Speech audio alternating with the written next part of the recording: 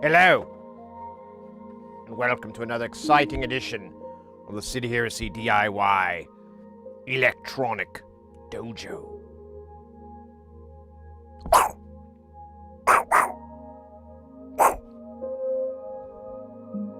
Two fingers. That summons the wrong imagery. Or the right imagery. Oh, that's why we've got the 18 plus warning, because I channel Sam Kinison whenever I can.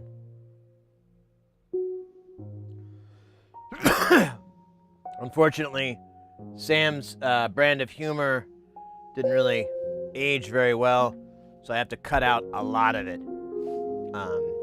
That's fine, you know, a lot of it's kind of dumb, sexist humor, but there's some good gems. 3D Lasers, welcome in. Razor Grill, Nystada, and Mr. Frog over on the YouTube chat. Welcome in, mates. We are we're doing all right on YouTube. We're making a little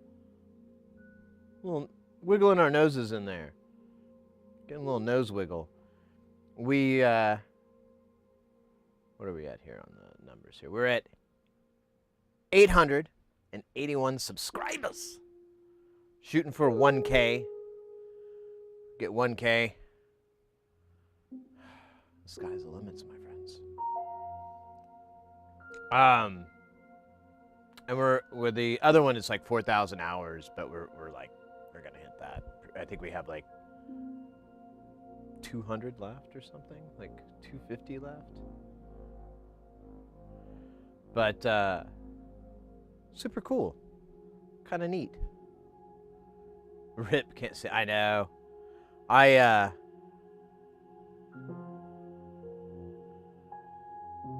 Sam Kinison is, or I think he's from. Is he? I think he's from Oklahoma. He used to do his stand-up in Tulsa a lot, and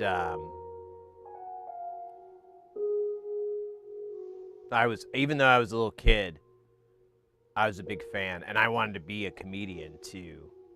So I was always anyways, he,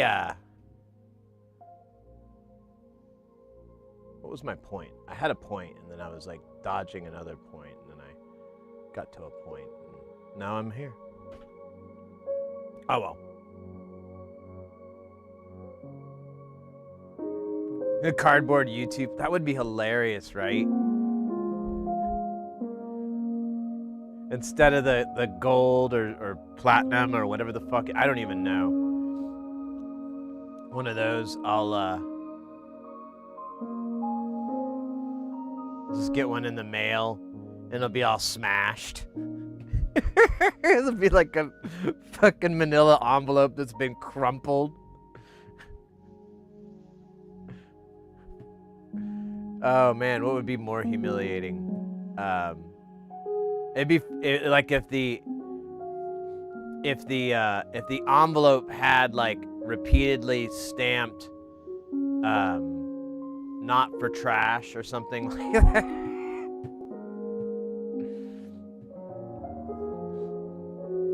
An aluminum plaque, a valuminium. Get some valuminium.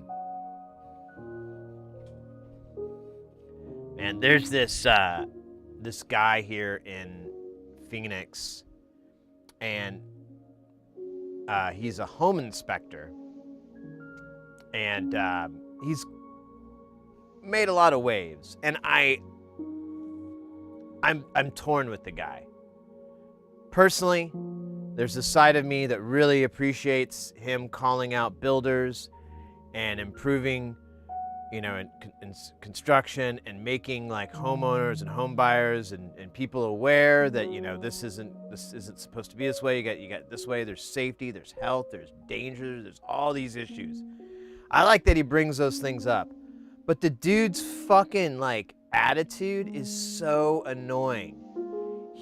I would like everything. There's so many things about him I like. He's a huge Dr. Pepper fan, and I'm like, oh cool. Both like Dr. Pepper. And there's so many things I'm like, it's a really cool guy. We have cat's cool, similar interest, you know, blah, blah, blah, blah, blah, similar age, all that. But he's such a douche. I will give you an example of his douchiness. So he has a YouTube placard. And what would you do with your YouTube placard? What would you do? You'd hang it on the wall, put it back behind you when you do your videos, you know, your little vlogs and shit. That's what you would do. That's what I would do. I just have it in frame. You know what that guy does? He makes a fucking necklace out of it and walks around with it. Like it's supposed to impress people who are not watching a YouTube video, like IRL. There was a video, I think he was joking, but I'm not 100% sure. It could have just been like a presentation, but he was going somewhere and he took a selfie of him on the plane, and next to him was an empty seat. No, it was his placard.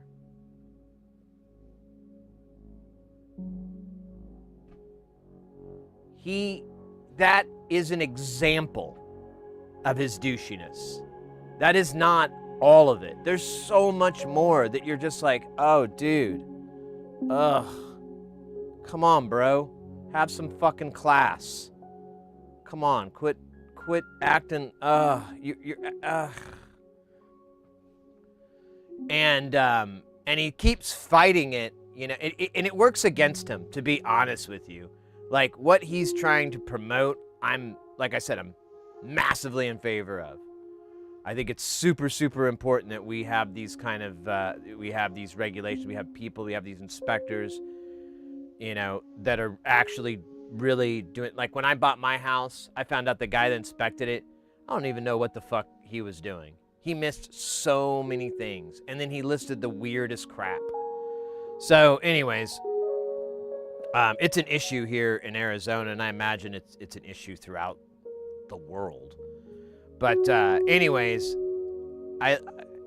it just kills me because I'm like, oh man, you're gonna fuck up the whole thing with your freaking ego. and terrible sense of humor. I keep writing it off that he just has a bad sense of humor. I'm like, oh, he thinks dad jokes are just the only gear you should ever be in. Be cool if you weren't. Just try that, bro. I don't know. 100% accurate. Do you know who I might be talking about, Mr. Frog? I don't want to say his name because he's like I don't have a problem, like I said, with the guy. But I'm not gonna call him out. But he's very popular on the TikTok. If TikTok handed out placards, he'd wear that too.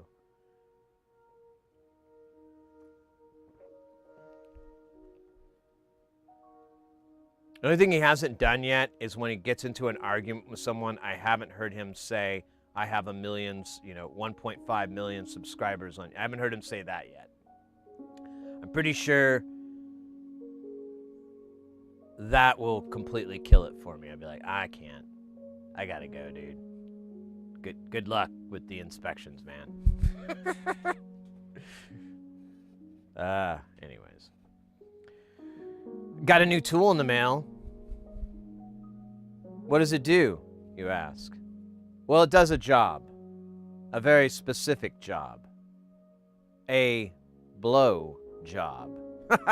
I was waiting all day to tell you that joke. I even practiced it. I think I went too fast, though. I should have slowed down. A blow. Okay, we'll do it again later. No, it doesn't heat up. It's just like, it's an alternate to canned air. One of my friends suggested it, and he was like, oh, I use it to dry off boards and stuff. And I was like, really? And it was like really cheap. How do we do this without hurting me? So it has 3 settings. The first one isn't too bad. Here, we'll do this. We'll do this test here. So, no, in frame, stupid. That's setting 1.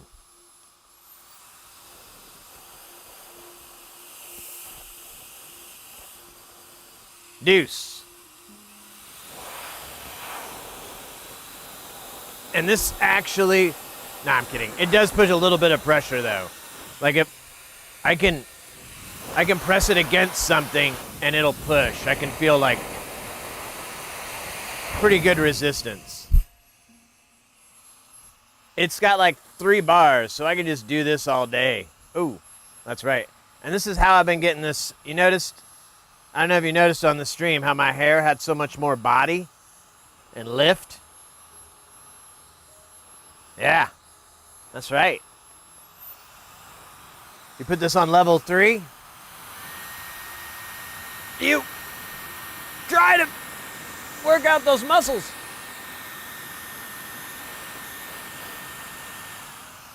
All right.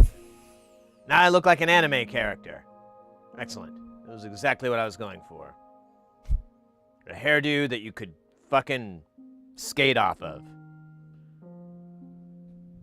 Oh, wrong hand, stupid. Yeah, you could drop off of that pretty fast, too. That'd be great.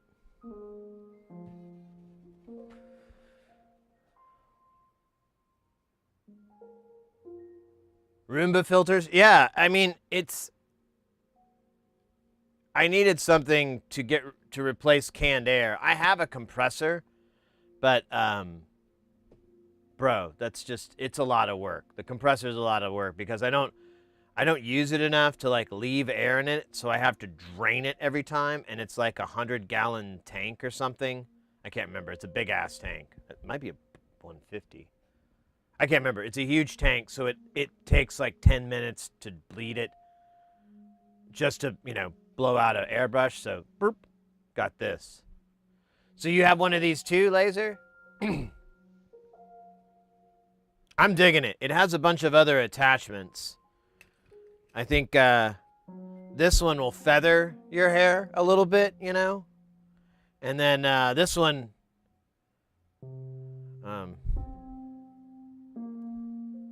I don't know what this one's for. Actually, this one would be great because then it would give it even more power.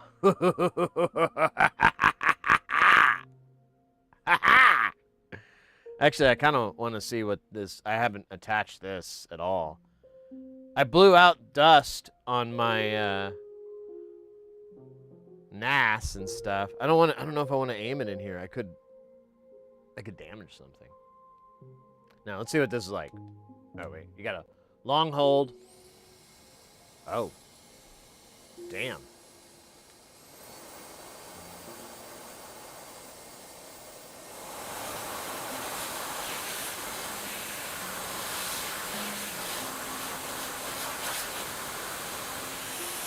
Shit.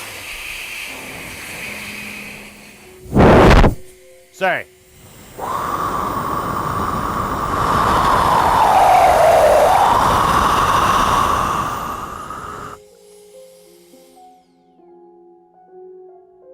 That's probably not a good idea. Now I'm just drooling, aren't I? That's awesome. It's like I'm at the dentist.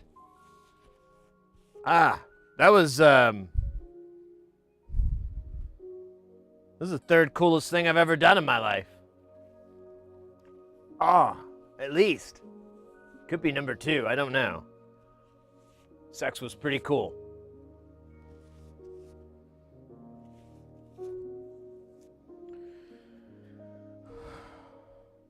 Yeah. Now I feel weird. Probably. I think it's shame. Yes, I shamed myself on the internet. Yes, there we go. Feels a little bad. Feels a little funny, too. I don't know. Nova! Over on YouTube. Over on Twitch. What am I talking about? I just returned a Ryobi compressor because it was just too much work. I know. Yeah, I have like this giant one, and I've had it for a while. And I had a buddy who needed a compressor, and I was like, "Hey, bro, you could borrow mine. You know what? You could borrow it kind of for as long as you need it. I'll hit you up if I ever need to borrow it back." Uh-oh. What the hell? Oh. Did it? Ah, the music. It was like Miss American Pie. The music died. Yeah, I don't know how you do the vacuum. It just has the attachment for this side. Unless it has a reverse motor. Can you do that? I didn't see that. But yeah, you need a bag or something. You don't want like just straight shit going into there. That's gonna fuck you up later. Trash.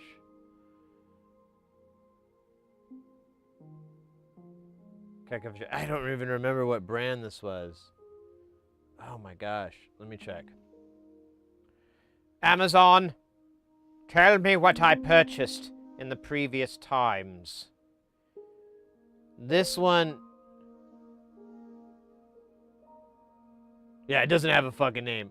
This is what Mrs. Heresy was asking too. What's it called? And I was like, what do you mean? She goes, what's that called? What's it called? And I'm like, blowjob. It's a blower. It blows. What do you mean? She's like, oh, well, you know, like, what's its name? And I'm like, it's a fan thing with the battery attached. We don't have a word for it yet. It's not part of our lexicon. Maybe one day we'll have a word. We'll call it Ixtaka. Actually, that's really long, but maybe we could call it Ixches. Itches? No, it sounds like bitches. We're inventing a language. Hold on. Bludjub? You know, we should borrow a little bit from the Star Trek, the original series episode, where Kirk gets a little super creepy because they're on the planet with the kids. Anyways, that I'm not gonna get hung up on that part because that's a part that's really hard to swallow these days. But the part where the kids came up with another language, they called the monsters grunts, but they realized later that was a very poorly, by the way, that was a shortened version of grown-ups. We need to grunt this device.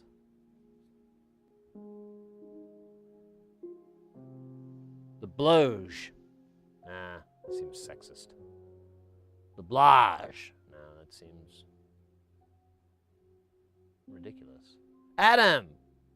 Welcome back!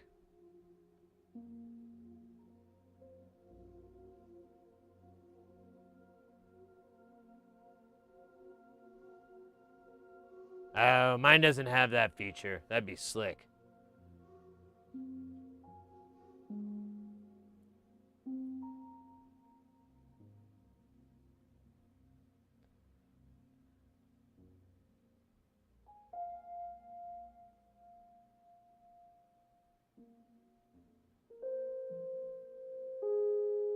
Croc.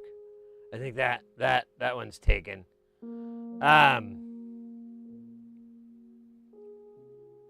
I don't know. I feel like science really failed us here and didn't come up with a name for this type of tool. Blower seems a little oversimplified. But it might work. I think we might just call this a blower. I'm going to just call it a blower. It seems... I know there's other things called blowers. I know it's a big part of the auto industry. But whatever. We've got an electric blower. A cordless electric blower. And it blows really fucking hard. I'm still not able to taste anything after that. Don't know if I need to see a doctor. Yeah. Just tastes like air. It does look like that. Oh my god. It would probably blow my fucking eardrum out.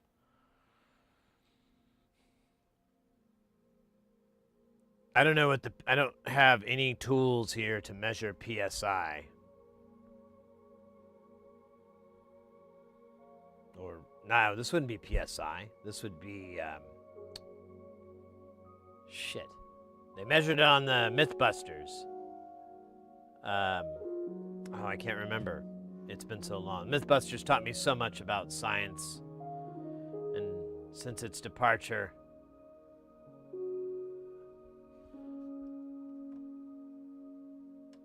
I decided to grow a mustache of my own.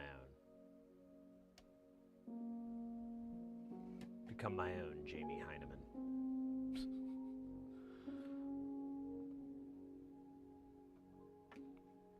All right. Still think it was a bad idea that I aimed this in my mouth. And I'm waiting for the repercussions to really manifest themselves. But for now, pretty cool, huh?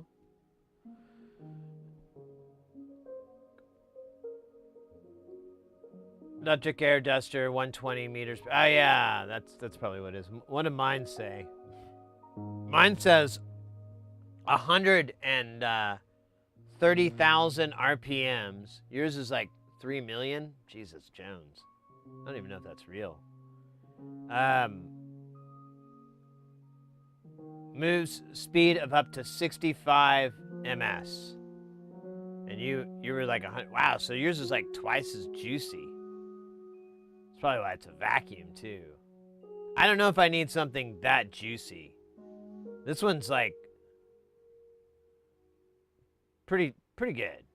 But it's good to know there's more power out there.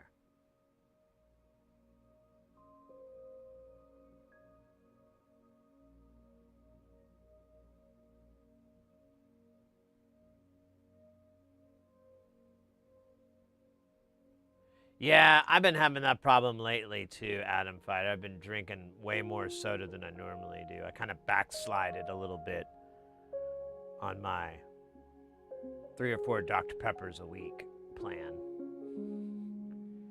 But whatever, it's summertime. Fucking yesterday, that's why the stream was a little bit late.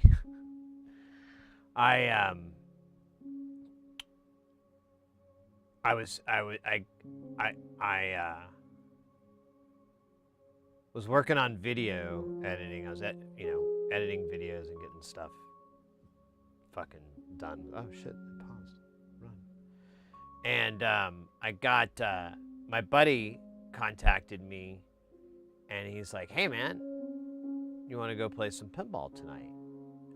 And because he's like, my wife and daughter, they're out doing something, so I've got the night off. You want to go do that? And I was like, yeah, that'd be great, man. So we end up going out and doing that, and I was like, oh, we have to go to this one place. They have Dune, and it's really, really fun. I played it for a little bit. I love it. Spoiler alert, they didn't have Dune. I don't know what happened. They were doing a tournament. I was tempted to just ask them, like, hey, where the fuck is Dune? I came here to play fucking Dune. I'd probably not swear like that. Probably be a lot more chill when I ask, but I only had one gear. When I come to an arcade expecting a game there and it's not there, I'm like, remember Pulp Fiction? When Jules and they're talking, they're in the back of the car, and he's like, every time I touch bits of skull. So, I mean, I guess it's not as bad as like touching bits of skull, but it's still pretty annoying. It's about equal annoying, I would say. Like, you go to a pen place and you're like, hey, where's that game? And you think like, oh, maybe I'm stupid. But I don't know. Maybe it keeps breaking or something. Maybe that's it.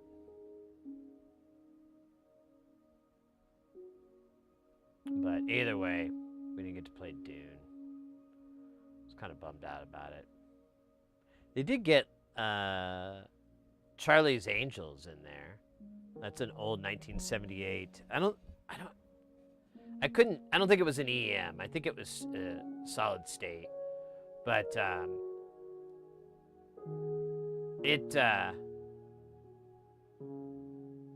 it was kind of cool. I mean, it's kind of like all those games from that time period. They all kind of had a very consistent layout. And I like those layouts a lot, but, it kind of gets old when you're like, you can't even tell what game you're playing, If you look at the playthrough, you're like, oh, is that Dolly Parton, or am I playing Evel Knievel, or is it Charlie's Angels? Which ones is it? It's just kind of a question I ask myself every day.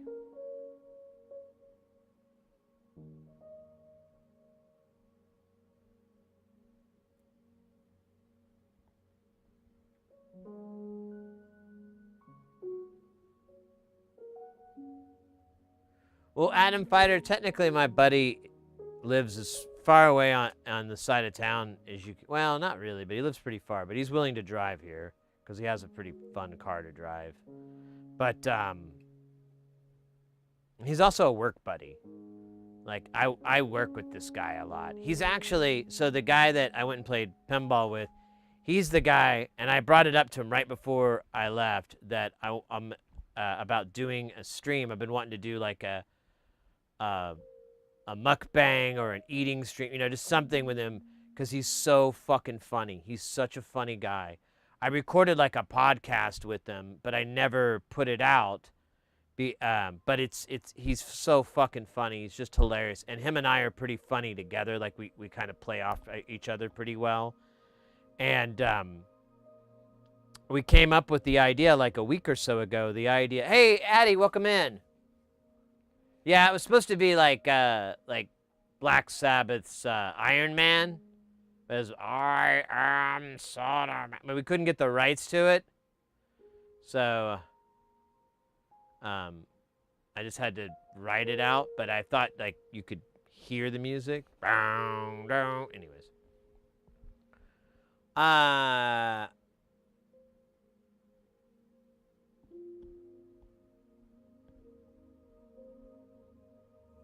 Mr. Chainsaw is an EM, and yeah, I figured it was right on that time period. It was stamped 1978 was the date on it, but when I was touching it, it didn't. I didn't feel the the EM motors going, and that place.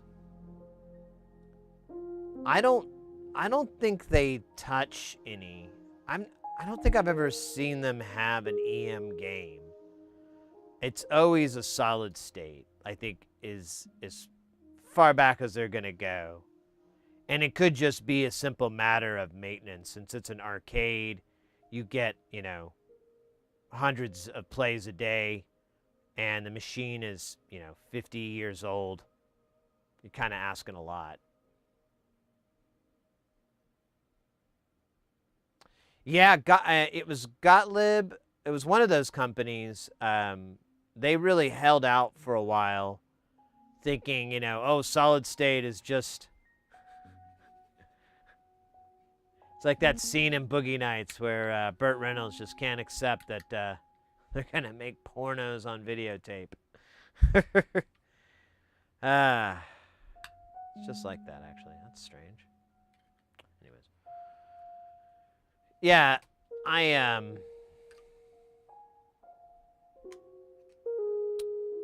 had a good time.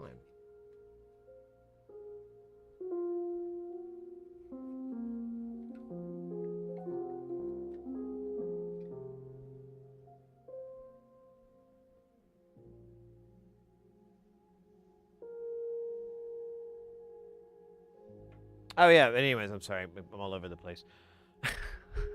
So we our plan is to do, because people were talking about it, and we're gonna do a cooking stream,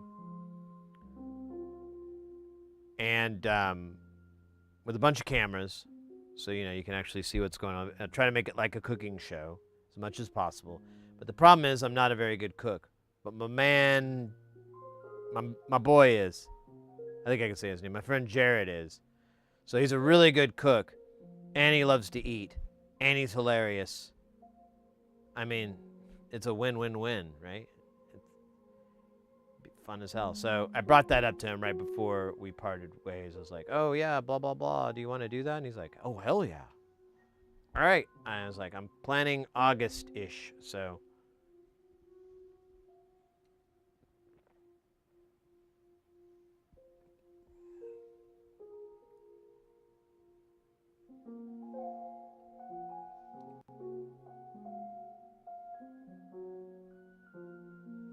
Whoa.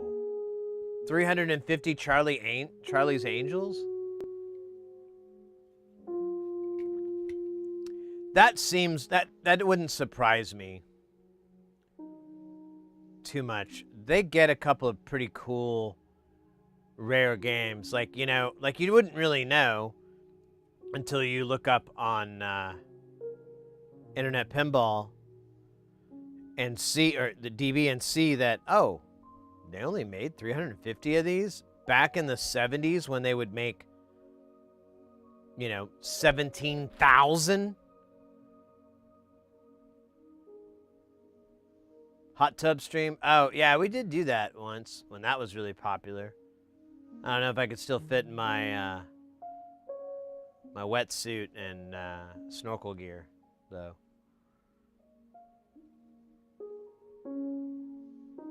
Proton, welcome in. Oh, we've got an ad going here. I'll let that pass. Oh, Eddie, I don't know if I already answered your question. I apologize, mate. This is a blower. It has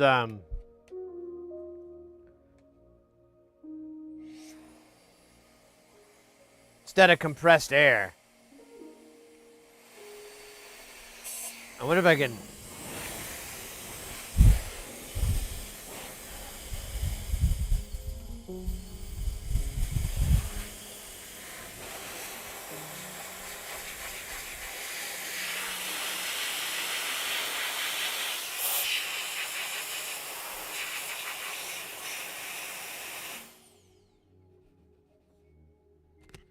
It is all wholesome.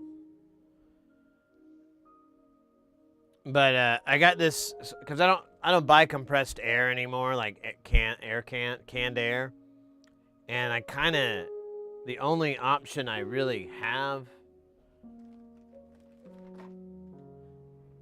is this, which doesn't really meet up with the power that the old blower gives. So got this to blow things hard.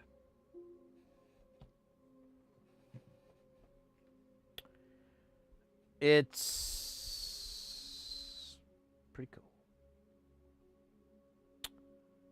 Let me pull up our things for today. Today is the greatest day I've ever known. Can't live for tomorrow. Tomorrow's much too long. I tear my heart out before I get out. Pink ribbon scars that never forget. I tried so hard. Oh wait, actually I don't know. I don't think I know all the lyrics. My body brain. I used to study guitar. When I was in guitar, I played a lot of Smashing Pumpkins. Because that is kind of hard shit to play. We were putting on the resistors last time you joined us, but now we've got more. And we're just going to keep going. Yeah, Mr. Chainsaw, I have a compressor. The problem is it's like really, really big. And it's kind of a pain in the butt to use. And if I just need to clear out a little bit,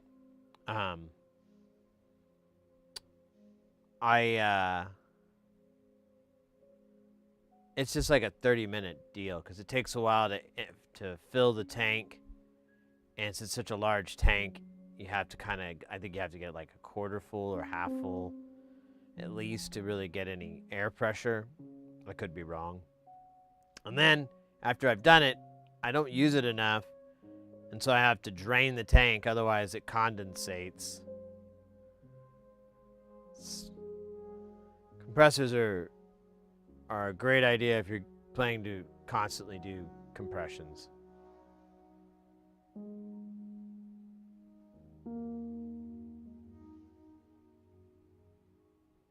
Exactly, Chainsaw. If I had like honestly, if I had a shop, you know, like I had like a little, if I took this all out into like a little shop and you know, something like, you guys might know the streamer, he's been around for a bit, Oh Bother. If I had like a shop like his, I'd probably be using I'd probably have the compressor in a little closet outside with fucking sound dampening on it. And I just have like a little spigots all over and be like, and I'd be doing that all day. But I didn't get that option. Not in this house. They didn't let me put. Well, they would let me do it, but they were going to charge. It was going to be very expensive. More expensive than storm windows. You got anyone you use it daily? Yeah. Well, that's what I figured. I'll just get this. And a buddy recommended it. And they're usually pretty right about stuff. So I figured I'll give, you know, the worst I burn. Oh, shit, I closed the page. I wanted to see how much it was. Let me open it back up. It was... That can't be right. Oh, it was on sale. Wait, let me see. Let me view the order. I thought I paid less.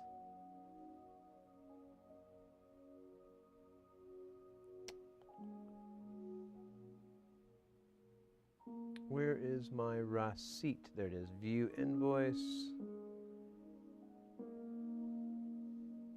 Huh. It was $46.89. It's a little bit more than I thought it was going to be, but whatever, man.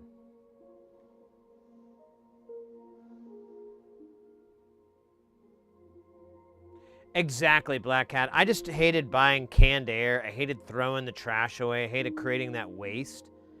And honestly, a lot of the shit you can buy isn't really that good for electronics. And so I started buying MG Chemical canned air, which is they have different grades of clean. Like you can use some for clean room stuff. Like you can blow in a clean room and use this canned air, and there's no particulates or anything like that. But it's like $20 a can. It's really expensive. And you can get like a middle one, which would work pretty much for everything that I would do, but it was still like $12 a can. It was really expensive. It's probably more now.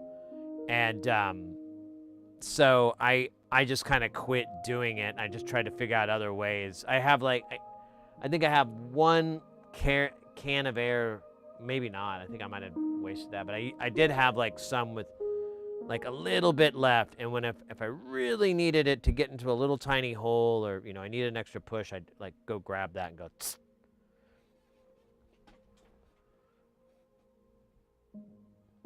Yeah, well, I aimed it into my mouth earlier, and I'm never doing that again. But I did get that that jet engine, blown out cheeks, dental exam look.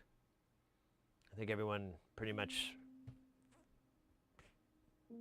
figured out my whole dental records. They're like, is that a bridge over there? What is that? What is that? Ugh. My God, that's a lot of feelings. No wonder you cry so much. You got all these feelings. I don't cry a lot. That was a bit.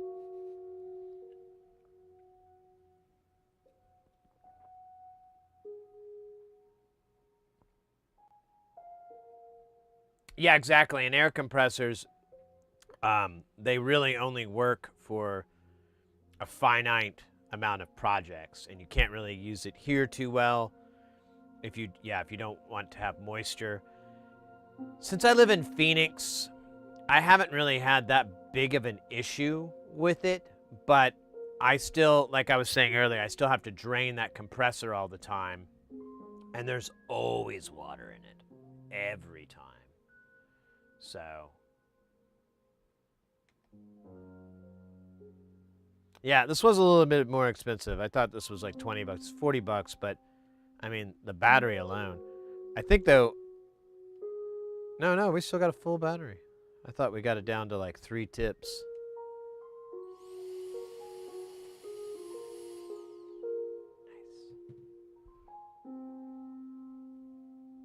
Compressor can be really loud. Yeah, that's the other problem. That's what I was saying. If I had a compressor, if I had a shop, I definitely would have a compressor. I'd put it in a little closet. I'd probably try to soundproof it a little bit so it didn't bother the neighbors and shit like that. Like it could just be something that comes on, sounds like a pool pump, as loud as a pool pump kind of thing. And honestly, I saw a thing a while back about how to mod some compressor motors, like compressors you buy from Lowe's and Home Depot, which is exactly what I have. And you can mod it to be like a quieter. I remember seeing a video a long time. I don't know if it was true or not. It might just be some guy trying to get clout.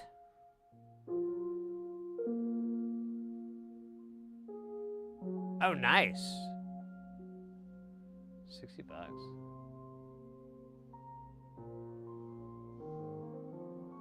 Hey, fill a can with a compressor. Yeah, there you go.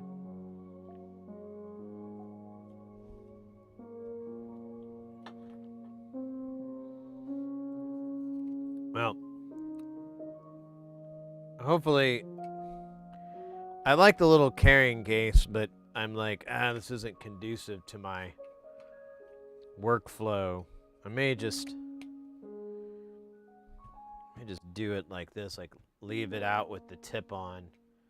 I have like a little cubby I could put it in. Got like a little cubby spot, and I could aim it out so I could see a little orange, so I remember.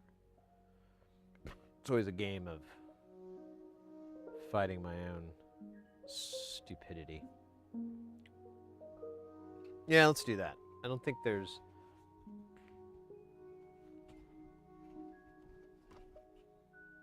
anything to really worry about. Aw, it's slightly not. Is it? Can I? Oh, ha ha ha ha! It fit right in there. I wish I could describe it to you without sounding like a complete fucking loser, but there's absolutely zero way. All right, let's close that out.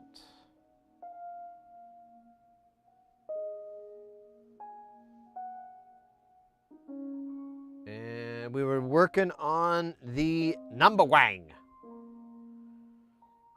We were putting parts on it. We don't have all the parts. We're gonna kind of have to do that for a little bit until the madness finally I snap, or I find the time to make the order, put the order in. But I'm still hesitant. But whatever. It'll be a glorious day because we'll get that mouse order in and we can just like go, we put one part on it. Burr, burr, burr. I'm thinking we might just continue this format and then actually, I'm not even going to think it. I'm going to do it. So with these ones that we have finished but not assembled, and we're waiting on, you know, one or two parts.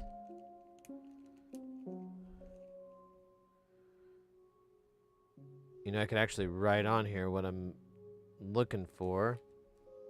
Let's do that. That sounds super responsible. CD 4049. Oh wow, it'd be really cool if a grown-ass man had the handwriting here. Oh, that's not it. So let's try again. Grown-ass man handwriting, and kind of okay. Not really, but whatever. Trying to encourage me.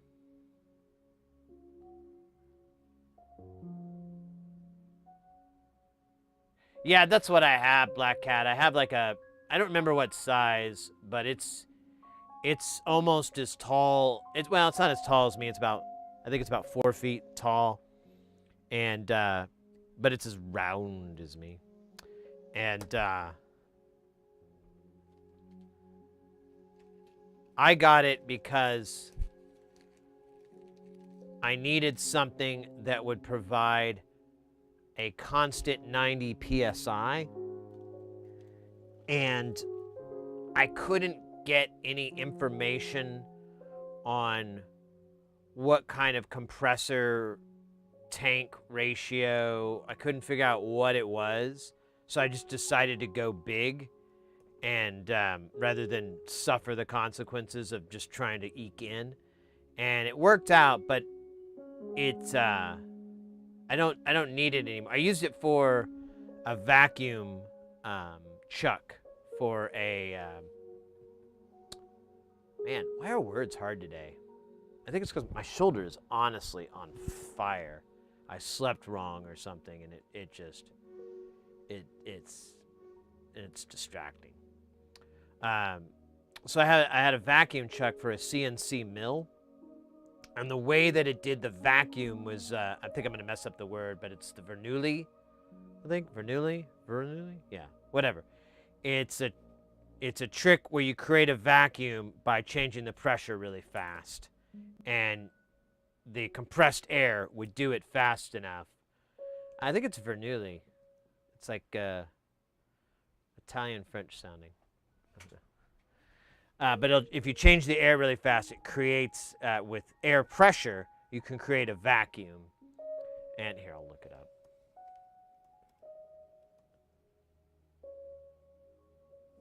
Or is it Bernoulli?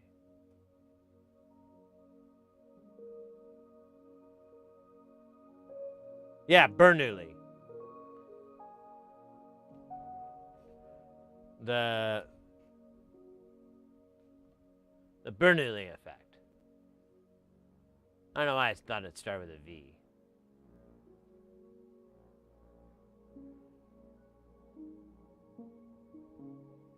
It's pretty cool. And it provided almost 100 pounds. I think it was 100. No, it wasn't 100 pounds per square centimeter. I think it was per square inch. I can't remember. I tried to deal in only metric, but all the fucking tools you buy in machining are in standard, and so it's hard. But it was something like that.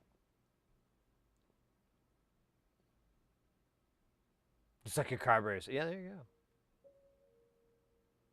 So anyways, I had it for that. And it needed to be a constant supply, and it couldn't waver. Because if it wavered, it was a mill, and it could affect the cut. And it worked. It worked fine. The thing would kick on about every 5 minutes for 3 minutes, I want to say. It was something like that. Maybe it was every 8 for 4. It would kick on, and it would run for about half the time in between what it would take before it. But I always set it to the same settings, and it basically was almost fully on.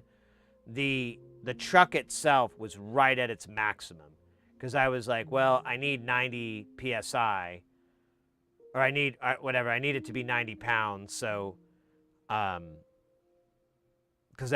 that's what the fuck. How did I get to that? I don't remember. Whatever. It doesn't matter. It needed to be that in order for it to stay stationary and everything like that. And I had to go right on the end, because it was supposed to be for much lighter work, and I didn't even do it right. So this is funny. I matched the panels. A lot of these panels on the top racks, I milled those and cut the holes and everything like that. But the way that I eventually ended up doing it is I built a wooden block that was milled into it, the shape of the panel, and then it had like little pockets inside that passed through to the other side. And what you would do is wedge the stock into the jig, the wood jig, and like honestly it kind of held in on its own, but you knew it was holding in if you could push it through, and it actually sealed it up. Like those little pockets got sealed. And then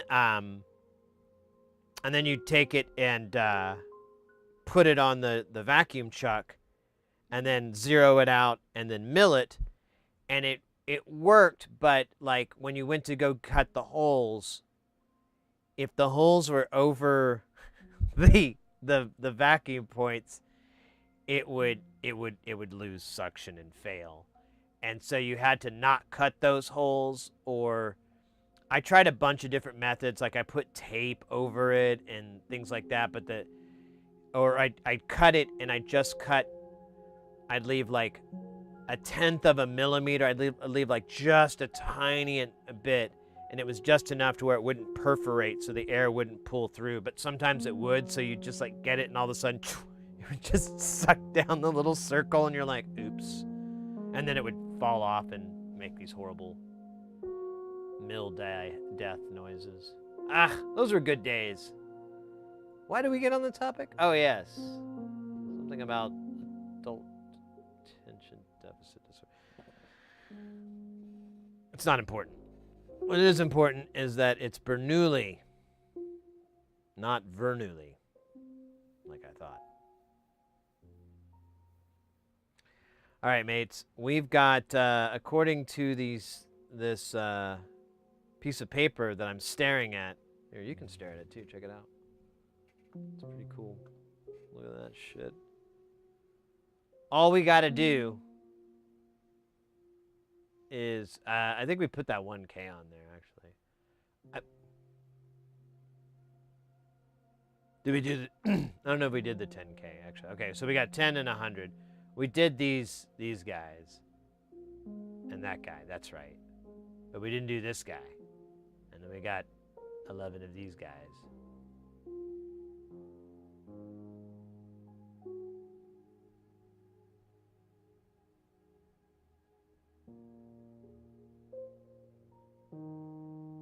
little piece of me wants to show you my cool vacuum truck, but I think it's still in the thing. Yeah, it's not going to be easy to get. It's not even that interesting. It just has a little cone. Little tiny cone.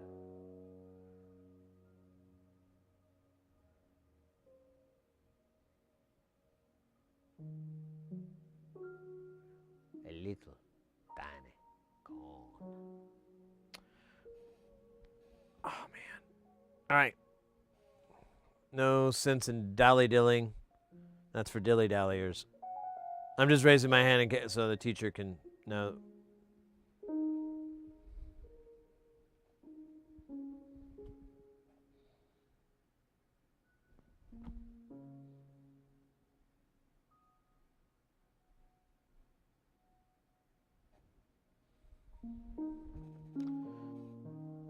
Honestly, just trying to stretch that shoulder out. It is borked. It is borked. I don't know how I messed it up, though. I think I slept on a pile of clean laundry. And that was a bad idea. Oh, shit. That happened?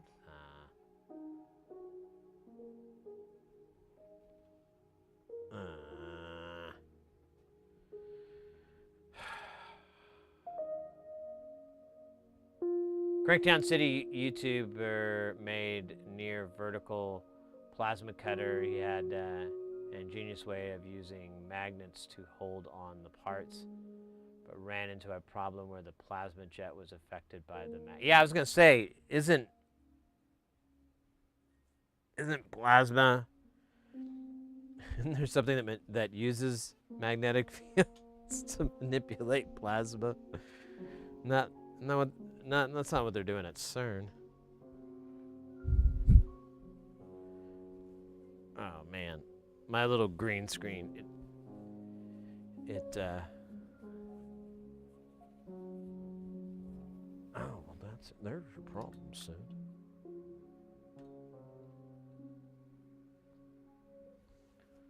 Just a second, I gotta fix this because otherwise we're gonna have problems later. Oh no. Oops, well. See if I can fix it this way. Yes. Alright, just a second, guys. Oh no, it fell the other side.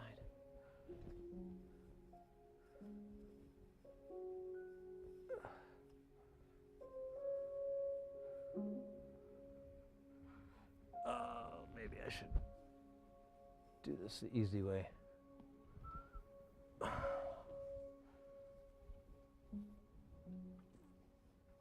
Nah. The hard way wins again.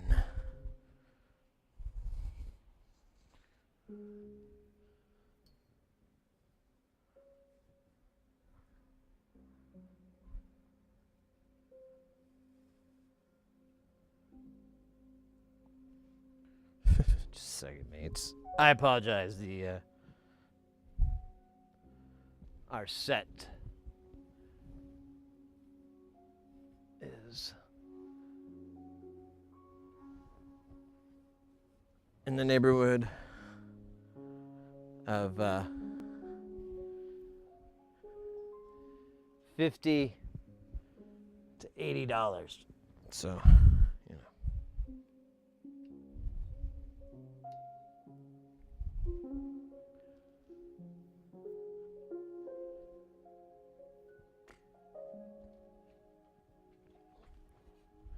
We've got a promise to our investors we have to uphold. I'm kidding. We're lying to them. Hope they're not watching. All right, so 10K or another is what we're going to be doing. We've got Zex of these 10K.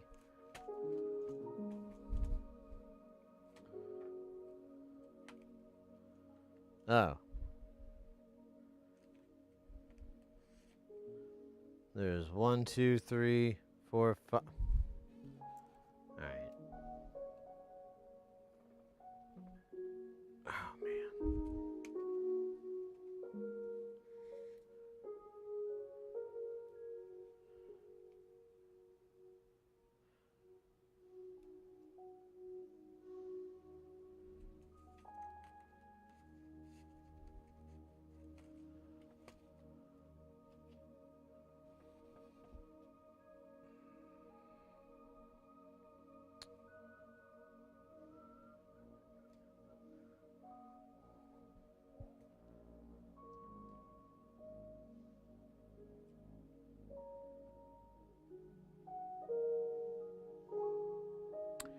are going to be quite a bit of caps, aren't there? What's the cap number? Wait, 6? Really? I felt like there was a lot more. I was wrong. There's only 600 nanofarad caps.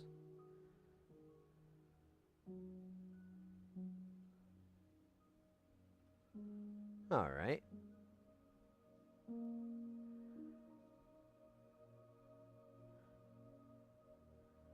In the words of Dr. Jack Kevorkian, let's get started.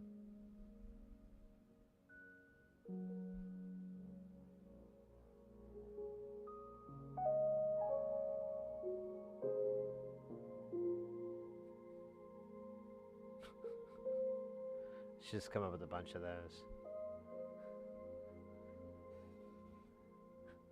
Just quote infamous people.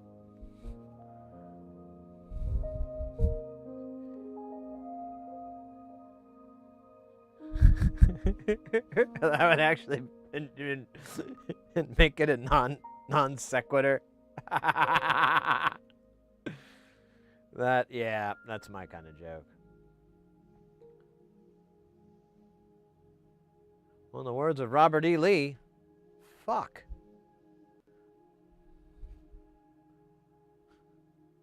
Well, in the words of Charles Manson, shit.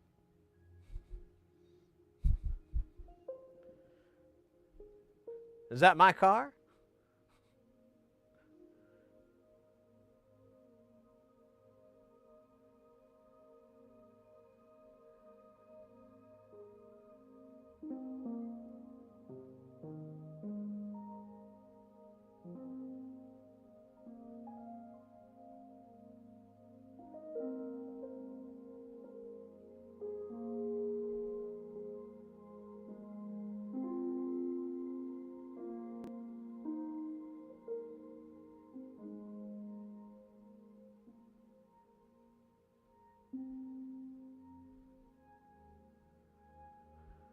Oh, man.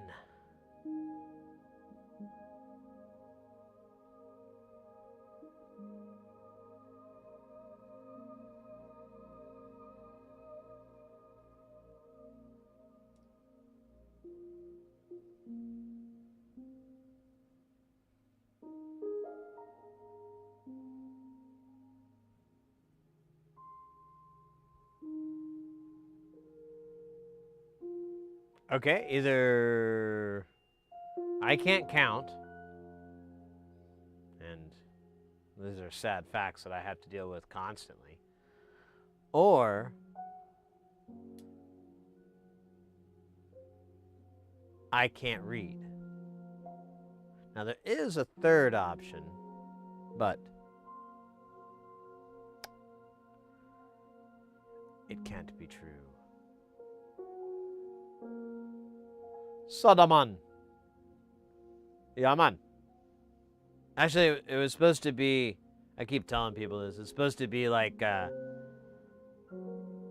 Black Sabbath's Iron Man, but I couldn't figure out how to write it in the, I guess I could have put little music notes, but I couldn't find the music note key on my typing keyboard.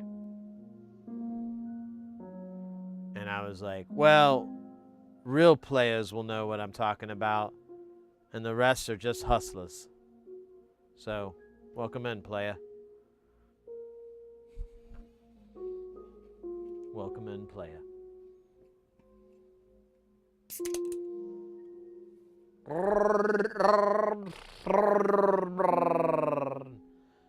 We could do like a sound-alike version of that. I have just enough musical talent for that.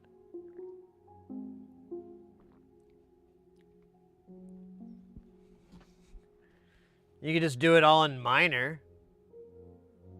Just play it like, I don't know what the minors are though of that fucking song. Actually, I don't even know what key that's in. It's in E, isn't it? Down. Yeah. Down, down. Of course, I might have just made it E in my head. Iron feet of lead.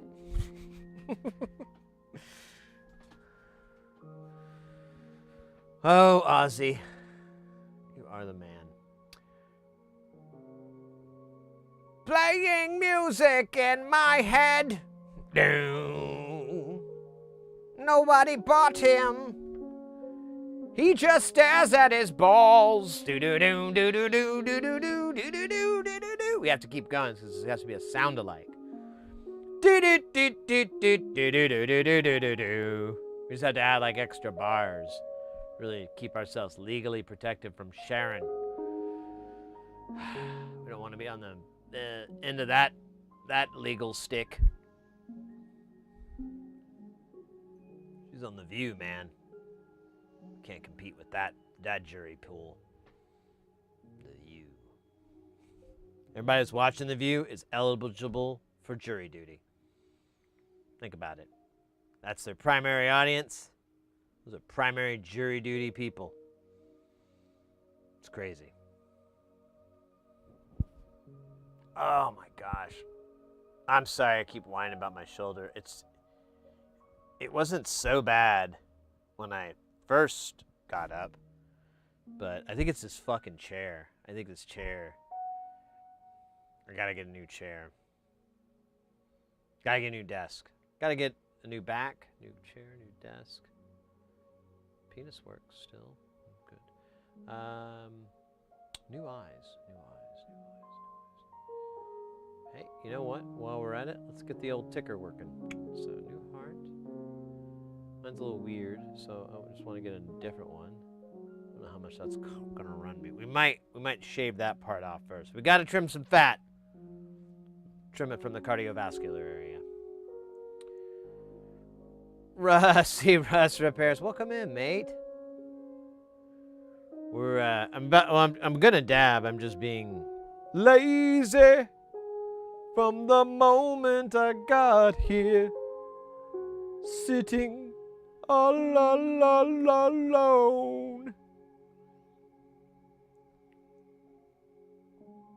That was awful. I'm really sorry. That was bad.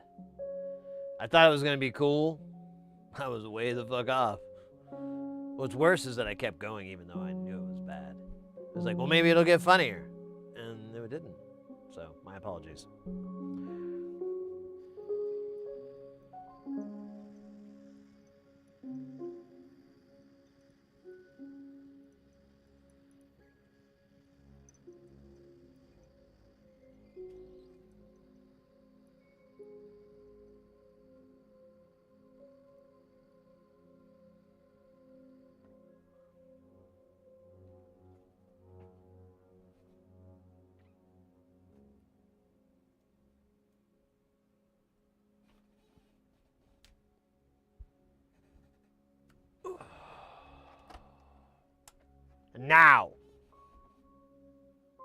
Now we shall begin the soldering of the metals, the fusing of the elements, the alchemy of the electronics. Yes.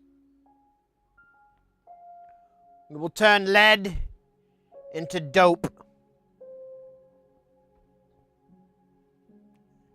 and tin into gods. That is our alchemic way. Do not defy it, or you will be fluxed. It is only natural. Actually, we don't need to add any flux, and I don't need to use that weird accent. Because we already got flux on the board. This board is pre-fluxed. You can't tell because the flux is using a technology very similar to the technology used by the Predator. You can tell by the way you can see it is that telltale shimmer. You see that? That's how you know that the flux is in camouflage mode. So, of course, if you cover yourself in mud, it's really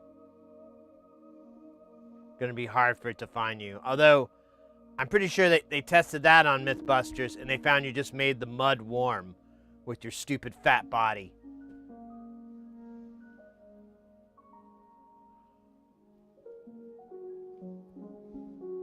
It muted you. It didn't make you like, it wasn't like reflective material. Anyways. I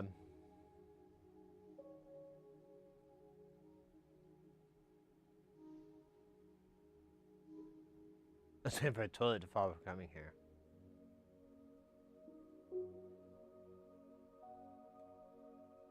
I don't get it.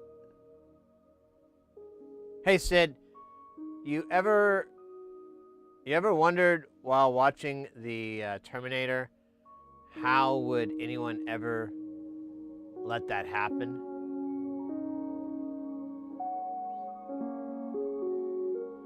You know, honestly, whenever I watch the Terminator, I think about the fact that Kyle Reese is walking around in some stolen homeless man or unhoused person, whatever, pants, without any undies on, and I mean, he's able to get into a bar and stuff, and he probably reeks, you know? Like, he probably smells. He hasn't had any chance. Like, you think deodorant goes through you with the time traveling? No. So he hasn't put any deo on, and, you know, he's running around with that trench coat. Doesn't have a shirt on underneath it. I mean, good God. And those pants just probably smell as bad as you can imagine. So I don't know how they would let him in the bar in the first place. And he obviously has like a fucking shotgun underneath there. Security, hey. Now, maybe they didn't have any security there, but I mean, you know, if it's that busy, that Tech Noir better up it. You know, when you got that many people moving and dancing, you've got a potential danger situation. Now, an active shooter, especially at that time, not as common, but still possibility, always a threat, always a concern. So it would make sense that they'd, you know, be checking people at the door, and they'd be like, you know, that guy wouldn't even pass the smell test. So that's what I think about really with when I watch Terminator a lot. At least Arnold like put on some clean punk rocker's clothes. He even got to pick it. But I always thought it was weird too. Like you look and none of those punk rockers are even close to Arnold's size. I mean, height maybe, but not shoulders, not build. None of this makes fucking sense. Oh, we got ads. All right. Well, that was enough for now.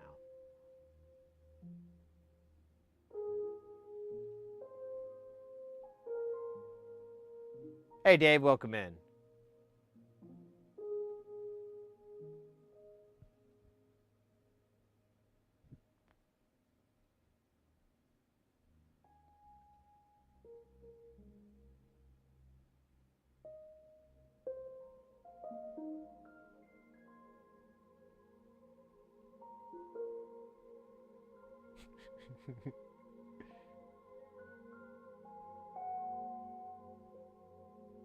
Has detailed files on tailoring. Your pants, I can let them out a bit in the seams. My thighs are much larger than yours. Quick, what is your inseam? I don't know, man. Figure it out. Looking at it right now and using my augmented reality because I am a robot. It looks like you have a 32-inch inseam. You're huge. You're too big. The Terminator is not that large. Terminator's inseam is 28. All right, man. Bill Pullman. Let me the fuck go.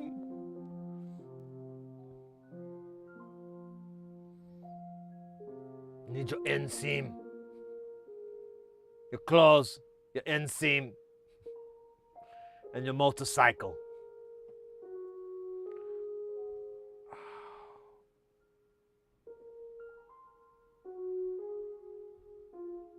Oh, goddamn.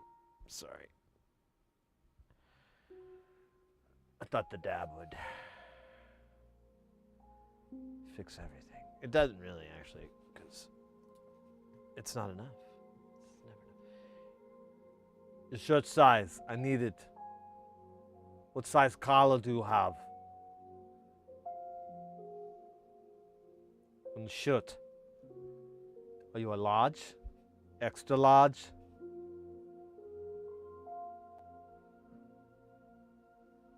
What waistband do you have? Well, yeah, remember he does the matchup, but I think that was, I think that's in the second one. In the first one, he just gives old Bill Pullman the old up down, and he's like, laundry night, right? I can't remember what he said.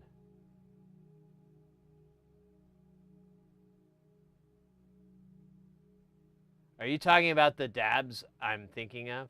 Oh my god. Is that a song title? Are you talking about the dabs I'm thinking of? Are you talking about the dabs I'm thinking of, girl? About those dabs, sweet, sweet, sweet dabs. With my love getting high.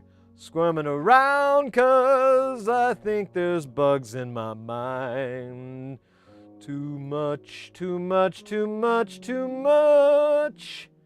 Take a nap and eat some food. I kind of changed the whole key of the song there halfway into a soul piece. But I felt that was the only way to salvage it. What are we doing? Oh yeah, we're soldering. I forgot to announce it, like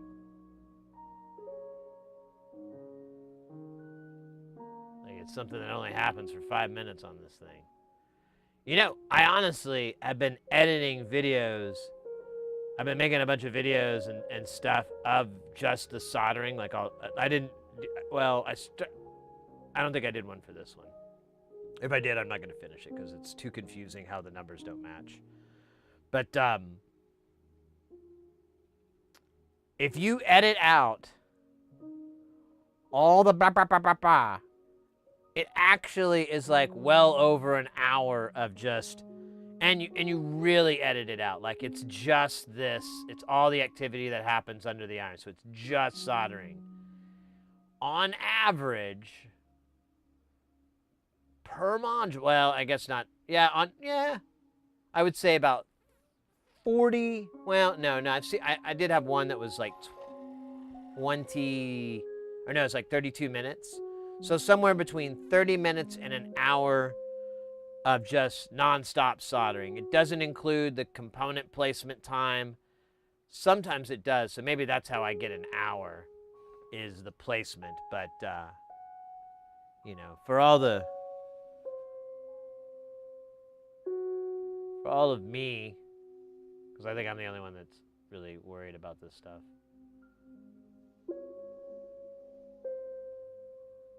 Per module, you can get anywhere from 30 minutes to an hour of actual soldering. Which is kind of insane. It's kind of sad. But it's comically sad, like the end of Mr. Belvedere. Wait. The end of Mr. Belvedere was awesome. He took that motorcycle and he's like, "I've gone to leave you, family." And then he like jumped right over the tank full of sharks. I think that's how the Mr. Belvedere ended. Or no, it was a jet ski. That's right. My bad. And he was like, "Hey."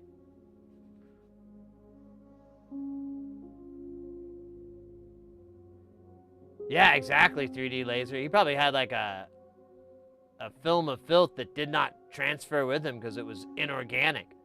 Or it was probably organic at that point. Detailed. We're also very distracting in chat. Wait, did you upload a solder uppercut? That would be amusing. Supercut? Yeah, yeah. I've been putting a bunch of those together.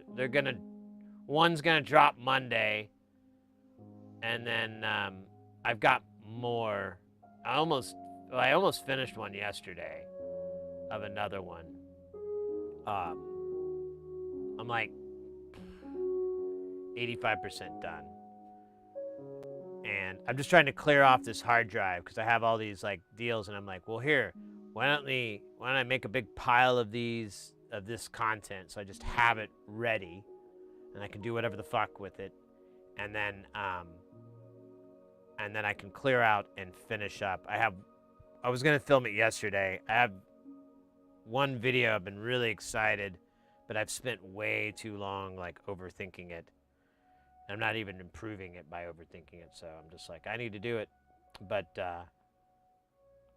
I have a teardown of the Universal Audio's Volt 2 audio interface. And it kind of came out of this idea because I did a review of or not even a review, it was just a teardown and a chip reading or whatever of what's inside the Motu 828ES. And so I was like, man, there's a lot of these 2-channel in, 2-channel out audio interfaces. There's the Scarlett, the M2 from Motu. There's a bunch, and they're not terribly expensive. And I'm like, well, I'm an audio engineer, and honestly, I wouldn't have too much trouble selling any of these. If they don't sell on eBay, I could probably sell them to one of my friends or an audio place or something, and just be like, dude, I bought this new. I took it apart. I put it back together. It's fine. There's no warranty stickers. That's all that was done. And I did some stress testing. So I could probably get close to my money back. Probably lose a little bit of money on it. But I've kind of been interested in that idea of content because I thought it would be, for me, it's useful. It changed my whole opinion on what I was going to buy once I looked inside the Motu. And I just keep confirming that with other brands. Like, here's a tidbit that's funny. So Neve has a 2-channel interface.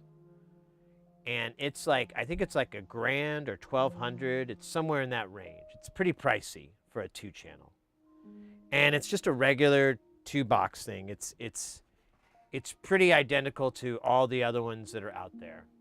You kind of have built-in little monitoring, so you have 0 latency monitoring and all that. So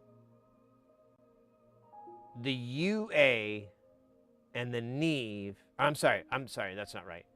The M2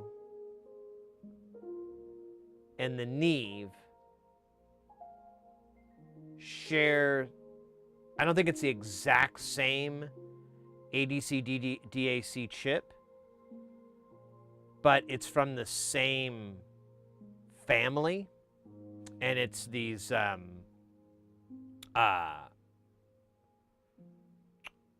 ESS high fidelity chips.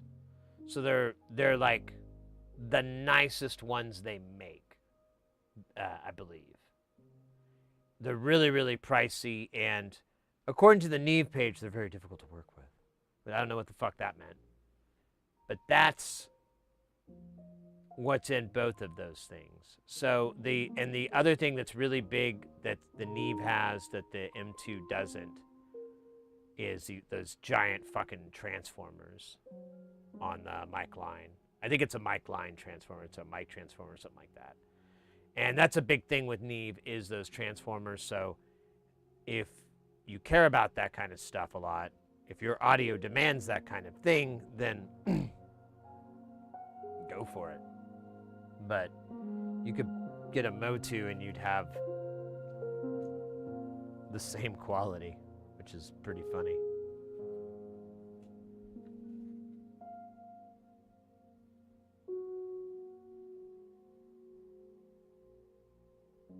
You sign it really nice with a Sharpie. I don't think anyone's gonna want that.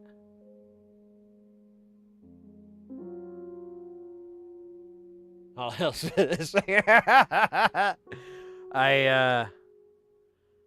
think it would be more of a tale of the ignorance of humanity.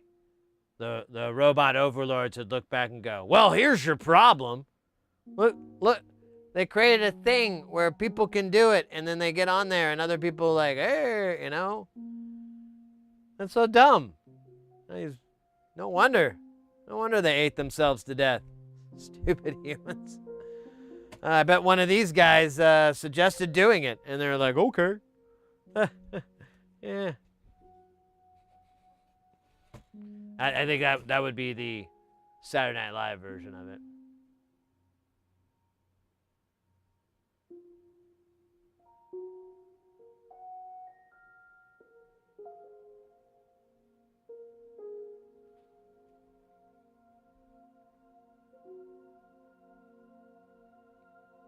Sid sign Motu. Yeah, there you go. No, I'm going to keep the Motu. When I finally do the review on that, I plan to keep that interface and use it in my kit. Right now I have this Presonus one that is so much trash. It was only $100 though. And I was kind of strapped for cash and I needed an interface really bad. So I just bought it for $100 at the Guitar Center here. Regret it every day of my life. I wake up and I go, fuck, I wish I hadn't bought that thing. Then I kind of sit up, cry till it wakes my wife up, and then she's like, God damn it. Is it that stupid Preconus or whatever the fuck it is again? And I'm like, it's called Presonus, damn it. And yes, I can't get over the failure of purchasing that. It was really dumb of me. I knew better. I've had failed gear from them time after time. Yeah, I know. And she like interrupts me because she's like heard it a million times. And somehow when we get into these arguments, she adopts a kind of Jersey accent. I don't know why. But it's pretty hot later, to be honest with you. You know, if you could work that in. I'm gonna shut up. Oh.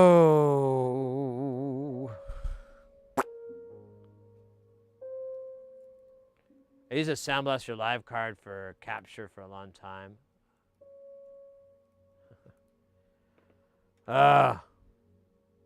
Good old Creative Labs. That was like my first tech job I ever had, was working at the call center for tech support for Creative Labs.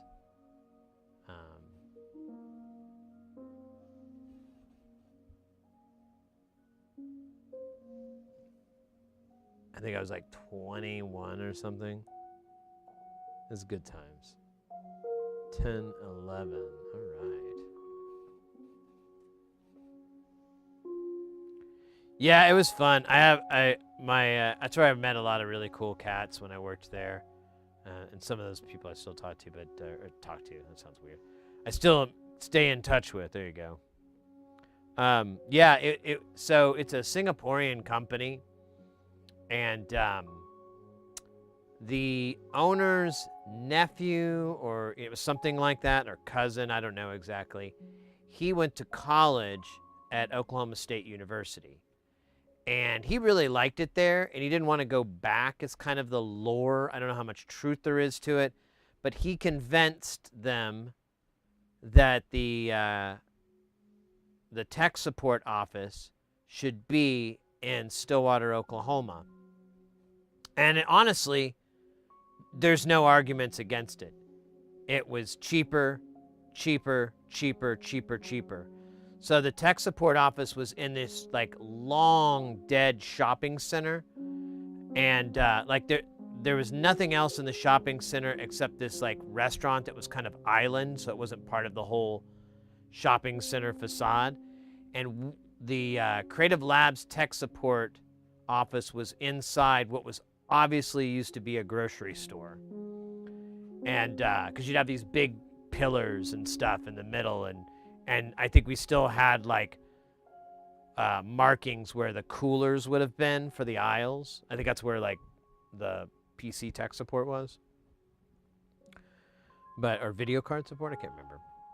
But anyways, like that was the lore, and the dude that was like that guy, the cousin or nephew or whatever the hell, he like, I don't think he ever addressed us or talked to us or anything.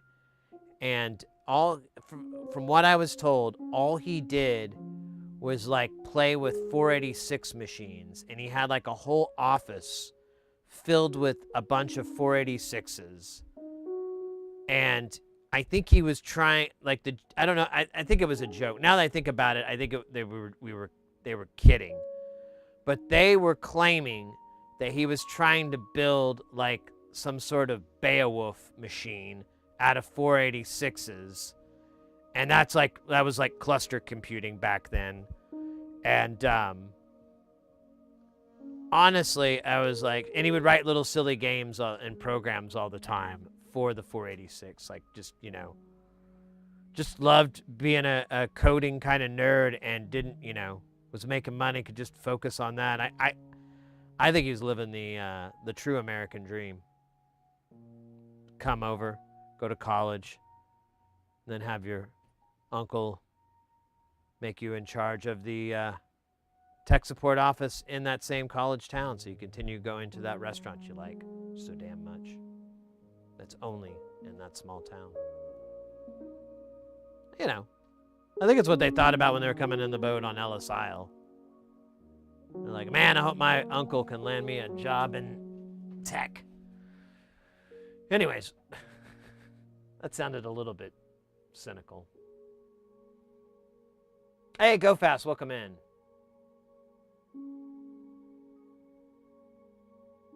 Yeah. Yeah, exactly. Building it was PS2s, wasn't it? I think it was PS2s. Is 2s or 3s? And now I can't remember. Something like that, because it did have, there was something really cool about them. I think it was the 3, because the 2 was kind of interesting, but the 3 had like the extra chips, the extra coprocessors. And I want to say that was the breakthrough, that they were able to utilize those in conjunction with the main core, and that's how they could get, at the time, these, a really high amount of data or gigaflops or whatever the fuck. I don't know. It was so long ago. I think I remember the headline more than the story, which is fucking stupid. Is it really 16? Holy shit. Weird. We have more people watching on YouTube than Twitch. I don't even know what to make of that. I think it's positive. I don't know. Net gain. There you go. But anyways, yeah, it was a good job. I did pretty well there because I got the job. It was how I learned PC. My buddy kind of told me what to say in the interview, but he did tell me what it was. All I had to know is what ISA and PCI stood for, and what a South Bridge is, and what does a video card do. It was really, really he told me all this in 20 minutes, and I was good to go. I understood. And then once I got in there, I picked up very quickly because I mean it's it's computers back then. It wasn't that gnarly.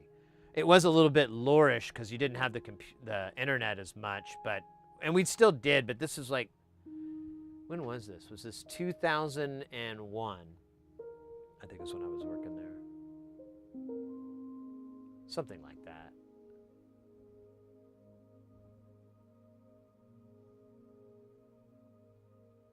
Yeah, exactly. 20 of those would probably equal to a Ryzen.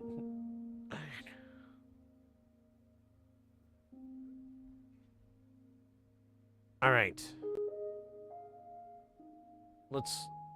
We can talk and I can play stuff.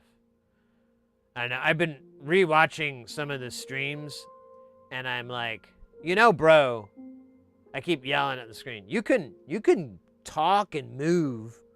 You can rub your belly and pat your stomach. You can't see it, but trust me. You can rub your belly and pat your stomach at the same time. Oh, wait a minute. Rub your belly and pat your stomach. You know what I mean. Apparently I can't talk and think at the same time. Okay, well, I'm going to work on that skill set so that I can make my mom proud. She can be like, son, I'm so proud of you, able to rub your belly and pat your head at the same time. It's made us so very proud. The whole family rallies for you every day. They go, dear God, we hope Sid doesn't hurt himself. Rubbing his belly and patting his head at the same time like some sort of demigod.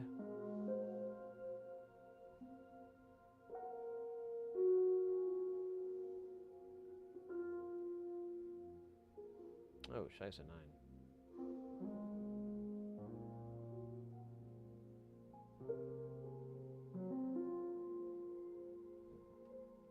You could if I wanted.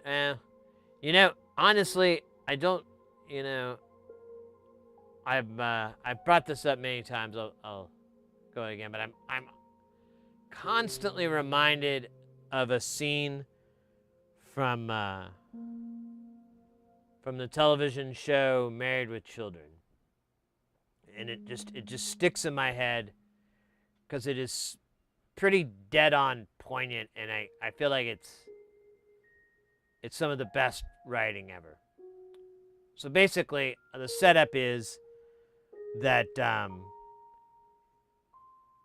and if you don't know, I'll just kind of give you a little background. So Kelly is the teenage sister, and she plays this kind of blonde bimbo kind of gal, and that's her thing. She's just kind of dumb, but she's not an idiot, She's got a clever streak. She's got a conniving streak, and she's always kind of, dealing with her brother and whatnot. So, but in this scenario, she gets on like a game show or something like that, and it's all sports trivia.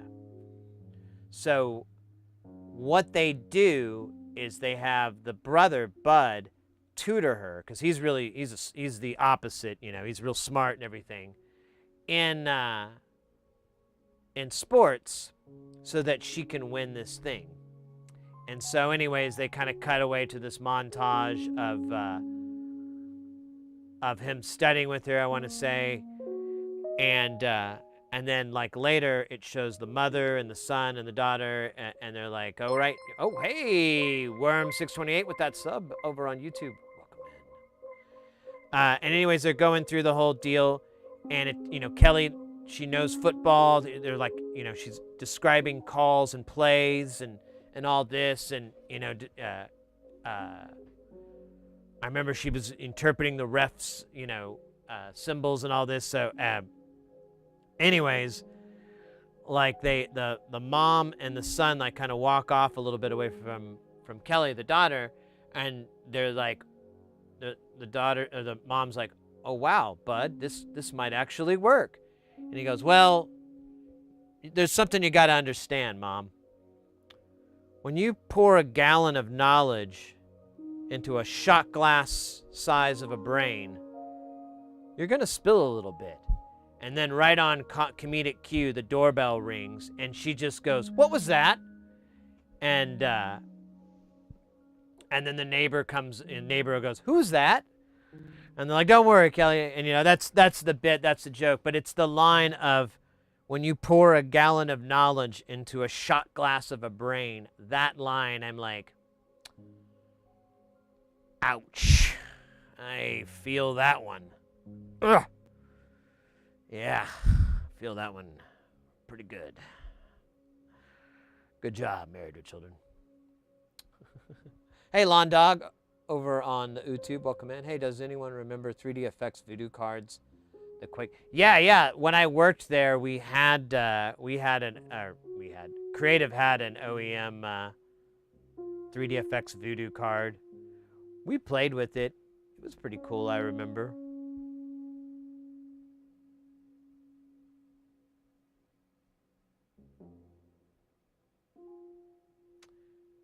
Awesome. It's really hot in my desert empire. Ugh.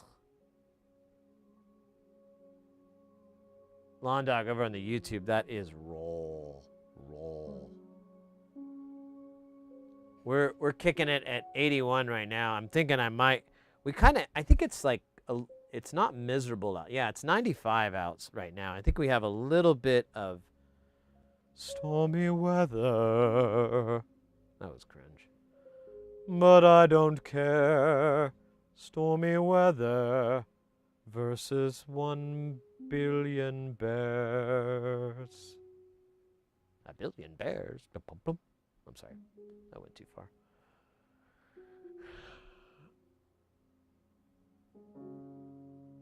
I don't exactly know why.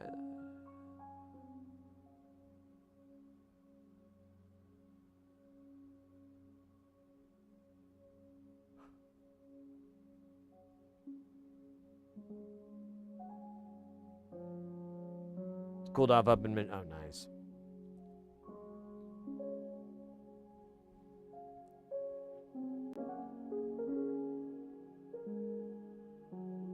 Yeah, it looked like it was going to storm yesterday when I went out. I mentioned this earlier, so I apologize for anyone who's going to hear it again. But I went out and hung out with a buddy of mine last night. We went and played some pinball. And he's the guy I want to bring on stream because he's absolutely fucking hilarious. He's so fucking funny. The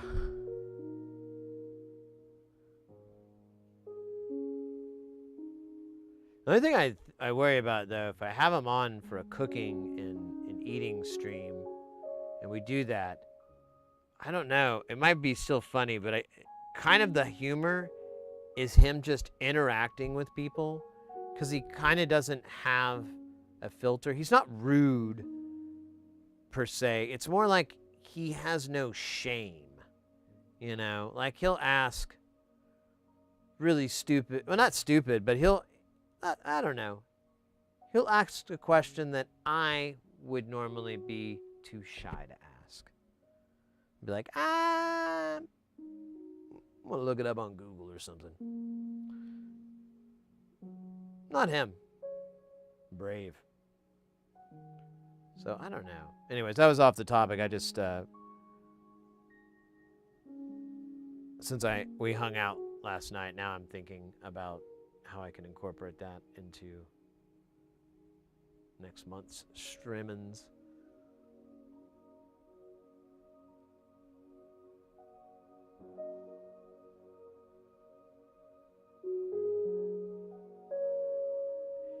Yeah, Lawn Dog, I'm in the concrete jungle. Like, Phoenix is in a big valley, and it's pretty much surrounded by mountains, and then it's so hot here from it being like the concrete heating up and shit like that, that it kind of just, like, it's so funny. You'll see weather patterns, and like here, we'll just pretend like this is Phoenix. You'll just see this big cloud, and all of a sudden it just blasts apart. Anything will just come in and it'll just like go around the city or because it's just so much heat, it just cuts through the cloud, cuts through the storm. And I think there's even a jet stream. I think it's north. I don't know. Actually, I'm not sure about that. But I think there's even a jet stream, but it doesn't really make it down to take care of the heat. Had an upgrade to a 2D car.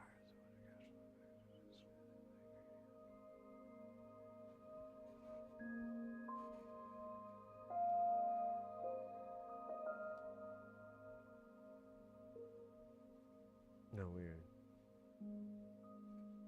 I'm gonna turn that down. All right. Let's solder these sons of bitches on. And then we'll take a I don't know, a hike. You guys like hikes? Here, I'm gonna.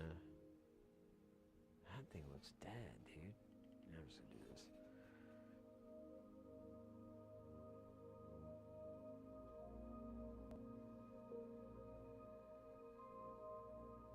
In a valley, yeah. It's kind of weird that anyone thinks that's a good idea, but it does work for more inclemental weather. I mean, we don't really have... We do have flooding, but it's kind of rare.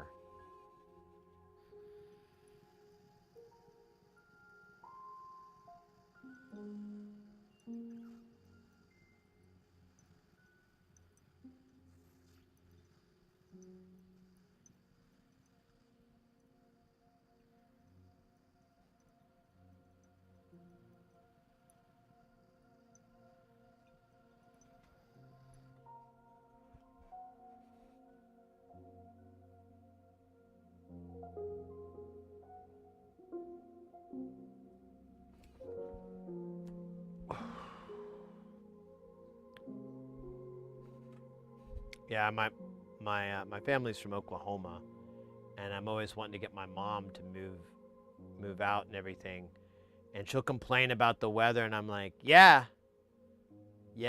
nothing happened today. We don't have to do that here. Should just move out here. Hoping to head out to Phoenix, and hey, mate, hoping to head to Phoenix in a couple of weeks to do some noon lighting photography.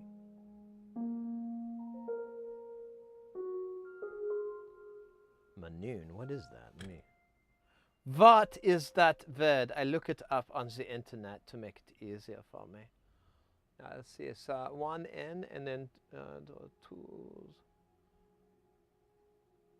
Manoon lighting.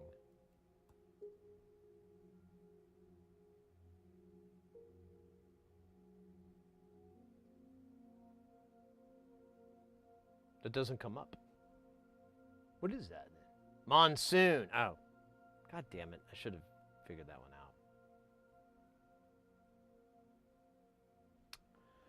out. That's a chip. That's a punch on the old chin. There is some good stuff. We had like a little bit of a storm. I think it was Monday. It was like a sandstorm. I love it when it gets windy here. Even when it's hot, it's still, like the wind's hot. I don't know. It's still kind of, it's not so bad. There's a certain temperature where it is bad. But, oh, I got it in the hole. Oh wait, we're not gonna do it that way anyways. Although it made it harder now. Whatever.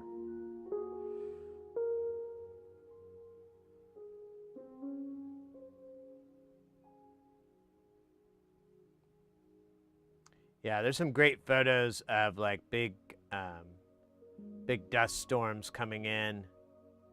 And it's just like this giant wall with like a big orange darkish cloud kind of harboring it in, and it's it is pretty amazing. And then you just have this little tiny city underneath. Usually they're from like a helicopter or whatever, but it's pretty cool. So I get you there on the badass shots.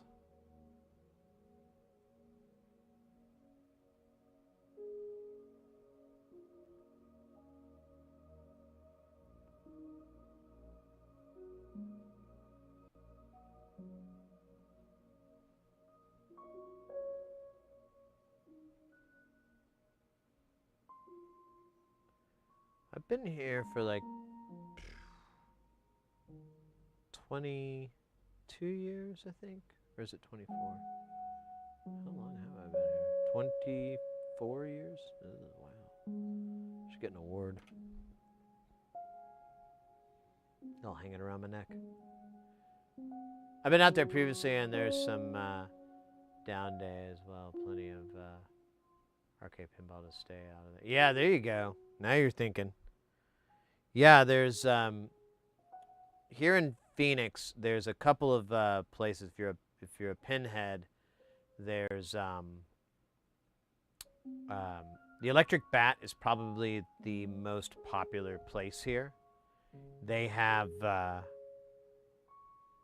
well over like 68 or 70 games. No, I think they do have like 69 games. They've got a lot. And it's at a place that opens up at like 6 a.m. and goes till 2 a.m., I believe. I've never tried going there at that early in the morning, but I know that bar used to be a third shift bar. Alley Rock, welcome in. Hey, Bitmap. Why do you say you're proud of me? Thank you. I mean, I appreciate it. Appreciate the love, but I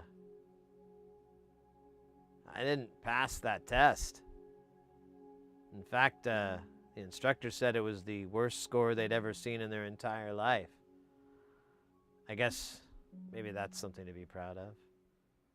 Astonishing, an instructor who'd been at that school for over 38 years, giving me such high marks for stupidity. Sometimes you have to look at the win as a loss. You were there for, well, no, I'm still there. And I think that's actually 3 years now. Or it's 22, 23 years, because I moved here in 2002.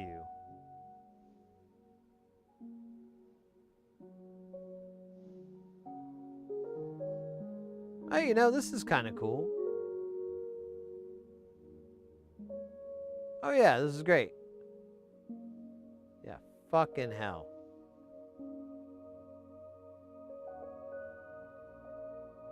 Oh my god, get the hell over here. Oh!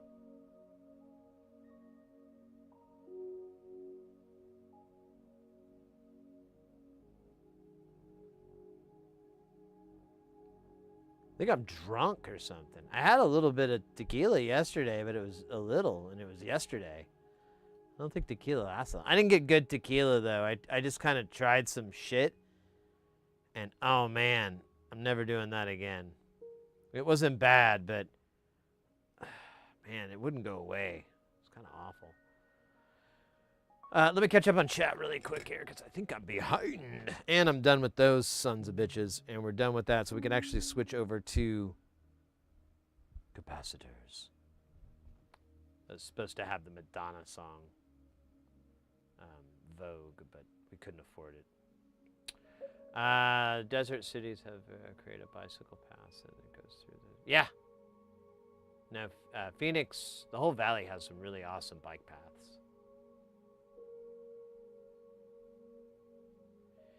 Lawn Dog, there's a lot of like mountain biking and downhill biking people. They kind of like going through the open desert, but I'm not interested in that shit. I'm getting more of a wuss the older I get. I'm like, that looks way too hard. I could hurt myself. I'm not, no, pass. I can't bust up these knees. They're already fucked up as they are. Can't mess them up more.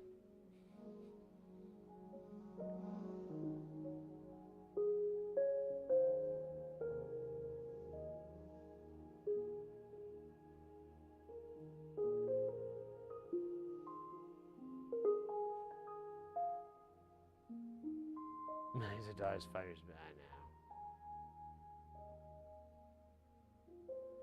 Yeah, well, you for bicycling, yeah. I don't know. Yeah, I'm not really interested in the open desert, anyways. It's a little tiny bit scary. A long time ago, I was coming back from Vegas with this friend of mine, a coworker, and his car like ran out of gas, and we're in the middle of nowhere, like literally nowhere, and like the car dies, and everything. We get out. He kind of has like he gets out of the car and has like a little tiny freak out, and then he gets back in, and I'm like, I'm gonna go to the bathroom, and so I go off and off in the ditch, and like while I'm there, I like look out, and it's just dead quiet. You don't even hear bugs. You don't hear the wind. You don't hear anything. It's just dead ass quiet. And I'm like, I don't like this at all. This is too quiet. Why is there nothing here? What the hell's going on? So I get back in his car, and I'm like, hey man, do you have your pistol with you? And he's like, yeah, I think so. You think or you know? Where is it? Where is it in your truck? And we were in like a Jeep. I was like, is it in your Jeep? He's like, yeah. And I'm like, is it the glove? And I saw the glove compartment. I pulled it out, and I was like, okay. And I'm like, all right, it's not chamber. It's like kind of doing a assessment of our weapons, because and he's like, what are you worried about? And I'm like, one, we could get attacked out here. There ain't shit. Two, we could just be attacked by crazy javelinas or something. I don't know, man. I want to know everything that's going on right now, because before we were just cruising down the road, and now we're stuck in the middle of fucking nowhere. And we ended up finding a company on the internet that could send us a tow truck, and it was actually the really badass service. I don't know if it's still around or what. I haven't ran out of gas in the middle of the desert to test it out yet. I have ran out of gas once, though. That was embarrassing. Still feel stupid about that.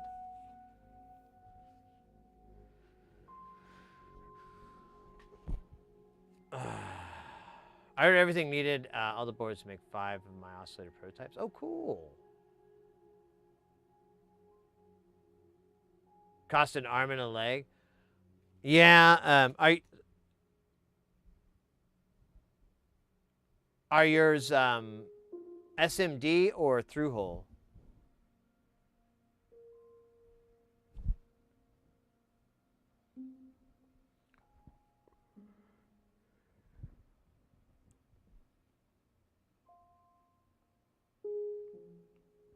Yeah, let's just do these stupid 100 nanofarads. There's only 6.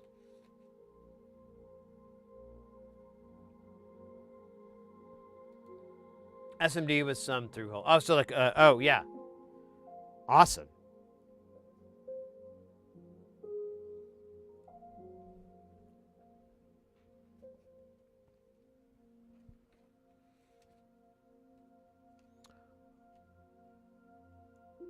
Awesome. Yeah, I got a prototype made recently too. I'm still working on it. I was gonna work on it last night, but I ended up just taking a break and hanging out with my friend. But I'm probably gonna work on it a little bit tonight after the stream if I've got the minerals. I gotta get it finished. I'm so annoyed that it got held up as it is. Something stupid. I'm just getting lazy or something. I don't know.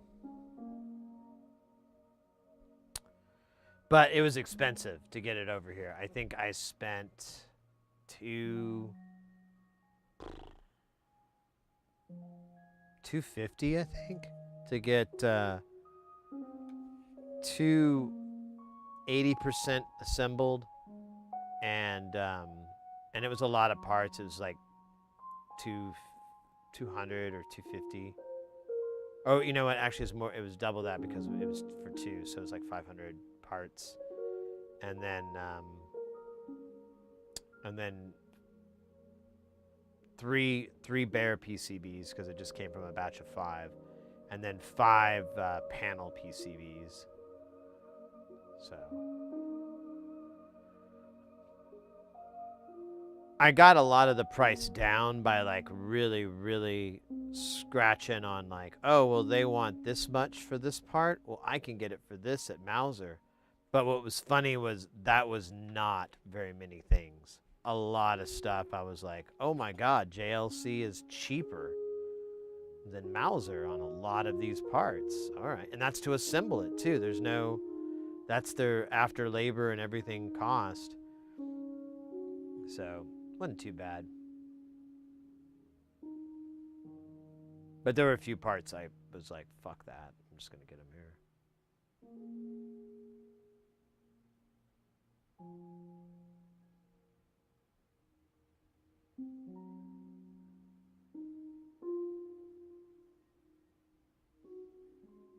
Oh, yeah. He drove right through Kingman, too. And for those who don't know, that's like a little desert town, but it's kind of in its own little zone. There's not a lot in between and before. And so that was his thing. Like, he should have just stopped at fucking Kingman and got some fucking gas. I don't know. That it's so funny. I've known that dude for so long, and it's just like it's his whole thing all the time.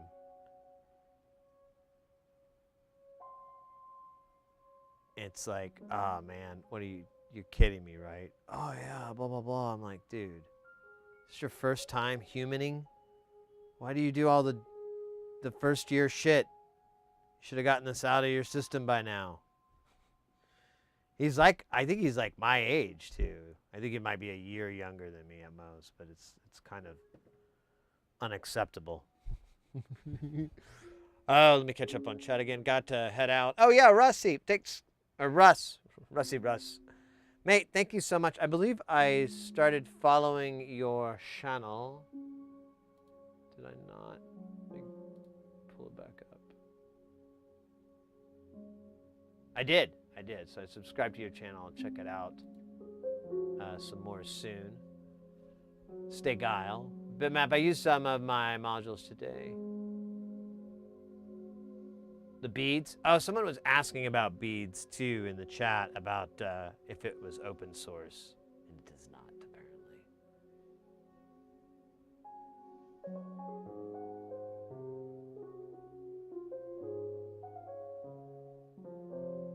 Yeah, I know, Lon Dog. It just it gets wild and much more. The danger factor just goes up really quick is my thing with the desert. So I'm not, you know, I'm not stupid.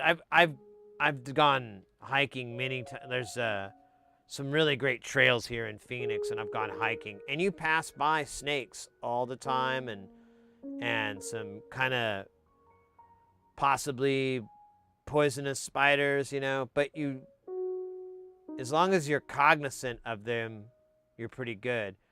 There was one time I remember I was hiking, and the guy that was ahead of me, he was going, and he just stopped, and he's like, whoa,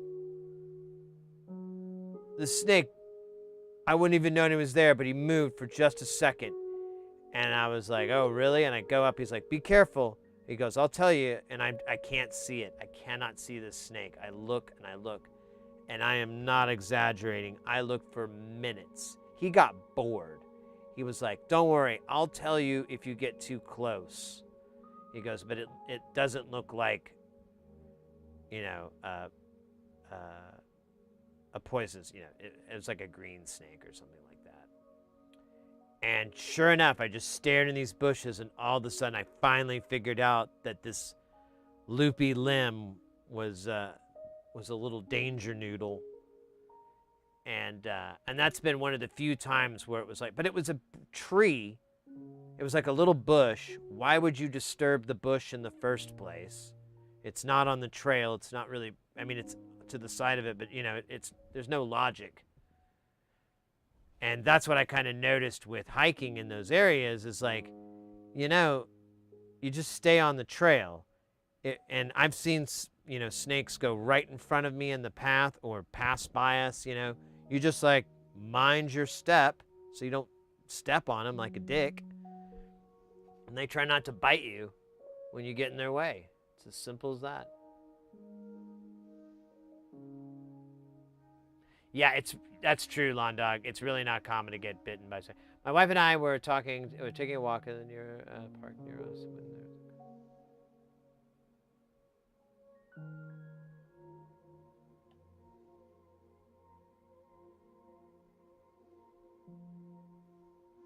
Oh, really? Oh, she didn't realize it was a cottonmouth? God. Well, at least she didn't get reminded. I used to grow up in a place. My mom moved back there. In fact, it's kind of funny, but with a bunch of cottonmouths, and oh god, those snakes are mean, man. They're like, I don't know what's up with them. Like they're just pissed off. Got a bone to pick.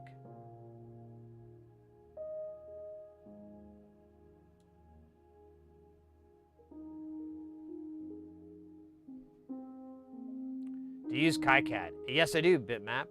Sometimes we'll have streams where we'll do some KiCad work. We might have that come up in a bit. I've kind of just been too excited to work on the NLC stuff to have the foresight to know that I need to spread this out and maybe do a little KiCad stuff so it's just not all this and then all that. But good fucking luck with that bit of reasoning.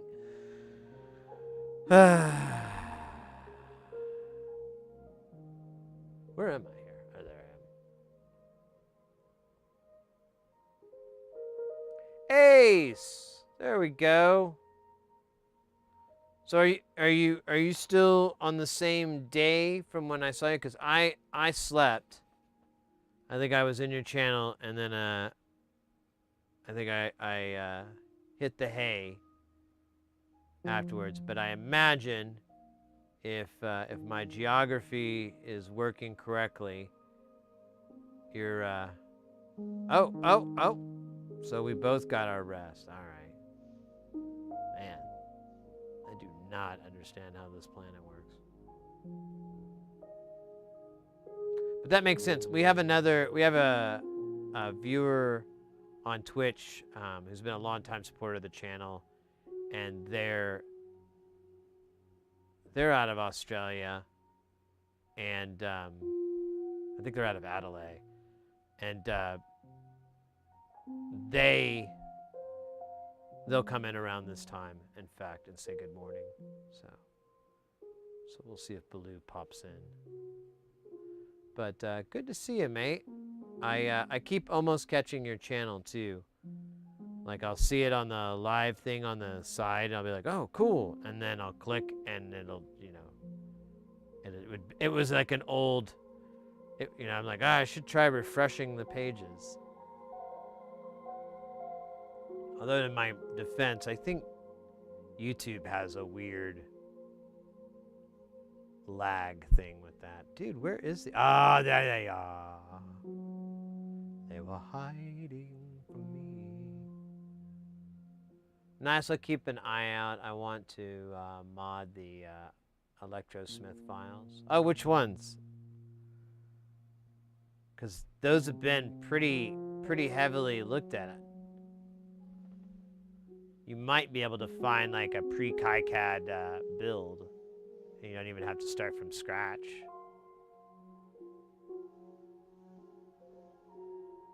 Any progress schematic.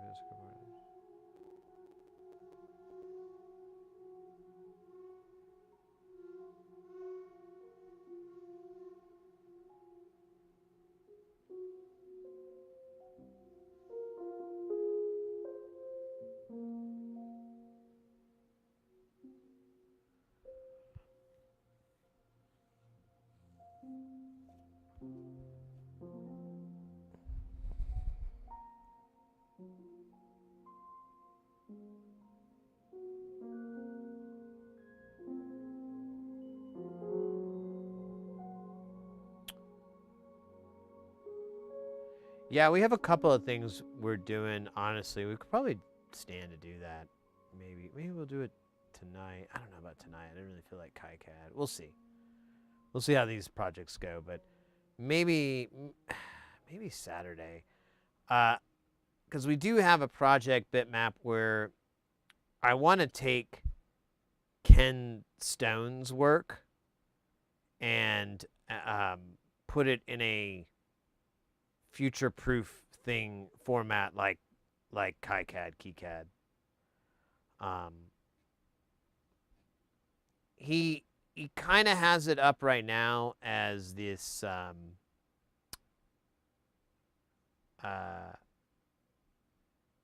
wiki. Like they took his old website and converted it into a wiki, and it's kind of good. I kind of prefer the old clunky, stupid website though a tiny bit, but whatever. But the problem is, like, a lot of the schematics are, JPEGs, and they're not hand sketched, but they're like they're like one tick up from ASCII sketched schematics. If you've ever seen those are so fucking hard to read. I hate them. People will do them in forums a lot, and I'm like, wait, is the less than is that a less than, or is that are we using that as an arrow? I'm so fucking confused. This is horrible. So we wanted to convert all his stuff into KiCad, and I wanted to build like a little bit of a repository of it, and then I was going to ask for permission to publish it on like GitHub or something like that for posterity, with just the schematics, maybe not having the PDF, or not the PDF, the PCBs. But I personally want to design a whole bunch of like eurorack sized components on front versions of it. He has some, so, but I just want to do it for my own personal fun. I understand if he doesn't want me to put that online. But the schematics I'd like to get in another spot and get the permission to have them published and so forth from the author. And if he says no, that's fine. I'm just going to keep doing it for my own personal interests, and I'll just keep it for myself.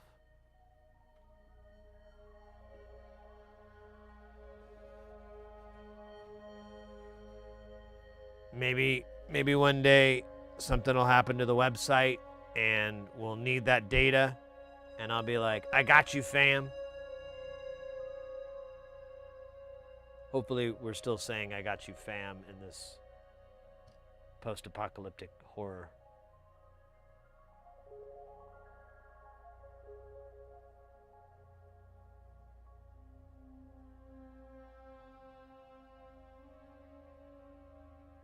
Oh yeah, cottonmouths. Yeah, I'm pretty sure it's fatal. Cottonmouth snake bite. How venomous is cottonmouth snake bite? The bottom line, cottonmouth snakes are a type of venomous pit viper found in southeast United States. They are semi-aquatic. Yeah, that's the other part that's fucking creepy, is they swim.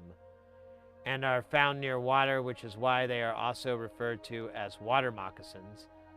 Oh, I just thought they were two different things, but okay.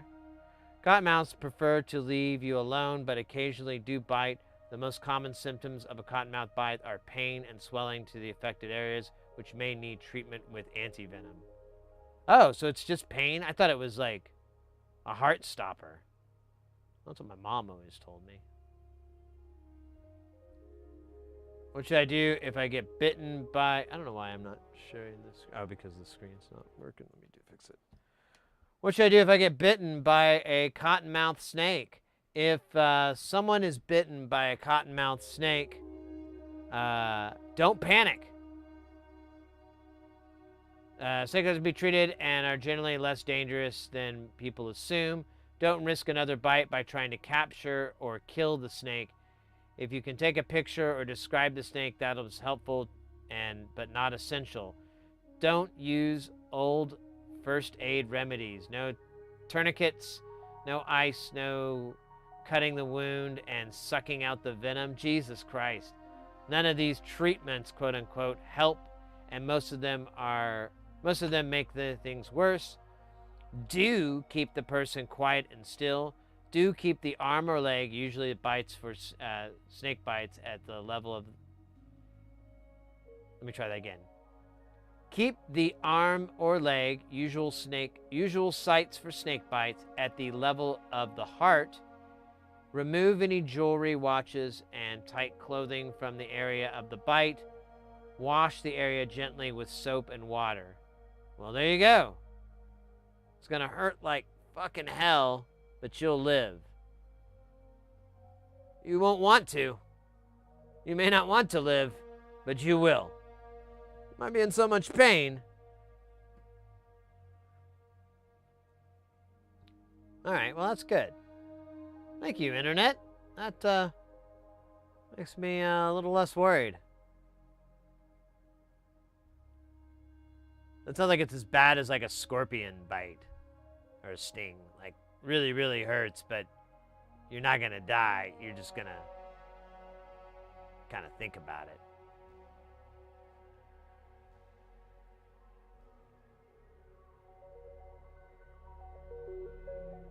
Schematics, and I create my own circuit.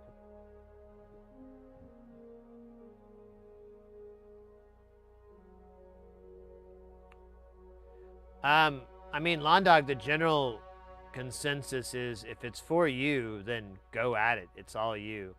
If you're wanting to commercialize it, that gets to be a very elaborate, you know, if this is this, go here, you know, it kind of turns into that.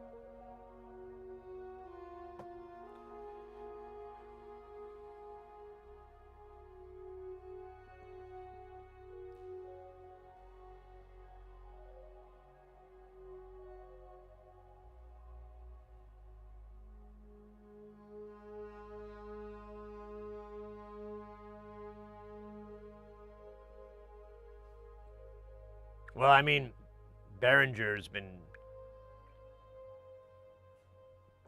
So here's the thing, like, let's say you wanted to take some classic synth or whatever from the 80s or the 70s. Now, the company may not even be around anymore, or that IP is owned by another company. I don't know. You know, there's a bunch of different possibilities on who owns it. But the important thing is to remember that schematics, electronic circuits, can only have like a patent for 5 years, and then you have to renew it. And you can only do that, I think it's 4 times. It might be 5. So you only get like 25 years out of a schematic. And it's very difficult to patent a schematic. It has to be a novel design. It can't in any way be this design, but instead of this, I did that. It has to be novel. And it's, from what I've understood, I've never tried to do this, so, you know, but I know a lot of engineers don't bother with that process because it's not going to work. And the other side of that too is there's no governmental mechanism for you to protect yourself against that. So let's say that someone does steal your intellectual property. Do you go to the cops? No. Do you go to the district attorney? No. None of them will mess with that. You have to sue them. You have to have a civil case against them. So it's always going to be a civil matter. So the only way you're going to win is with spending more money and whatever. And at this point, you're just, you know, as Blade would say, you're just ice skating uphill. Some motherfuckers always trying to ice skate uphill. Best line ever. What's the difference between KiCad and Eagle again? Just the interface. They're both ECADs. They're the same thing.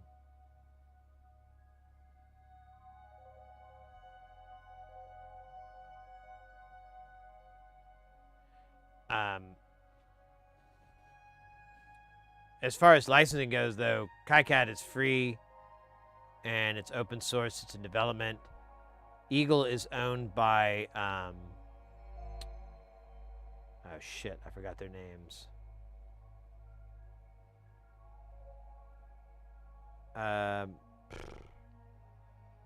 It's a giant corporation. I can't think of their name right now. Autodesk. Yes, thank you. So Autodesk owns Eagle now.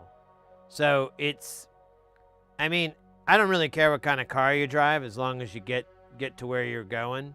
So if you want to use any of those programs, knock yourself out. There's a lot of people that swear by them, so who am I to criticize them? But personally, I've had nothing but good experiences with KiCad, and one of the major points that I bring up is that if you have a question, you just Google it. Like almost everything you can think of that you're like, how do I do it this? As long as you know how to formulate the question, you know, for Google to find it, you're gold. And most of the time when you search, there's like videos there's like 4 videos you can choose from on the topic. It's kind of insane. So the support and being able to, you know, figure out things or figure out how to do something or how to change something or whatever is there for the software versus the bigger corporation softwares or the commercial ones where they kind of want you to take their classes, or, you know, they kind of have that support as a service type thing going. And I think for hobbyists, that's not really fun, but, you know, that's me.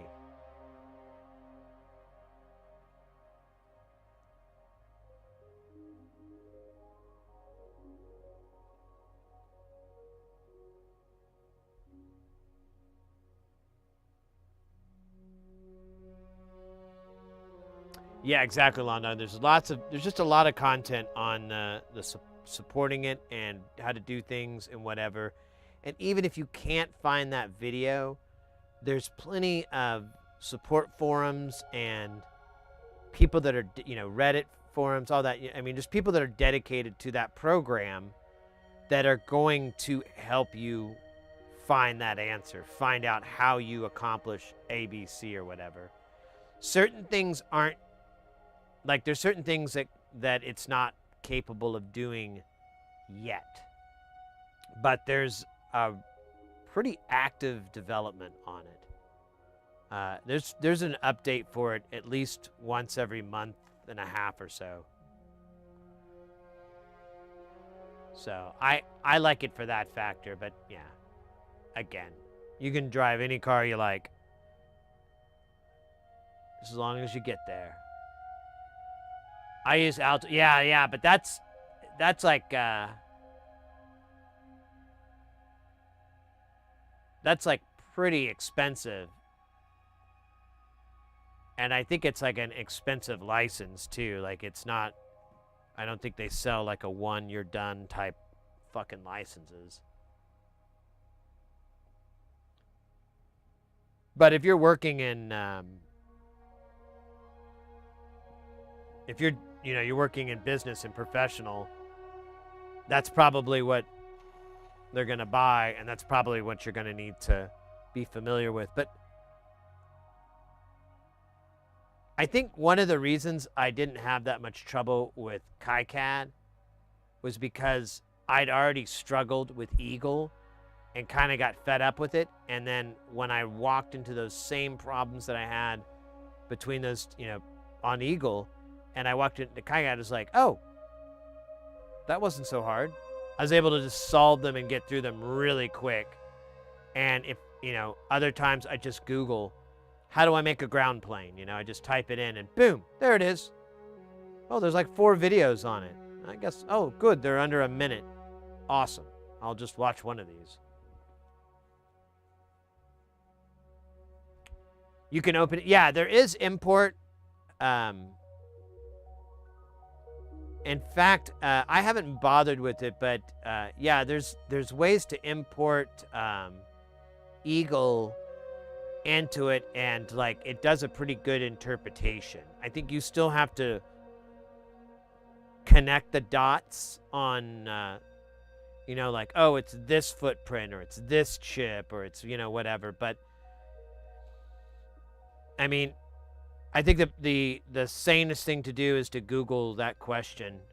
Can you open Eagle in KiCad and get that answer? But I've been able to in the past, but I just have Eagle. You can get Eagle.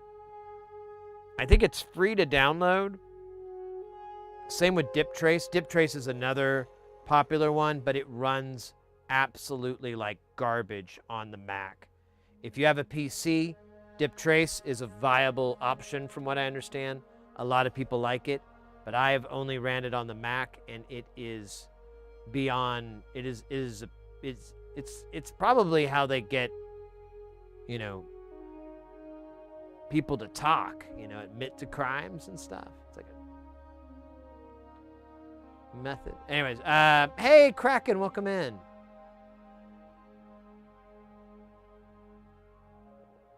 What we build it, we're working on the number wang. We're doing number wang, and then but we don't have all the parts. I'm just soldering it to calm the screaming voices in my soul that never wane.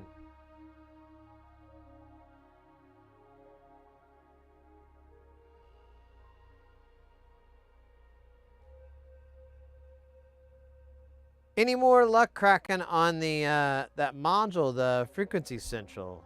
Or have you not had a chance to really put any time into it lately? I remember you were struggling with it, but it, I feel like it's just going to be, from what you were describing, I'm like, it's just going to be a hunt and peck trying to figure out which thing is off.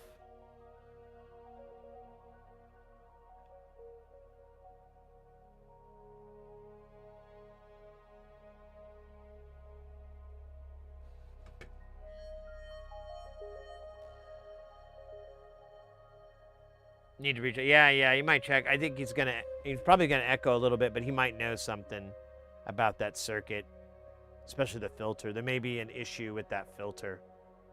So, Addy, man, what was the capacitor placement? I thought it was gonna stick in the.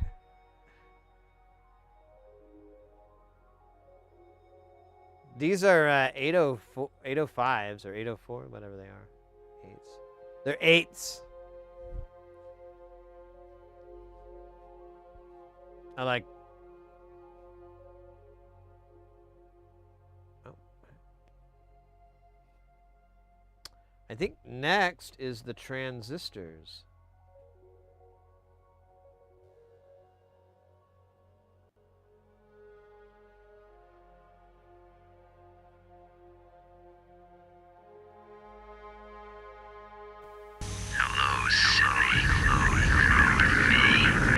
Mazapanda, welcome in. How you doing, mate?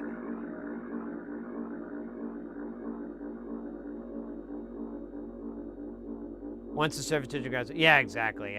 I've. It's kind of a. It doesn't always work. Like the capacitors that are TARDIS shaped rather than chip shaped, they're a little trickier.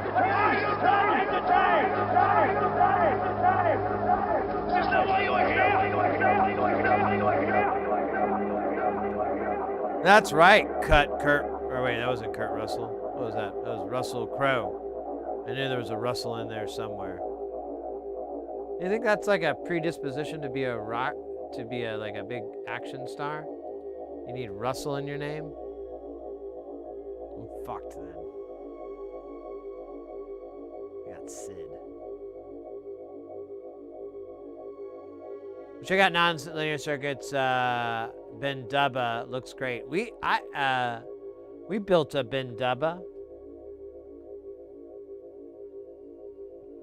It's up there in the top left. It's pretty wild. I need to get some more time on it. I've already kind of seen this a sequencer kind of similar to it, but I hadn't really tinkered with it yet.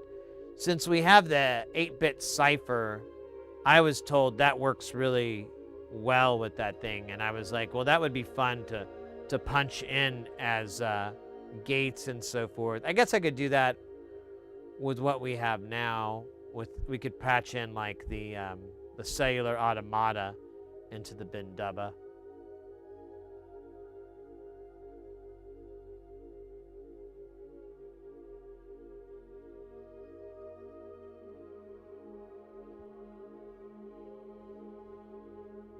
Yeah, what's up with that?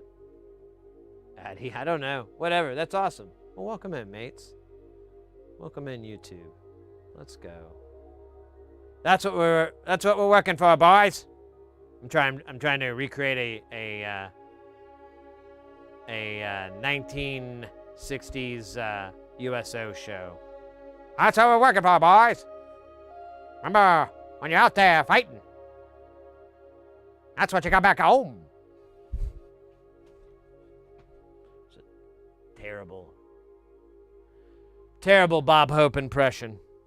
I apologize. I'll do a better Bob Hope impression on my next USO deployment. So this has 10...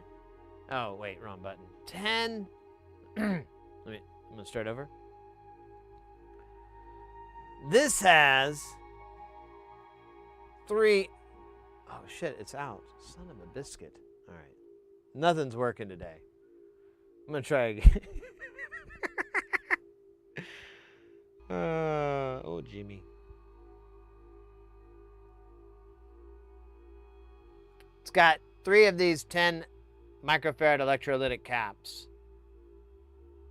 I'm not going to do that. I'm going to live on the edge.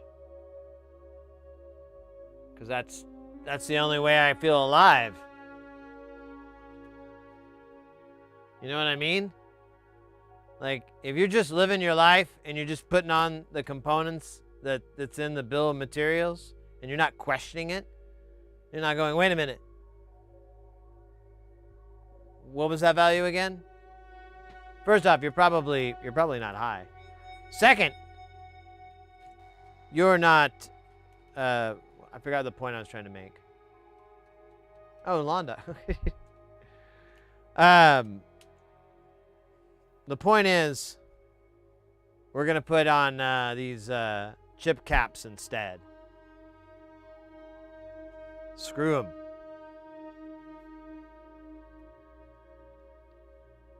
I guess I could have said that early.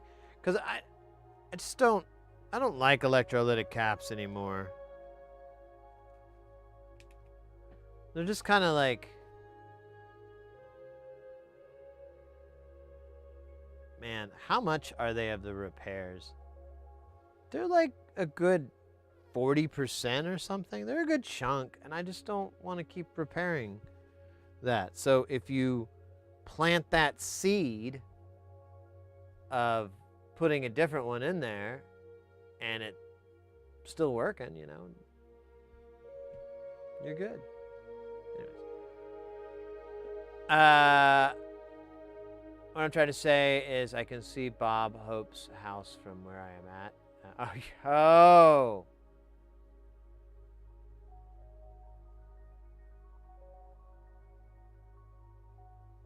Yeah.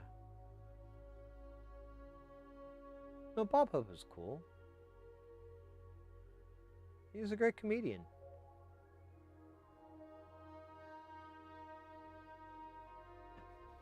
I have nothing but the utmost respect for Mr. Bob Hope. He brought us hope. And the word Bob. Before that, we never had that name. True story.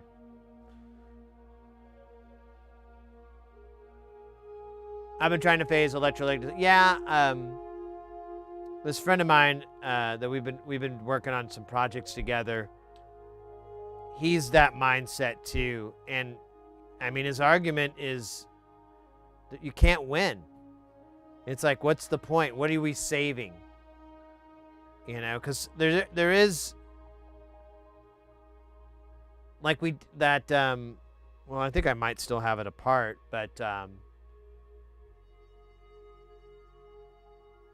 it's at this point a money saver, I think, to use electrolytics, like through holes.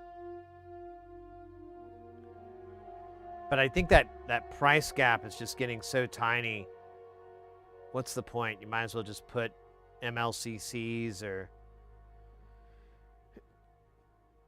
especially for power related crap. If you're doing audio, I still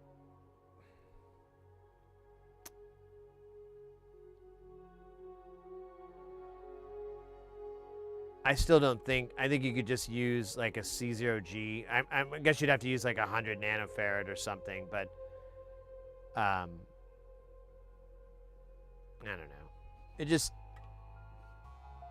the more I learn about electronics, the more I learn that like this kind of thing that Paul Schreiber brought up a long time ago, that there's a whole lot of hand waving. And if you actually look at the data sheets, if you look at the books, if you look at what's written down, you'll find out like, oh, well, shit, that's not what you're supposed to do. It says it right here, 18, you know, or whatever, 35.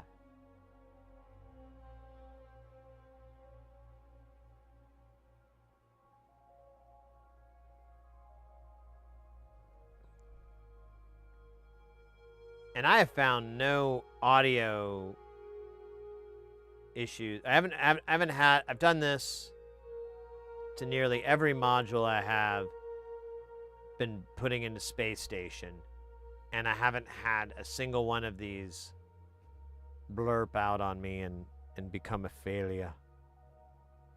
Oh wow, I sound like Werner Herzog for a minute there. It became a failure. At first, I was delighted, but after a time, my sadness turned to pain. So, I don't know, I need to work on it a little bit. I don't know, my voice just had a little bit of Werner Herzog raspiness going in there for a second. I don't know. It is like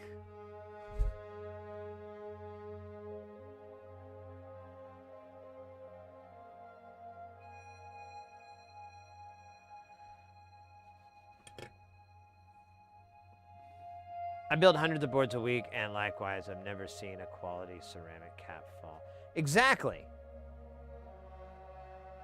That's kind of my thing. It's like, why put components that have a failure point? You know, and if you can avoid it, then do it. But I mean, I understand you have components that have a lifespan, a mean time before failure. But why put it in just common electronics and stuff? Why risk that, oh, these are going to be the caps that eat shit on everything? I mean, we had that Metasonics pedal, and the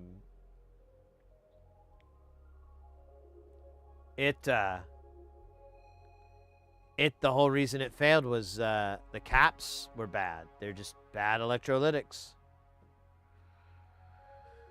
So sad.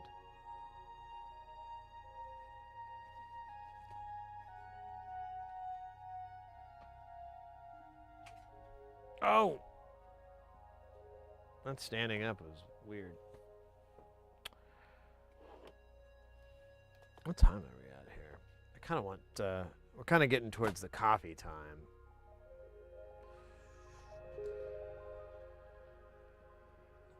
Boil up some, I pre-made it, so it's all ready to go. I just gotta put it on the pot.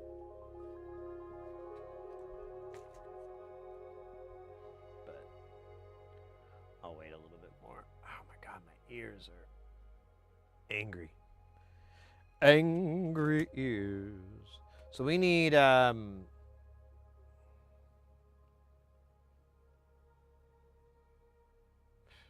we need 16 847s. The BC 847s. I think. Right there.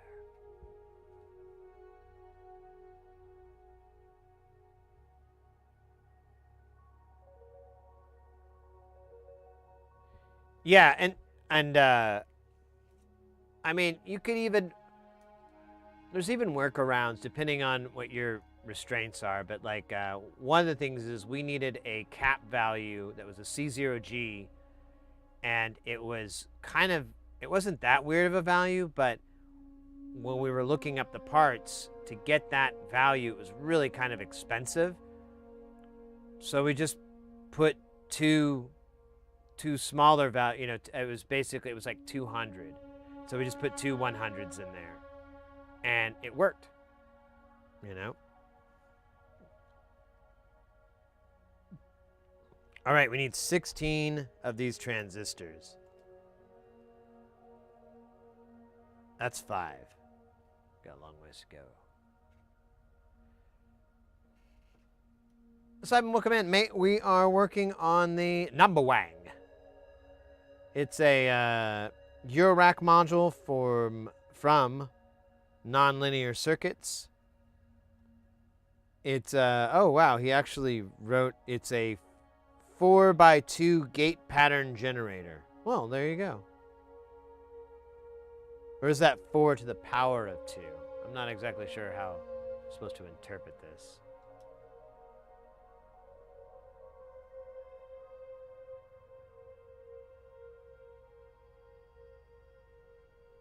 But number wang.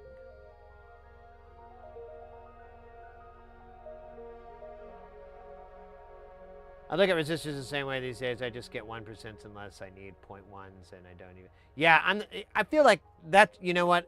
That's a really great example of a production price saving point that has been phased out, which was, you know, oh, if the design can get by with 5%, we'll get those instead of the metal films.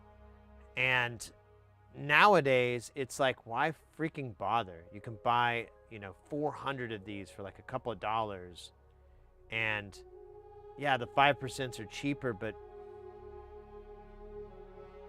who cares, you know?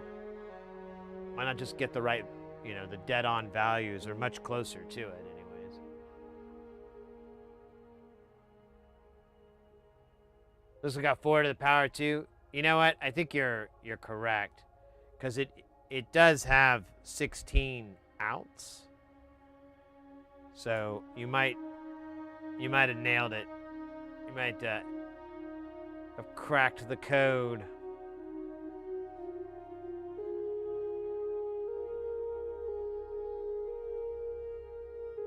Number Wang. Oh, so you've seen it. Okay, so there's 2 panels for this. So here's the original one, and it's got just a bunch of, ridiculous numbers on here. 8 to 4. -60. But we're building 2. One of these is for a friend of mine, and he bought a Magpie modular panel, and I have to say, this is way funnier. You have Shifty 6, the square root of 2, Twennington, not 4, and then you have like pi as a number in here. Whatever the fuck this is. 0. It's so freaking hilarious. And there's Wangernum as well, but to be honest, that one isn't quite up to the comedic level of Number Wang. Twintington. What is it? 1.618. Oh, yes, we love our decimals.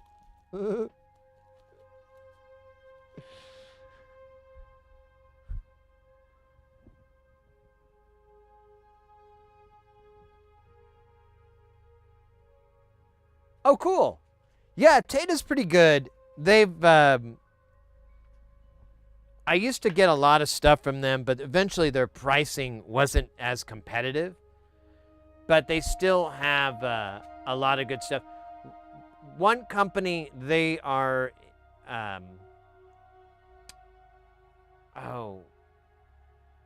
is it Pedal PCB? Let me see, actually. I think it has it on their site.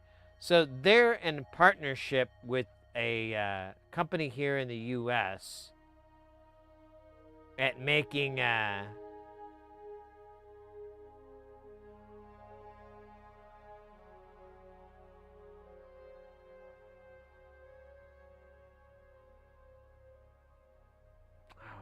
see where it's listing it. I'll have to look it up because I'm... But either way, they do have a partnership with another DIY company here, and so they do... they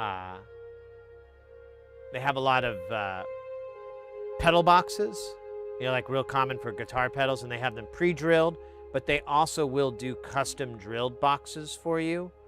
So if you, and I think they maybe do artwork. I can't remember. They're pretty well serviced. So I would consider them a pretty reliable source. So hopefully you guys find the same information. If you don't, let me know, because everyone's always kind of weird about Tata, but I've never had any problems with them. I think it's just they hate value. Yeah, they have a lot of really cool features there. I used to order from them maybe 4 or 5 times a year. Now I order from them about once every couple of years. But I order a lot of crap from them. I realized I forgot some stuff though, so I've been thinking about putting another order in. 2, 4, 6, 7, 8, 9, 10, 11, 12, 13, 14, 15, 16. Awesome.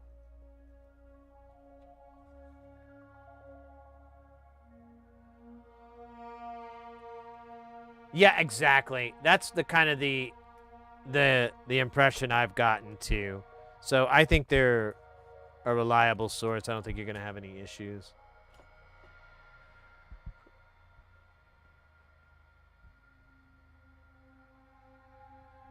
I think any hate that they might have gotten might have been from like a bad batch of this or that, you know, because that was the story, is that they had bad components. But I bought, honestly, in the beginning, all my SMD components were from Tata, because that's what NLC gets his components from. So they, almost all the values at Tata are the exact same ones that NLC uses. So it's real easy to just, you know, save yourself the hassle and get them all from one place. And they had pretty decent pricing, but it's not, I don't know, it's not their specialty.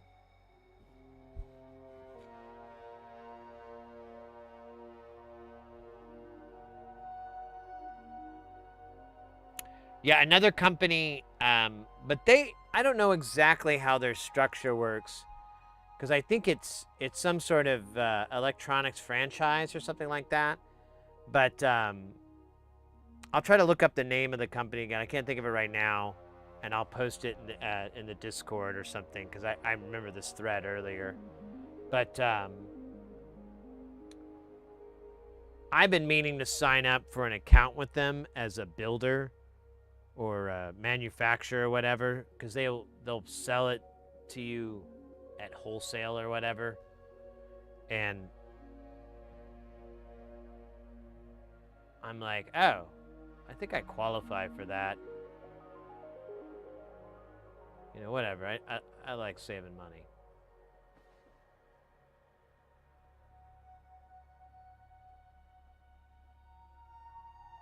I've had bad stuff. Yeah, that's my thing, is I think it's just, you know, if it happens more than once, then yeah, there's something fundamentally wrong with their stock and their suppliers. I wouldn't buy from them, you know, like an AliExpress type scenario, because those are, you know, you're really kind of just throwing a dart, and a lot of the times the dart hits fine. You get a good product, there's no problems. But man, I've heard more than enough stories otherwise where I'm like, I think I'll pass.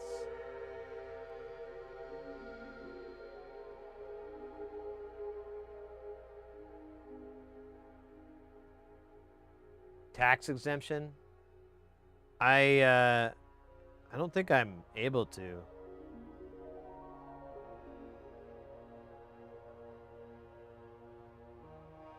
Not a church. The Church of Heresy. Oh, that's why. The heresy in my name. Yeah, no.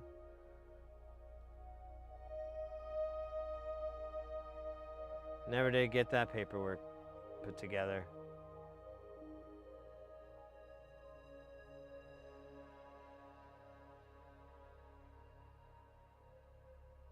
What is this guy? This guy is a jerk, isn't he? There we go.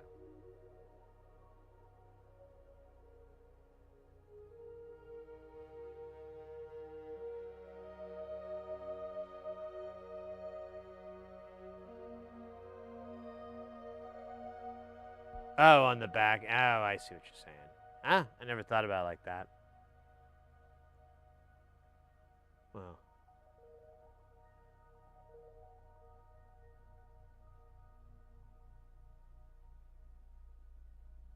I'll check with the accountant on that. He's not the biggest fan of me branching into e-commerce.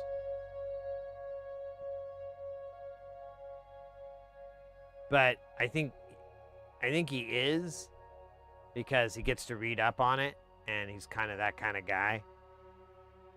I think he really, really loves accounting,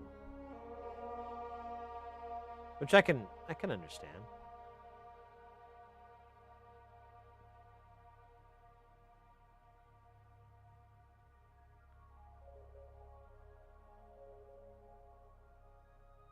It's funny though, they kind of go to, I had a bunch of friends refer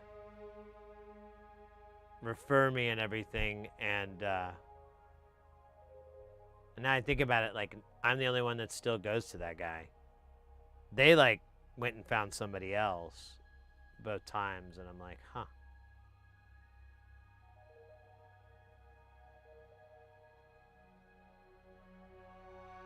I can't wait for my boards to arrive.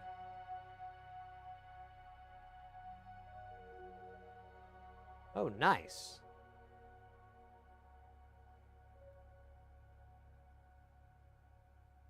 That's killer, mate. I'm hyped. It's pretty cool. I mean, I've talked about it a lot, but it's really is an awesome time for this hobby these days, because you can get. I mean, you couldn't getting PCBs fabricated 20 years ago just really wasn't that much of an option. And my buddy actually got into doing chemical etching, you know, using like photosensitive emulsion and all that, and that's great and all, but the complexity of the board that you can produce is pretty limited.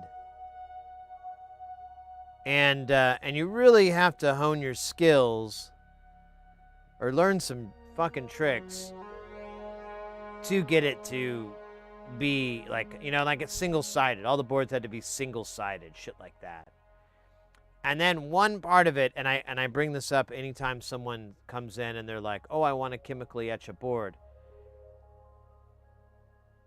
The chemicals that you have, when you use it, eventually they'll get so dirty, there'll be so much copper at the bottom of the tray and everything that you have to pour it out and start over. You can't pour that shit down the drain. It's like hydrochloric acid or whatever. It's gonna be bad.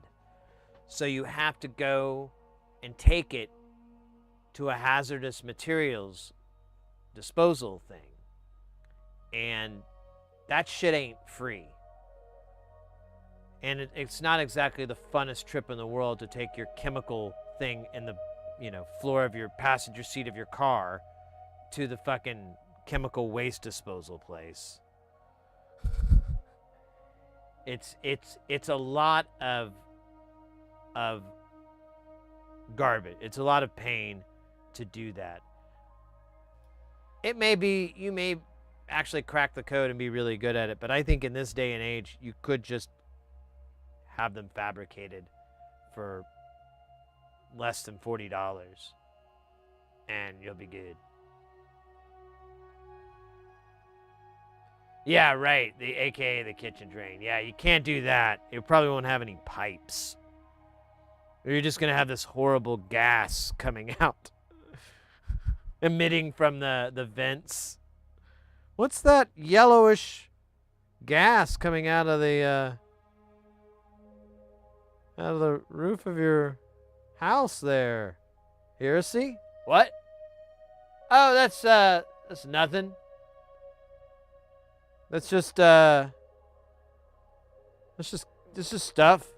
you know? Just stuff. Not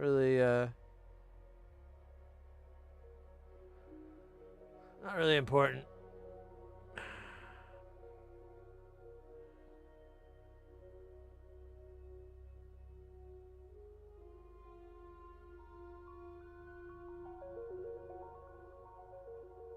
Yeah, you can have like a funeral for your drain pipes afterwards. Dearly beloved, we are gathered here today for the Sid Heresy household drain pipes. To some, they were waste disposal systems. To others, they were family and friends. And to some, they were pipes. Just pipes. But to the heresies, they were so much more. These pipes leave a family of two with nowhere to pour their bacon grease. What do they do when they want to just run the faucet non-stop? Where does the water go?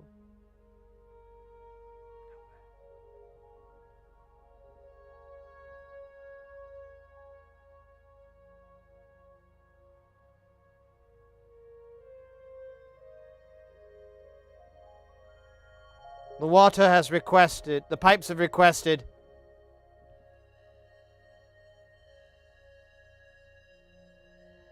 The song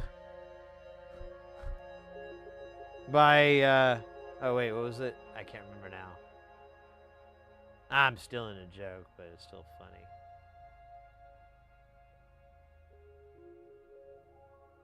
Was it Lil Wayne and Tyga?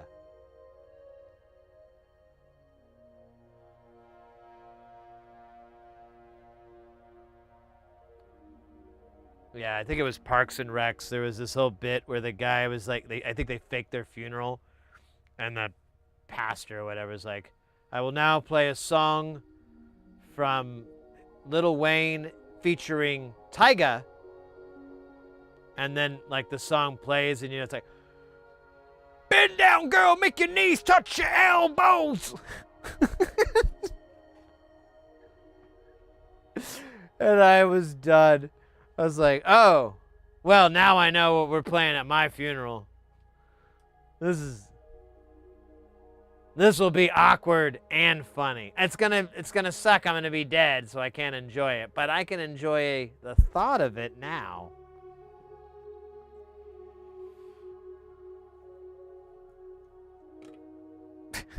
Damn, girl, make your knees touch your elbows. What? Oh.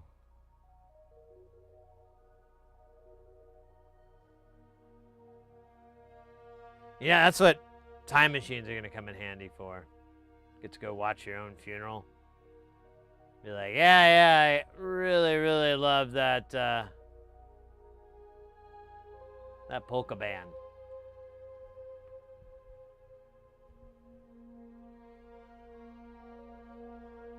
This is round the Psalm 69. 69. Yeah, we could play that too.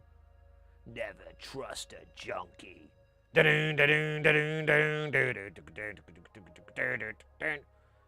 I think that's good funeral music. God, keep slipping away. Going for a generation. Just one fix. Just one fix. You know, it probably wouldn't be appropriate song to play if I died from some sort of drug-related issue. I mean, not that that's likely to happen, but, you know, I'm trying to be tasteful here. I think that's Just One Fix from Ministry is out of the playlist. But if I die of, like, an old age or a heart attack or eating too many peanuts, we could still play it. Well, you know what? The peanut thing would still be a little bit out of taste, wouldn't it? Yeah. Oh! What's that? I can't read. It's like, who... I don't know why I have the text read that way. Let me look into the things that write words. Thank you for the sub, Fire Handzob. Yeah, I messed that one up pretty good. Welcome in. Over on the YouTube with YouTube powers and YouTube sayings.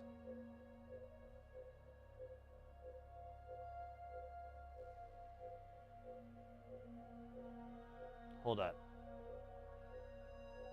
That's terrible.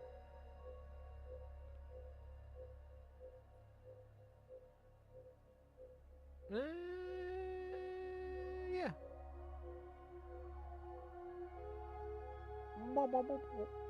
Oh, shit.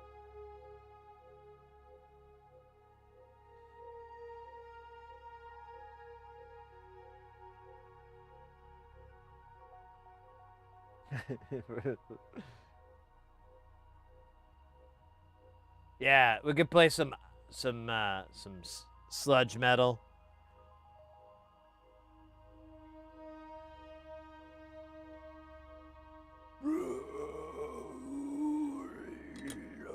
Yeah. Perfect for the holidays.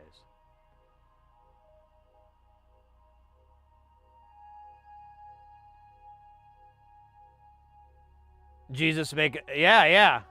And now we will play another selection from one of Sid's favorite albums, Ministry, Psalm 69.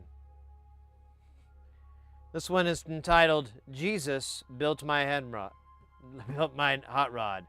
This sounds like a delightful hymn in which, well, I'll let the song speak for itself. Soon I discovered that this rock thing was true. Jerry Lee Lewis was the devil. And Jesus, prior to his days as an architect. Soon I found myself in love with the world, and all I could do was ding-a-dang-dong my dang-along-ling-long.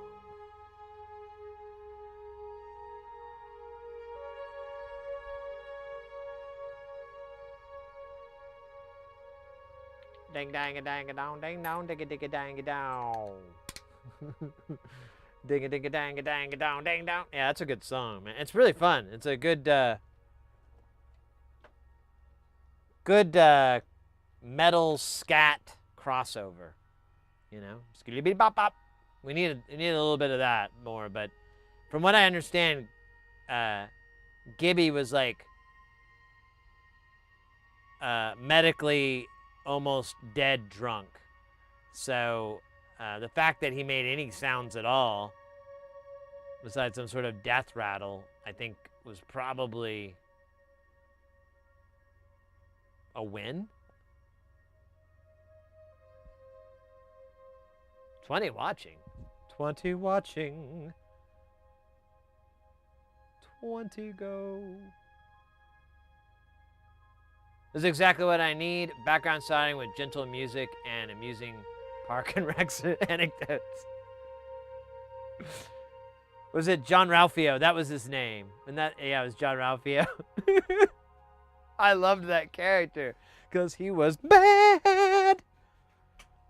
You just sing all the time. I'm like, that's all I want to do in real life. But as proved by John Ralphio, you're just an enormous douche nozzle if you were to actually do that. But it helped that he was also like a big jerk too. My sister is the worst. Like, seriously, she's just the fucking worst. Oh, she's terrible. And then she, like, oh, what was that? I can't remember her name. But she would do the whole, Daddy, money. Hey, there we go with that sub. Thank you so much, mate. Daddy, money. And it was, oh, damn it, what's his name that played their dad? Henry Winkler. Henry Winkler was their dad. He was so freaking hilarious. Now I might watch that show again. I was trying to get like some family into it, but they're like, I don't know, they're not as fun as me. We'll put it that way. And I was trying to tell them like, oh, you would really love this show. It's really, really funny. Like, it's just a bunch of like really ridiculous characters, and you know, it's, I don't know. I'm not gonna pitch the show to you that I pitched to my aunt. All right, I'm just gonna stand by it. Yeah, mate. Our music is provided. If you ever want to listen to it and you're not listening to the stream, you can check out.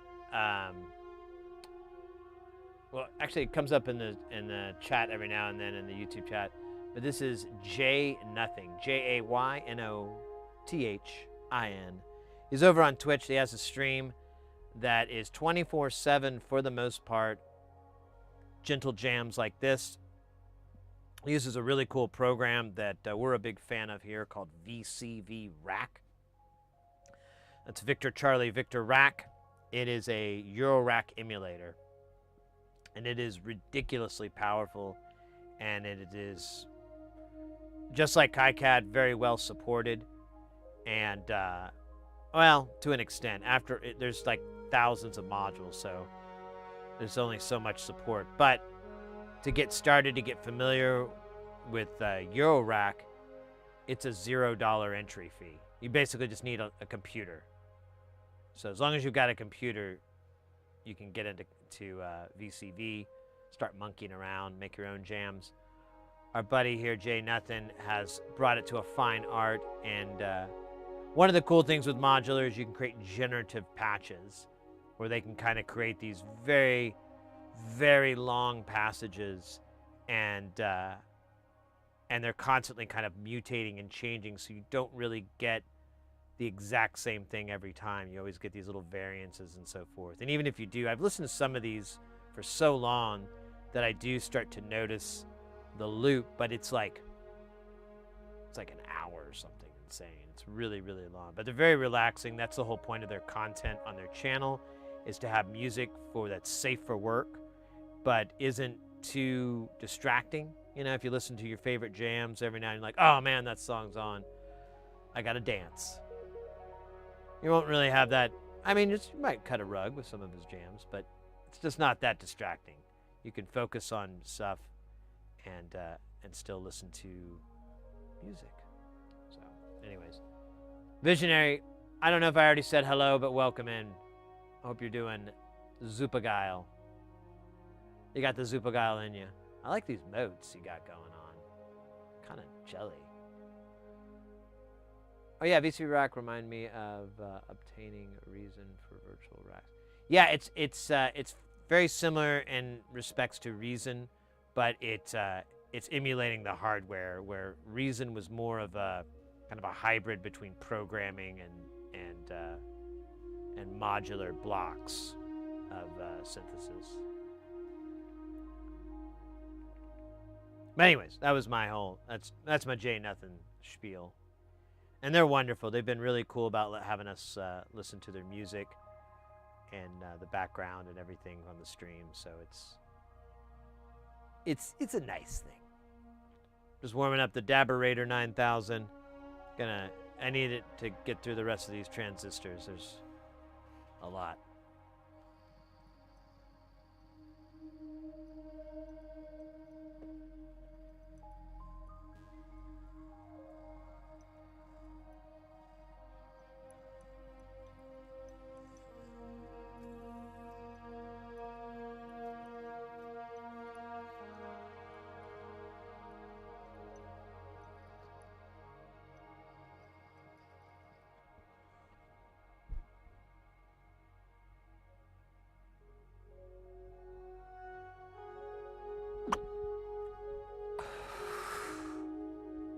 Oh wow, look like I'm a pufferfish.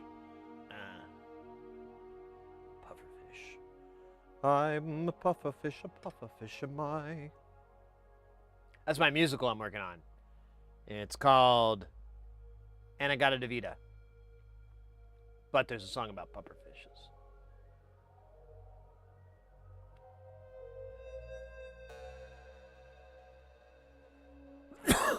Pardon me.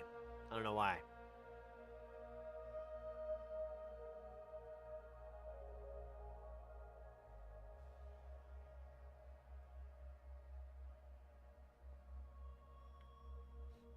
You ever think these transistors kind of remind you of the robot thingy, or not the robot, but like I don't know what those things were in the OG Tron. You know the one. Yeah, that thing. I think they were called. No, they weren't tanks. I don't know. Anyways, that's what these remind me of. That was a terrible anecdote. I apologize. Ooh. The old mega heat. I like that. Give him the mega heat.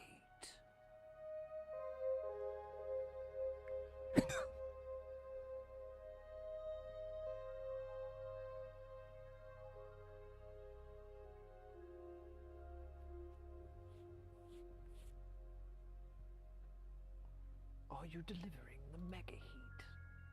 Yes.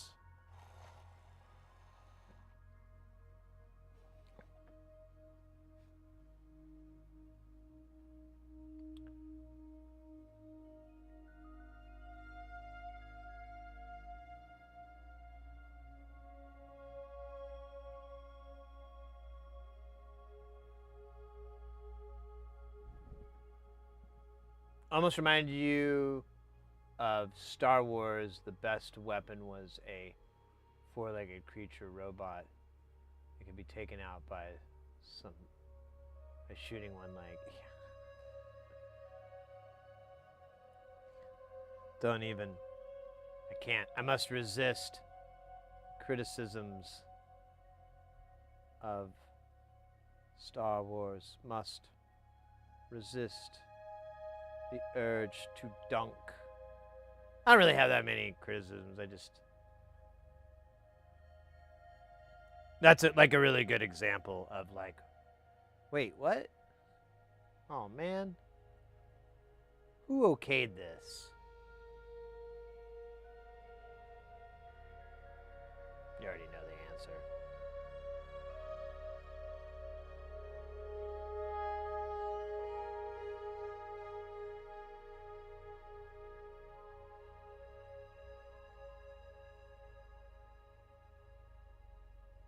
Same person that re-edited the movie so they wouldn't have to pay their ex-wife anymore for the film credits, for the film royalties. Uh-oh. We've got a couple of jumpers here.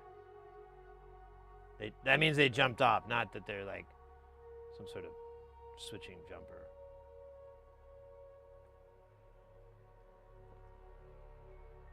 All right, we'll come back to that. I'm sure they're fine. They're just living underneath this thing. Probably have their own life. Probably became a dental hygienist like they'd always thought they would. Like I always knew they could.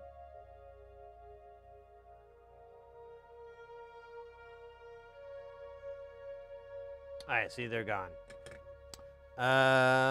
Let's see. Aha! Here they are. This one is stupid. This one is dumb.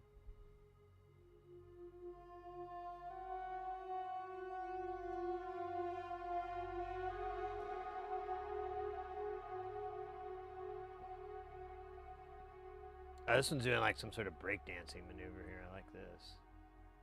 Beep beep deep deep beep beep beep beep deep deep deep beep beep deep deep deep beep beep beep deep deep deep beep beep beep beep beep beep beep beep beep beep beep beep beep beep beep beep doo doo. What is it? No, okay, no more the little mouth singing. Okay. I don't think that's what it's called, but all right. Man, the only thing that's going to solve this is acquisition of sugar.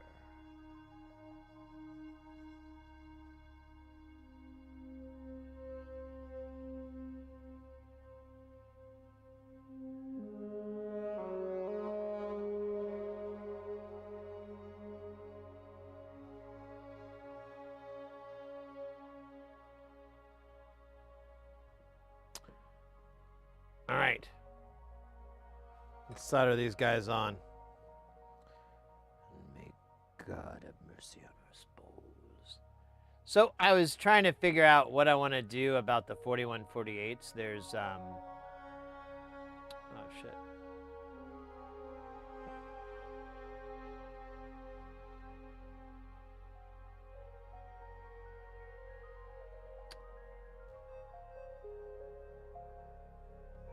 I don't remember. There's like 6 or 8 of them, but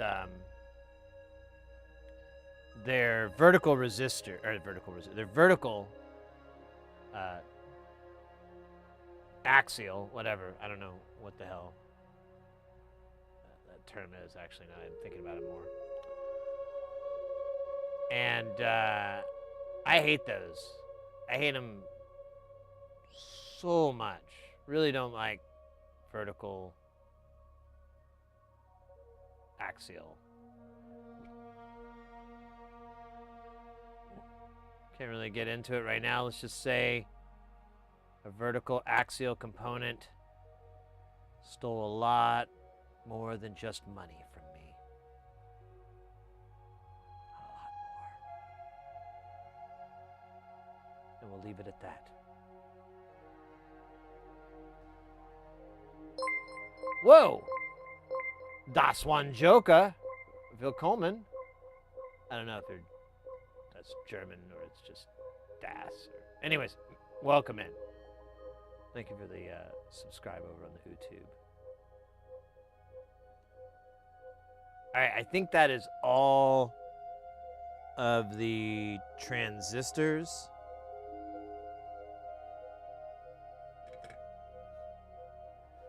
I believe, yeah, all we have left is these diodes, and I was just whining about them earlier, so.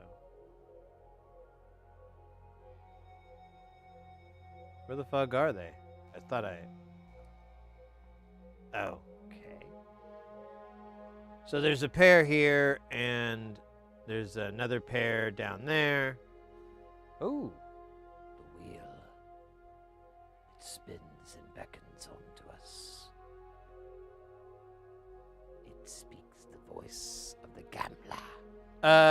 Shit. What are we doing again? We're doing diodes. So we could do, there's a couple ways we could do this.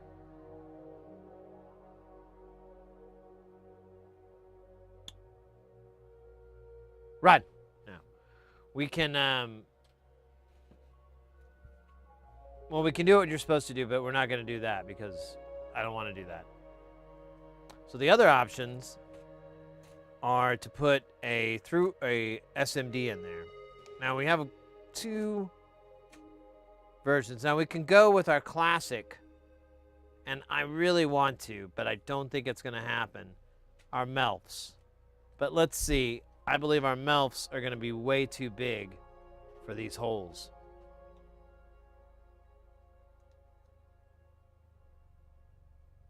Or will they just barely fit these holes? I don't know. I think I want to see if my MELFs are going to fit. I mean, these MELFs are pretty awesome. I got them from Tata. And they're some of my faves. All right, we'll see if we can solder this MELF in. We can hit all these other MELFs up. Look at that.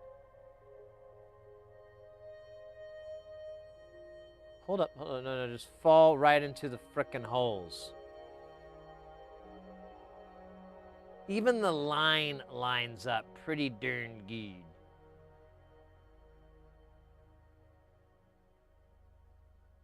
Once again, another example of breaking the rules.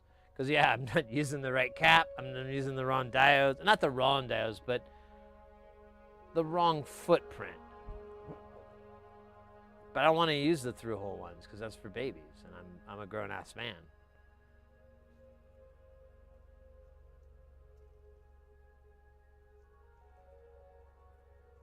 I'm not a baby.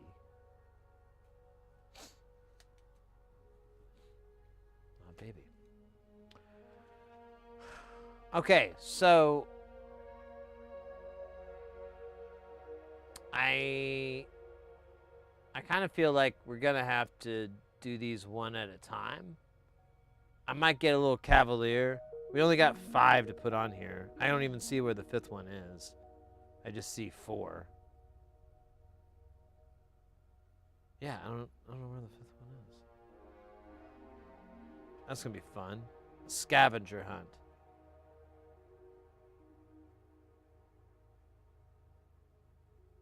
Where we hunt for the scavengers. I also kind of low-key want to change these 10 ohms out with diodes. I think he might. Oh, maybe that's a different module we're working on. I kind of want to do that a little tiny bit because I just don't want to do the through-hole. Because what happens, so what they do is they just burn up. If they're shorted, they get too hot and they just burn and they make this beautiful white smoke.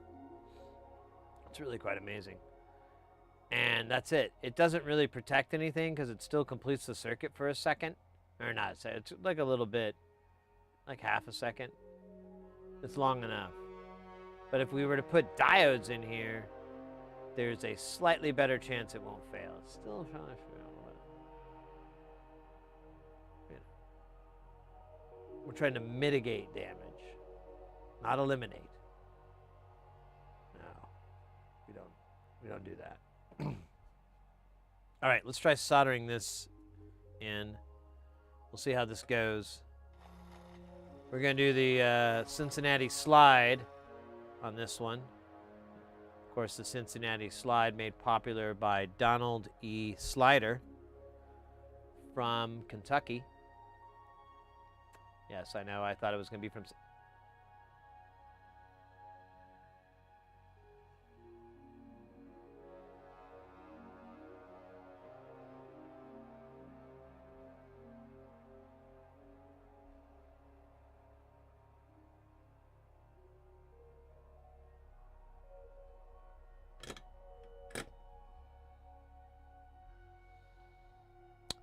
So we're going to play it that way, huh? That's what we're going to do, Diode? Is that your fucking plan? Is that really it? Really? Is that how you're going to do this whole thing, huh? Huh? You're not going to say anything? You're just going to run away? Okay. Yeah, that's fine. That's fine. Whatever. I'm getting too old for this shit. All right. Let's try this one more time. This time, it's going to be better.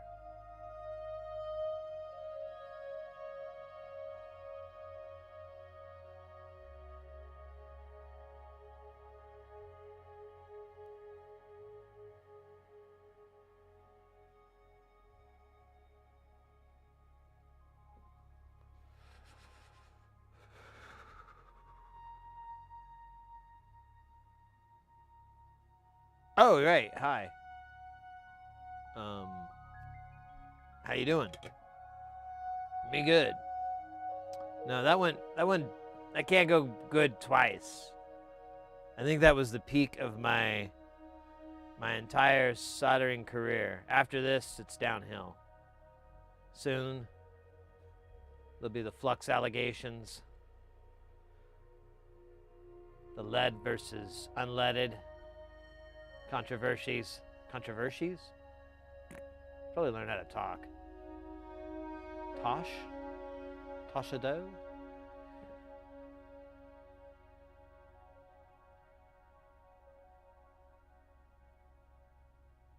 Did I hear you berating the audience? I don't think I was talking to the audience at all. I think I was talking to me. Actually, I know I was talking to me. Brand new! Whoa! Cultivate. Welcome in. Hope you're staying, Guile. Yeah, you thought I was like roasting? Like doing a whole roast thing? Boom! Roasted! That'd be actually... That sounds really mean.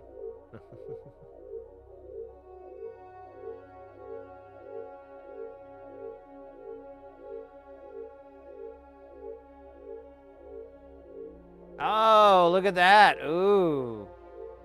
Who's becoming an adult board? Huh? It's okay. It's perfectly normal. All boards go through this stage.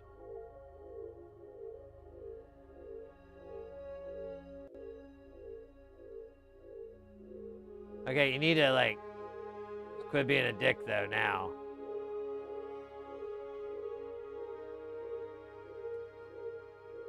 It's good enough. I like how the line lines up.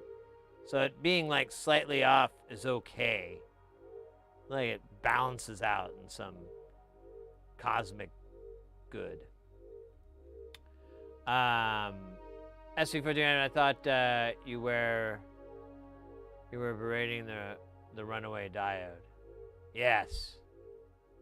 That son of a bitch. Yeah, I think that's the term I use. I think that would be the first clue. But I don't really know, to be honest with you. I'm just living in the minute. See, that's part of time travel that a lot of people don't know about. Or at least they don't talk about on Parks and Rec when I'm watching that. They never bring it up, in fact. It's very strange. They did in The Office, but never in Parks and Rec, so, you know. Read into that what you want to. How's it going? I like roast jokes. You're a time traveler? Yeah, sounds... It's not really a time traveler, it's just like, you know.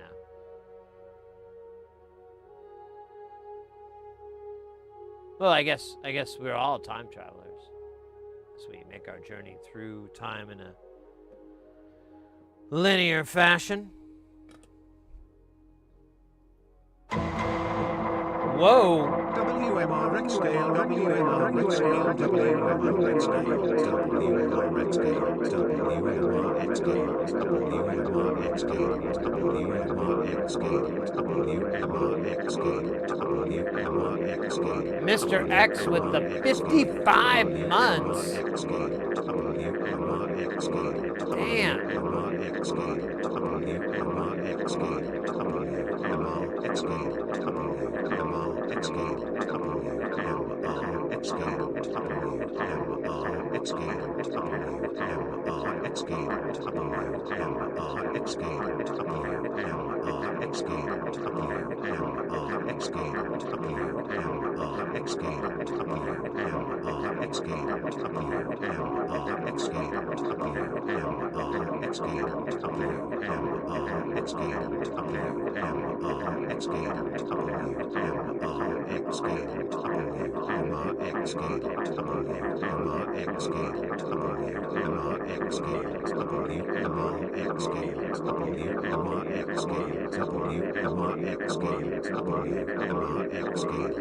Almost like it was backwards for a minute.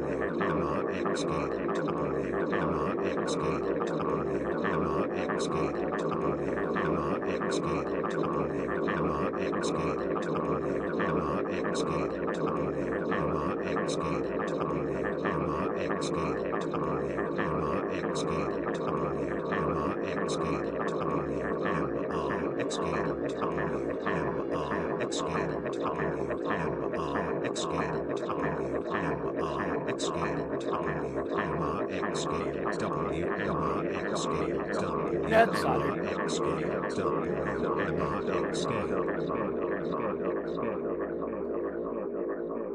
It's soldered. It just looks weird. The light's weird.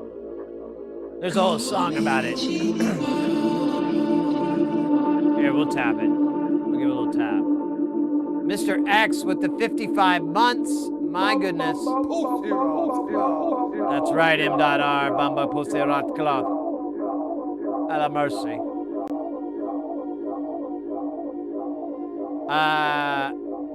Thank you so much, mate, for 55 months. That's absolutely redunculous. But not the last season. I don't remember it that way. But, you know, I'm gonna watch it again. All right. Mr. X, thanks so much. We're all running along at a time. Well, yeah, that was something I wanted to bring up too. This is an important thing. So if you get pulled over, just explain that you're time traveling and that you're not time driving. See, and if you say you're time traveling, then and you're not carrying any commercial, items or anything like that, to and from time, boom, they can't do anything to you. They gotta let you go.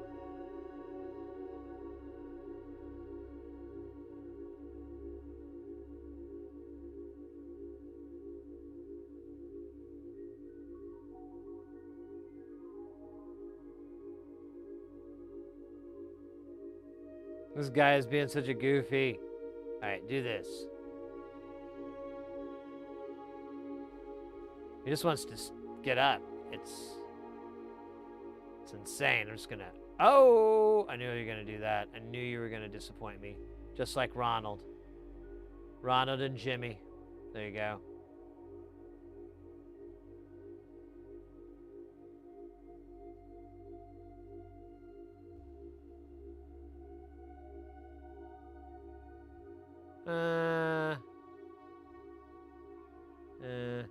That's fine.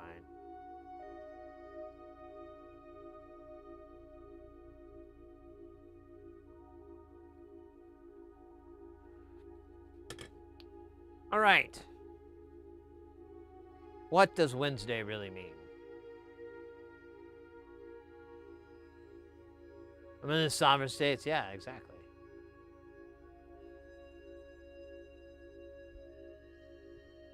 I think I hate. Wait.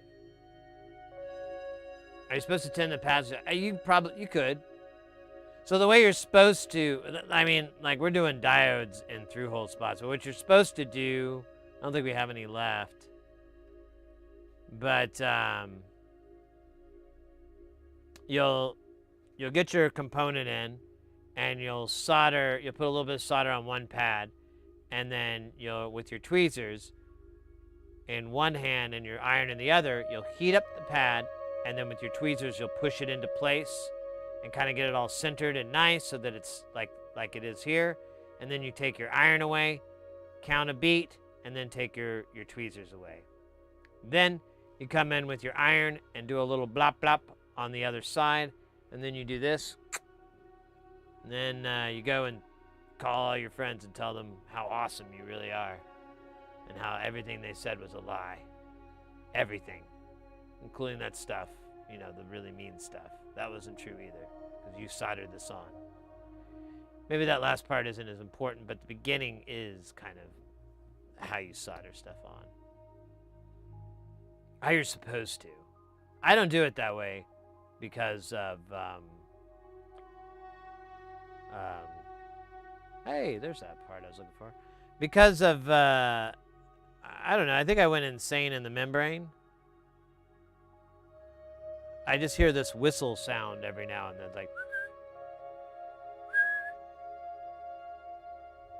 And then I've got like this really kind of high-pitched Latino rapping with like, oh wait, I think that's Cypress Hill. Oh shit, I'm getting my life confused with Cypress Hill songs. That's first. Usually it's just the band, but now it's spreading into their music. Interesting.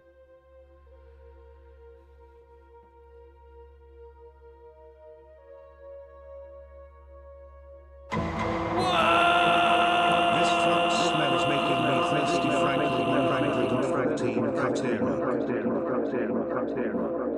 Cannabinanadiol with the deuce months. Let's fucking go. Deuce months, mate. That means twice the awesome. Technically, it's just 2 months of awesome, but twice the awesome sounds cooler. We're sticking with it, damn it. I paid for that. Mama Rolf. So, I think they'll be all right. I know what you're talking about. My dwell time is garbage. Absolute garbage. However, I haven't encountered any failures yet. And I've done a bit. I don't know how to count it, but it's a lot. It's more than 100. And so far so good, but I know what you're saying, and I honestly should have a tiny bit of shame for my dwell times here, but I just want to get this stupid thing in there perfectly.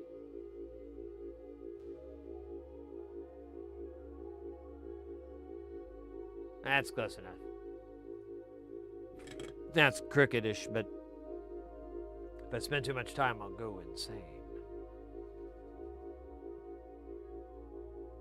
Sovereign space-time. Exactly. They can't do nothing. I'll have to let you go. You don't even have to show a time traveler's license. Because it's a time traveler, all right? You need your time license. That means you're like a Time Lord or something. That's like a totally different franchise. Doesn't gel with the other franchises. Believing is done in church. Here we can check to make sure. Jesus Christ. What the fuck? Oh my God. What is that from?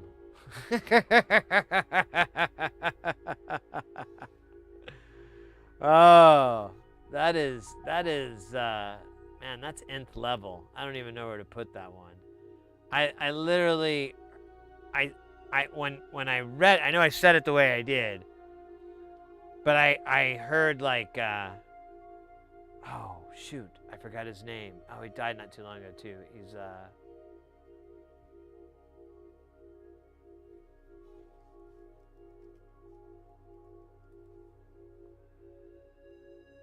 Alan Rickman. I heard that in Alan Rickman's voice.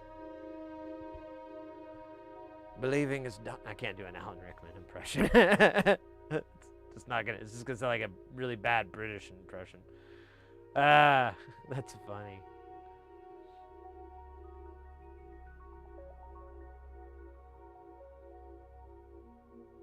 Free solder.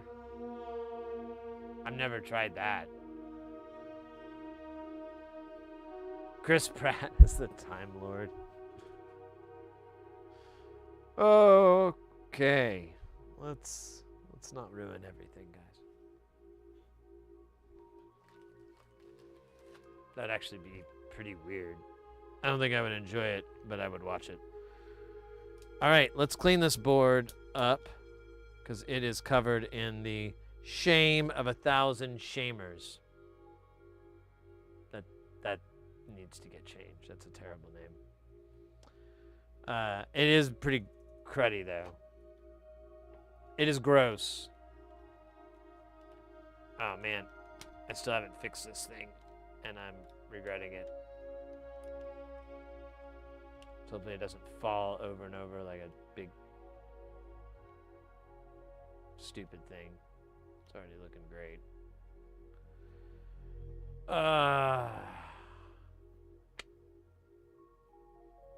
Hey, Leo, welcome in, mate. I don't understand these sports coming in, and then you fit them with caps and diodes. Exactly. No, you have it right the first time, Leo. So I order these boards from, you can get a couple of different places, but I order them directly from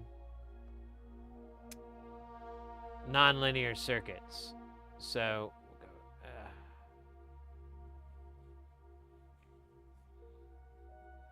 so this is the landing page on the website, and I'll go to modules. So right now we just did number wang. He has so many, I don't know where it is, so I'm just gonna do that. Ooh, Dan Whack with the sub over on the YouTube. Let's go.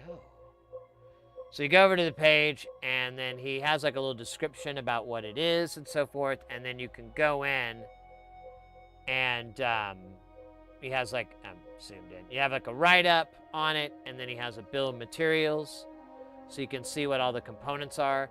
As you can tell, it's not insane. A lot of his builds are very simple. They don't require a ton of parts. And then you also have the schematic to help you with any troubleshooting or modifications that you want to do, anything like that. It's all here. And I love it. The guy gets most of his parts from Tata, which they don't have a very broad selection of SMDs, so not a lot of parts. It's not too difficult to start up building a bunch of his stuff.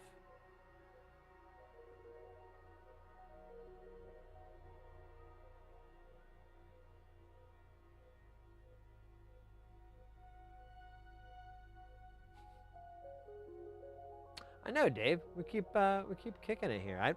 I'm happy to see it. No complaints here. Hopefully my wit and charm carries over to the internet, and it's not my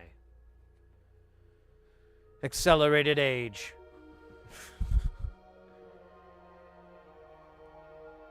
Old man Sid. Watch as he gets confused. I can't drink this.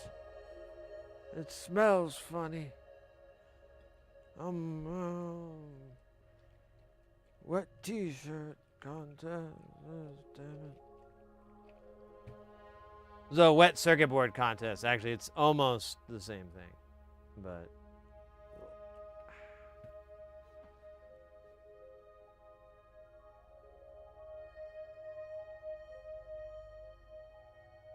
I mentioned it in some. Oh, mate, thank you so much, mate. I appreciate that. I'm trying to. Well, since a lot of y'all have come in, I've noticed some of y'all actually do stream, or I've looked up and I've been like, oh, they have a bunch of content, and I've tried to follow back. I've only found like I think about 2 channels so far, 2 or 3, but man, I got some spiky. Something sticking it.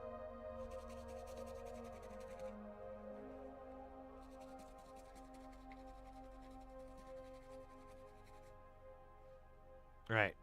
We're going to go dirt.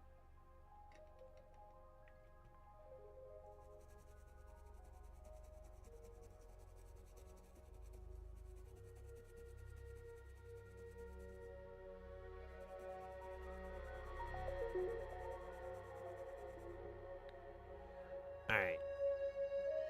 Let's do a little side view check. Well, here, you know what? Let's do one more wipe down, and then I should have done this before we started, come to think of it, but you know, you jump the horse and you get a horse thief. Wait, what? Oh, shoot.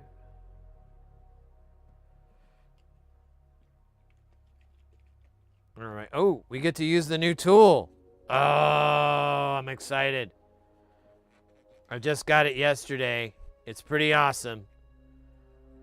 We played around with it earlier. I knew what not to do with it anymore.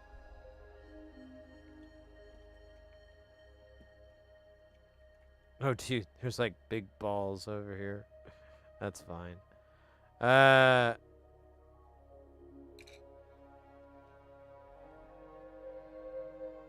Let's see, let me go to this so I can bring this up. And then I just want to look at the side of the board real quick before we call it out. See if there's any mystics. Looks all right.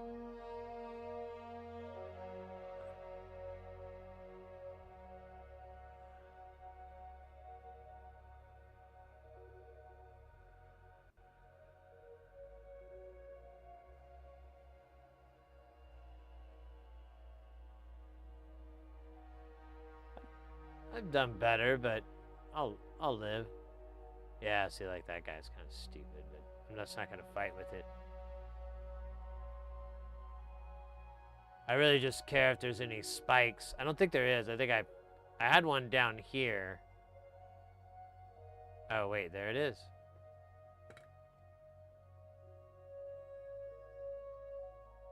And now it's gone. So long, Spike.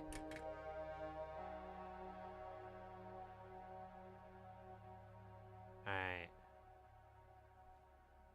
So now we can use the tool here. I forgot where I put it. Oh, wait. Oh, scheisse, nein. Oh, no. Alright. Don't fall off again, camera thingy. Oh, the light even came out this time. Or not the light, the power.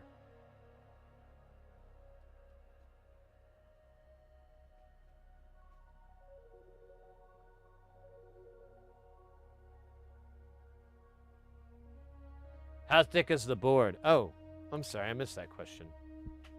I believe these are 1.6s.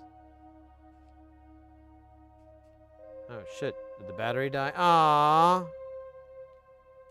No, not now. I need you. Damn it. Yeah, it's a 1.6. Alright, well.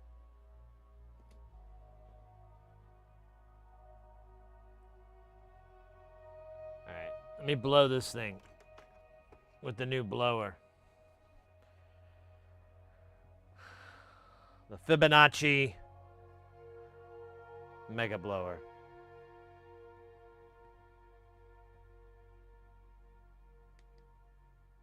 Oh wait, gotta hold it down.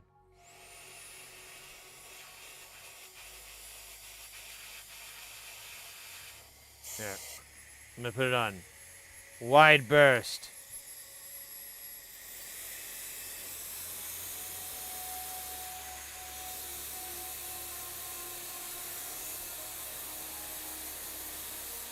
I didn't really want to dry it this way. Usually I just let it air dry, but I need an excuse to use this.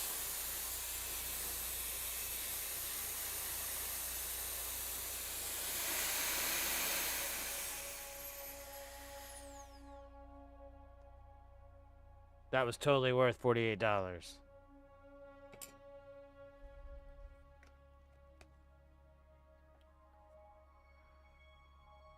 Totally worth it. Oh shit, the brush. Damn you all to hell.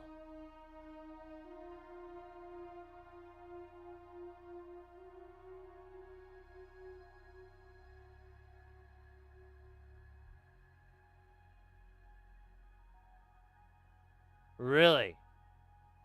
A nice fancy caliber? That is the way to go. I've been thinking about getting one of those. Does it compare to compressed air, or is it more like a hairdryer without heat? It does have a little bit of heat behind it after you run it for a bit, I noticed.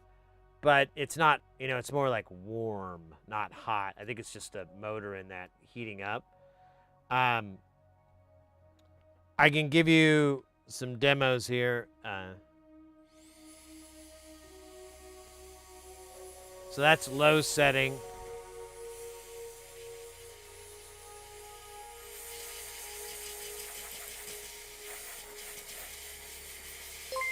And then, subscribe. And then that's high.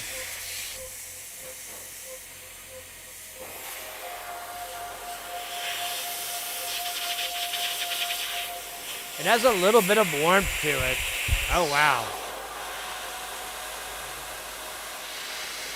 It is almost...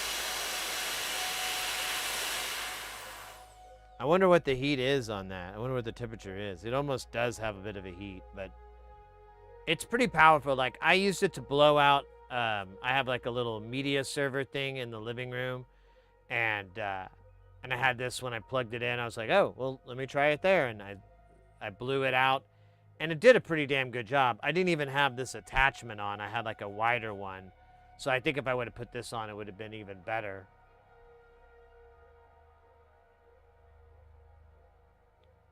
Alex says they recommend it as well. They're kind of expensive, but they're worth it. Honestly, I mean, this is worth 4 or 5 cans of the good compressed air that I like to buy. So it's fine. Like, I usually burn through those in a year trying to be conservative with it.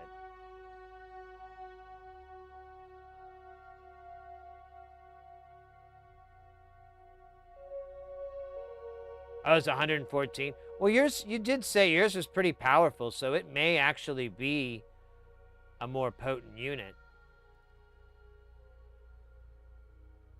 What are you talking about? We already looked at it, mate. Were you not here?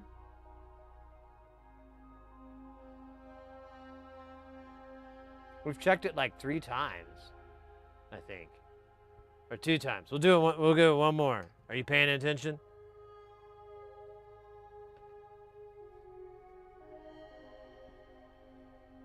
Here is the right side of...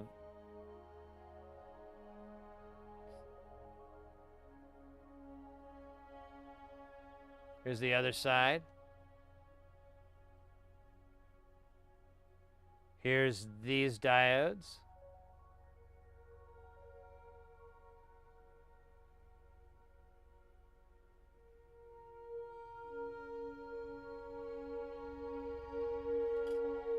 Absolutely acceptable.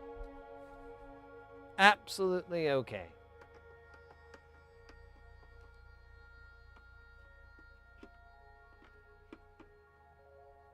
That's my skull.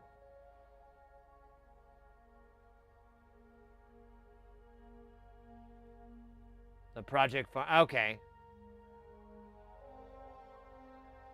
Well, if this, you know, who knows? I might get another one someday. I hate soldering melts. Whoever designed that snap should be ashamed. Oh, I love melts. I don't enjoy soldering them, but I do enjoy making that joke, and that's pretty much 90% of it, honestly.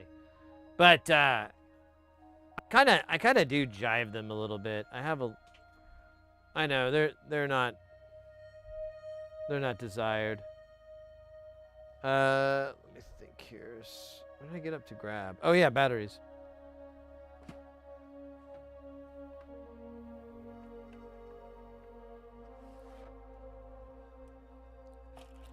Did I buy any more batteries for... Oh, shoot. Oh wait, here we go. About like a 20 pack.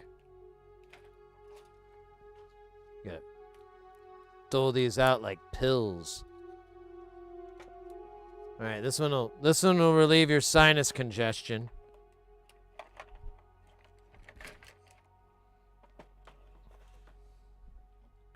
It's gonna leave you with a dry mouth.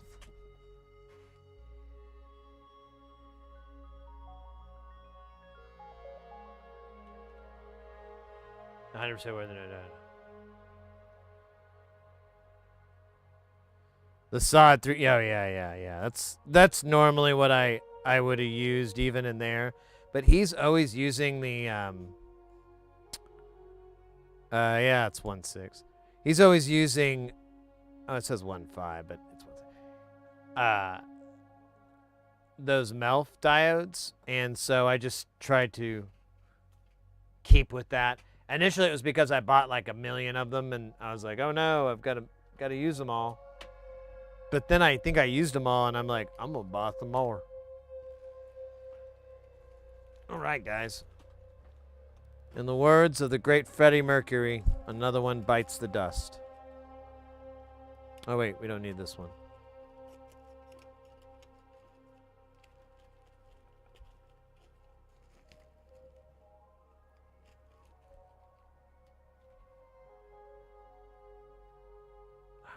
Now my glasses are fighting me. There we go. I won. Alright, I'm just going to put this guy in here. We should have another one of these boards to populate, but we're going to do it the way we're supposed to, because that's for my body. And I'm trying not to do his stuff weird. Trying to do his stuff the way you're supposed to.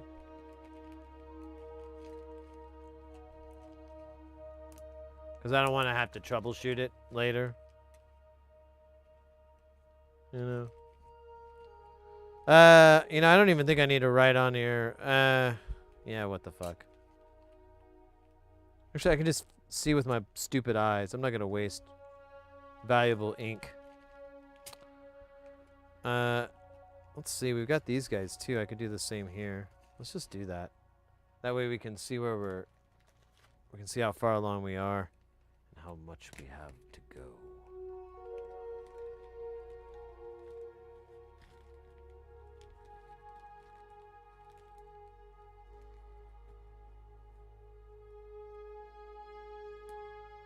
Yeah, I'm sorry. I'm using 99% ISO for the board cleaning. This just needs a bunch of TLO 72s, doesn't it? That's hilarious.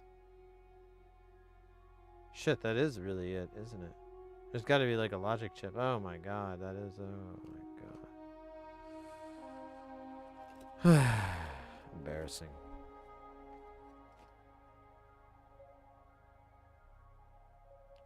Are those diodes particularly not really good? So you can get MELFs, and sometimes the 0.1% MELF are like a more economical option, and I think right now we looked at it and they're either neck or neck, or it's actually cheaper to just go with an 805, which is about the same footprint size. It's actually smaller, I think, still. But there are points where MELFs are going to be a cheaper option when you need like precision resistors. But for diodes, I don't know. That's just what he did. He's a madman, old Andrew.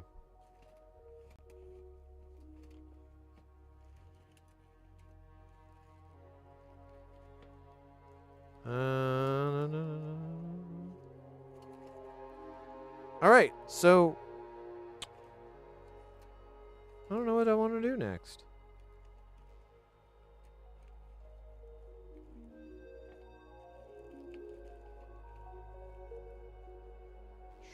How much time do we have today? We've got about 6 hours.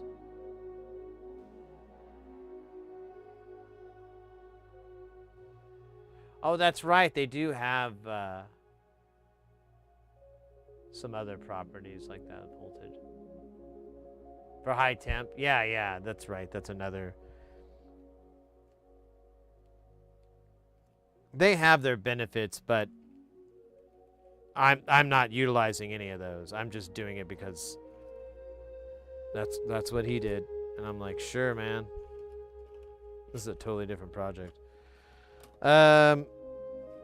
You know what? I wouldn't mind cleaning up what's in the back of here, so let's try that. This is the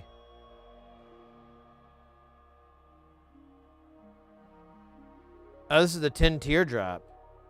Ooh, yeah, let's get this cooking. Now we won't be able to finish it. I know it's oh, I forgot. There's shit down here. There's a bunch of stuff down there. So the 10 teardrop uses an SSI chip, or the old oh god, who made those? I can't remember the name. It's an older chip, I guess is the point. And but they've been remade, and they're pretty popular.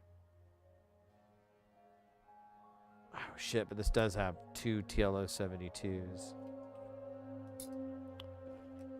What about this guy? I think this one needs a logic chip that we don't have, so it's the same boat as that one. Let me fish this stuff out, because it's kind of annoying that I did that.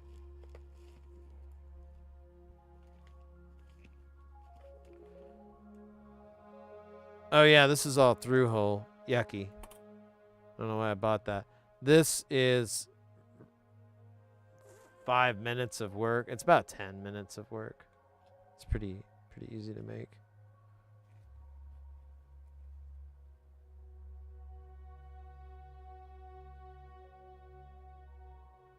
I have a specific sound. Yeah, I'm not really into the woo part of any of that, but oh, here's more through hole. Icky. Where's that through hole pile? Ugh. Gross. Oh, Shisa. Look at this big girl. Oh, hello, ma'am. My name is Sid. Some people call me Sid. Actually, that's kind of where we're at here. Ooh, you got a lot of matched paired transistors on you, don't you? 857s and 847s? That's a little wild. I should make sure I even have that. I shouldn't be talking to the board, should I? That's weird, isn't it?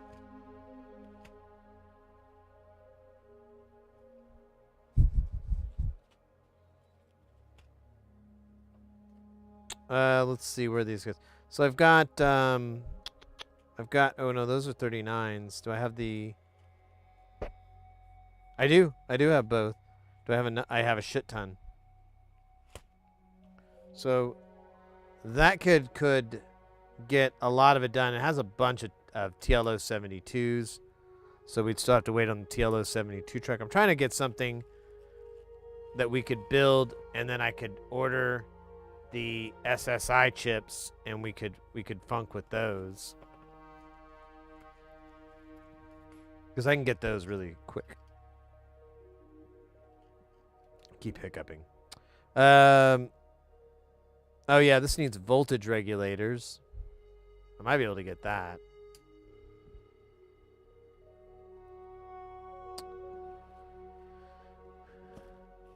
This is, this is a black box Vactral that we have to build.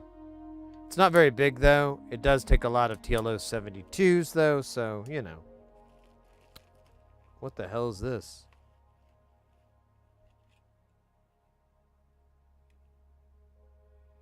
This is a digital filter simulator, but the front panel's missing. I think I pulled it out somewhere and did it or something stupid. Oh, you know, no. I am not sure where it went.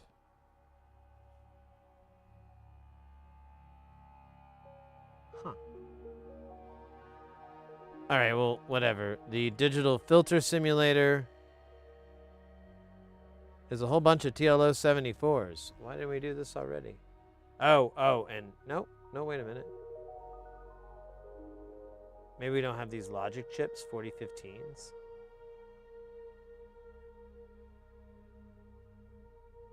Everything else looks okay.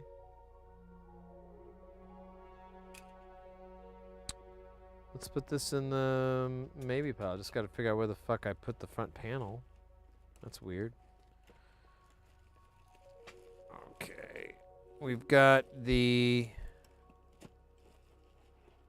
Oh yeah, that's actually a module.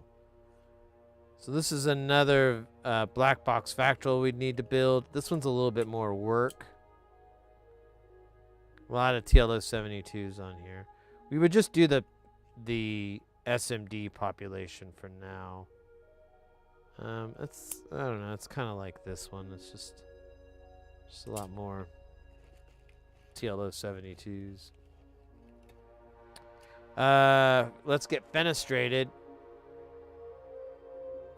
Is not a lot of parts. Not a lot of parts, but a lot of TLO 72s.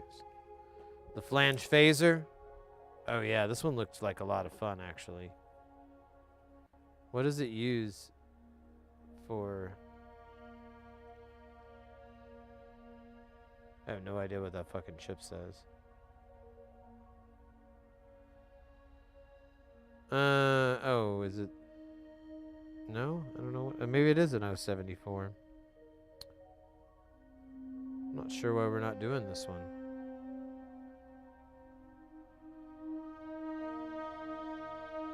It has two TLO 72s, but put this in the maybe baby pile. Moldy Rapture VCO. Oh, my prison name. So this one does require a 2131, which is one of those SSI chips, and then a bunch of TLO 72s. So it kind of still falls into that pile. The Logorrhea, let me go. Magnifico. Alric, have a good lunch, mate. I probably read that way too late. So this is 4 TLO 74s, then we have 2. Oh, we could do this one. This isn't the right front panel.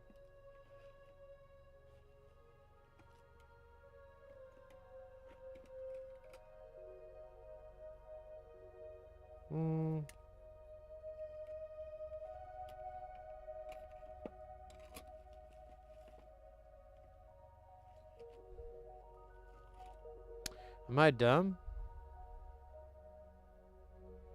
Oh wow, this is Huh? Huh?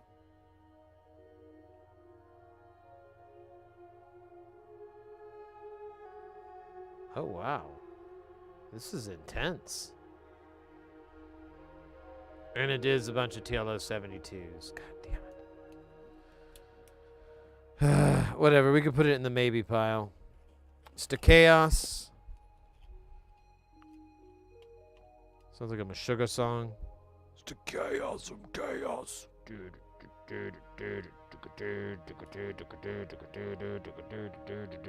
This requires a bunch of logic chips that we don't have. And doesn't require much else. There's not a whole lot. I'm going to put that in the probably not today pile.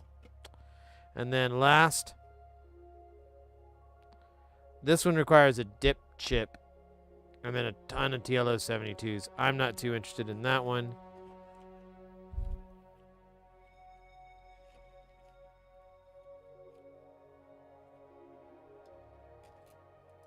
Here.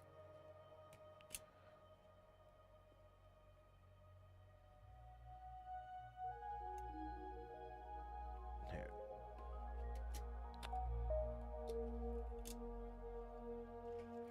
Oh, no, no, no, no, no, no, no, no. You can stand up.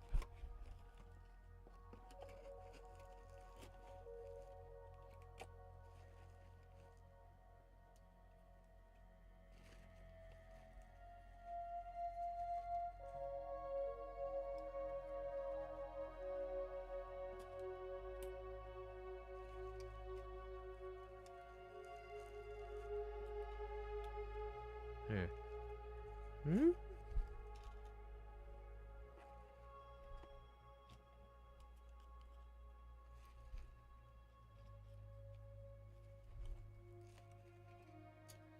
And I can't remember where comparators landed. It's not going to happen today. So what we're left with is probably doing this. I just don't know where the panel is. And then I think that's it for now. We'll just put these guys, we'll put them all in a little spot. Maybe, maybe not. Maybe I make that part up.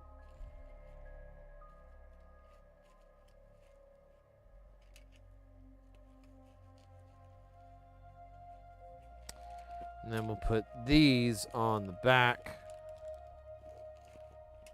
And we'll just kind of build some more of these. Until we are full. So where did I put the front panel for the digital filter simulator? I want to say I threw it.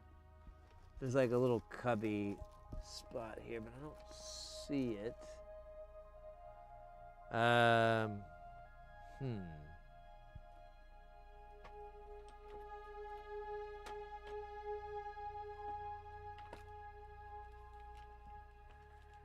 Yeah, I don't know where it would be. It's strange. How do I lose this shit all the time. And it's a little annoying. I don't know what I'm messing up. Yeah, I don't know where it is. I'll find it, and then when I do, I'll put it away. We don't really need it to do this part of the board. And we're not gonna, well, we'll populate, yeah, we're gonna do a little bit of that board, but we're not gonna do the through hole stuff. That's really fucking strange, though. It's like a big bloody board. You can't miss it. It's white.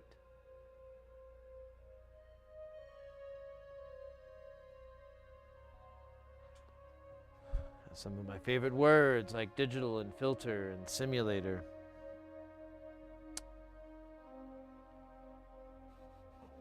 Oh, well, I'm sure it'll show up. And it will be embarrassed.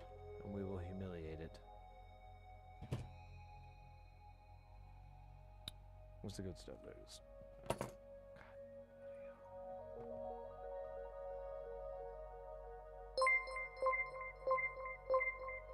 Yo, SVT4001 with that follow, with this, with the sub, with the subscribe. I'm not gonna learn terms, are they? Welcome in. Thank you for the YouTube sub. Do you ever get to a point where you're running low on parts? Odds are you find that it's under your couch. I just order them. I just keep ordering more parts. When I feel like there's not enough, I go get more. I have a lot. I was actually saying the other day, I may want to try to inventory them for the sake of trying to sell some of it.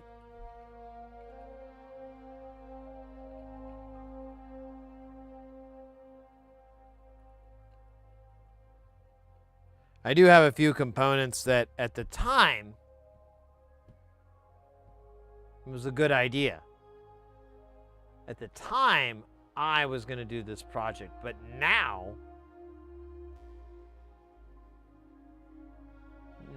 it just takes up money and space. So I don't know. It's a lot of work though. I'm really not into that. That's not fun at all. Working? Oh my God.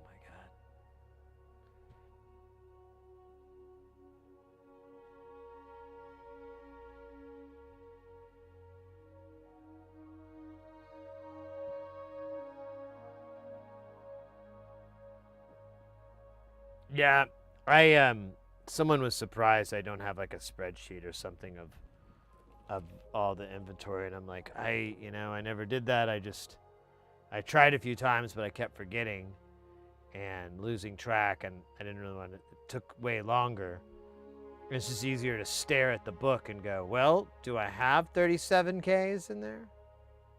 And then you could flip to it. But yeah, it definitely has some flaws.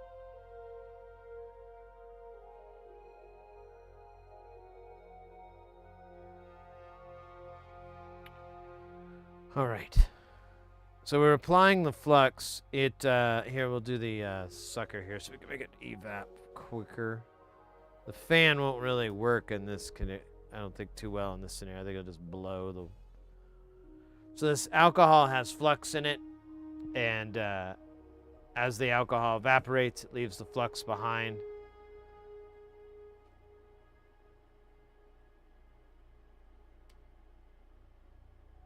Just like my song. Leave the flux behind. Leave the flux behind. I got the flux in me. Ba ba ba ba bee bee. Bee bo ba ba ba ba bee. The flux in me. I think it needs a little bit of work, the song, but my producer says it is solid gold. I feel like that's void of the juice. You will receive the juice. It will cleanse you of your mortal sins. It will rid you of your pain, your shame, your discomfort. It will all be removed with the flux. It is its job, you understand. It is all it knows. It is all that it understands. Flux. Are you having a stroke or something? No, yeah, no. Here's both hands. No.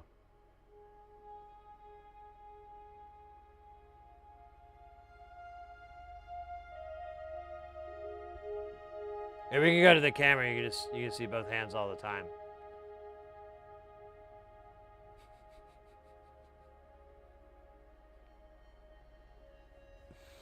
Hey, you set him up.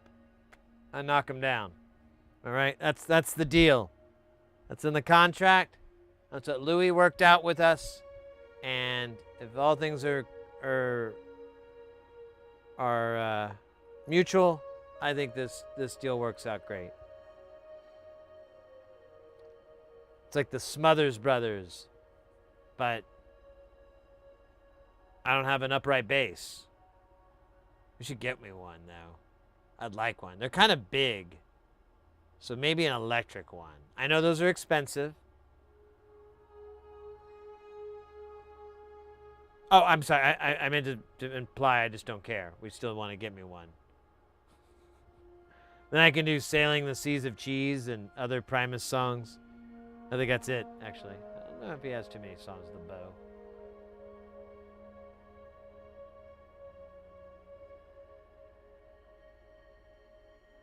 Introductory physics book for Osborne for children. Huh.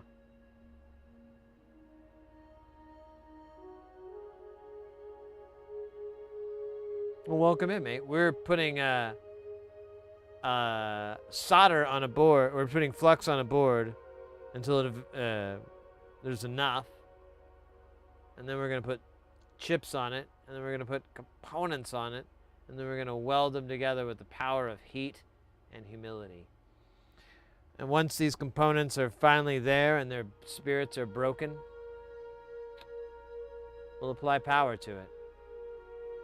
Utilize their broken souls as our infinite machine grows more and more powerful. Behold! Wait. Space station.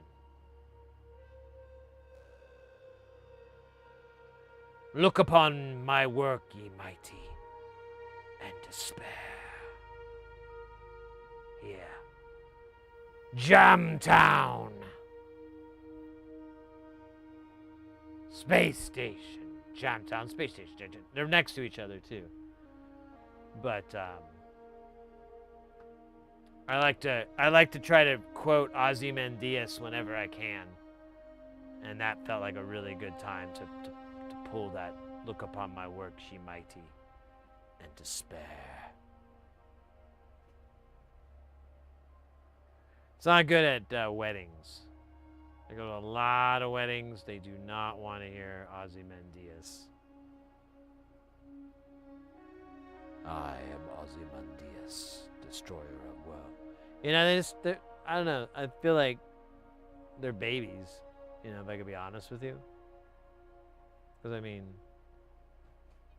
adults would dig it.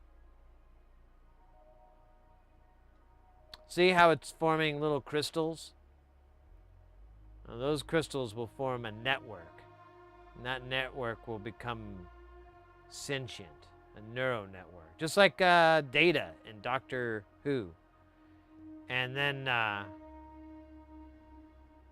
he'll be able to save DeForest Kelly from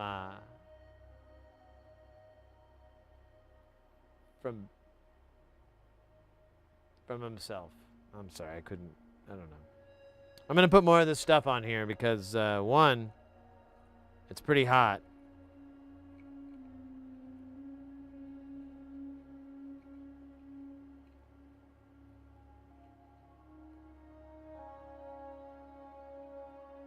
And two, I don't have a two.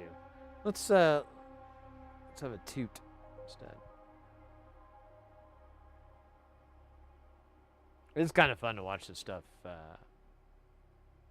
move. It is alive, you understand. It has a soul. It has a mind. It has a heart. Not literally, any of those things. But figuratively, definitely.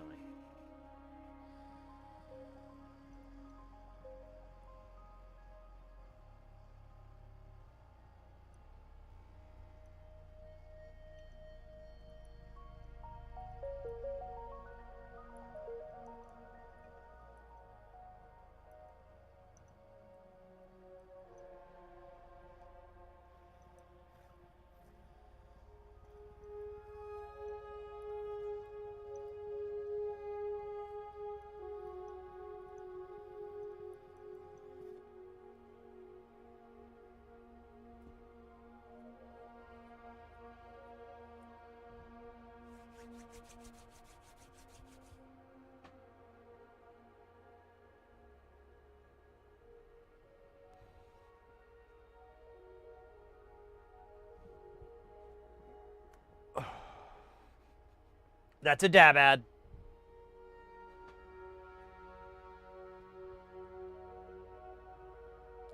What's the difference between flux and solder? I didn't mean to sing it like that. It just sounded really cool at first. I don't know. Now,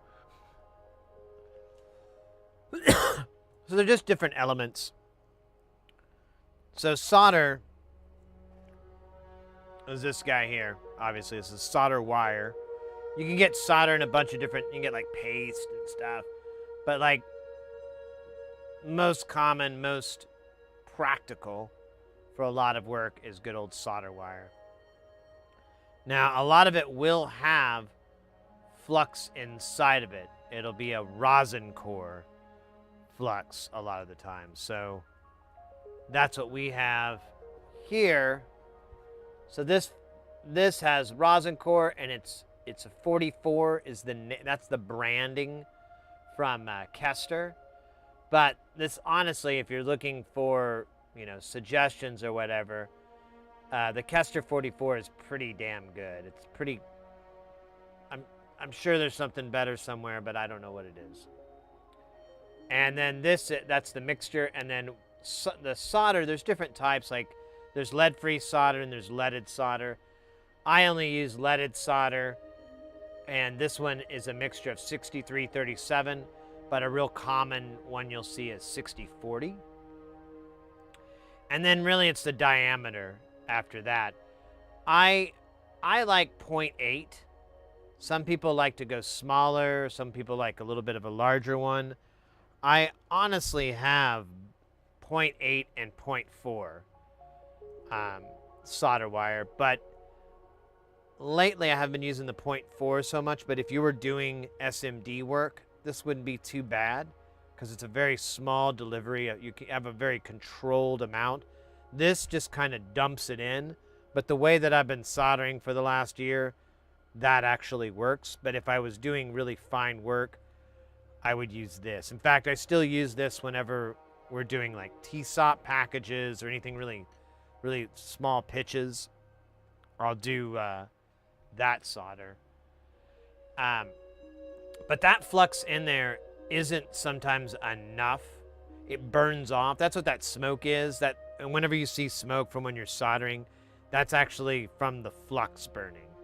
Solder doesn't really produce any smoke. You can get like a solder pot and run it, and there's no smoke coming out of it. So it's kind of also a visual indicator of how much flux you have left in your solder, because if you don't see any smoke, you know you're just going to be running with paste. And so if you add the flux, it effectively rejuvenates it, and you're able to keep working with that solder. It's very viscous. It adheres better and moves better when it has that flux. But once that burns off, you're back to this kind of doughy, crusty gunk. Maybe not crusty, but it sucks. Mr. Frog, take care. Have a good night, and can't wait to see you next time.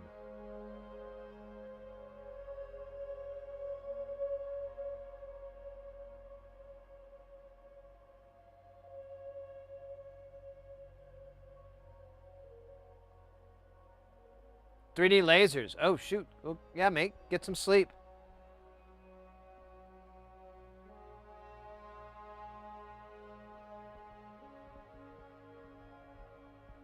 Yeah, it's a little bit more difficult. I believe you can still get it through like AliExpress and so forth, but you can't buy it through like a retail store. But I believe you can still like, you know, import it in or whatever. I'm not 100% on that. I'm sure there are countries within the EU where it's way stricter. But if that's the case, you can get lead-free solder, and you can get flux, no clean flux that works for it. Unfortunately, I have zero education or knowledge or wisdom or experience with any of that.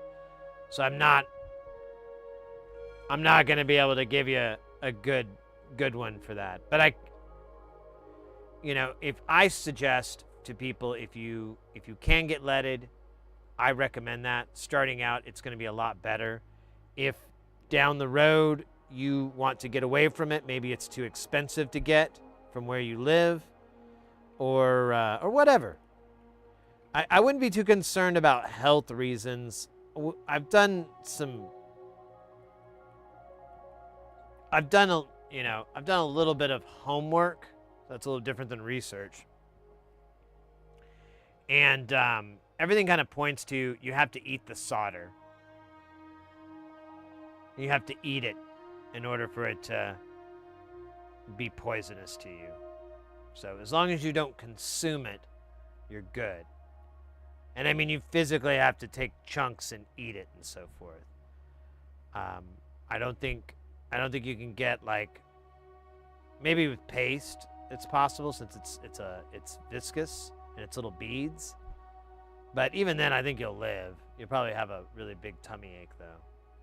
Big one. 0.6 60 40. Hey, so that's what I meant to say earlier. I kind of feel like 0.6 0.7, whichever you can afford, whichever's available, you know, when you're buying, that's a good size. It's nice in the middle. If you're doing a lot of through-hole work, if you're doing pedal work, you know, stuff like that, get thick solder. Do not get thin solder. It's going to be awful because you're just going to keep having to feed it so much. It's going to be maddening. But if you get something that's like 0.8 or a millimeter, you're golden. You'll have a good time with through-hole. With SMD, I mean, you could. It's just going to be really hard. So that I would recommend going smaller, like something like 0.6 or 0.4. I don't know how much smaller it gets, but either one of those would probably be more than acceptable for most people.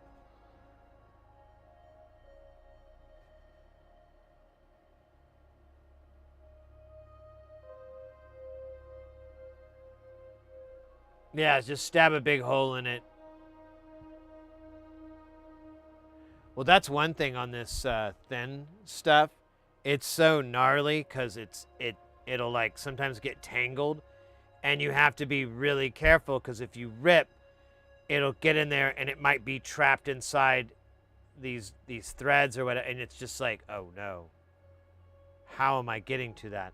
And I do remember there was one point, and it still has a problem because it's wound really tight in here and it wound over. But there have been parts where I've had to break it and just unravel it and unravel the other side to see which one where it ends, and then just use those chunks of solder. So I think your 0.6 recommendation is probably pretty good.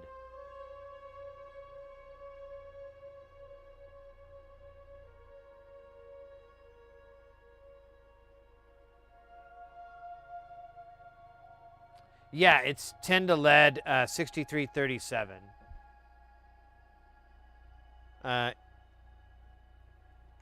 Yeah, SNPB. Sorry, I can't really. And as far as that goes, the mixtures, it really doesn't matter that much. If you can afford 6337, I would just go ahead and get it. Sometimes it's it's a little bit cheaper and you're trying to save money. If you're trying to save money somewhere and that's going to help you out, I would use 6040. Depending on how much you plan to solder, a pound is going to take, because that's how they sell these, it's going to take a long time to go through. Like years and years and years. No exaggeration. If you're doing a bunch of builds like me, unless it's a bunch of through-hole stuff, it's still going to take you over a year. It takes me, I think I can get like a pound of solder 1.5 to 2.5 years. And I do a lot of stuff, so gauge that how you want to gauge it. I did leave work once with a paste up my arm, discovered later on the train.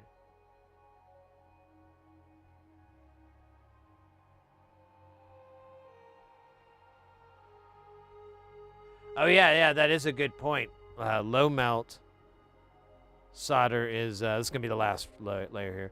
Low melt solder is really cool too. But it's a little bit tricky to use if you, well, honestly, I think you need to be able to do,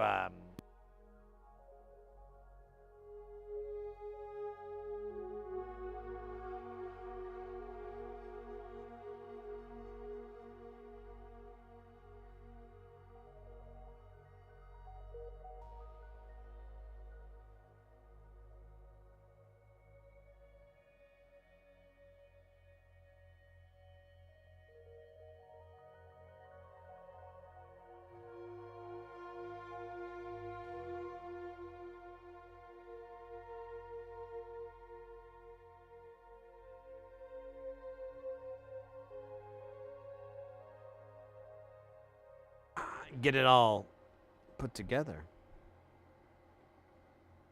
Oh man, what are we doing? Blobs.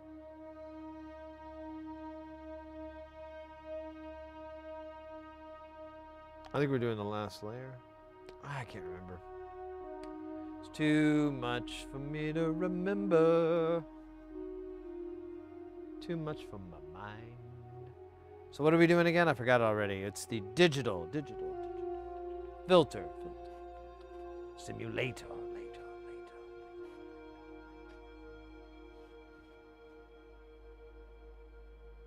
I'm just gonna look for digital.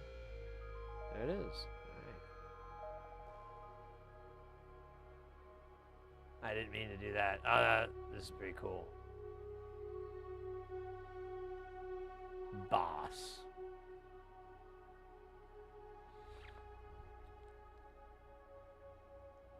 Pardon me. Oh yeah, I was gonna make some coffee, wasn't I? Let me do that. This module is based on the idea presented in 1969 IEEE paper titled Hybrid Implementations for Sample Data Controllers. Yes. What's more important is how many, oh my God.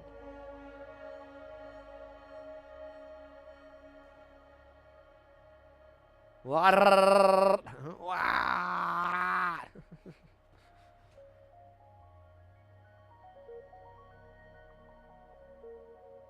TLO 74. Oh yeah, right.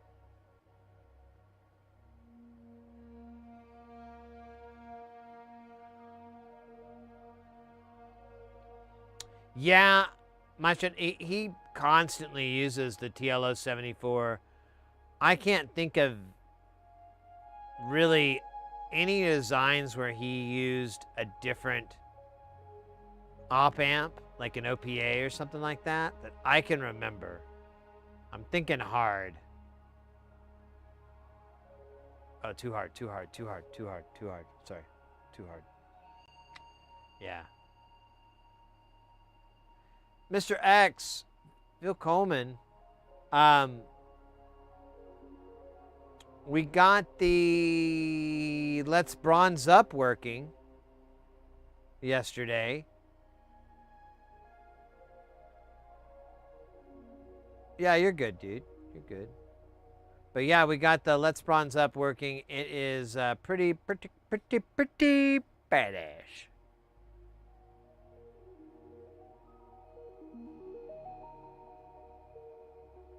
It's one thing that's interesting to me is like each row kind of carries whatever that input is. Like it's always a mixture, but that row really implements that input. You know, like if you had something flashing really fast on 2 and you plug into the row, anything on row 2, it's going to have that fast flashing. And so is 3, but it's also going to have whatever the hell is plugged into 3 being the dominant.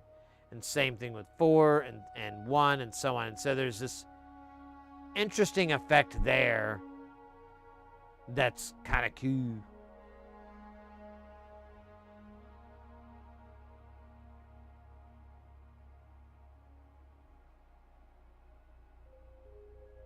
Sort of good enough. Yeah, yeah.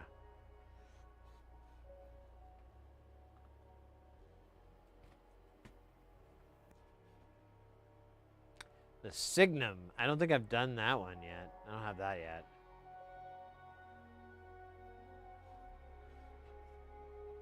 yet. Wait. I should go at least turn my coffee pot on so I can... Yeah, let me do that really quick, guys, because I'm embarrassed. I keep yawning. It'll just take me a second. I just gotta turn the... I don't even have to turn the mic off. Unless you want me to. Oh. Right. Put this away. Put this over here. Turn this thing on. Dip-a-dip-a-doo. Okay.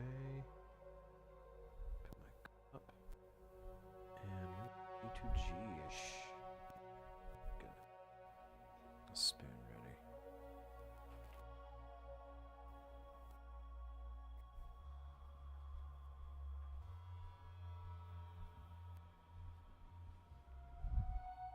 All right. Now we're cooking with codeine. Or Cody. I can't remember which one it is.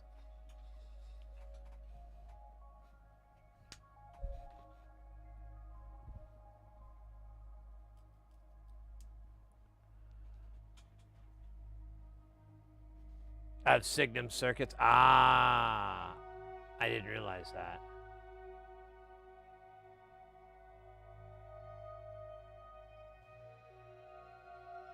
And the Regal oscilloscope. Well, yeah. If it works, it works.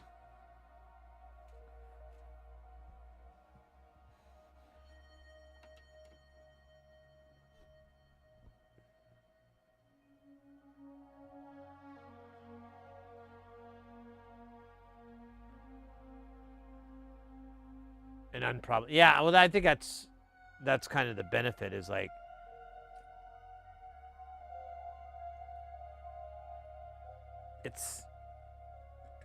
it's already kind of been worked out and is a pretty general purpose, I guess would be a better way to put it. Wait, this isn't the right book. This book contains lies.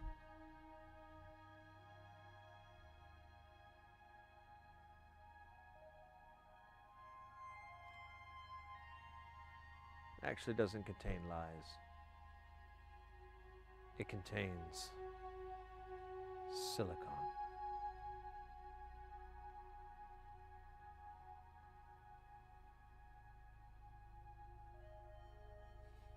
We need resistors. We need a lot of 100Ks. And then we'll just knock out what's the rest in that book. There's a bunch of other stupid shit, but we're gonna dumb us through this one.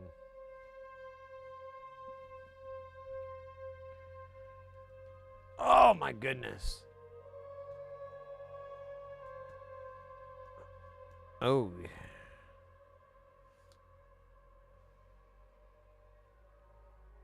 Let me see, there's two.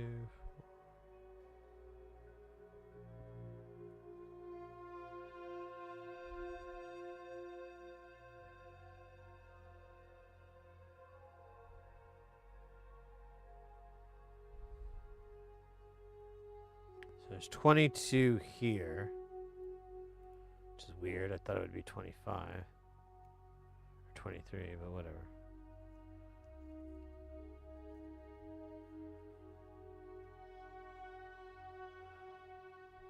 And I just need to count out.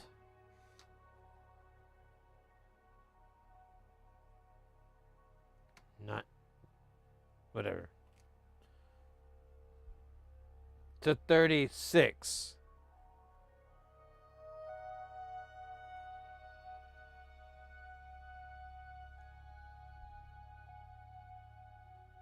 Or 22, 24, 26, 28, 30, 31, 32, 33, 34, 35, 36. All right, that's probably not right, but what is right? Scientists Really don't know. They know that it is contingent on what is left. We don't know what's left, nor do we know what's right. I know I'll be right back. I'm going to go grab my coffee.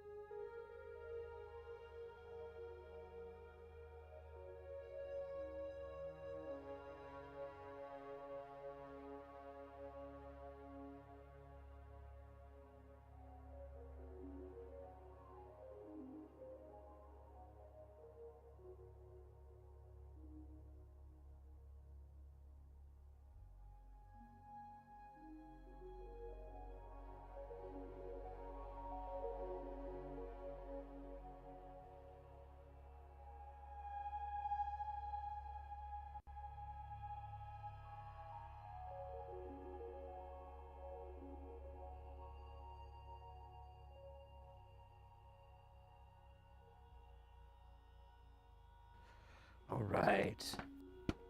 Thanks for waiting, guys. It'll be worth it because now I have chocolate coffee. It's this thing I invented.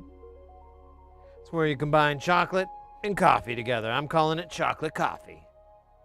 I don't think anybody is doing it right now in the world. I don't know if I can really make any money from it, but I don't know, I can enjoy it. My chocolate coffee. It's like my pizzerito, you know. When I invented that, no one embraced its elegance, its form, its function. Its lack of nutritional competency, as someone once. Well, someone did put that way, so. Whoa. Losing some connections there to the mainframe.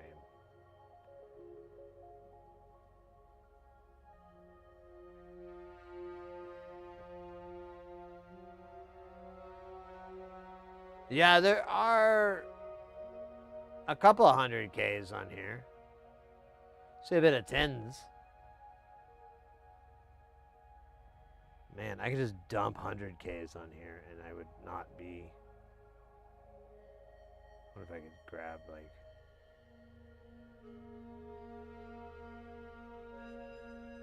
Bleh, here I bring gifts. Are these the 100Ks we ordered? Yes. Yay! Yay! How about thank you? Oh shit, this board is upside down. Oh my god. Can we handle it?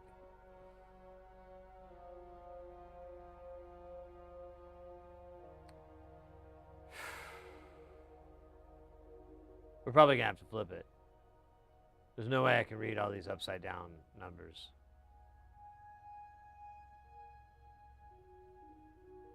And not explode.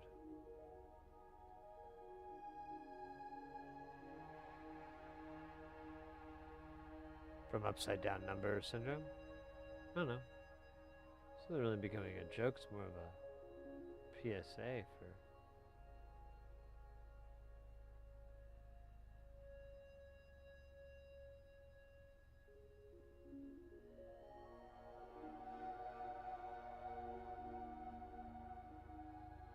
Oh, what are these ones with the asterisks?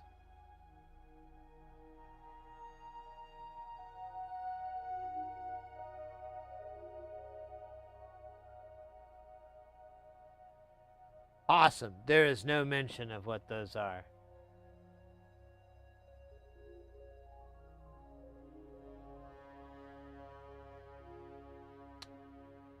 Oh, wait, here we go. Resistors marked 100K asterisk on the input and output stage can be adjusted for better balance between inverted and non-inverted signals. Try 51. Okay. Now you tell me!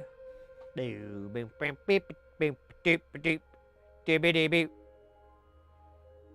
we can't legally use the Seinfeld music, so I just automatopoeia it in.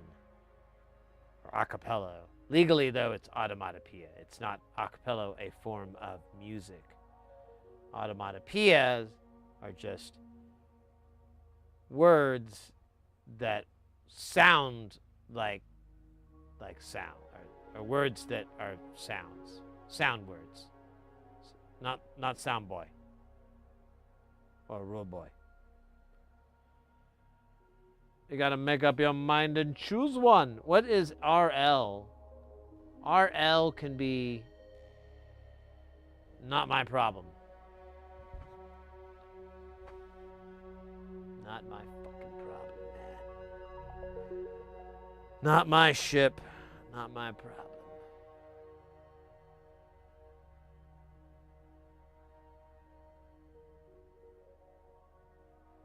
Ooh.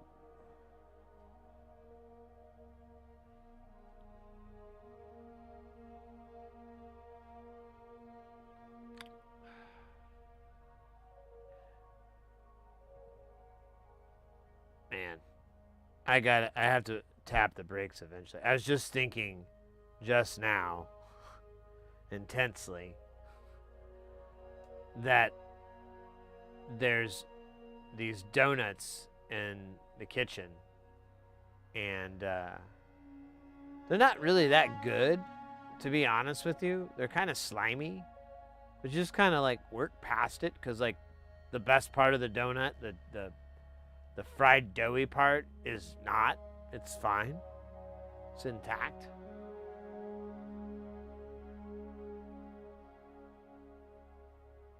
Yeah, it is the LED resistors. You're correct.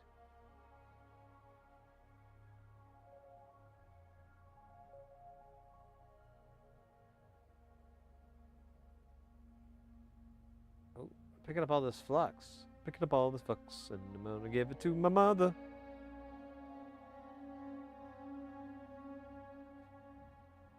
I lost a lot.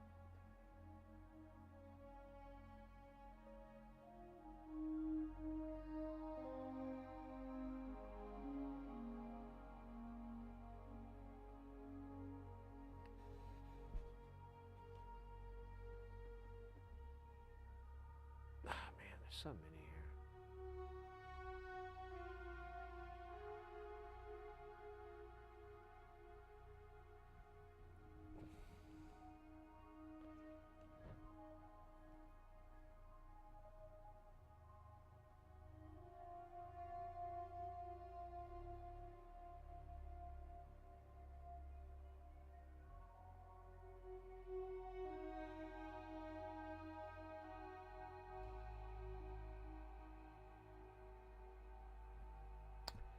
You know, in hindsight, I should have started from the top and went down.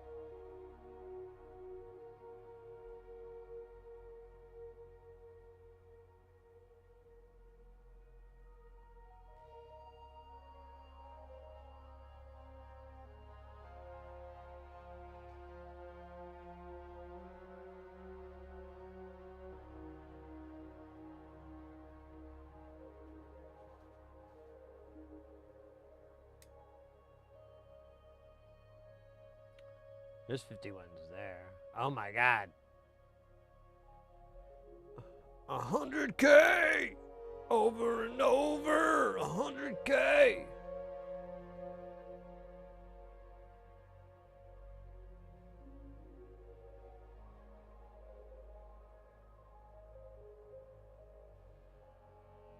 What, I get it wrong?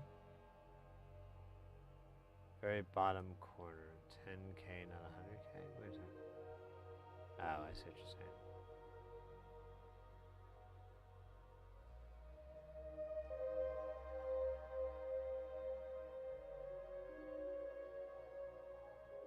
We already did this, so booyaka. Good catch.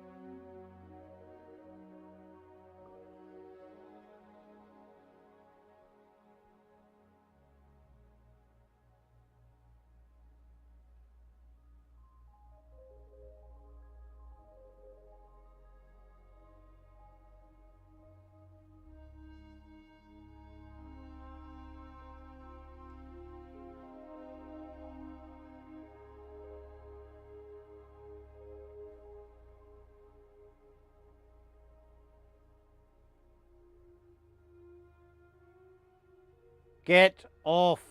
Thank you. Thank you, bro. Bro.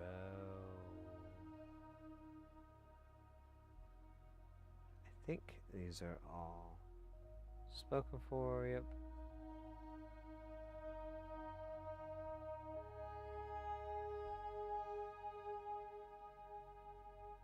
Tres. Oh man, we got way more. I wonder what the hell.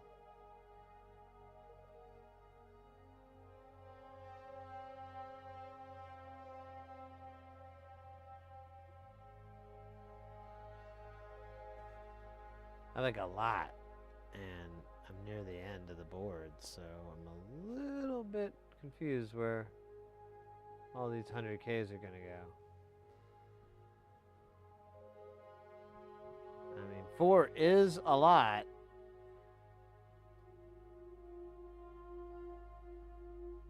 I must have missed something.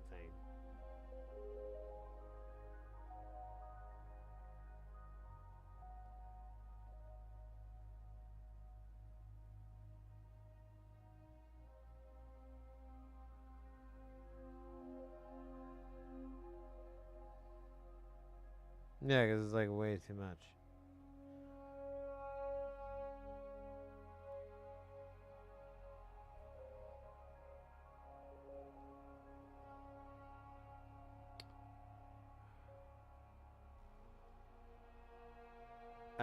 Huh? Yeah, I don't know.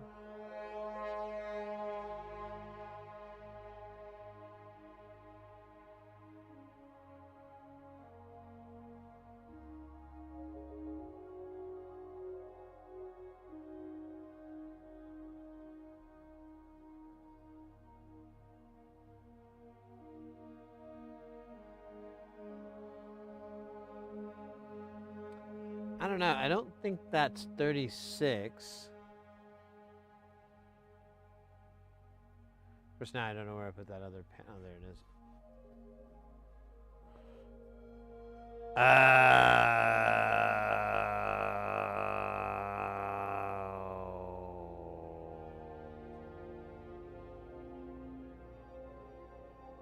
Okay. So we gotta lube this son bitch up. man. We're gonna...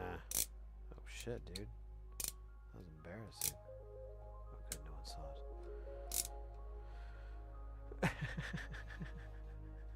it.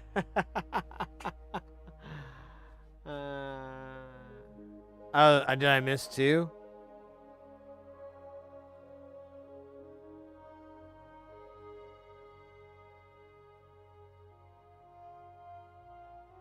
Alright, well... We'll, I shouldn't have moved the board. That was kind of stupid of me. Yeah, like, I think I just lost. Well, no, I think those are all there.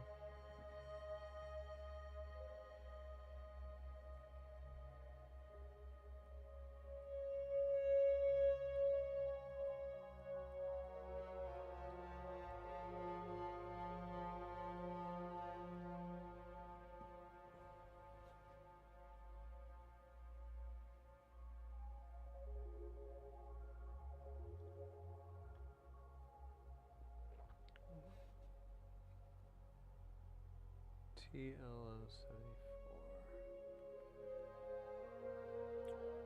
There's one at the top.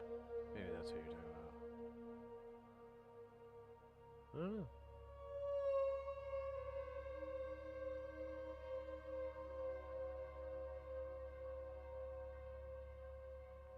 Near the bottom right of the TLO74.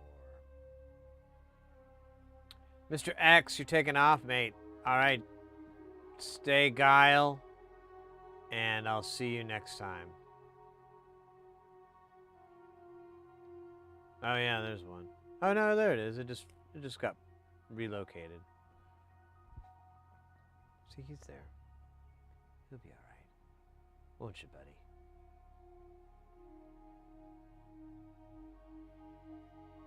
Last of the 200. Oh really? All right.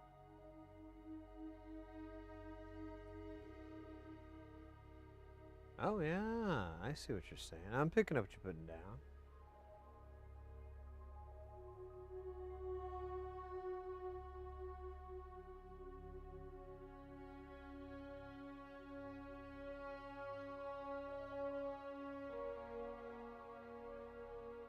Oh, thank you for that shout out to Mr. X. Appreciate it. I totally spaced it because, you know, space.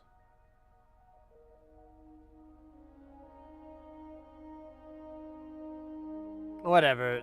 They all look kind of the same from this angle. All right, we'll start soldering, and we'll just kind of, we'll probably spot the spot.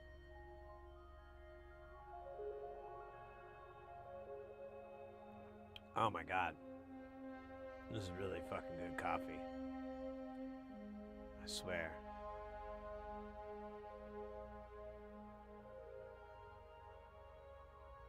This is really fucking good. I know it's not good for me, but, you know.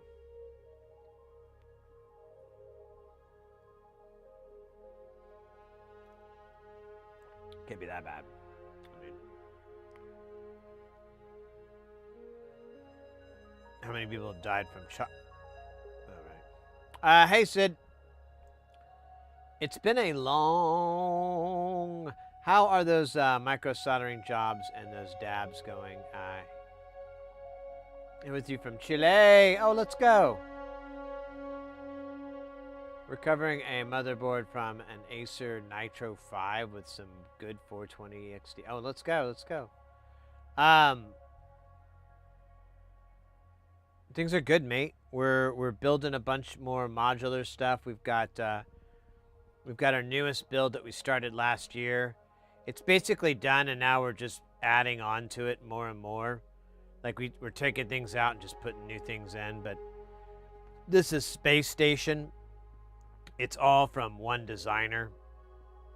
This guy, Andrew Fink, Nonlinear Circuits is the name of his modular company thingy. I don't know. It's all DIY. It took us a couple minutes to put it together, but it was a couple minutes worth it.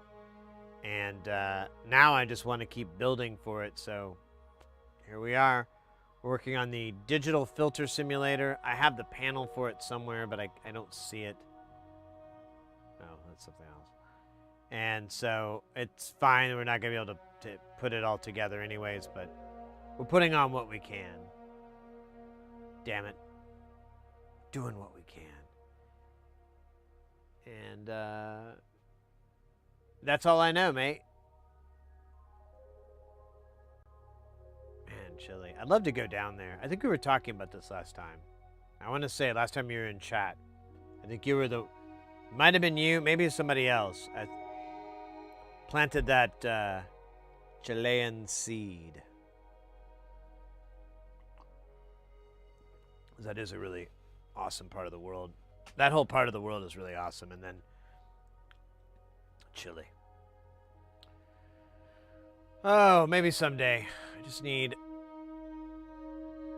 48 bucks more. Times 62 to the power of whatever. No. I don't know. We'll get there someday. But not tomorrow.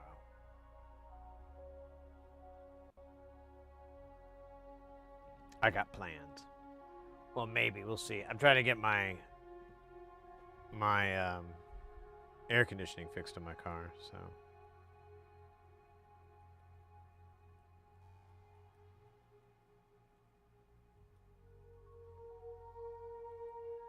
Alright.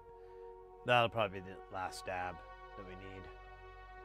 Of that. Oh! Oh, wait. I meant to go to the scope view. What the heck? Oh, my gosh. There you go. That looks cool. But yeah, mate, welcome in. We're about to do some snottering. I guess we could do it now. I don't know what's stopping me. Love. Honestly, my fucking right shoulder is... I do have like a little massager thing, but I think I'm just going to try to do that after the stream. I think if I try to do it now, it's just going to be like a stream of me making like O faces when I try to work out a knot in my back. Where I'm just like... I don't think that's the kind of content I want to be known for. Although it would be profitable, I'm sure.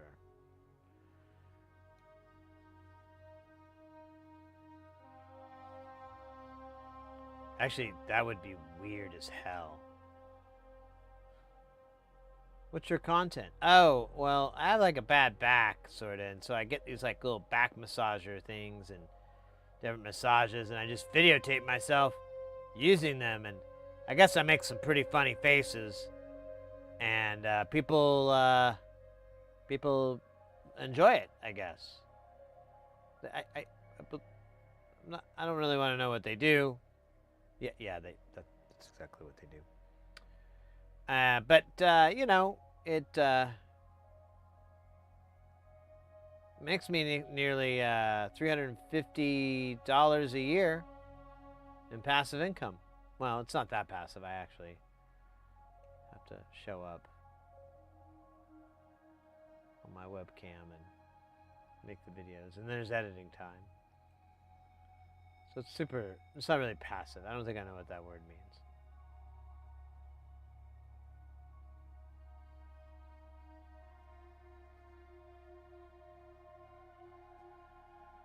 Oh, man.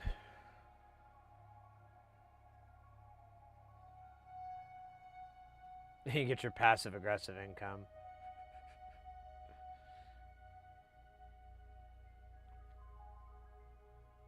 What would that be? That would actually be like a thing.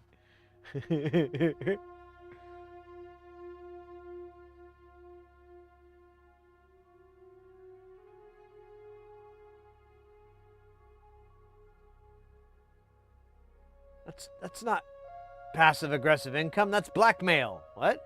No. See, I've got this stuff that he doesn't want anybody to... Oh, right. That is blackmail.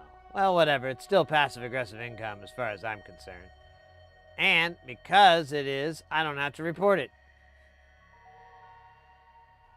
So it makes it tax-free. Follow me for more financial tips. How to earn tax-free passive-aggressive income, aka blackmail.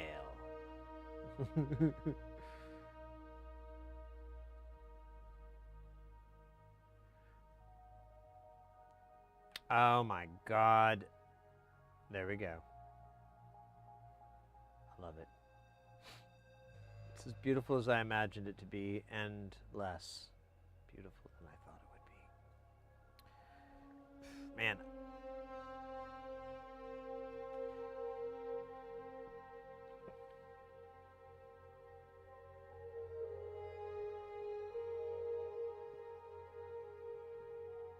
No, you gotta go this way, bro. It's the rules. I know it doesn't matter.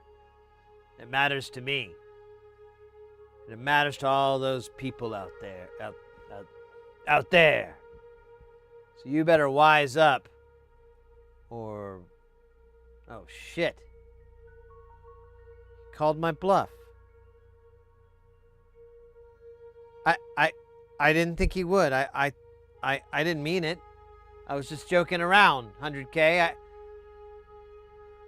I didn't mean it. Like, it was a bit. It was a bit. It was a bit.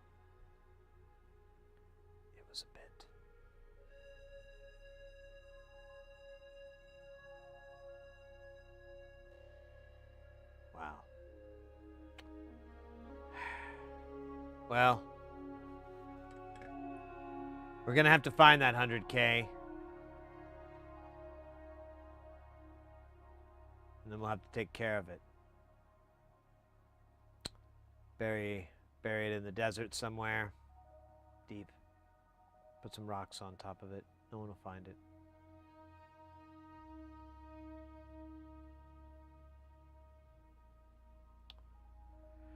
Good news is cadaver dogs can't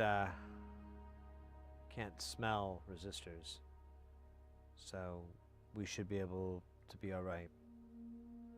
As long as none of you talk. You're not going to talk, are you? I mean, no one likes a squealer, do they? No. Of course not. I mean, why would you do that? It would be so bad for your family and everyone you love and care about. Yes! I'm going to bypass you and go straight to them.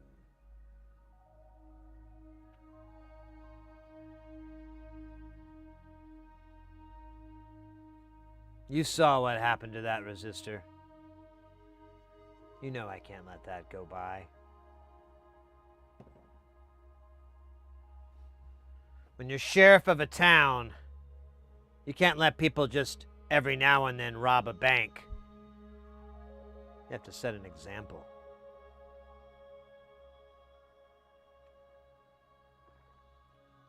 You have to show your community trust. Value.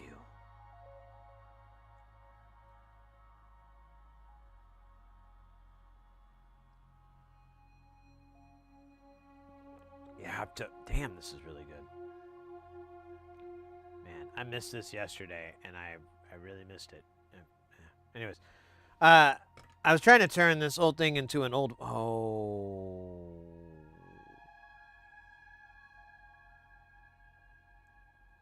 I had like a big glob of solder and I just pulled this out and I didn't put it in the thingy. Might as well do it now. And then this, hold on. That plopped out. Like it just, and of all the places it could have landed.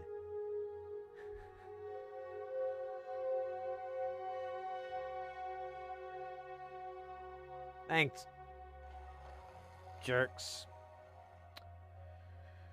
Oh, man. I'm telling you. The solder life, it's not like how they make it to look like on TV. Sure. Sure, there's beautiful women. Sure, there's exceptionally handsome men. But they're not in this scenario at all. In fact, they're almost antiquated now. That was a good setup.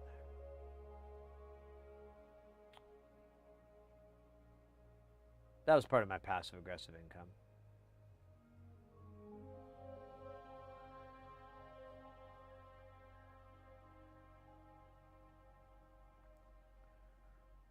Yeah, you would basically just like guilt trip people. Wouldn't that be passive-aggressive income?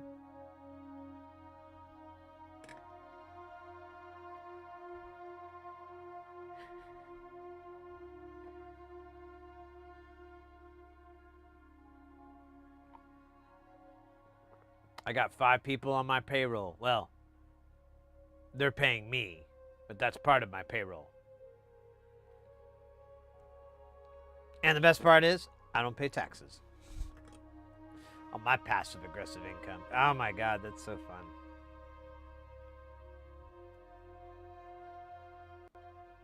Passive-aggressive. No, okay, not a song. But, look what some butthole did. Jackass. Let me write this guy's stand down. You are a butthole. No.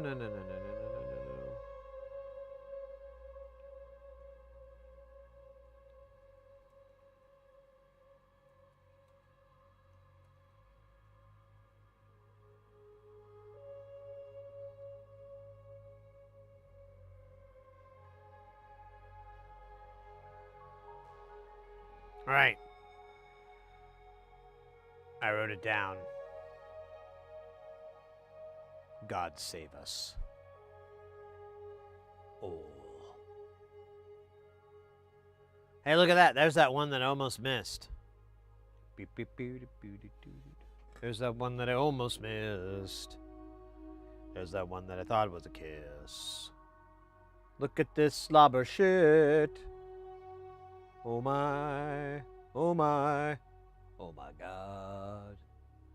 I probably, oh, there you go. Just do it this way. Like some sort of grunt.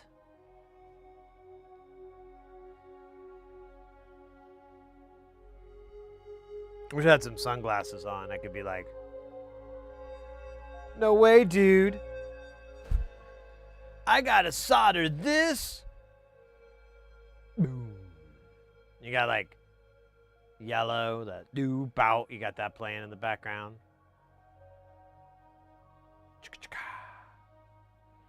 Do bow bow. Do do do dow bow. We couldn't afford it, so again, we're just gonna do the automatopoeia version, not a cappella. Very important distinction. But a bow bow bow. Bow, bow.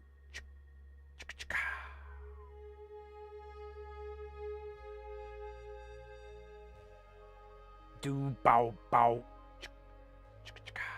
Oh man, I got it on that lead. Oh my God, I'm gonna cut off my solder fingers. I missed solder fingers. Oh, shit. That's not good.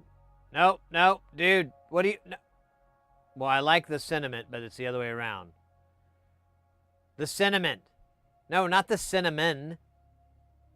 No, I do like cinnamon. No, there's nothing wrong with it. I said the sentiment, though. No, I don't know. Yeah, mint smells like... I didn't... Not the scent. You know what? Fuck this. Not even going to talk with the resistor anymore. You're being a bad faith. You're arguing with me, making me look like an idiot. Talking about the cinnamon sentiment of cinnamon. And I'm trying to talk about the best parts in the movie RoboCop. Not out loud, obviously, mind you. I keep those in my head. But here you are, resistor, getting in I'm listening. I got going in my skull, and you're like, no, man. Cinnamon, cinnamon, sentiment. I'm like, yeah, we're not doing vocal exercises here, bro. But thank you. Thank you.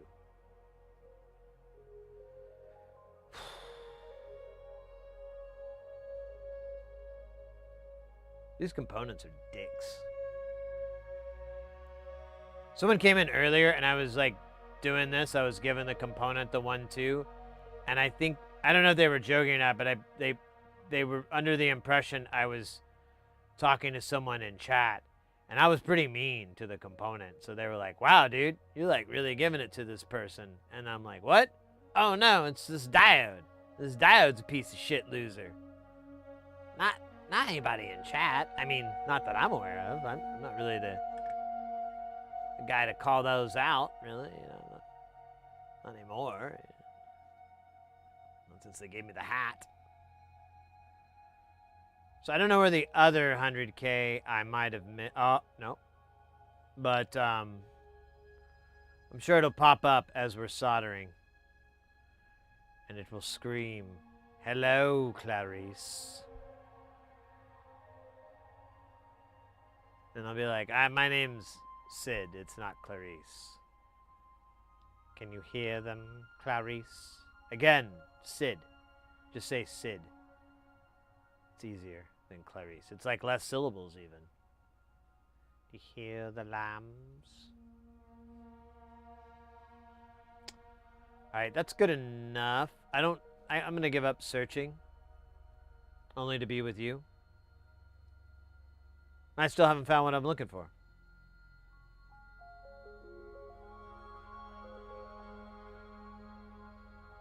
But look what I found down here. More asterisks. Just like in the movie The Magician's Asterisk. Oh wait, that might have been a different movie. Might have been asterisk. It might have been just Asteris? I don't think that's a real thing. Damn those diodes. I know, right? They're freaking jerks. I went to high school with this one diode. And, you know, like, I don't know. I thought, you know, we kind of had a falling out, but, you know, that was ages ago. We were young. And I see the diode, and I'm like, hey, how's it going? And, you know, just kind of hanging out. And then I start to realize that the diode and the people who are, they're mocking me. They're like making fun of me. And I'm like, you know, I've had a few, whatever diodes drink at bars. I've had a few of those. And so I don't realize it until like, I'm like neck deep and I'm like, wait, you guys making fun of me? And I didn't really like it. And it's been living in my head a little bit more than I would appreciate it. Pretty sure this diode is a big Nepo baby anyways, so it's like, you know, I know you're just mad that I earned everything I have. That just eats you up inside. You stupid diode. My daddy just couldn't give me everything I wanted. I had to actually like go do it. It sucked, you know. But hey, at least I'm not a piece of shit diode, eh? Right? I'm more of like an operational amplifier.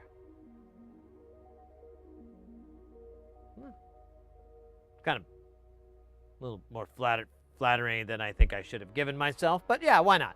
Let's go big. Let's boost the ego there. Got punched down by that diode. Let's punch back up with a little bit of I'm good enough, I'm smart enough, and gosh darn it. I think that's it. I don't remember the rest.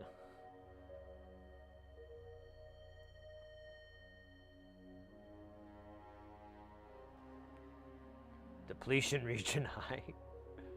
Yeah. If I would have lived like a block over, I would have gone to ESR. Much better school, better teachers, everything. But you know, that's how the districting works sometimes. It can really hose you.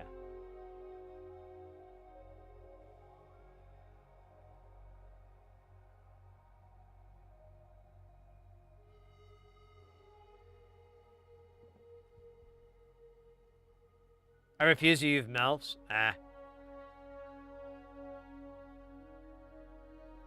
I'll tell you what, Maestrin. If you want, I'll solder them on for you. I'll be your MILF handler. I'll handle all your MILFs if you need me to. I don't mind. I like them.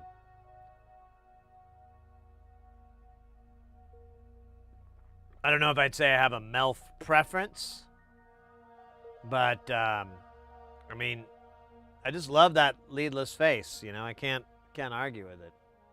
The roundness is a little bit of a problem. Can't argue there, but it's that added little bit of inconvenience that is a bit of the spice of life. And as they said in the movie Dune, the spice must flow. So you got to get a big flowing of spice.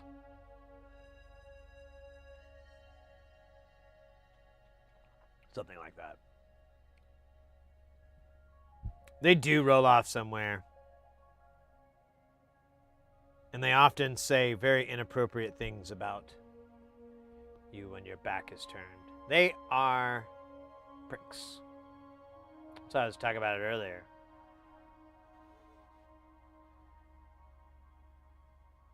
That stupid diode I went to high school with.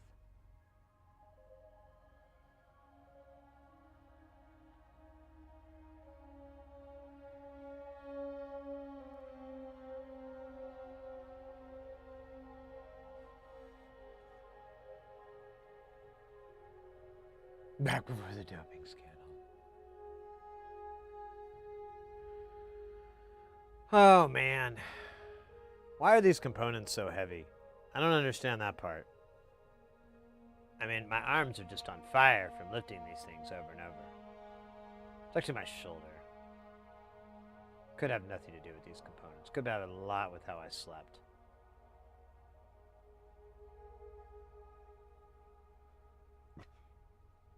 Excuse me.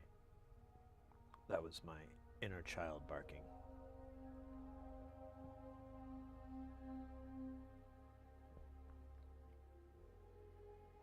You will be ripped or riped? Ripped? Oh, wait, I didn't see that. The 402. Yeah, but they were 402. I didn't miss that part where you said that, my bad. The color coding is conspicuous.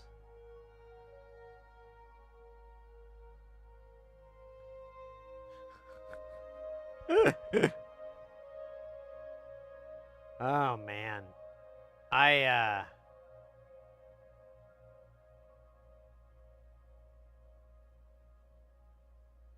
rip and I rhyme. I rhyme and I rip.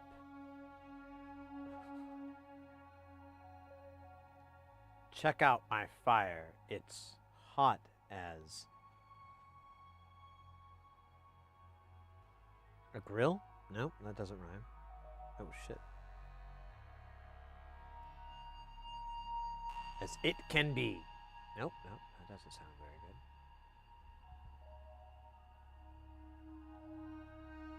good. Oh, ripped from carrying the component. I thought you meant, like, ripped from the headlines, like Law and Order.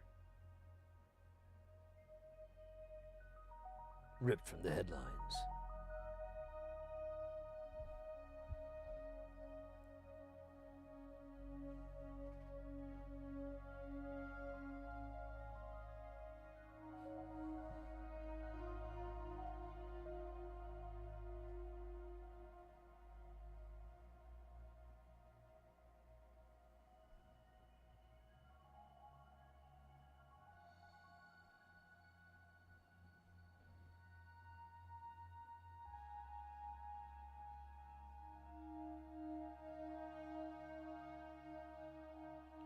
Any plans for open sauce this year? What? What? What does that mean? Yes. But I don't know what it means. What do you mean, open sauce?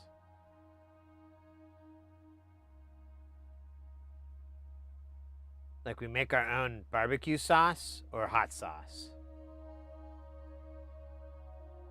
Or love sauce? You want to get naughty? We can make a love sauce. I mean, I have to okay it with the wife. You know, hey babes, like they want to make a love sauce. We could make tens of dollars from it. We should really invest. And then she'll be like, and that's like her silent way of saying yes. She'll be all right with it. Those big sighs are like, I know what they mean.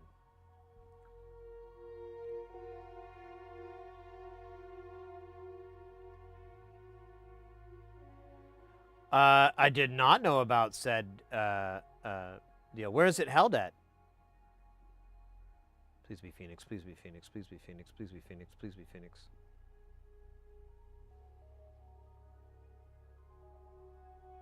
San Francisco. Oh, Jesus, hell no. That's, oh, man. I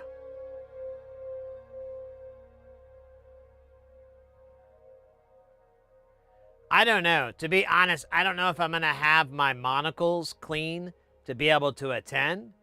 I got all my monocles and my top hats being serviced right now.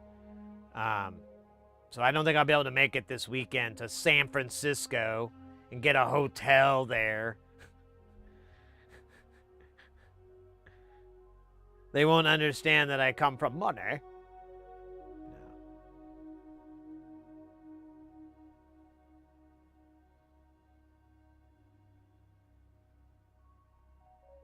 Do you have a hot air gun?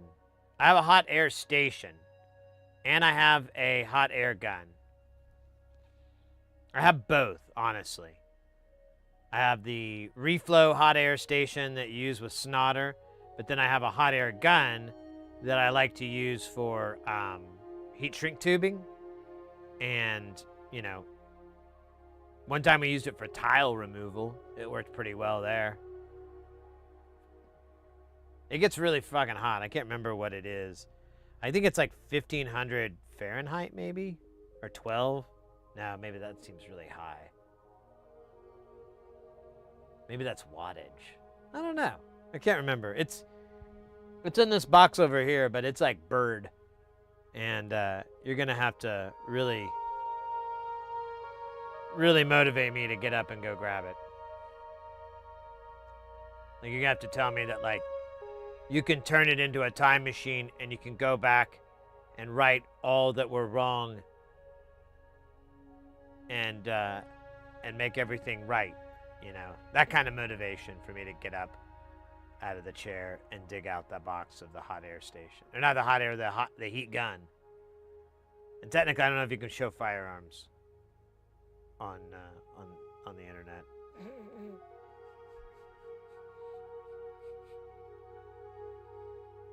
I was just being dumb.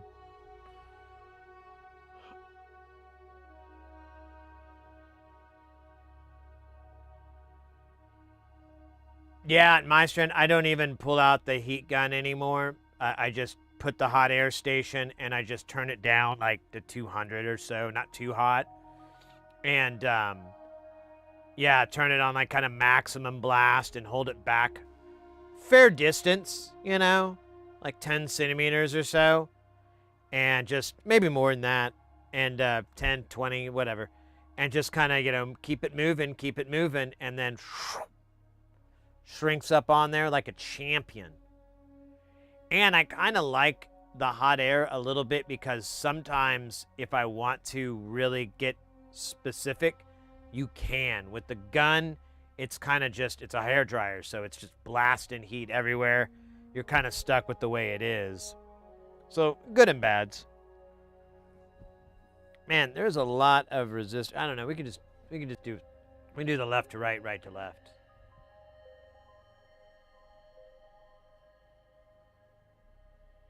People to exhibit.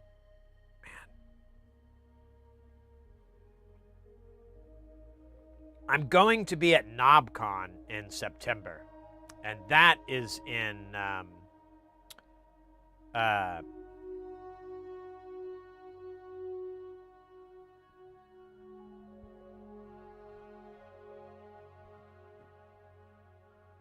oh my God, Schaumburg, Illinois, which is like a suburb of Chicago.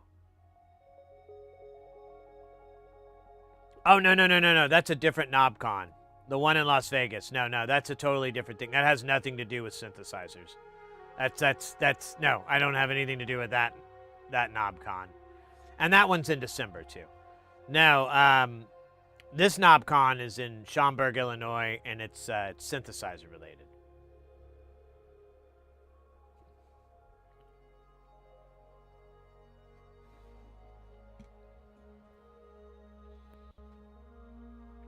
Joke!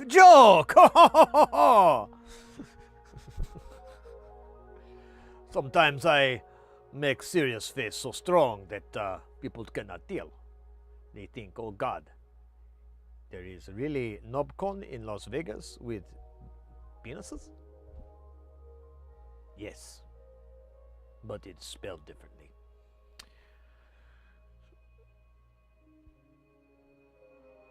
I work when I need to solder an SMD component to the pad. It doesn't have any solder on it. I use a reballing sphere for 803 size components. I use a 6.7. Oh, wow.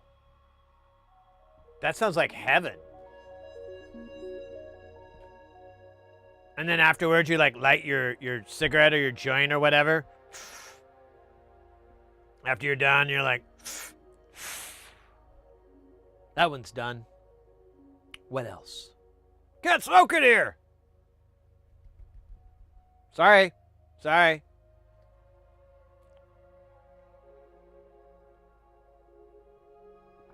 you use hot air with the balls? What do you mean the balls?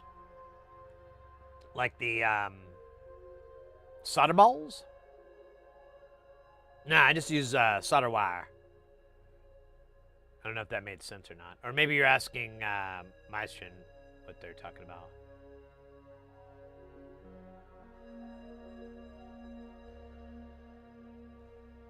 Oh, wait, yeah, that's what you guys are asking.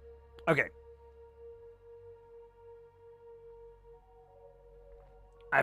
I'm picking up now. All right. Man.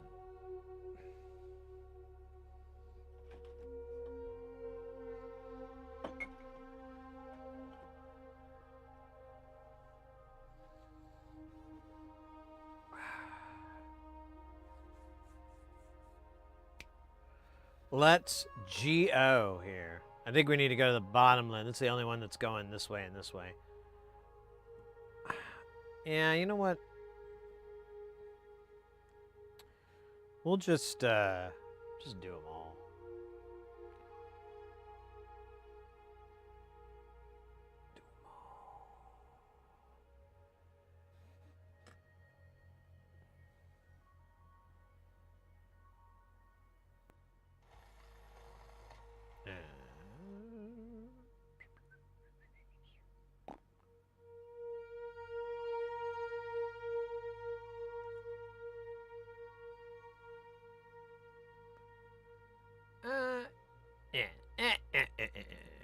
Alright, this one's gonna be kind of tricky.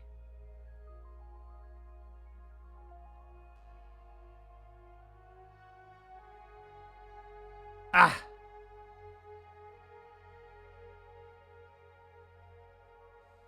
Hold up. Just gonna get that now because it's such a big chunk, it'll be easy to pull up.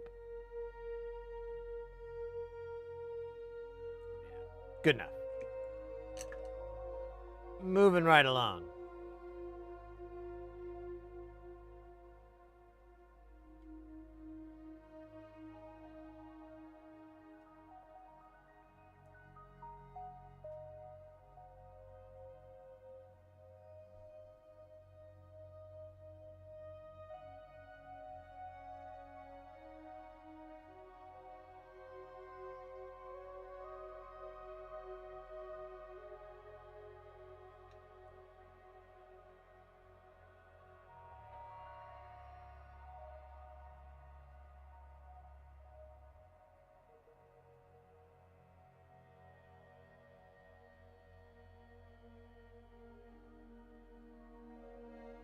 God damn it, I did it again.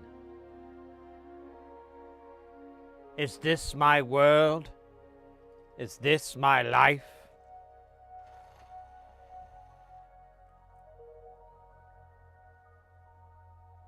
Is this the hell I've brought upon myself?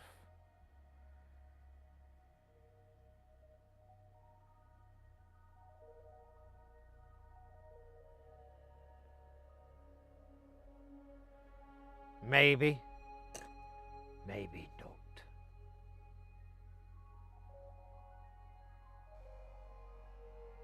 Watertight? Yeah, I mean, it's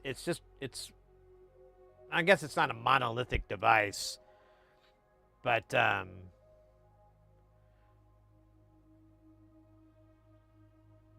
guess. I mean, the leads can get damaged from water corrosion and stuff like that, but there's like there's no box or enclosure that I'm aware of. Actually, if I remember right, this material here is like an epoxy kind of material that the resistor wires live in.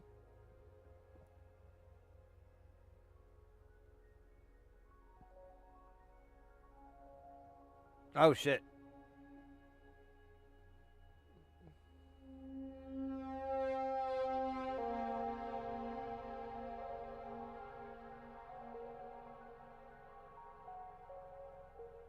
Come on, man. Don't quit it. I'm not gonna touch that guy again.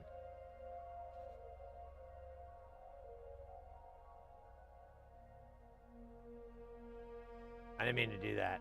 Well, I kind of did, but not a whole lot. There we go. And this guy. Ooh. Wow. Challenge level. D.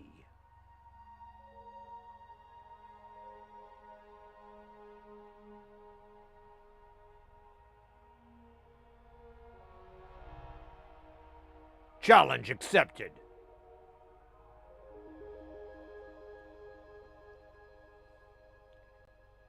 Challenge level, Sigma.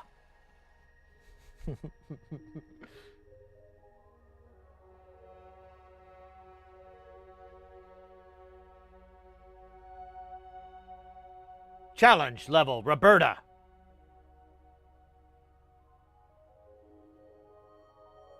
Challenge level, back to Sigma.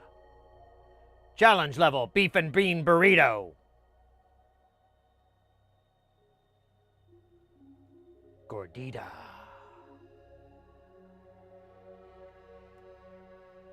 Ooh. Yeah, these are good ones here. These are ones I want on my resume. Not because they're going to help me, but they're going to help them get me them. I don't know what I'm talking about. I just know that that guy's on there.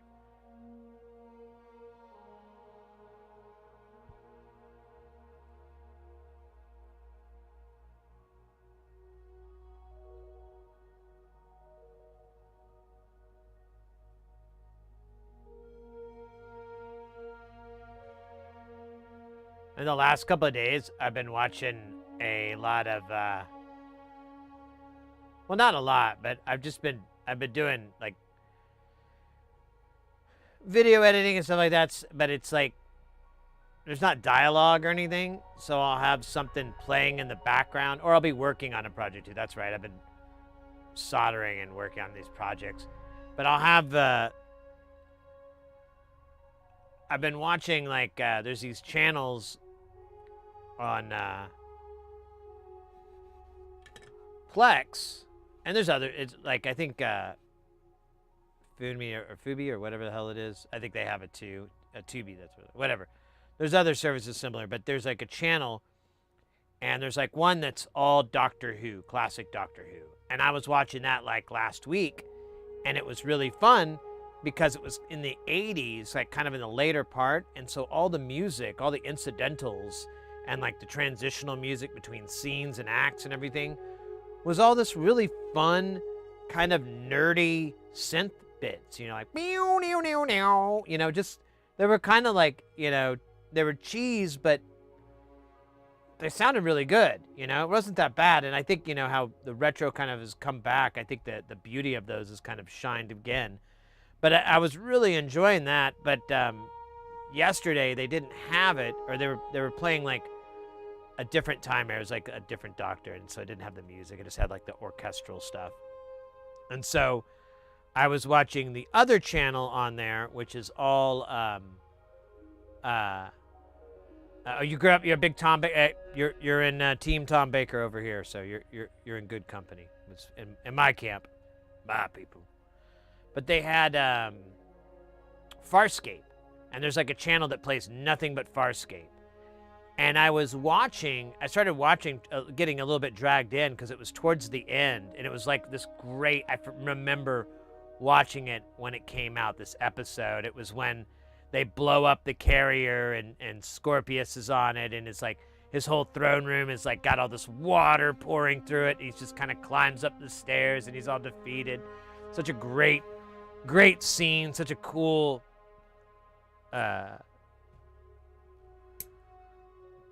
show. What was my point? I had a point to bringing up Farscape, though. God damn it, I forgot what it was, because I got held up in that great scene with Scorpius. John, there's no time. I need the wormhole technology.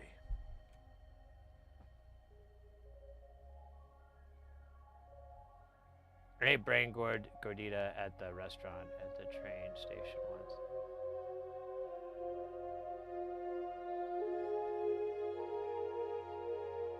Where are these channels? So I know they're on different formats, but the one that I get it through is through Plex, which is like a free media serving thing, but it has a section for live TV, and in that it's a whole bunch of IPTV stuff. There's a bunch of channels that are like there's one channel that's nothing but Hot Ones. It just plays Hot Ones interviews nonstop, 24/7. There's one that plays the Transformers, the 1980s Transformers. There's a bunch that are just one show, on and on and on. There's commercials in there, which is kind of, but honestly, sometimes it brings you back to the old days of TV, and you're like, time to get up and go to the bathroom or get a water or whatever. The crazy thing about Doctor Who as a kid was there was no DVR. It was before we had VCR, so each episode was broken across multiple. Yeah. I used to watch it when I was a kid, and I would watch it on a little black and white TV in my parents' bedroom, and it was like 30-minute episodes, and I'd have to wait until next Sunday. It was like every Sunday night, so I'd watch 24-minute episode or whatever the hell, and then I wouldn't know till next week. It was those were the days, right? Ramses, hey man, just passing through. Wish you the best, bro. Thank you so much with your electronic magic and your streaming, as well as whatever you want to do. Got to share more positivity. Hey mate, thank you for the positive vibes. Really appreciate it. Hope you're staying guile and doing some awesome as well. It's radiating back to you. Your good vibes are bouncing back onto you, giving you some good stuff. I appreciate that, mate. Yeah, welcome in. We're just hanging out. We're soldering. We're putting electronic components onto circuit boards with the power of solder. And we just did a whole bunch. We're about to do the rest of this one book. We're just breaking up. I take unnecessarily long breaks in between all of this. I feel like I shouldn't, but then I remember I can, and then I remember I do care, but I don't care because I'm old, you know? I'm like, who cares? You know, sometimes you realize, like, the stuff that you thought you would need to care about, you get old and you're like, I don't care about that. Nobody cares about that. That was a lie. Tattoos, as an example. Like, I want to get a whole bunch of tattoos when I was younger, but I never did because I was like, well, you know, I really don't want it to hurt my career. I'm an audio engineer now. It's like literally street cred. Like if you see some tattoos poking out, they're like, oh, we got a good guy. Oh, this guy must be really good. He must have toured with Aerosmith. And I do sound. I should clarify. I do corporate AV sound, so I do like boring corporate stuff. But they're big shows from time to time. And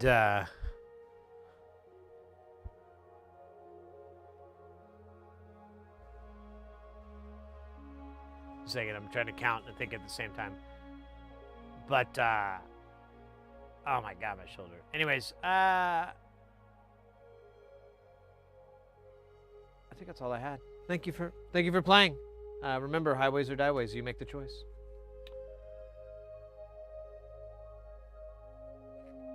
Only losers lose drugs. What's another one?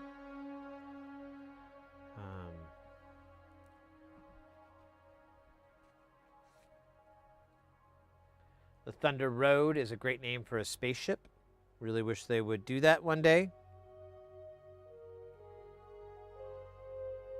Be a good callback to an 80s movie.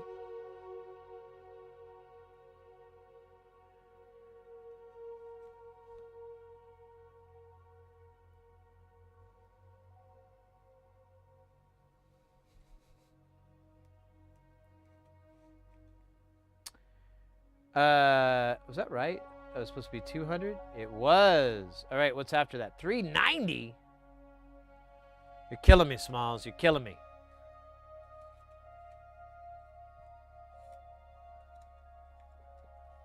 Actually.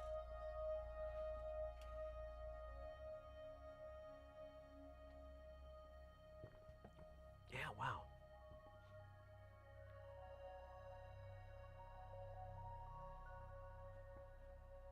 Damn, dog.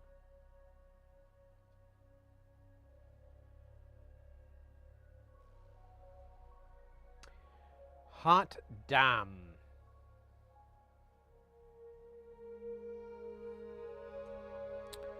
These are the 390s. Oh, yes. They're blue. I like to buy.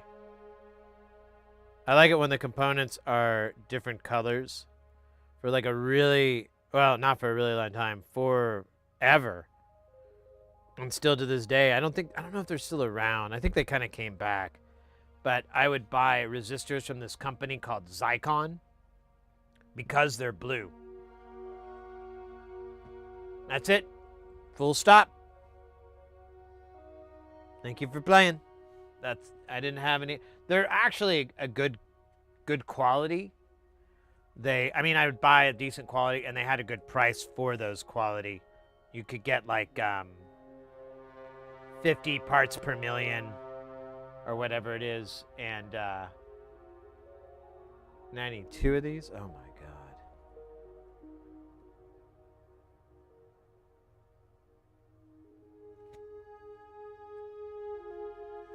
And you used to be able to get like 400 for $2 or something like that. It's a good deal. Now those days of $5 footlongs are gone. Long gone. Not Long John. Long gone. Long gone.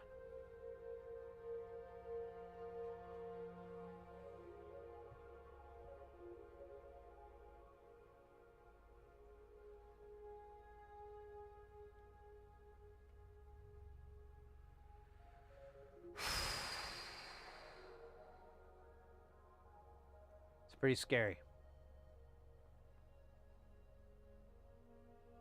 One day, you're hanging out, chasing the rainbow. Next day, you're fighting firefighters for money. Oh! No, that's not it. Let's try this one. Yes! There we go. Thank God they wrote words on there. Aw. Uh-huh.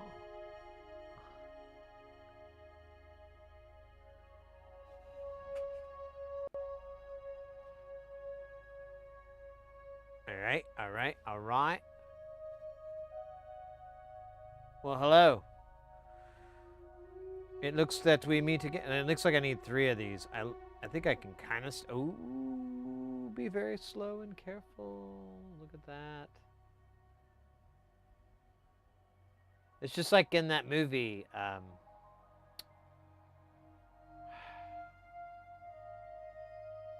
was that movie with the lady and the kid and the other kids?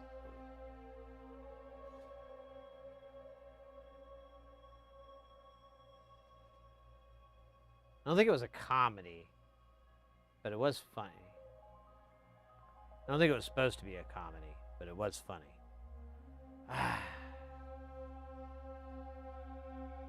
Flowers in the Attic. That's what I was trying to think of.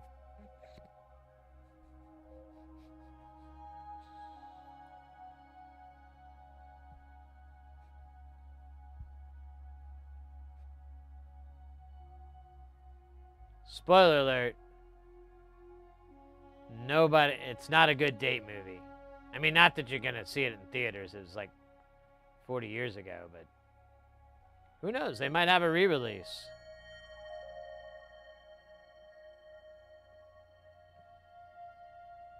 They're re-releasing Spinal Tap, so, I mean, Flowers in the Attic has got to be next.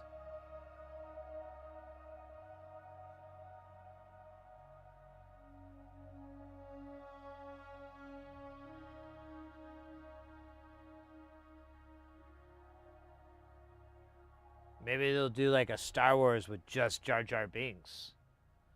It's a good idea.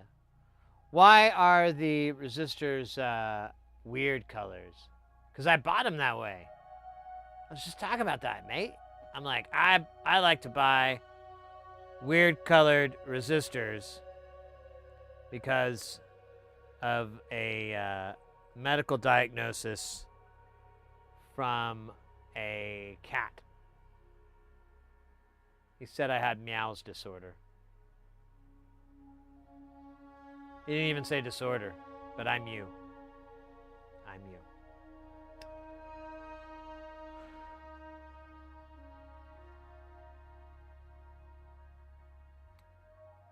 Oh, Bitmap, did I ever answer your question? I'm sorry, mate, about the channel. I think I did. I think I did. Because I think I mentioned it's on Plex. And they have a live channel view thing. That's pretty good. I should sing it though. In the music to the safety dance song. You could change if you want to. You could leave your computer behind.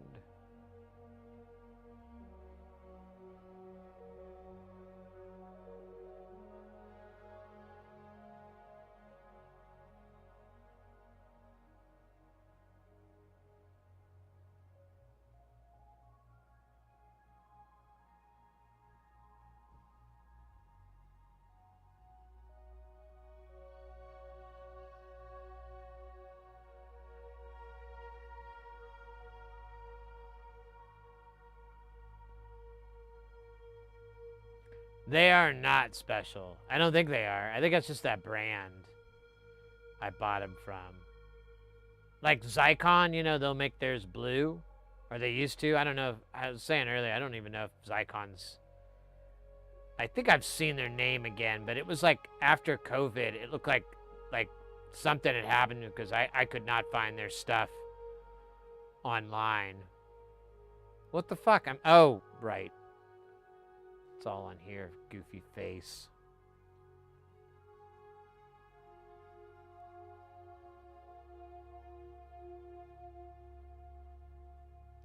No, these are 1%. They just make them blue because They know I'm out there. Craving it.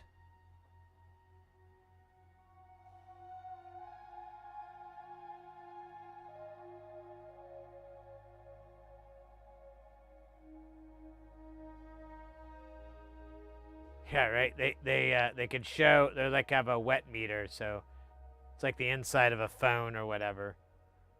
Oh, says here you got it wet.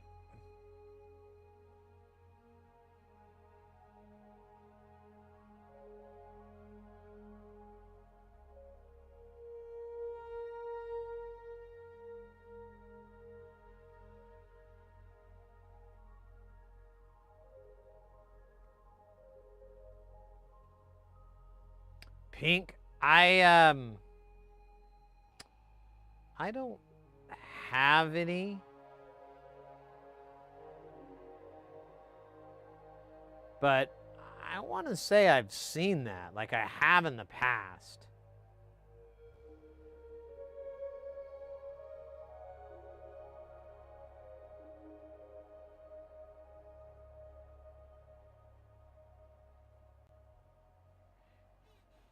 Here, I'm just gonna solder this. We have a little nose here on the channel, but we can take care of that by just soldering this away. Sunny solder away from old I'm bowling, bowl again. Oh, sunny solder away from all my electronic components.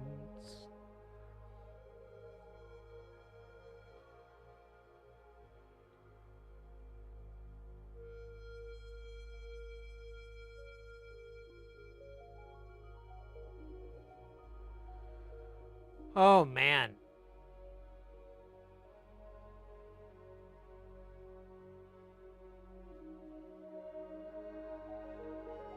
I haven't seen a post for Jay nothing. I wonder, let me check something here. Because now I'm wondering if I foobarred that. I guess I could have looked on that machine. Ah, I'm so lazy. What?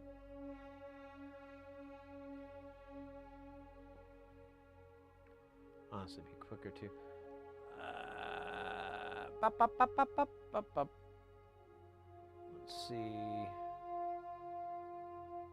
I do have Jay nothing on. Where's the stream?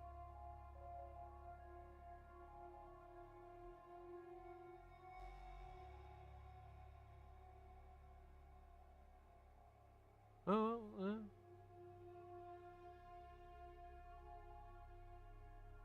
yeah, whatever. I guess it's fine. I thought it was a little bit excessive, but I am wrong.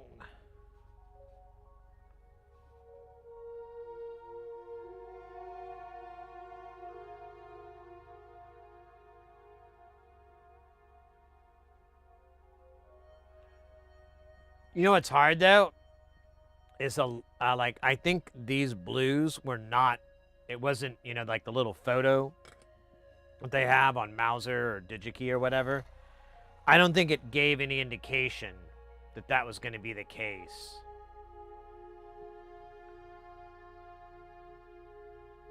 But I could be wrong. You know what? We could actually look up my Mauser history and see if that component is in there, and we can maybe even figure out who it belongs to. Is that oh no, that's just there. Move this up so we could just make this. Bring this over. All right.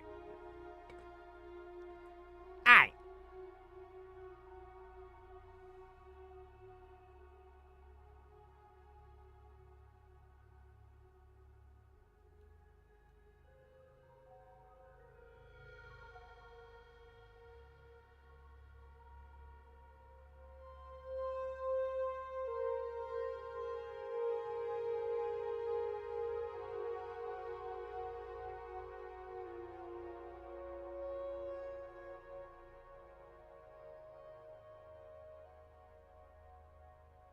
Oh my god, quit being a dick. These components. Bend to my will. Oh my god, they are being no, no, no, not that way. No, the other way. Oh my god.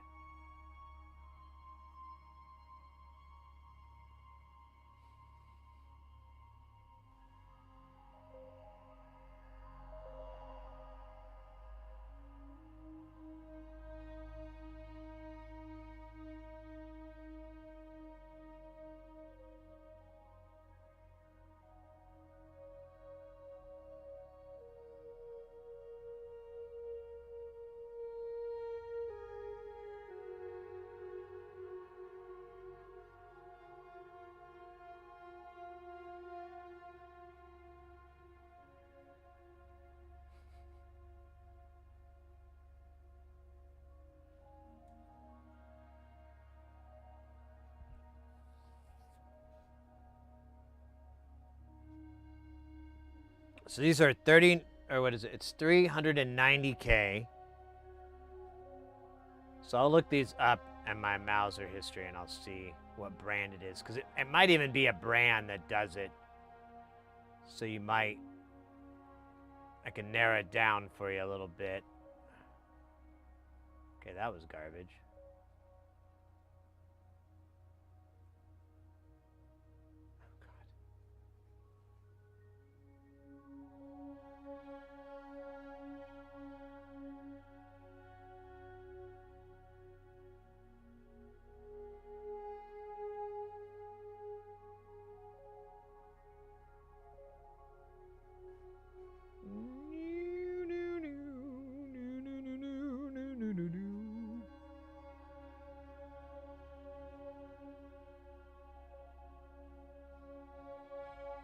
Here's a little.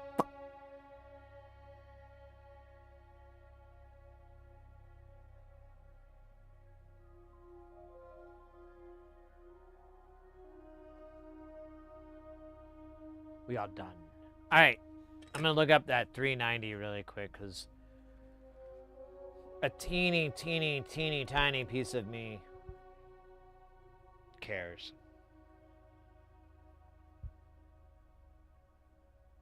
It's very small though, like the size of a rabbit's, a tiny baby rabbit heart.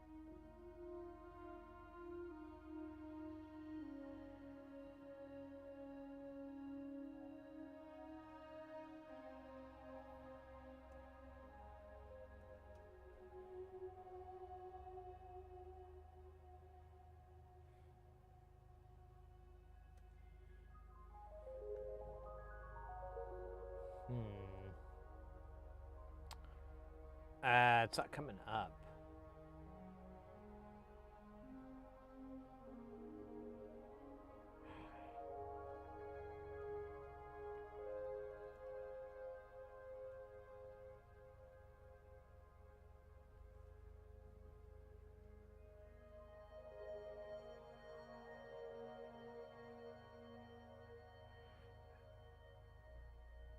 All right. There's a bunch of 603s.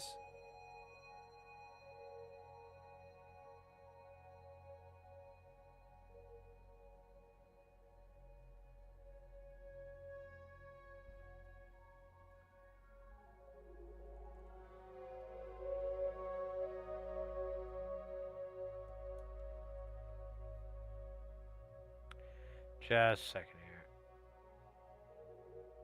Got one more thing I can try.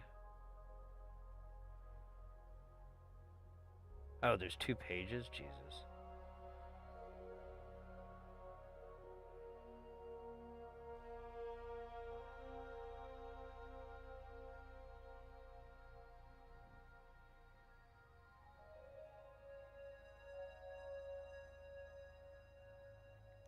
Poor Mauser. I feel like their website is always, they're either dealing with a DDoS attack or it's just slow as dirt.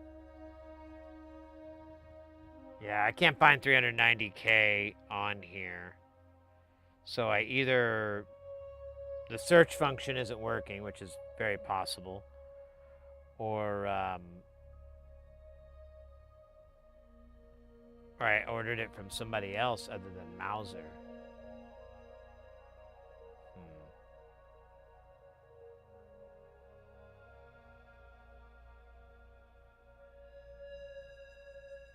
I don't know. That's a good one.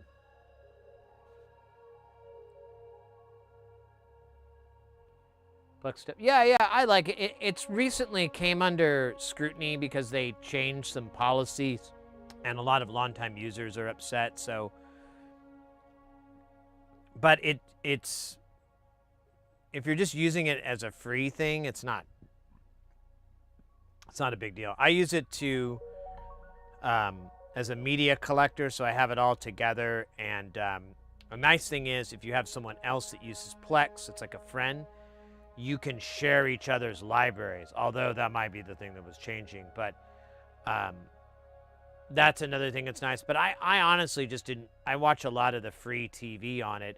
It also has a nice feature where it kind of aggregates different media sources like Hulu and Netflix and so forth.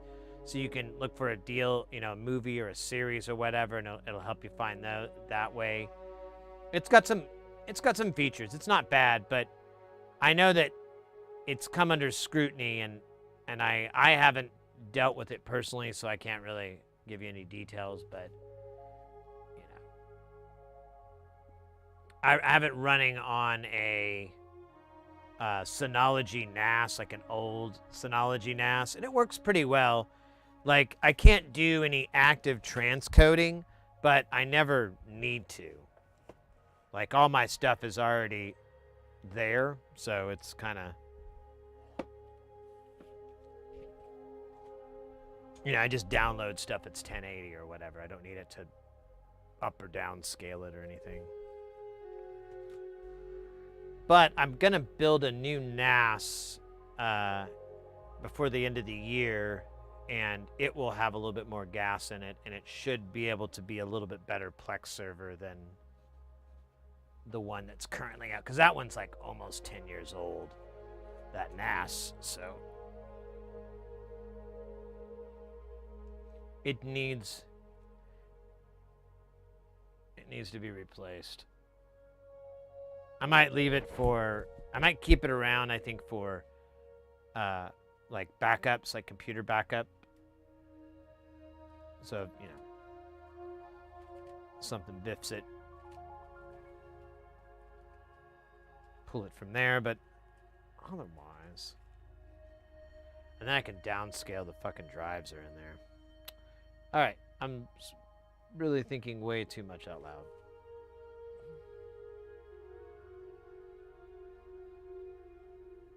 Welcome in, by the way, Dr. D. I don't know if I saw you in there earlier or not. Hope you're doing ultra mega well. Staying guile. Keeping it guile at least. However you want to roll it out. I'm there for it.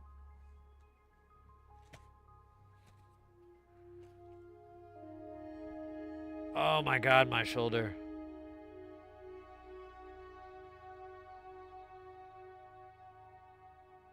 Yeah, I'm going to do that later tonight. Just put the little robo massager on it and then make funny faces.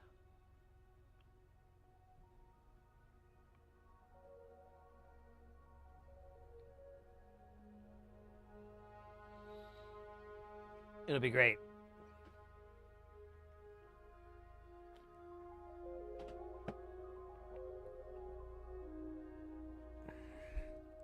I don't think we need this bottom board anymore. So I'm just going to take him out. Oh, shit.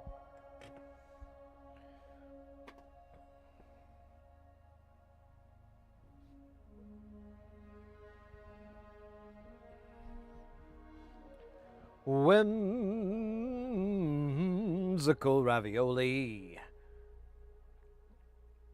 Are you building a BOS or going to turnkey? I was going to DIY it, and then Ubiquiti put out a NAS that's like so well priced that I'm like, I can't. I can't really compete with it. I don't know how they did it, but they have a pretty nice setup for, they have a one for 4, and they have another one with like 5, 5.5, 5 or 6 or whatever. But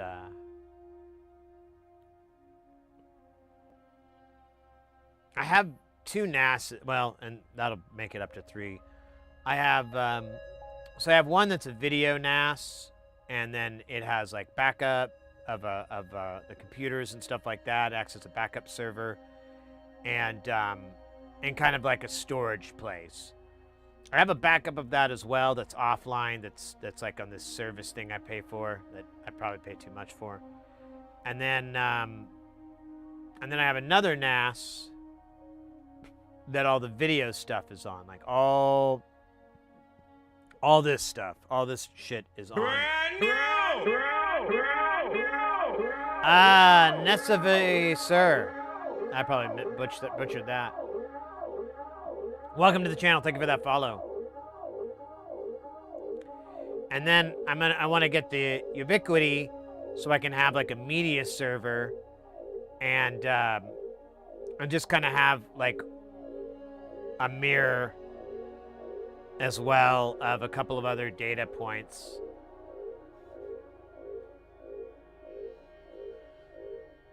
Ah.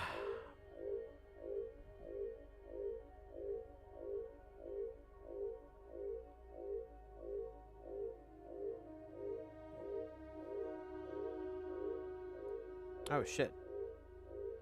I don't know if you've seen Whimsical, the Ubiquity ones, but they seem pretty cool. It's nice for the price is all. I haven't delved too deep into the CPU on it, but I saw someone, that's how I learned about it. Someone was doing a review on it, and they had a similar setup to what I was wanting to use it for, and it ran fine. So I'm like, oh, well then it should be fine for me then.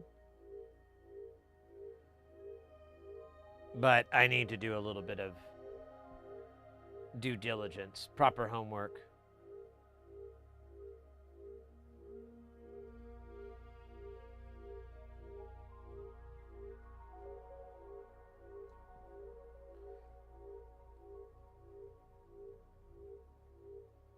That's a number wang.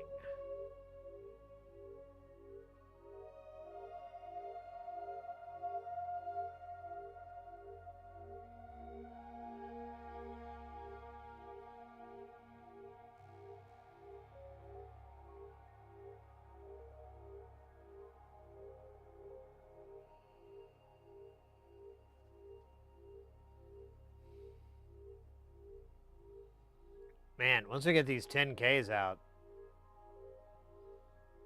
this is gonna be good.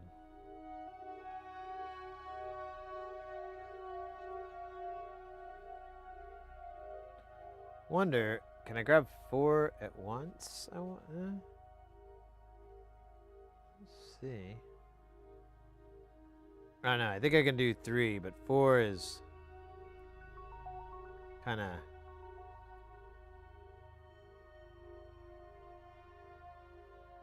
asking a lot. Oh shit, I forgot where I was gonna go right here. Wait, is it? No, it's 3.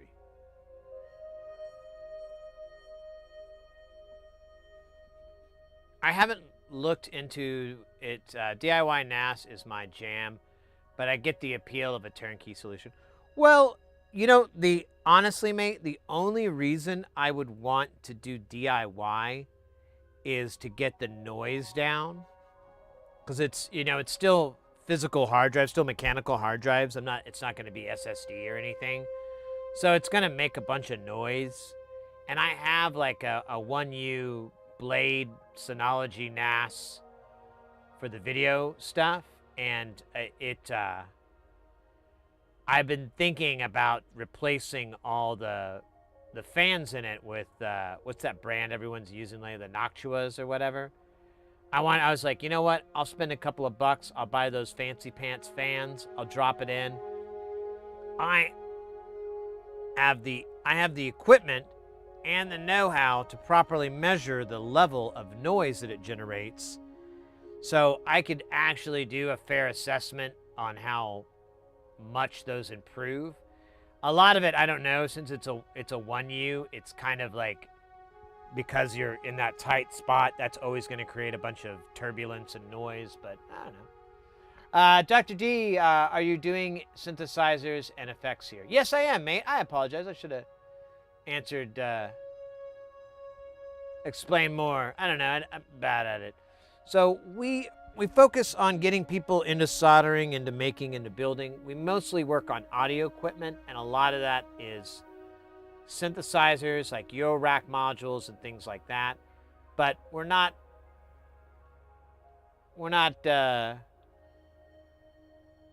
above or below or whatever working on other gear. This furthers my interests. So, makes more sense. If I was really into TVs, we'd probably have a boatload of TV repairs, but thank God I'm not. So this is actually from a designer. So I'll show you here. We have, this is Jamtown.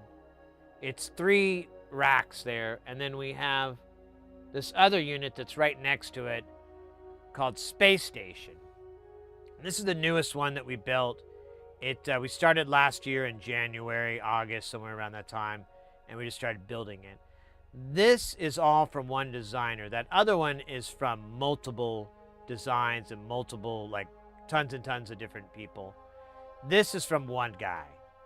And it's all DIY. You'll buy the PCBs and the panel. And so you just get that, and then I source my own parts. Oops, trying to go back to the screen. I source my own parts, and that one designer, he kind of stays within a pretty common values and pretty common components, so it's not too hard to do. But oh my, we have a couple of projects that we've messed with a little bit that are kind of our own, but nothing really like eye-opening or definitive or anything like that. Most of the time, we're just trying to put the components on correctly and troubleshoot when we didn't.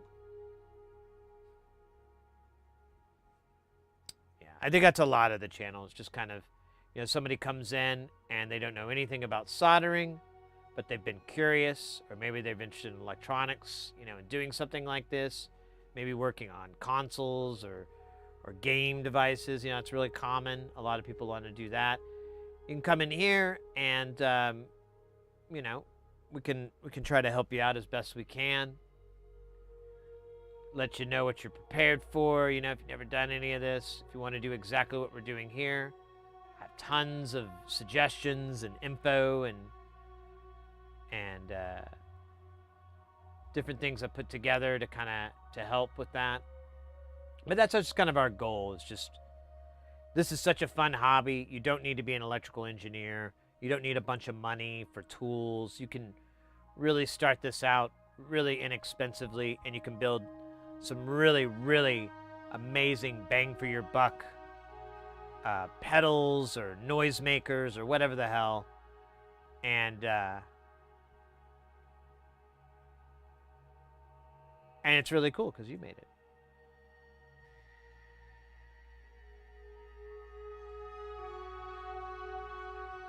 Cheaper and almost as quiet. Maybe I'll buy both. Maybe we'll have a Pepsi challenge.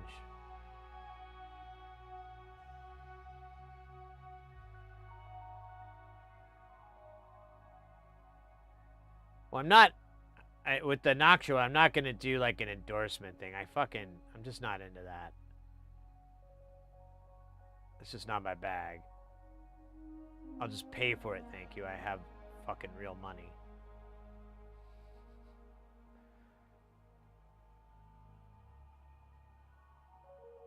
Plus, I'd have to make a video about it and stuff, and I'm like, ugh. But I just do it and get it over with.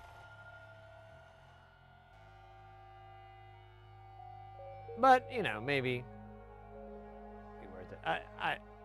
I'm more interested in just the research rather than data acquisition or whatever. I don't know what I'm talking about. I'm gonna shut up. Guys, all we have left is the 10K and the 1K.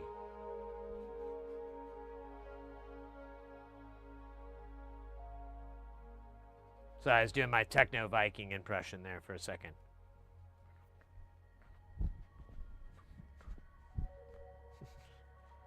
Ooh, is it bad that every time I did a little dance move, I could hear my sternum cracking? I was like, yeah, oh, there it goes again. Ew.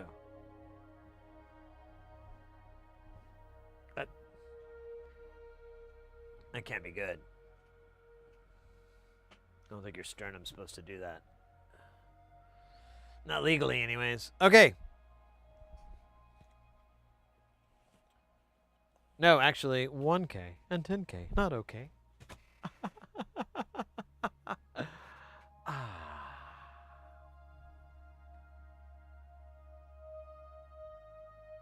Nitron, you need an iron and a multimeter. Some solder, some flux, maybe a little, you know, wick or a little hand pump vacuum. All the tools that you need to get started are dirt cheap. A good iron is about the most expensive investment you'll have to make in the beginning, and you don't have to do that. If you really want to save some cheddar, just go get yourself something cheap. You'll have to buy a nice iron later, but there's nothing wrong with buying cheap tools. You'll learn to appreciate the more expensive tools later on. Gotta love the 10K and the 1K. 10K or another. Oh, no, it's 1K or another. I'm gonna find you. Oh, no, good. That's stupid. So stupid. All right, what are we at here on number of times I've sweared? Oh, fuck. Oh, fuck. Okay. There we go. According to the swearometer, we're in the bajillions. That's not fucking true. Ah, now we are. Now I got it.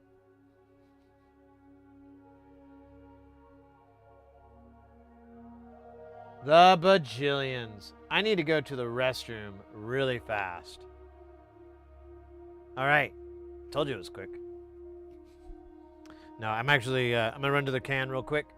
We'll be right back with more of that pleasant soldering experience that we all love and know. Well, some know, some love, but we all experience it. Don't go away. Don't touch that dial. Don't touch that mouse. Wait, what would you say? Don't close that tab. We'll be right back.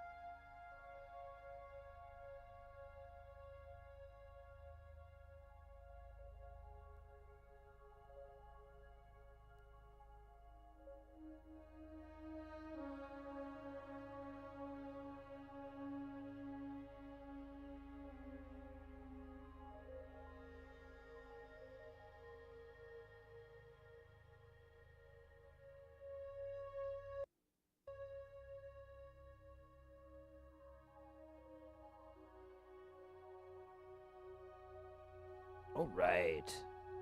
You know what?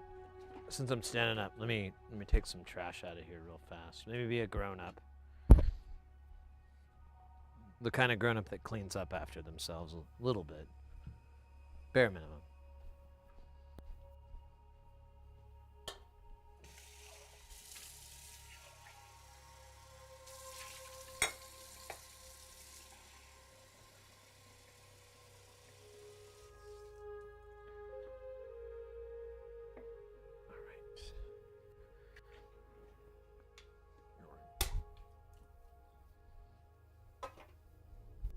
hands real quick.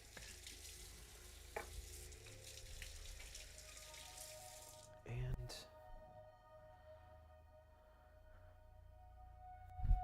now we party.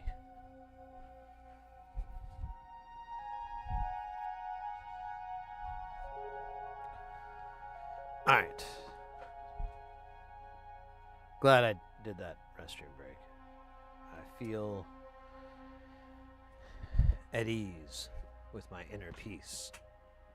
Oh my gosh. I still use a 20-year. Yeah, honestly, I tell everybody that should be the way to go. Like, if you're getting into this, don't, so many times people will be like, oh, I'm trying to get this fluke, multimeter. And I'm like, bro, mate, homie, buddy, friend, comrade. You do not need to buy a fluke anything. If you've got the budget, you got that bread, you want to go big? Yeah. Get one of those go get the one the Fluke Supreme. That's really cool. It's all Fluke, but it's all Supreme colored out. That actually would be that would be funny to do.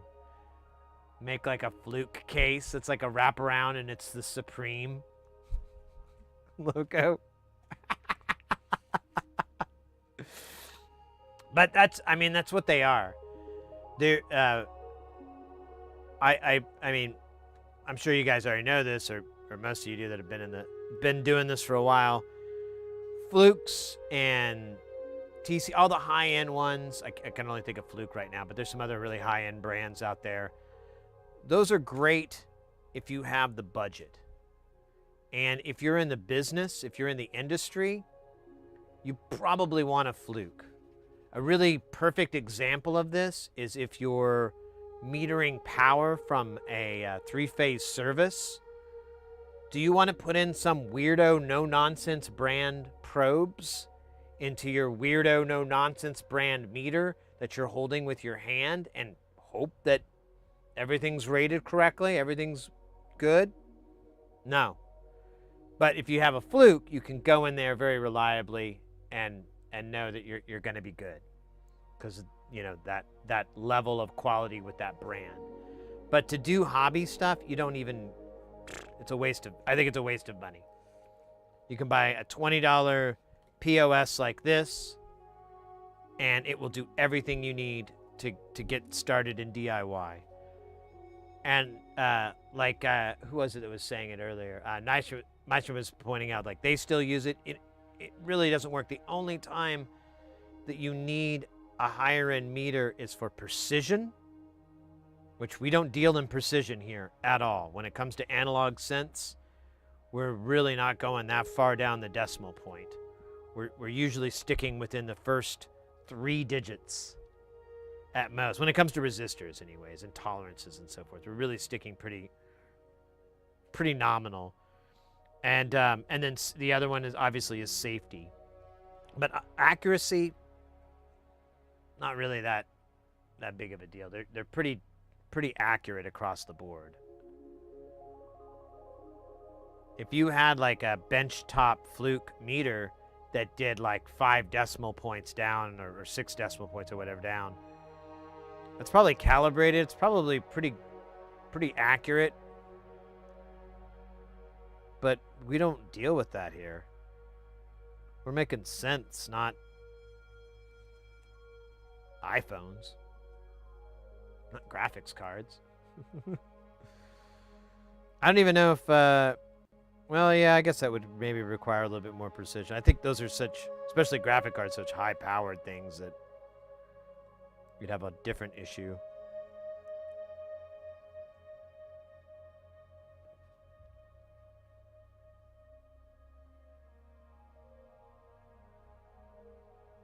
Maximum afterburn.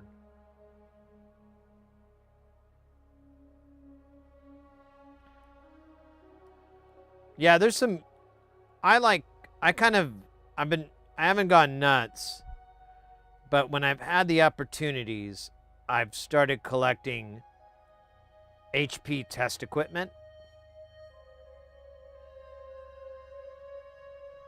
So, like old ones, I have like a frequency counter that I got that's actually from, it was AI Synthesis's old one. I don't know that person's name, but I know when I emailed it, the email address was blah, blah, blah at AI Synthesis. And I was like, oh, cool. Well, at least I know it works. I'm not buying it from some schmuck who, you know, couldn't tell me if it worked or not. Oh crap! I forgot. We have the RLs here. We've got one RL. Actually, just one. Okay, that's not a big deal. It says for super bright we should use 10K.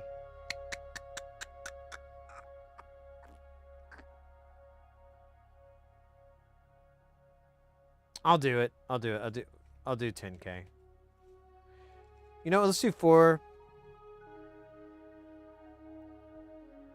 Negative. I went back. I'm sorry. I'm all over the place. I'm going to stick with 10K because I want to put a blue in there. And I know the 10, it needs like a high resistance to not be a pain in the butt.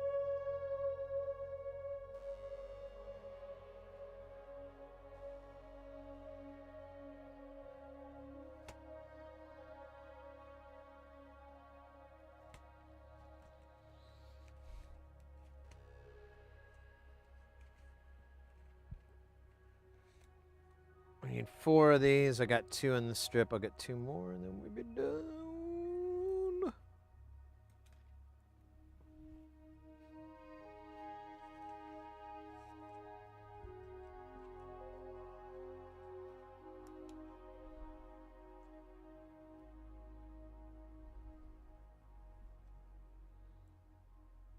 All right.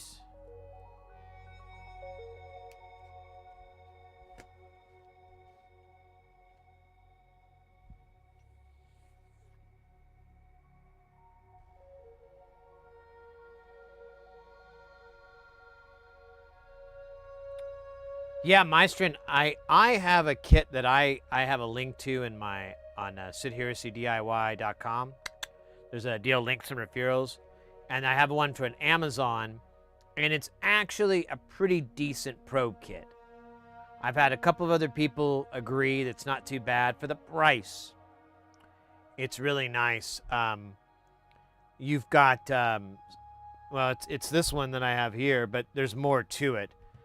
But as far as the probes go, these you have a bunch of different ones, so you can attach an alligator, whatever the little lead clip one is, and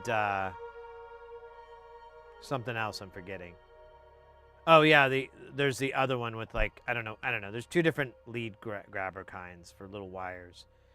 These pins come off and they're changeable. They give you different ones, and then you also have the little socks that can go over them as well.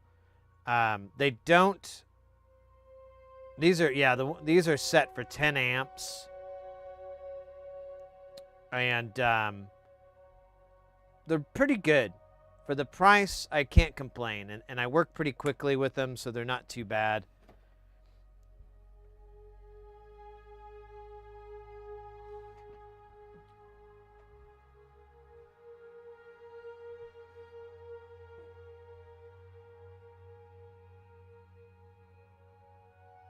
Just bought a 4-channel 100 megahertz digital scope, new for $450. Is it a Regal or what brand? I know Regal has, or Regal, or how you say it, has like a 4-channel, and it's around that price. Yeah, mate. Those guys are great. I have a 2-channel one, the 10. Shit, I can't remember the model number. And it was great. I really, really liked it. I really want one of their 4 channels. So I might pick that up someday. I don't have a good reason to own one. I just want one. But eventually, I ended up giving it to a buddy of mine who needed an O scope, and I was like, "Oh, we'll just take this digital one."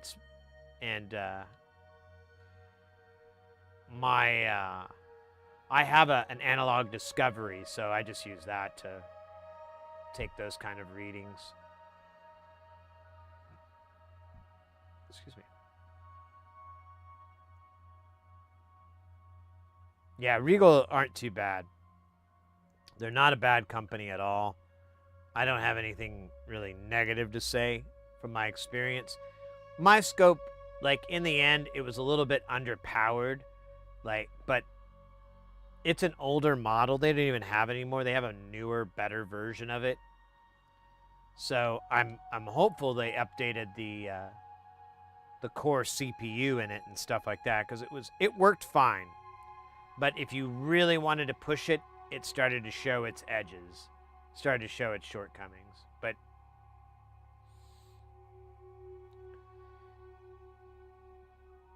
it had a really terrible connect to your computer image capture thing. That was probably my biggest complaint. But I don't think they do that anymore.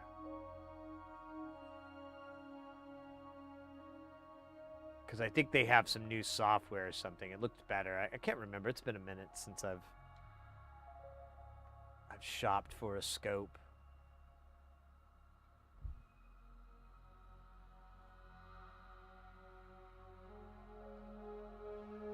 Yeah. I mean, those things are rock solid.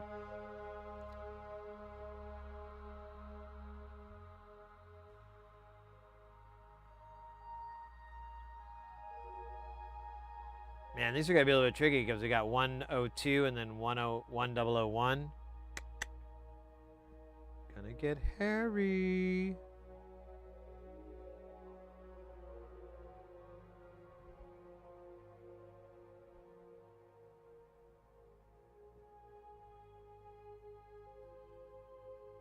Although now I'm out of 1K, so any more that I find, I'll be like, ah, shit.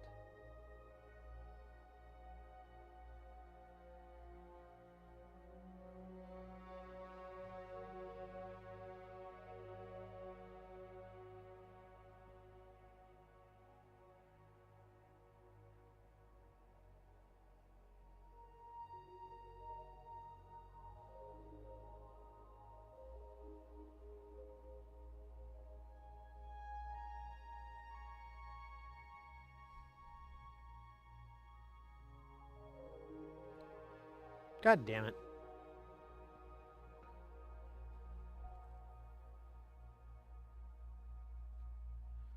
Well, I don't know where I went. I was carrying it over there, and I kind of pinched it, and it flew into the 9th dimension.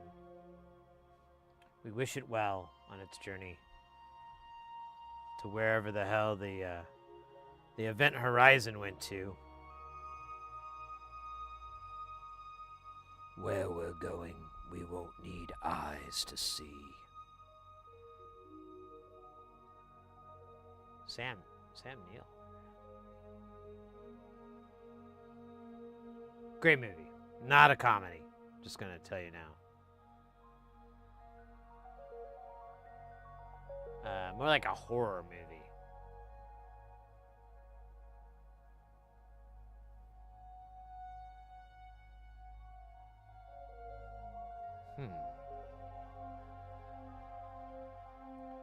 Alright, I dropped 110K, and now I have one left. I'm definitely missing something here. Oh, wait. No, those were 10 ohms.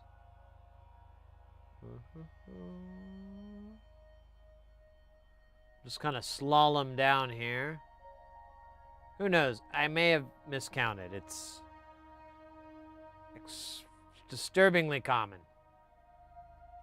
And apparently it is the case this time again. All right, well, whatever, you know. Who cares? Not me. I mean, obviously, I can't count. Who could care about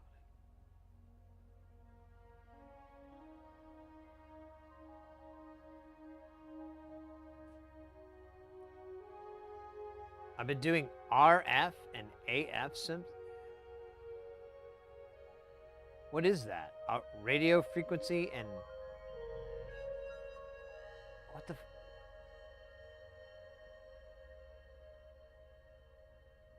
Oh, AF is as fuck. All right. I didn't realize that. What is AF? No, I don't know what AF is supposed to be. Amplitude? Amarillo? Armadillo? Amadeus? Oh, audio frequencies.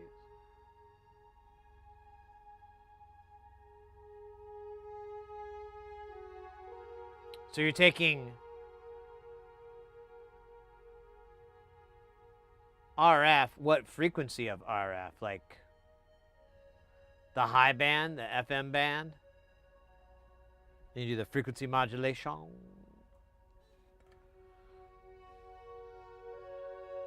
Get it all sexy.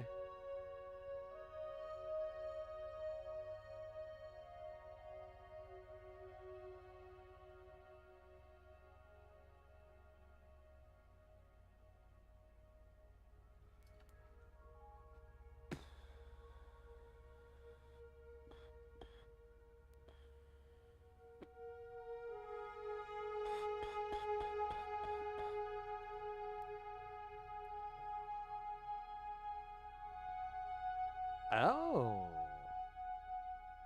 Ein Megahertz. Ja.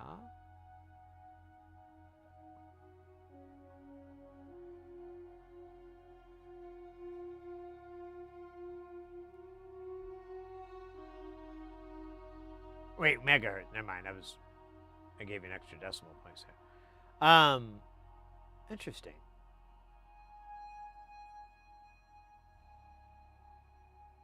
What method are you using for the audio encoding?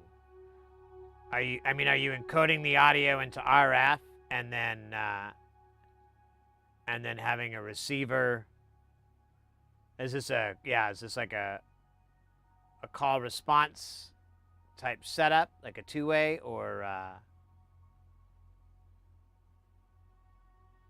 I know a little bit about RF from my job, but I'm far from being like Mr. Wizard with RF stuff. I'd like to, but right now I'm just a tiny wizard in training.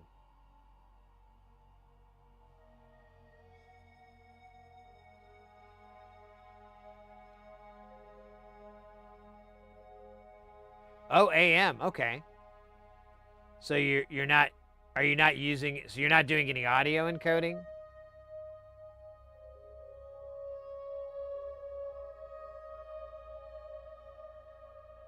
It's just. Well, I guess, but if you're doing 1 megahertz, though, I can't remember if AM works at that frequency. I can't remember. I think it does, actually, because I think air traffic is in the megahertz.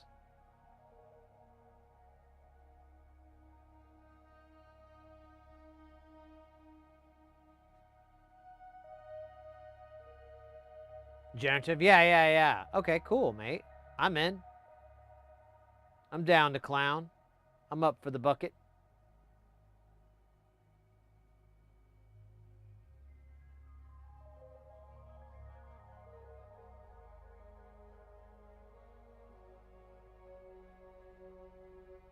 Foil hats, welcome in.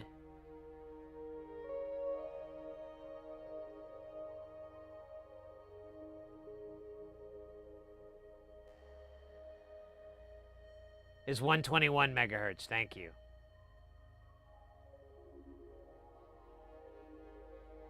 Yeah, they use, well, AM actually, I had another good reason explained to me why they use AM. Because any other system, it's not asynchronous. You can't have like 2 people talking at the same time. And because of the encoding, how the audio is encoded. So, but with AM, there is no decoding or anything like that. The audio is just there, static and all, but you can have two people talk at the same time with that radio system, and that's why I guess that's one of the reasons it's still used. Oh, there we go. There's that guy. Even to this day, where we have far more sophisticated technology, but it doesn't allow you to do that, I guess.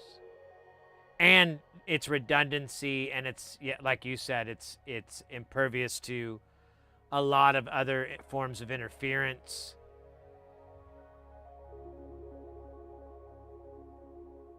It has a good distance as well with antennas.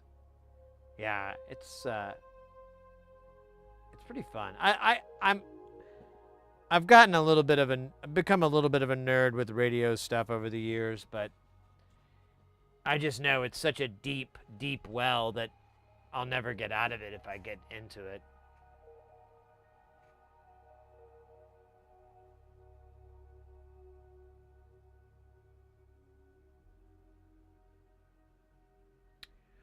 Well, no, that's that. I guess like AM doesn't have a carrier.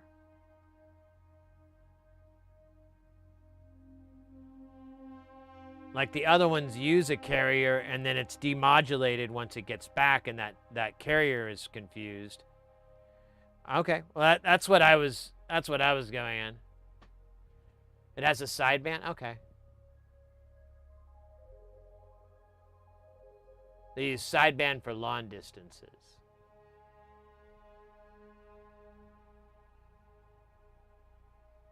AM does have it. Okay. Then I misunderstood.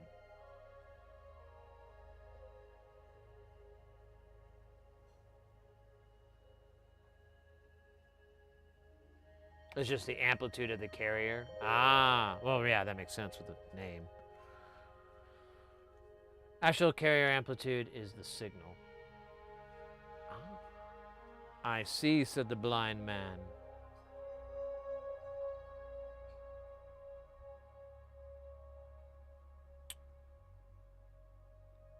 All right, caps. There's only, man, it's barely worth it even putting capacitors on. There's just, says there's only two 100 nanos and then two 10 microfarads.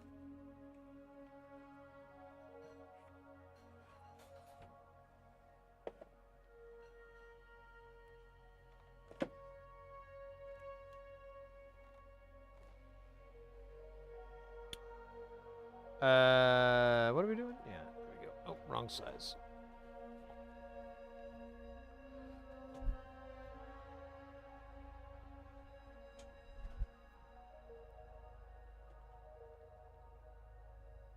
Oh my gosh, my back.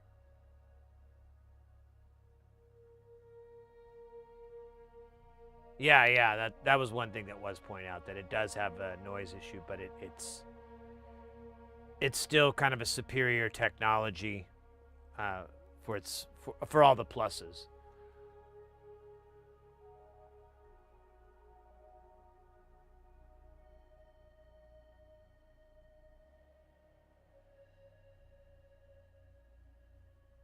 Yeah, right. Yeah, no worries. We're not doing a radio stream. I'm woefully underqualified for that one. But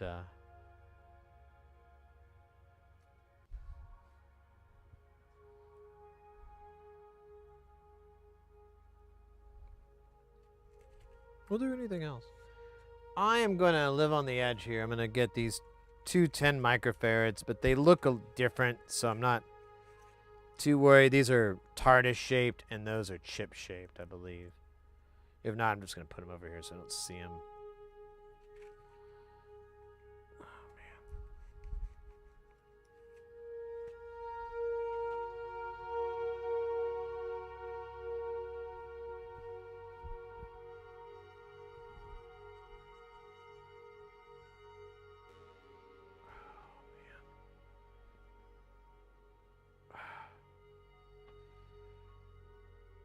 All right. Let's get these caps on.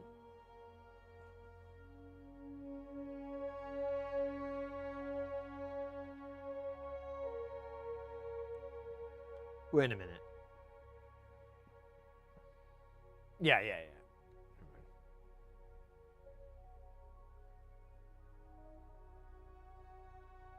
There you are, little buddy. Now you're fine. Go forth and thrash.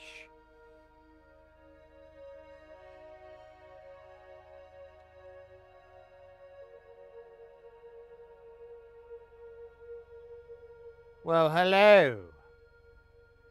Hey, Sid, do you do music live anymore? Sorry, Swedish translate. I understood you 100%, so no need to apologize, mate. Yes. I had to take a little bit of a break because of the work thing, and it just didn't line up. But if jams are what you live for on this channel, we are going to have jam time. We usually try to have it the last week of the month. So, not this Saturday, but next Saturday, I think I'm just going to switch to Jam Town, and we'll have it on the 26th, the 29th, and the 31st of this month. And then on the 2nd of August, we'll go back to this shit. You bet, mate. You bet. If you're ever into some jams, I try to post some kind of musical stuff that comes afterwards from like when we do the weekly jam or the monthly jams and everything. It's called Classic Afterwards Jams, which is a reference, but I'm not going to get into that. And it's on the YouTube channel. So if you're interested in that and you want to check some stuff out, you can go there. Maybe that's what you're looking for. Maybe no, I don't know. Maybe, just throwing stuff out, seeing what sticks.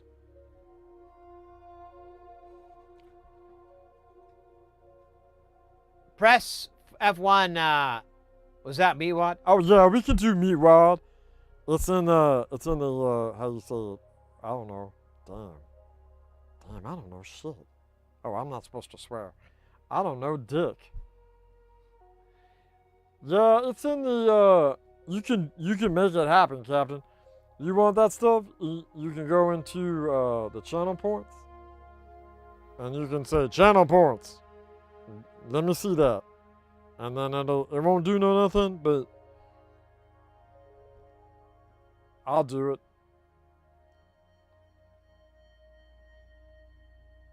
Damn. We gonna put these big old boys right here? Hell yeah! Look at these suckers. They're bigger than me. All right, I'm gonna keep doing it. Yeah, we've got Meatwad here, and then we can also do we could do Carl. You know, I do the Carl voice, but I don't really, you know, it kind of messes with me.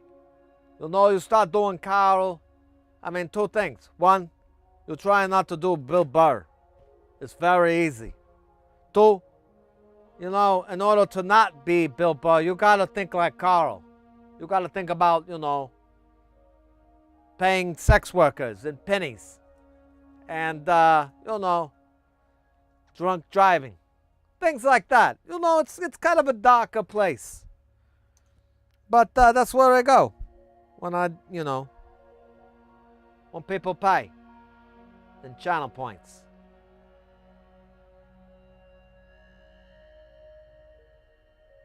We tried to work on some other ones. I'm trying to get Jason Statham in there, because I feel like, you know, a transporter thing would be really great for the channel. Oi, what are you talking about? Ah, see, I screwed it up. I was too ooh with my talking. Oi, what are you talking about? Nah, see, now I can't do it. Too overthinking it. Can't get my Jason Statham to Statham. It's a problem. I haven't figured out how to get through.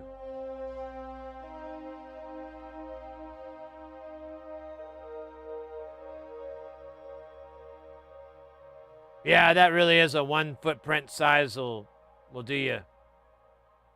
Just don't screw it up.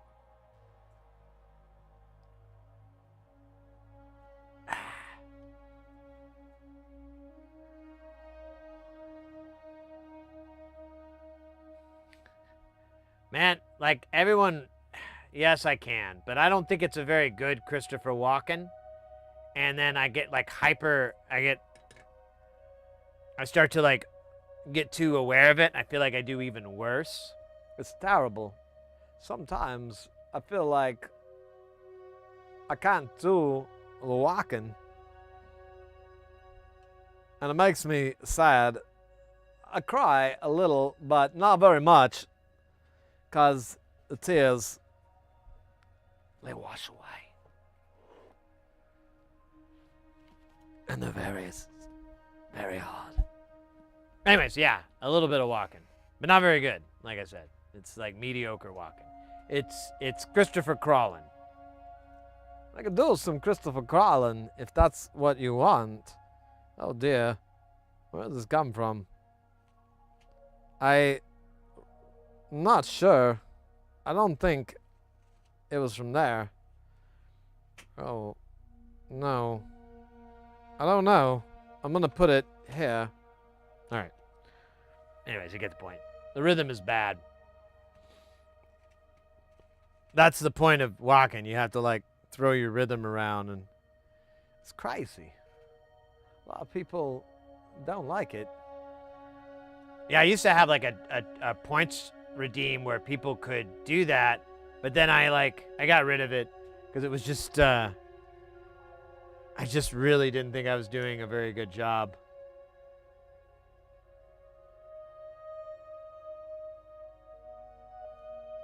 It made me sad. I'm gonna stop. I keep like trying to disprove myself. That avatar looks just. Which one are you? I know, right? Spot on. So,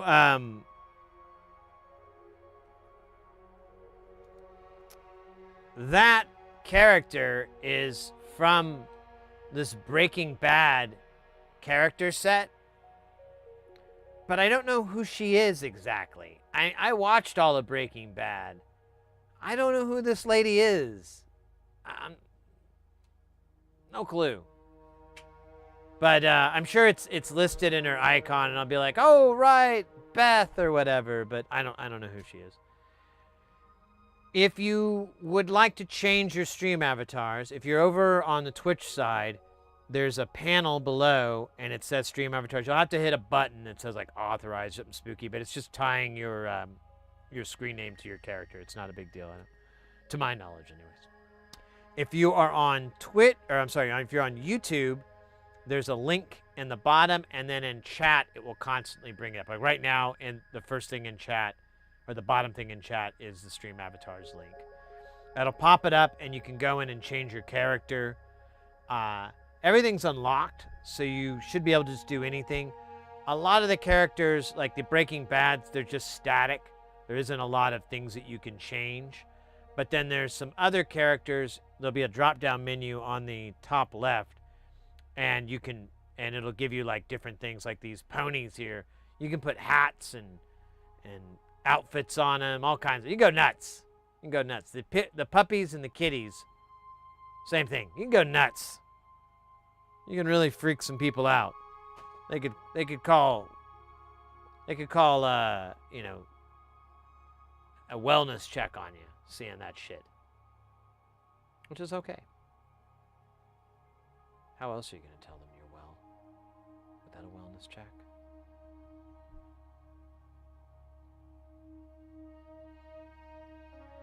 Twitch no give me pony, so I boycott Twitch and watch YouTube.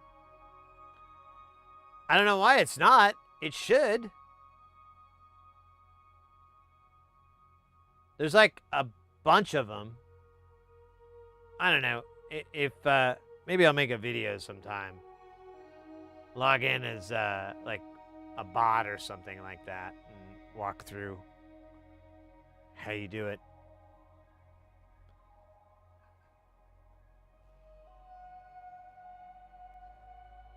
Put it behind a paywall, charge an exorbitant amount, promise riches, wealth beyond your wildest dreams. do it for the week or two that I can get away with it before the FCC gets a hold of me. And besides the Trade Commission, probably going to hear something from the DOJ. That's when I go to a little place called Kokomo.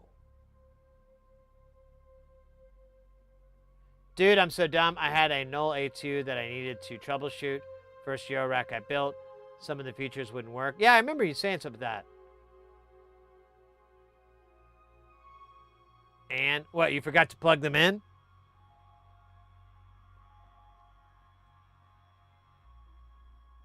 That sounds like something I would do.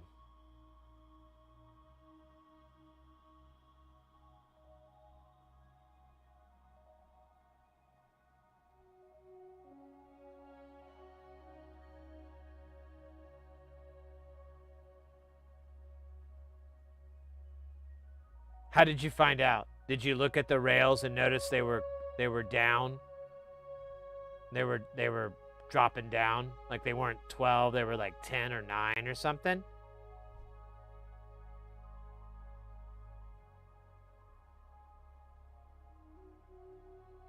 Or did you just put it in a new power supply and everything works? I'm curious how you came to that realization.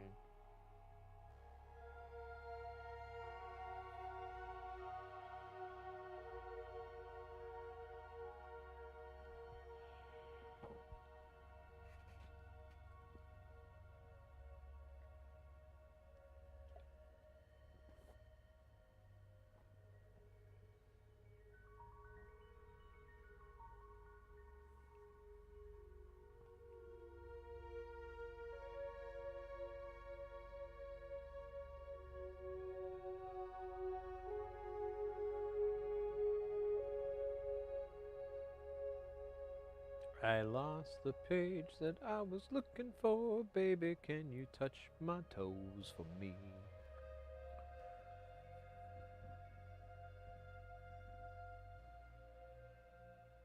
Oh, you were wondering, like, oh, wait, maybe I don't have enough power. So, like, Jamtown and Space Station are right on the edge of their power supplies. And the way I know that is sometimes you'll turn it on and, like, it won't power up correctly. Like, lights will come on, but they'll stay on, and it'll be lights that aren't supposed to come on and shit. It'll just be all glitch. Then you turn it off and turn it back on real quick, and it works. That's because the caps are getting charged, and it just overdraws, and it shuts down. But if you turn it off, turn it back on, those caps will have a little bit of charge left, so it's not as bad, and it goes in. But on Jamtown, you can measure the 12-volt rail, and it's like 11. And then you can take things off, and it'll go to 11.9. I'm like, oh, shit. It's like overdrawing and taking the voltage down instead of the current. That's not good. I'm going to get a letter about that from the electronics thing. That's how they always do it. Right, Fastcon? Right.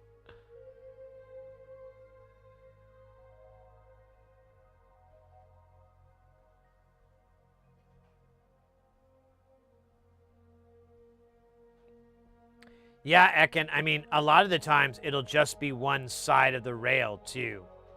Like, you'll just get the negative rail coming on, so things will kind of work, but it won't, you know, you'll have, like, really soft and all these weird bugs. Yeah, inrush current, exactly.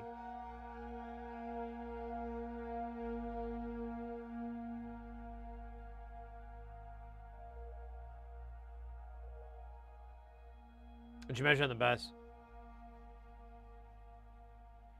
On Jamtown, I measured like the spigot. Like I plugged this item in, I had this thing plugged in and it was kind of janky, and I measured the voltage and it was like at 11 volts, and then I pulled it out and measured from that same point and it was like 11.5. Then I started unplugging more things and I got it to 11.9, and I was like, oh shit. I'm overdrawn. But I have another power supply. I just need to put it together. but I don't want to do it on stream because that's kind of a AC. AC mains, I don't want to make videos on that. That's too much liability, and I don't want anybody to get hurt that way. So I want to do that on my own, off camera kind of thing. But and I kind of have to build a little quasi enclosure for it too. Last time I just put tape on it. That kind of works, gaff tape. Might just do that again. Fuck it.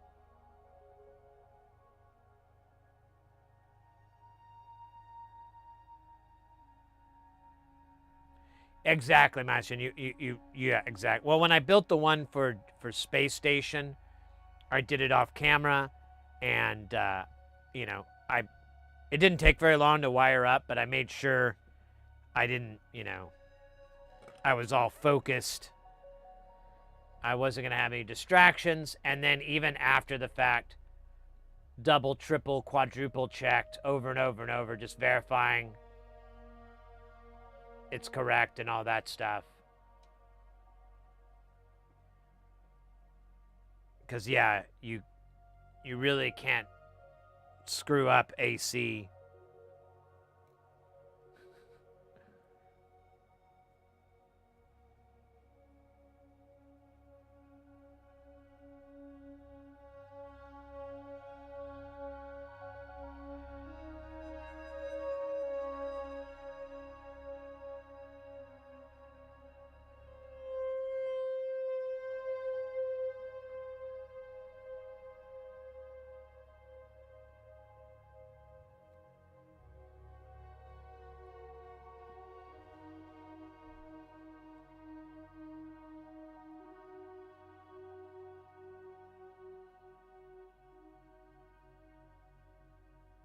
No. Foil hats. The power supply supplies 3.4 amps. I'm probably drawing 4 amps. So I believe it'll drop it. The regulators that are in it, the way it's set, it's going to drop voltage before it drops current or anything like that.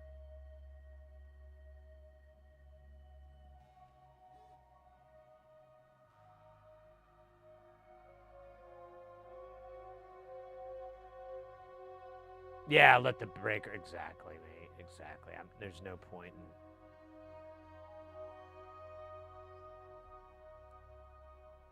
putting yourself in the blast zone.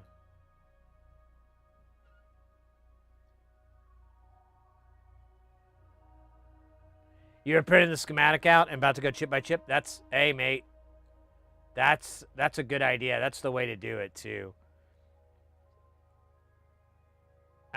I know this one cat that's been having some trouble with their build. I keep telling him, I'm like, mate, you just have to go through and makes, you know, however method you want to do it. I like your print it off and just, you know, go through and check off the boxes, write little notes off to the side, whatever you want to do it. But yeah, I like that method a lot.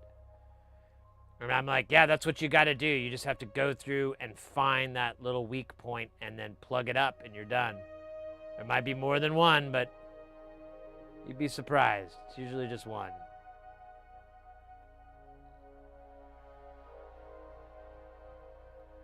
No. No. Come on. Ah, you bastard. Come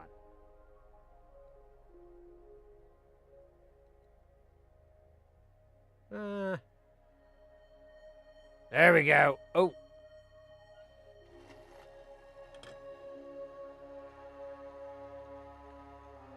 Uh-oh.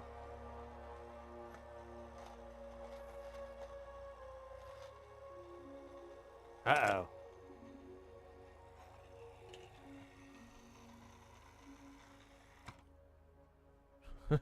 It's stuck on always on mode. How'd I mess that up? Oh, I think there's...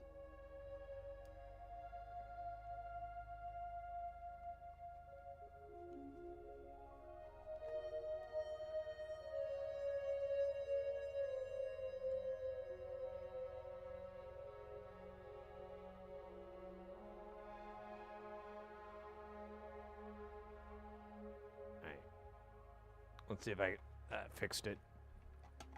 Awesome. Awesome. I need to get new brushes for that guy. He is getting a little sloppy.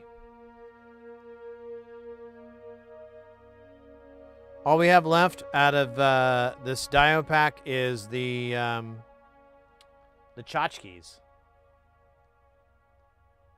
So nice. To be honest, I don't know much about troubleshooting. So you had the right method, mate. So there's like a million ways to approach it. A really good way to start off with whenever you're troubleshooting like a repair or a build that's not working is to start with power. Power's like almost always going to be your first indicator there's something wrong. And so you'd get your schematic, you'd power it up, and you'd read the power rails on those chips. And right out of the gate, you'd probably notice, why does positive 12 keep saying 10? It should be 12. And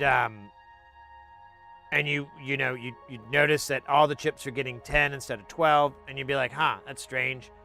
And you could start kind of going from there, that, okay, the power's not working.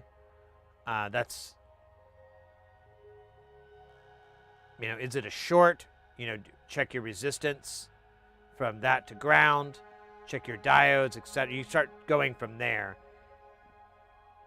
An insufficient power supply, probably not the first thing I would have thought of in that situation, but I don't really do too many big things like that.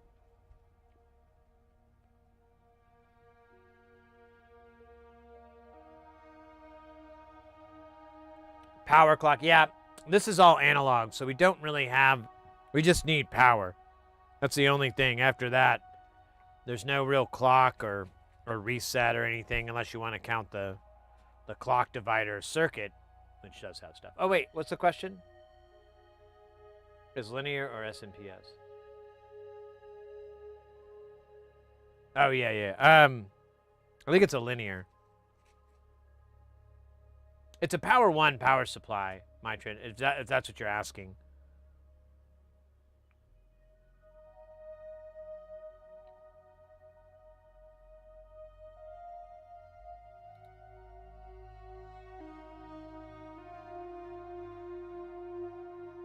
No MCUs for control. The circuit that Ekin's working on is 100% analog. All the non-linear circuit modules are analog. They'll have like sort of digital parts like the PT2399, but he's still treating it pretty much like an analog circuit.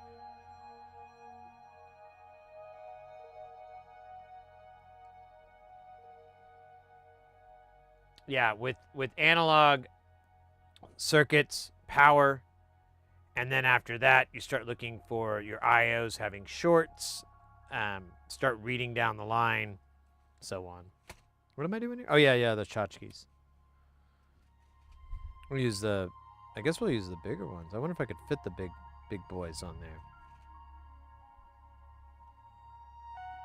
I don't think I can. I think it's too big. Just low on these little ones. Yeah, it's fucking stupid. I'll just use these little ones. They're fine. They're 1 amp, so they're even bigger than the one that's the correct size, but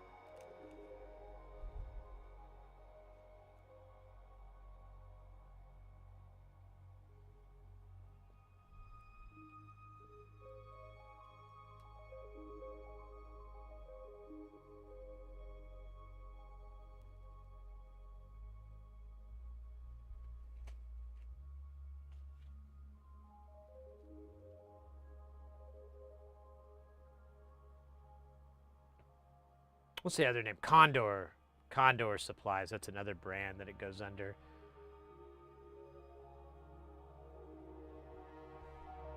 This is gonna look absolutely adorable.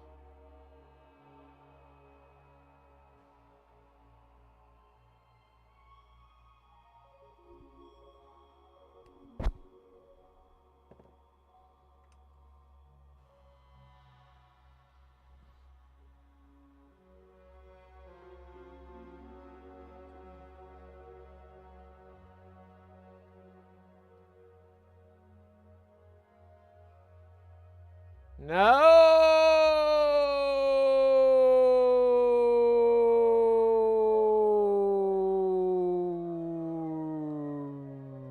Oh shit, I really can't see it now. I can't tell where the line is.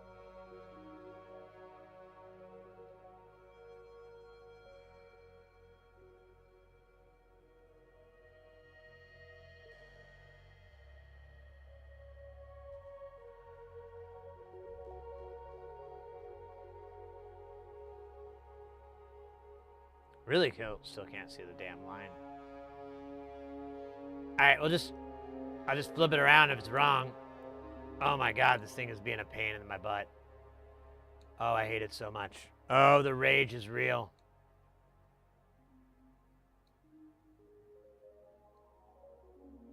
You are a big fucking...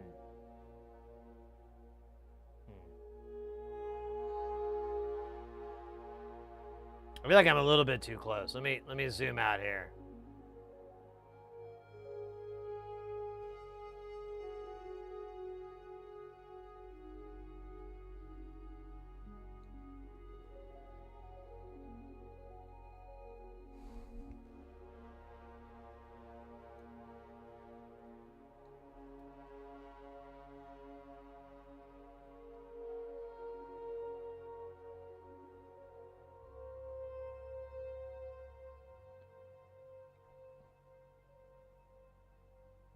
Oh my god, this is insane. I've never...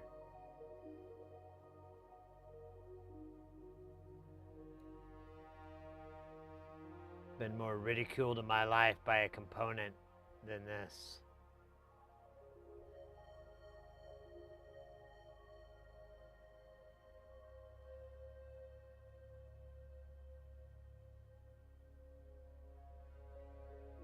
I think I might have a little bit too much solder on these pads. Just a tiny bit.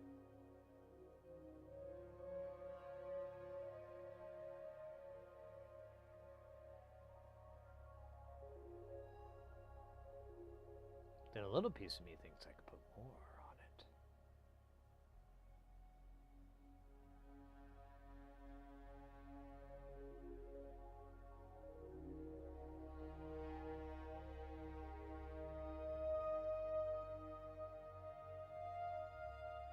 Oh my god, this is killing me. I kind of almost want to use hot air because it's being such a pain in the ass, but I think I got it.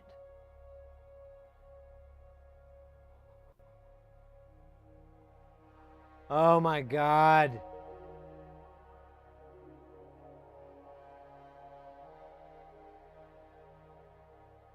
I had it and then I couldn't wait. I just needed to wait an extra beat.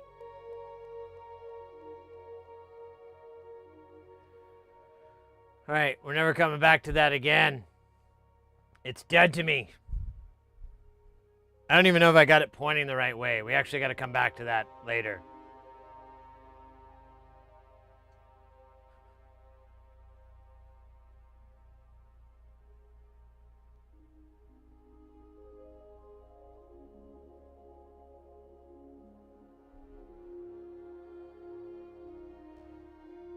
Check the data rate.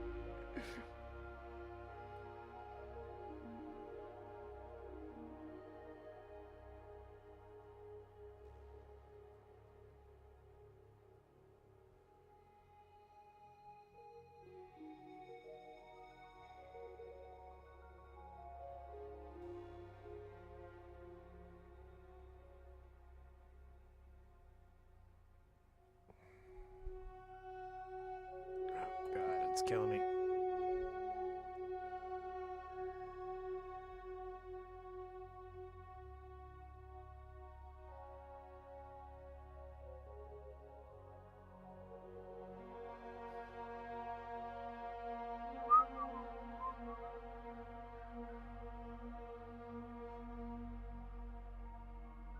Oh, I had it and then it's... Oh, man. There it goes. All right, we're done.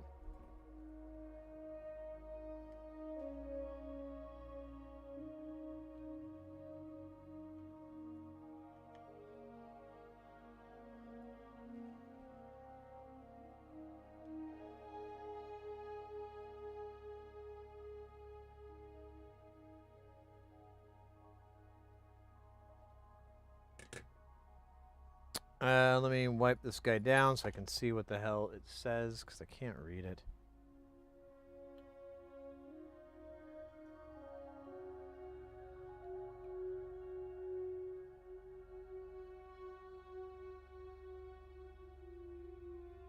Says, you melted me, you piece of shit. I don't even think it's sitting flat. I think it's sitting sideways. I cannot read that at all.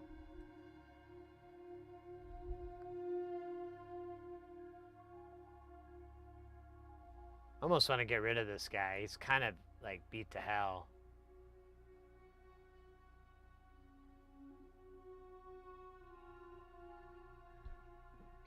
Too much heat, you think? You know, all it has to do Is just pass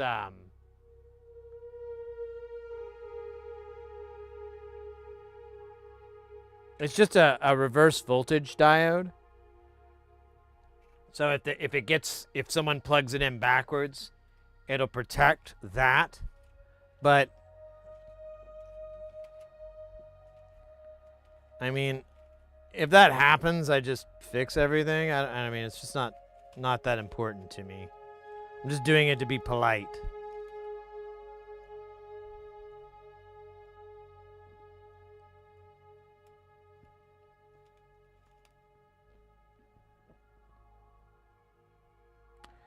What we're gonna do here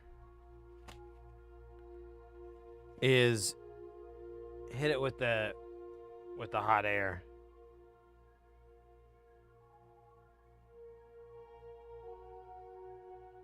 It's the only way to be sure.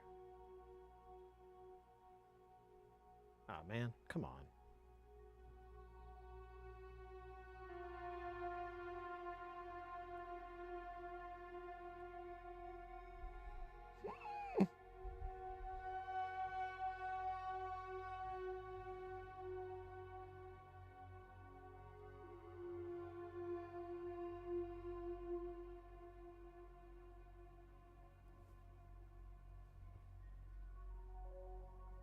Wait, that small thing is reversed polarity diode from VCC to ground. It will blow and protect nothing.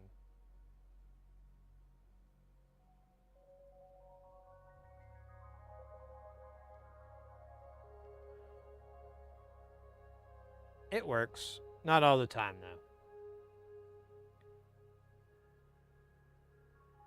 These are, this is a 1 amp tchotchke. I was using 200s before. But this is an Uno amp, so. We'll see.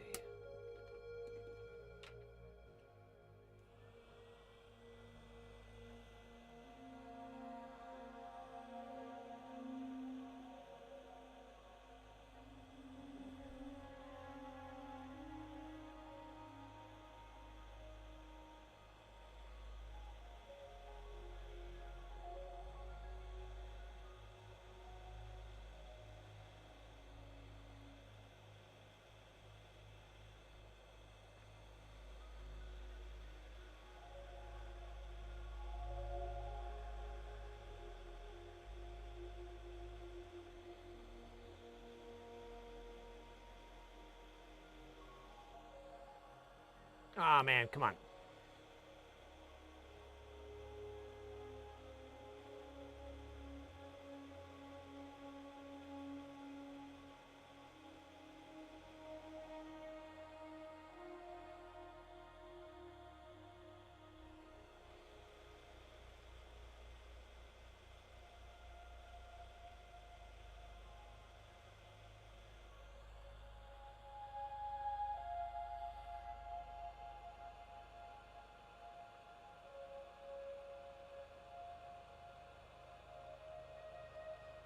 The bottom one's solid. I don't think the top one is.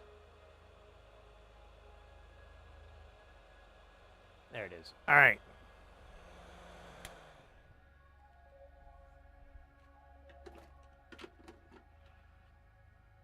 Gotta burn my nail a little bit.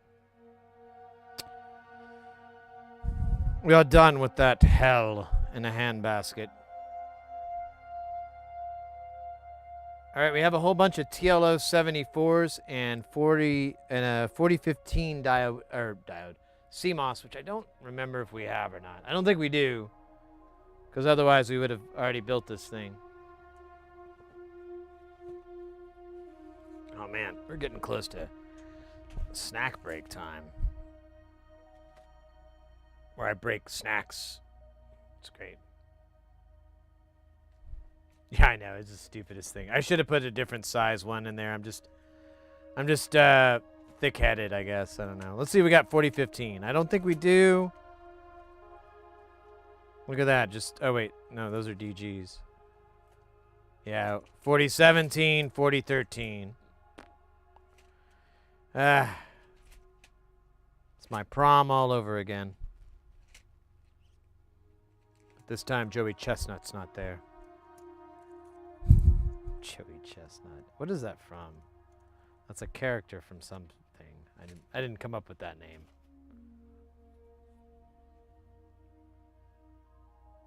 With the kitten counting, but oh, that's awesome, mate. That's awesome, mate. I'm envious. I'm envious of you there.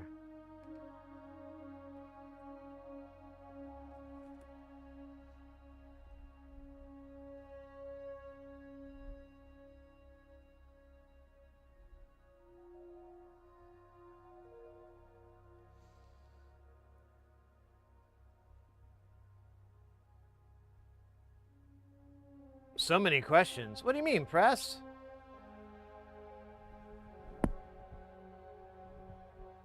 You know, I keep seeing press F1, and I keep thinking of... Ooh. Look, I swear it isn't me! I swear it isn't! I know who it is! I know who the Monzo is! I know who it is! The double below the moments! I swear I know who it is! I keep seeing press F1, and I keep thinking of F1 racing. And then I think about the new, or not new, but the sport I discovered recently called Stadium Super Trucks. And it's basically like F1 racing if you had monster trucks race. But they're not monster truck. They're like a little bit smaller, but it's still like they hit the turns and they just go up on two wheels. But it's like all of them do that. Some of them try to drift. There's giant ramps that they go over. They can bump each other.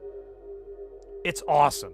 It's like my jam. I'm trying not to watch too much of it because I think there's a finite amount of Stadium Super Truck that I can consume.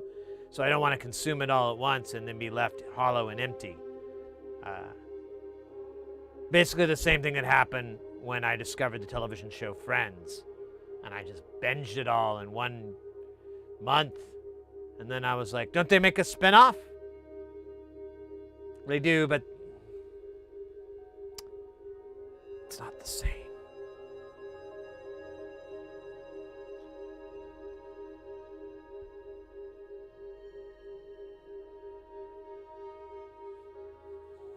How you doing, Oddball? Crazy Emperor, welcome in as well.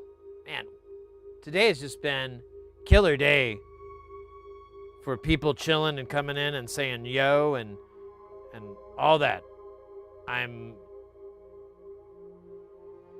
am astonished, happy, and a little tiny bit scared.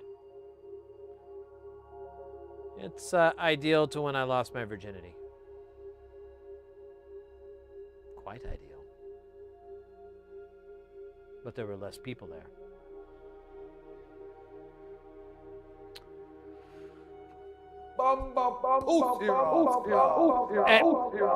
You're 100% right, M.R.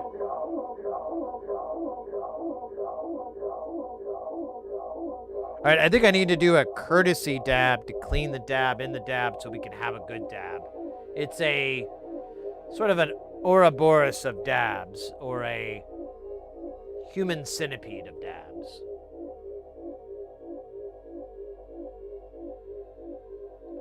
I am more MotoGP than F1.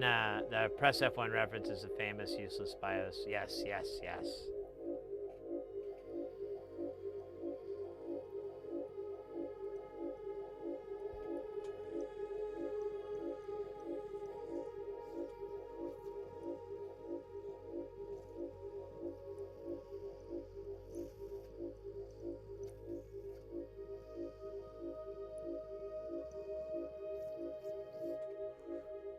Yeah, I should have followed that up. That I knew that's not what your name was. But then I started thinking about stadium super trucks, and I just like totally forgot my point. Just got all ravaged in the state. They're really popular in Australia, so a lot of them, you get like these Australian commentators, and they're like so fun. They're like, oh, he almost got into it, but it's not that bad. There he goes. He's hitting on that side there. Normally, in a sport like this would be bad, but in Stadium Super Truck, it's the norm. That wasn't very good, but I tried. And that was the least important part. I hear you should be scared. Put on the rubber gloves.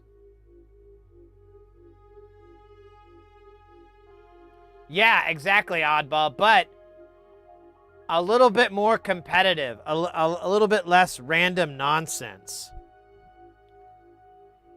I'm telling you, Oddball, if you haven't seen it yet, check it out. It's Stadium Super Truck. You can find it on Google, or you find it on YouTube. It's, as soon as you see well, here, I think I can fucking,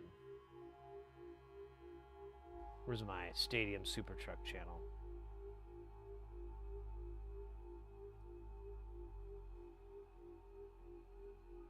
Let's see.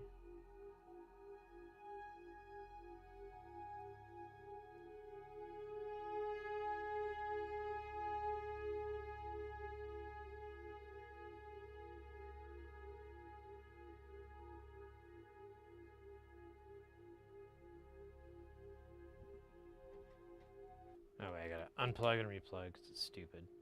Stupid, stupid, stupid. Hey, Twitch guy, welcome in. So look at this. Look at this white knuckle thrill ride.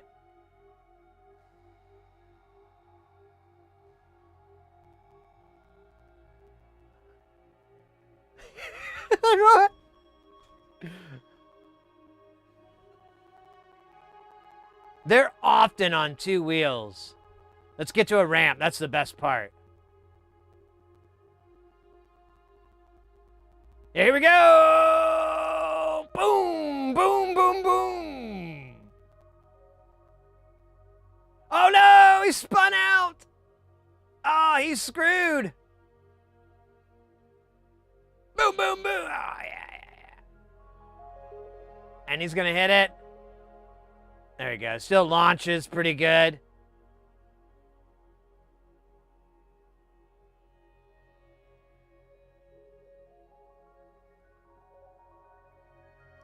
It has some like crazy rules. Like you don't have to stay on the track. So if you go off track or whatever, you don't get like dinged or anything like that. And like I said, you can bump tires. Yeah, dude, that guy went up on the tires. So crazy. Oh, I guess this person's in a pit. I don't know. I turned the audio off just to make it easier, but you get the idea. It is, it's awesome. And that's like one race. That's like the least interesting one. I found some of them. The tracks are insane. They're really, really wild tracks. Like I think that's the one that's like in Adelaide. There's another one that was in Daytona Beach. And I think that one was really good. Looks like Carl's NASCAR. Oh, you've never done Stadium Super Truck? Oh, boy. You'll get like really freaking wasted, and you go down to the track. And, they tell you, hey, Or you too drunk? And then you're like, no. Okay? And then you get in there. You have to sneak in, but you get in there. And then, you know, you're just you're just chilling. Chilling. He doesn't say chilling. You're just waiting for the, you know, the trucks to come around, you know. Maybe some broad gonna, you know, lift up her shirt. That doesn't happen too often, but, you know, it's Daytona Beach. You'll get enough, you keep saying that over and over. Someone's gonna do it, you know. You just gotta be around some, like, you know, real premium stuff. Because, you know, I did it one time, and this old broad did it. It was, I mean, I won't lie. It was okay. I used it later, if you know what I mean. But, you know, at the time, I was kind of grossed out. It could have been because I had been drinking since 10 a.m. and it was like, you know, 6 o'clock in the afternoon. But who knows? Combination. Anyways, yeah. Carl. Oh, shit. I did the whole preliminary dab, and now I got to do it again. I don't know. I don't think it's hot enough. I got to... Yeah. Hold on.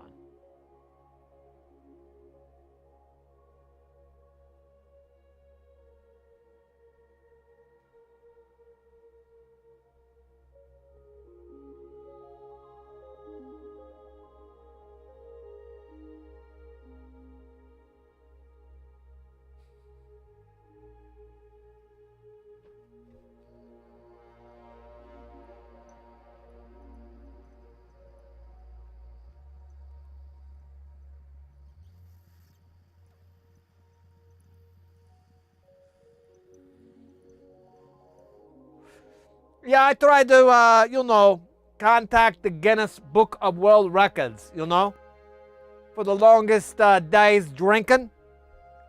And they told me to get out of town. Can you believe that? Yeah, I guess they don't want to promote unhealthy lifestyles. And I'm like, what are you talking about? I'm healthy. You may not think so, but last time I went to the doctor, he said I was great. Of course, this was a doctor in Mexico, and I was really there just to get some pills. But he said, you looking great, pal. How much codeine do you really need? You selling this or something? You got to cut me in. You know, he also said a lot of that. I don't know if he was really a doctor so much as a drug dealer.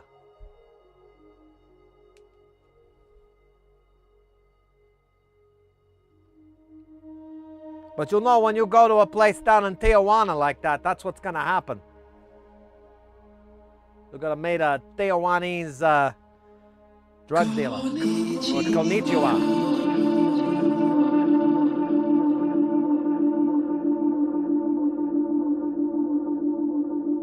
Oh, yeah, the hot dog eating. Man.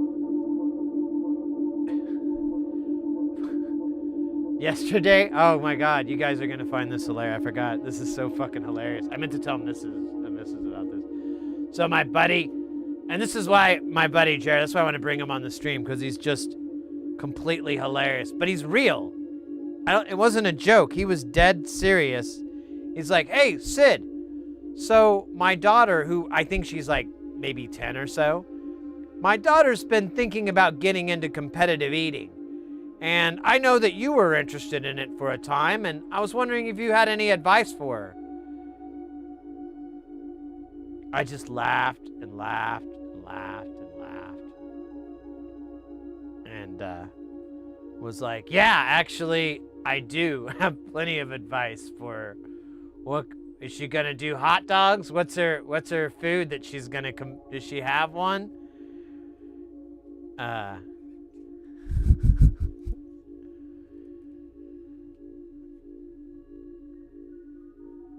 And then I, went into,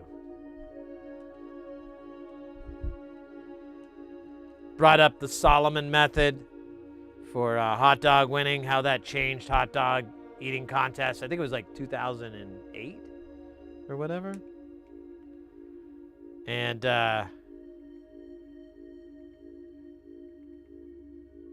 you know, brought up the whole health thing you gotta do. He was like, do you eat the day of? And I'm like, I wouldn't. I would eat the night before. I would build up a big, you know, stretched out stomach inside, but I wouldn't eat the day before. Or I wouldn't eat the day of.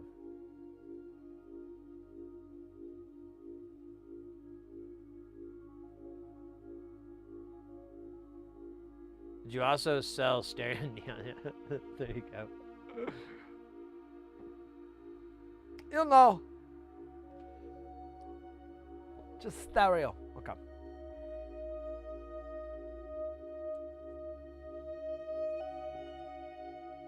Oh, that was supposed to be the hydrate. My bad. Twitch guy.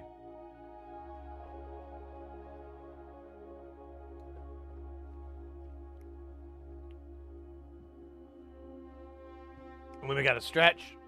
Let's do that one. Oh, man. Okay, good. I thought I knocked that guy over. Ugh. Hold on. Get a little bit of... Oh, dude, no.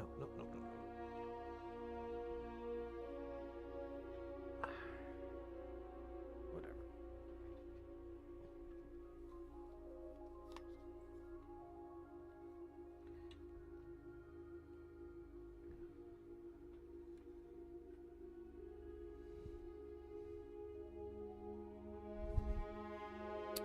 All right, back to the stretch. I had to adjust this stupid light.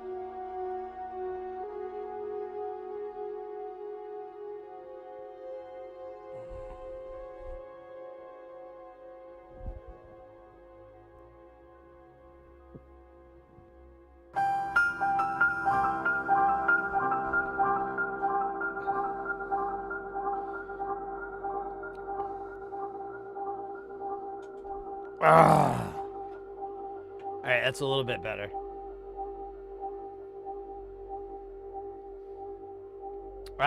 Devin, I'm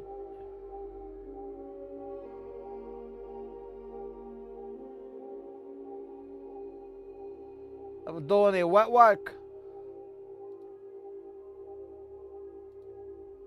There's like another hydrate in there. Okay. wait, I can't keep doing that voice.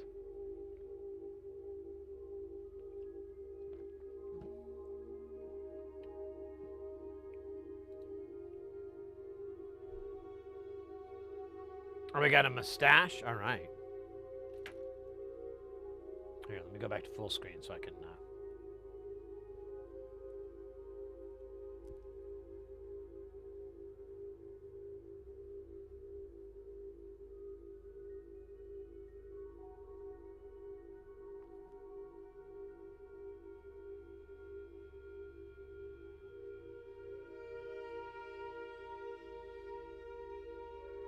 Yes.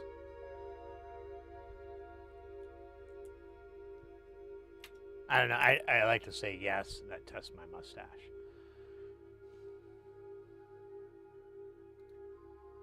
All right, we got mustache. We got all that out.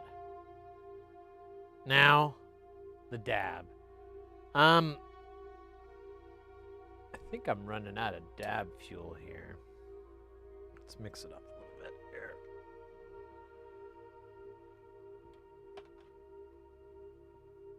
All right.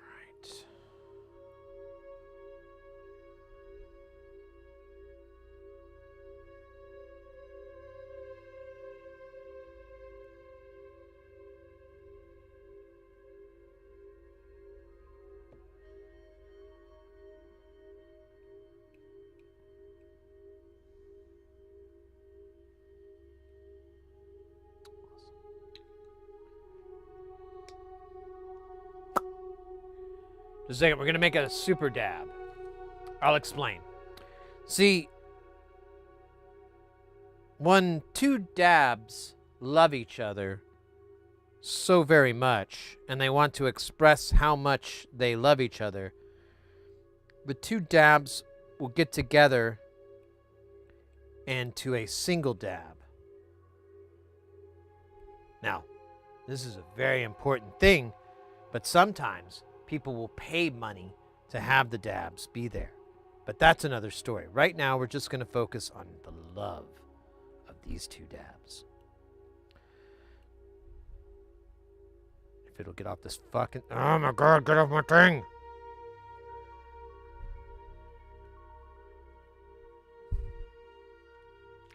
So, once the two dabs are together in the crucible,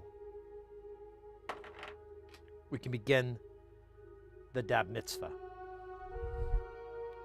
This is an ancient ceremony that celebrates the dab becoming a dab. I know, confusing terminology, but it's from the ancient terms, and we really don't have a term for it that in English, so we just call it the dab into a dab.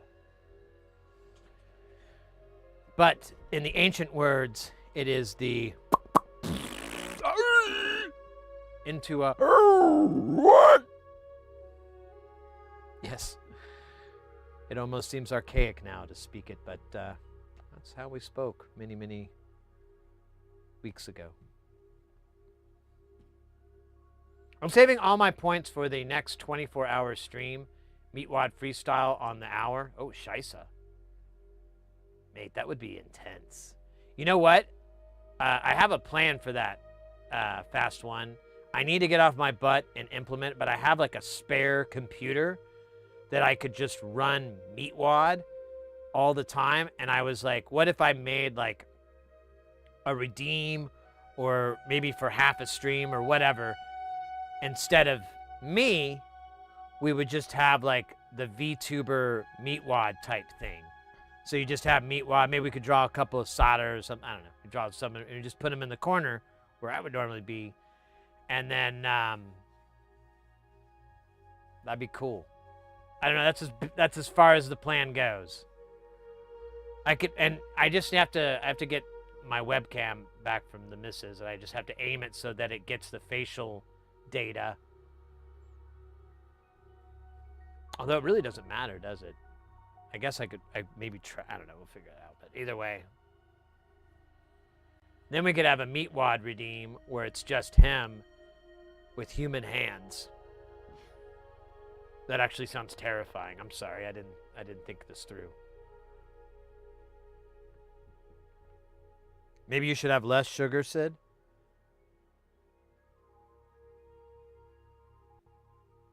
I beg your fucking pardon? I haven't had any sugar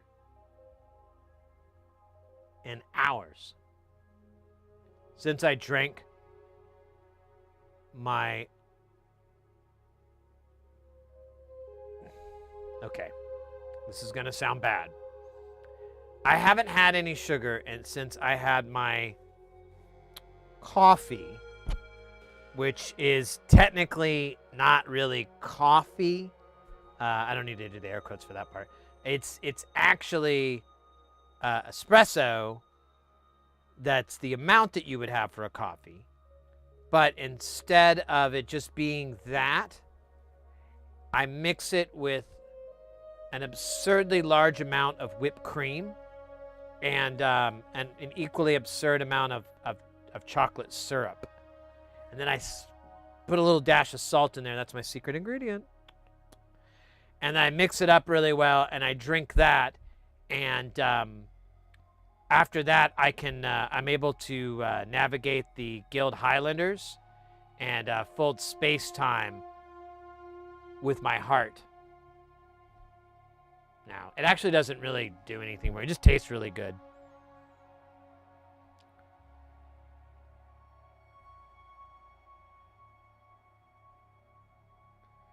Yeah, but that was like hours ago, dude. I have like the tolerance. You know what I did before I went to bed? Yesterday, I had the worst. I ate nothing but trash. It was awesome. And right before I went to bed, I even told the missus that because I was like, yeah, I was just kind of stupid yesterday. And that's why I was kind of, my stomach was bothering me in the middle of the night. So yesterday, I'm going to run you through really quick my entire meal.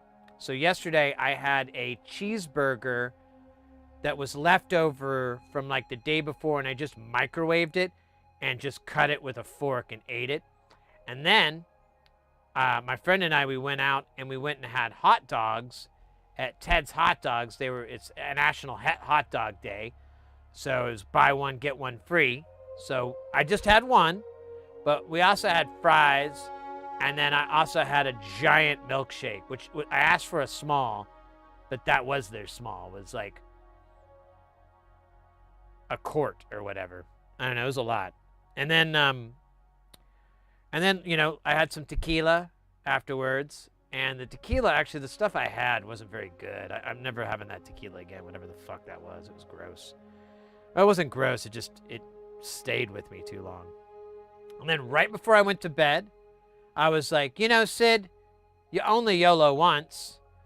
And with that statement, literally said out loud to no one in the room to listen, I went and got those little Debbie zebra cakes and a fresh Dr. Pepper, and I ate the zebra cake, and I used the Dr. Pepper to wash it down, and I had it all, and then I went to bed. And then I woke up, crazy enough, 5 hours later, with some sort of demon serpent inside my guts, like having a dance party way, way too late. So I paid for that, and I'm cool. I'm cool. Mrs. Heresy had a similar experience. I believe she had some potatoes and some mac and cheese, and then she had some donuts, and that was dinner. Probably some ice cream too. I don't know.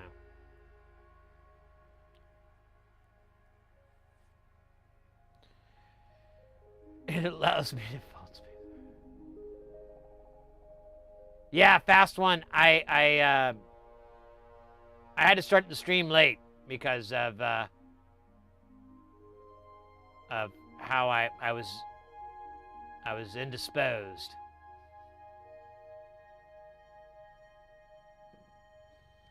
Just trying to enjoy those few years I have left that I could even do this without causing severe and life-threatening medical problems from doing it.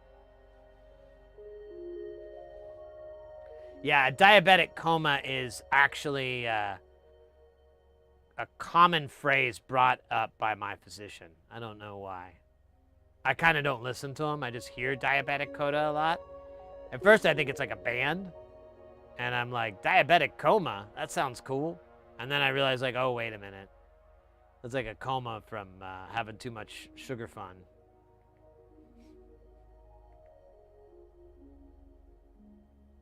The Great American Diet. Keep it. Yeah, I know, right? What could possibly go wrong? It'll literally be brought up by my doctor years later. Well, Sid, do you ever eat a donut and drink like a soda right before you go to bed? Who put you up to this, Doc? It's funny you mention that. It's not right before I go to bed.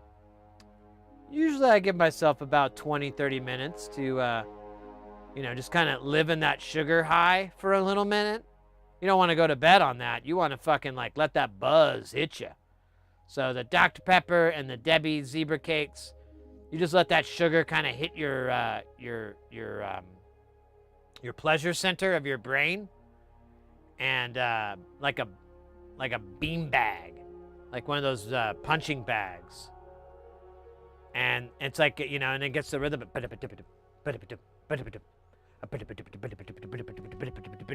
Yeah, it's just doing that to your serotonin gland. We'll imagine that it's like your uvula or something. I doubt it looks anything like that, but I don't think it matters. The importance is the visual.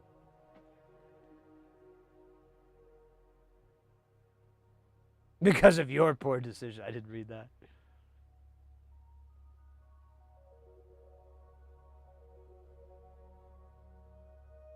So is arsenic. I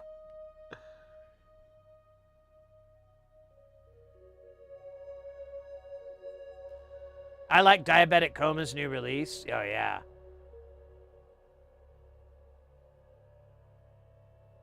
Mainlining the sugar cane.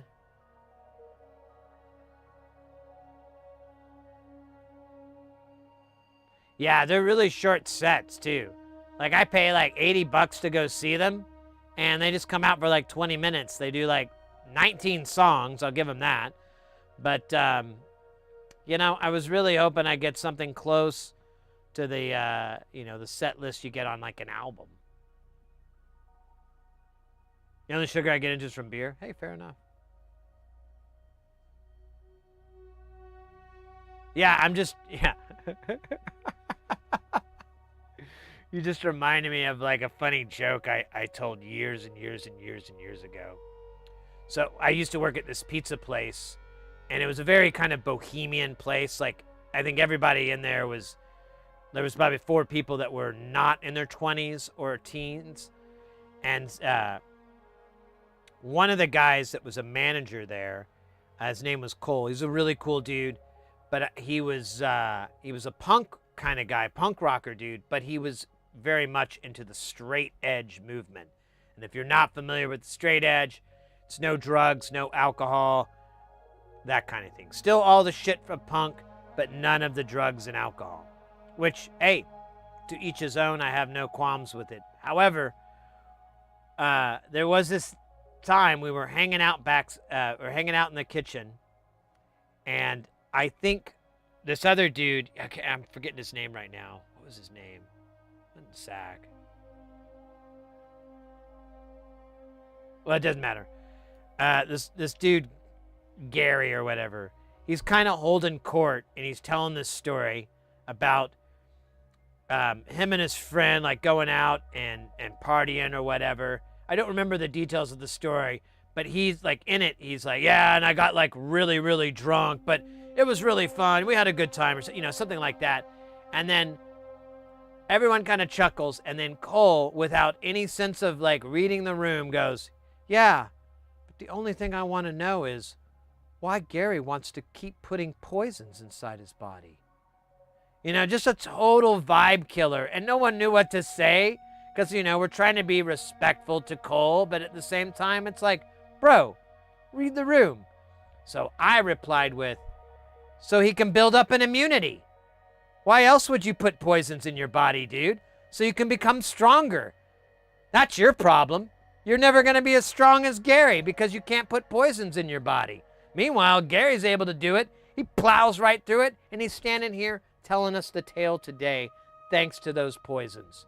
Really, those poisons, they made Gary. They may cause some really significant issues down the road, but we're in the here and now.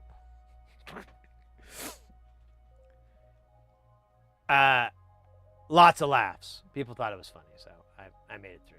Anyways. Cole, I love you, mate. He's a good guy. I think I kind of found him on Bookface, but I really didn't want to become Bookface friends. I was like, I moved out of that town. I don't really want to restart it virtually. But he's a good dude. I just, you know, especially at that age, you know, you're a little bit more... what's the word? What's the nice word?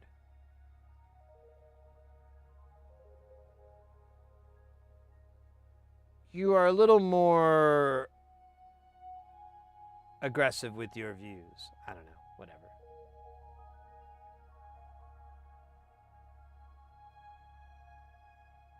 Wrong person for the joke to...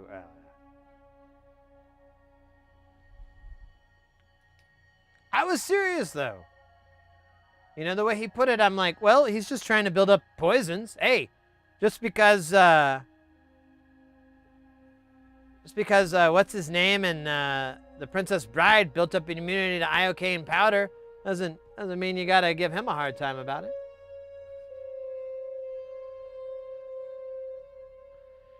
It's odorless, tasteless, and dissolves instantly in fluid.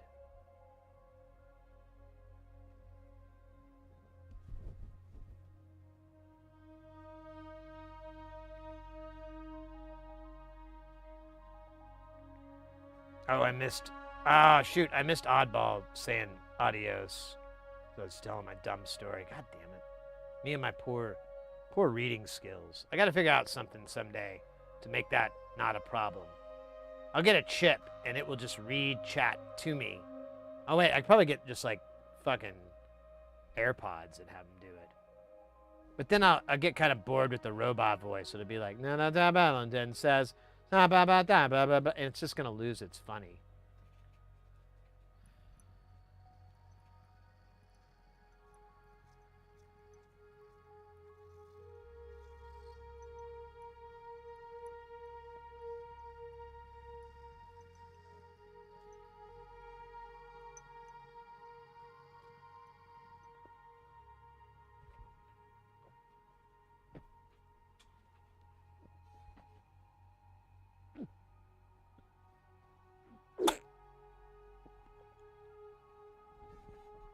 Thank you.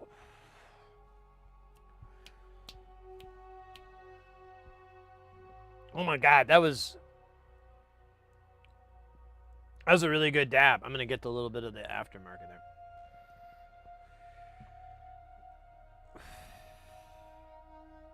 Wow, the taste and the inability to feel my teeth, incredible. Devin, some people challenge themselves by climbing a mountain. Other people choose other challenges. Yeah, you know.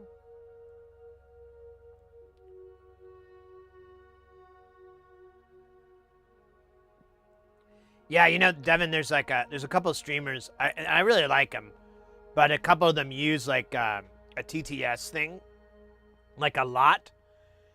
And like after a bit, I gotta check out because I'm just like, if I hear that creepy voice or whatever one more fucking time, I'm gonna eat more donuts than I should to cope.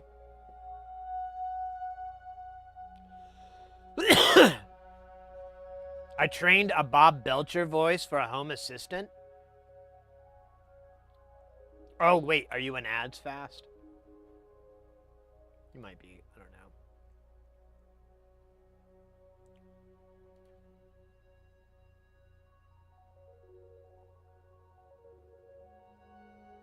Don't let the speaker say what. Okay, well, it said ads, so I just want to make sure.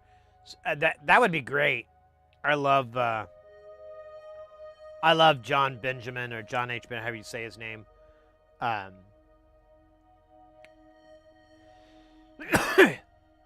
Do you ever followed his, like, what's it called? He has this, it's kind of a funny, I don't know, his sense of humor is different. I like it, but it's like, I don't know. Like, he does this one bit where he, what's it called? Like, it's called like Jazz Master or Jazz, I don't know what it is. But he has like this whole jazz band, really talented bassist, drum set, saxophone, and he sits down on piano and they're like, you know, just playing this really nice, smooth shit. And then he goes up and he plays. However, he does not know how to play music whatsoever. So he just kind of hits the keys much like a 5-year-old would if you ask them to play Bohemian Rhapsody.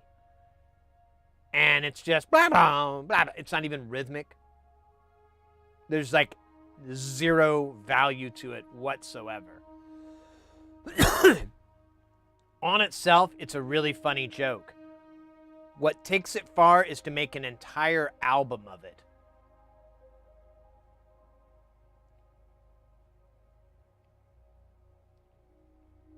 I think is what he did. I don't know. And then he's still like, yeah, it's Jazz Daredevil, I think is what it is. And he's still like on his socials, everything, he still promotes it all the time. And it's funny, but honestly, I've seen some other stuff that he's done that's been way funnier. He did one sketch. It was a bit, I can't remember if it was on Instagram or Twitter, but it was all these photos. and it was for Archer, and oh shit, what was it? What's his name?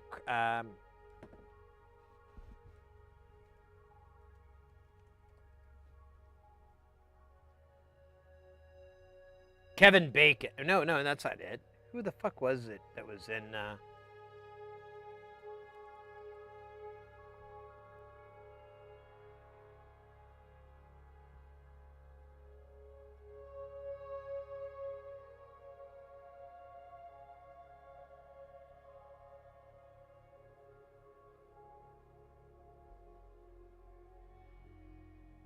Christian Slater. That's what I'm trying to think of. So it's when Christian Slater was a character on it, and basically, I'm gonna do a bad job of telling the joke, but through a series of photos, he invites, he gets all ready and prepared for Christian to come over, and then it just progressively gets. He's like, oh, I got this and this for him, and then he's like, spread rose petals across the bed, and like it just gets crazier if I'm remembering right, and then like. Christian Slater shows up and they're like, here, we're going to watch the episode. And he's like, why are we in your room? Oh, it's just more comfortable to sit here on the edge of the bed. And he's like, don't you want to take your jacket off? And Christian's like, no. It's just like, it's awkwarder. Yeah, whatever. It gets super awkward. And then Christian Slater leaves. And like without him, but I think John Benjamin like chases after him, and it's really, really silly. And then at the end, there's like a photo of him like smashing a mirror or something like, he'll never like me. It was just this ridiculous self-deprecating humor that I like. I think as his jokes go, I always enjoy them. But if that joke would have turned into an entire album, I'd be like, oh, that's too long.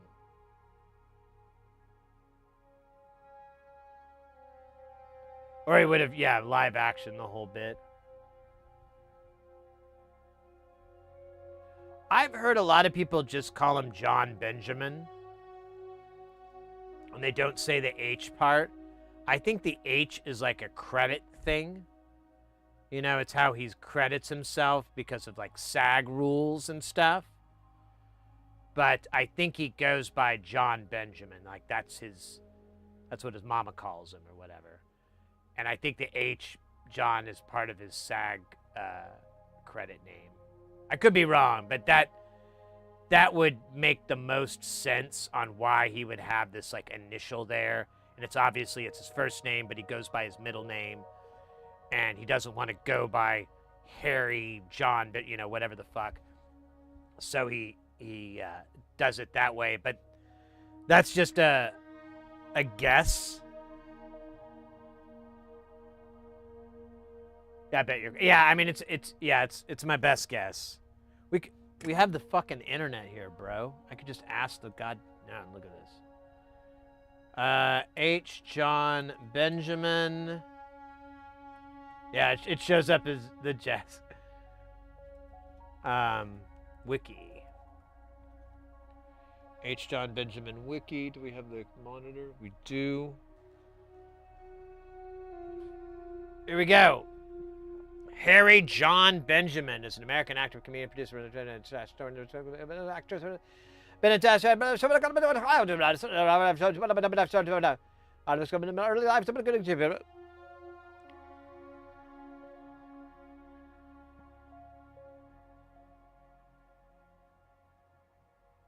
Doesn't really. I didn't see anything.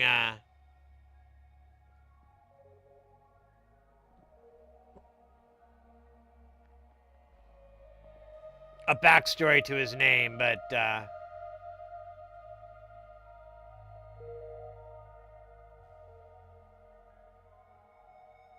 whatever. I'm sure it's written down somewhere, but at least I got a mild confirmation.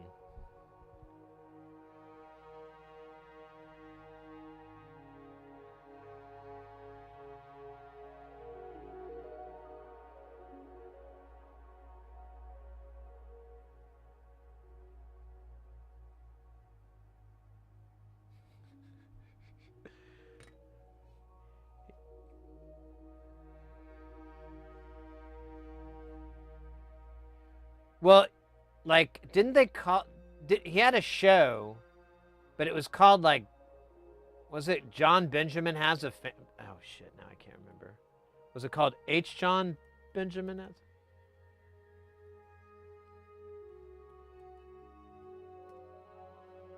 Oh, so they called it... Yeah, that was right. The show was called John Benjamin Has a Van. And that's actually where I'm putting... where I think I'm pulling most of that from, is like, oh, wait. The show doesn't bring up the H. So.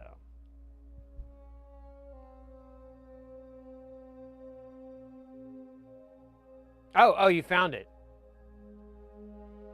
Child didn't know what his first initial stood for.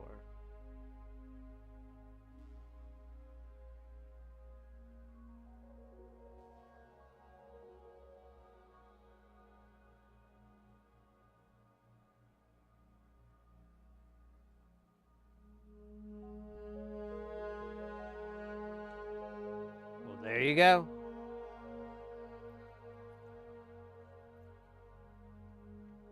I can't do a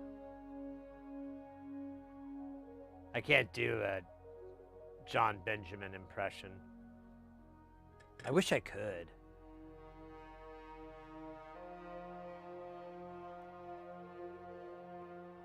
Imagine all the quality call-in pranks I could do. Oh, jeez. Yeah. That would be great to try. Now I really kind of want to just end the stream and suddenly go work on that. I don't think I could get there, though, to be honest. I don't think it's in my range to do... well, yeah. I don't know. I think it'd be tough. I think I'll just stick with heavy metal Waka Waka singing.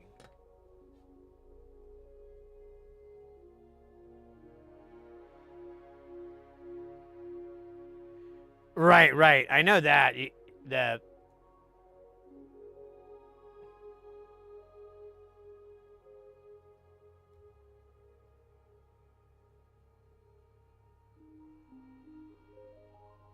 Really, I think about it now, especially on Bob's Burgers, all those,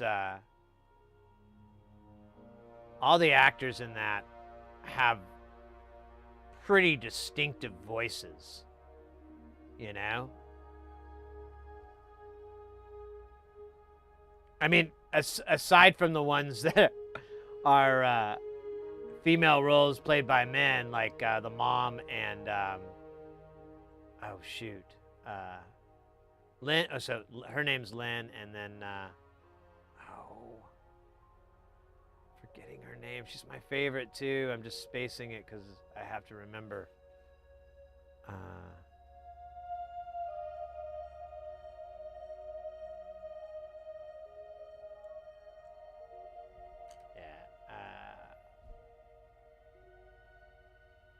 Louise, that's it. Oh no. There's Louise, but that's played by an actress, and she has a very unique voice too. I'm totally literally all this stuff is on it. Yeah. Tina, that's it. Tina, thank you. I could not think of her.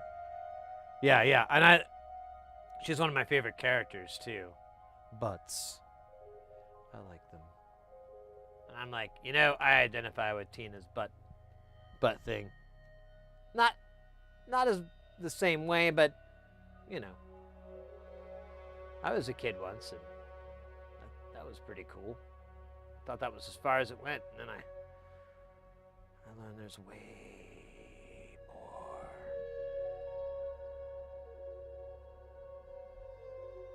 almost infinite. But I digress. Said but again.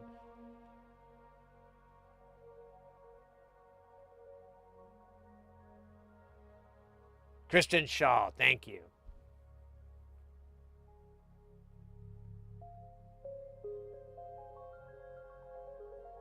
Yeah, all those guys.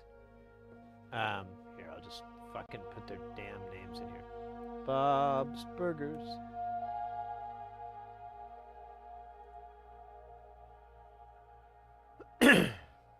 Kristen Shaw, Dan Mintz,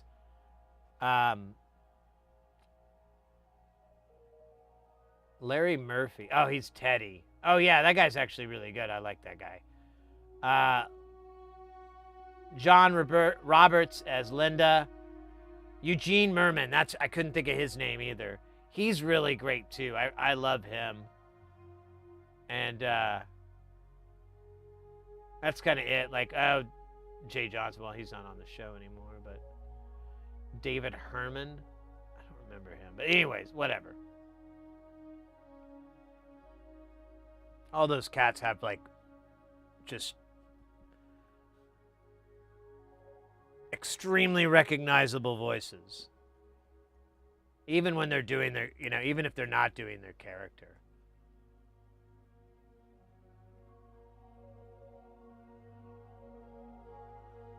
I noticed that too. I've noticed that too, Devin, that there is a lot of like the little side characters and whatever. I'm like, wait, that just sounds like Eugene Merman, but like a softer pitch, like a little bit, like they'll do a little bit of character, acting into it to change it. But yeah, there'll be a little bit of processing. It's kind of the same thing with South Park does that a lot. But whatever. They got a show to write. Oh man, what's wrong with my iron? Is it broke?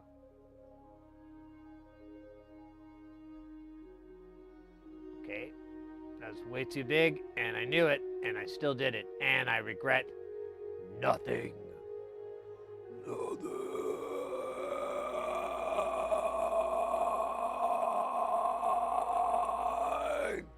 Nothing. I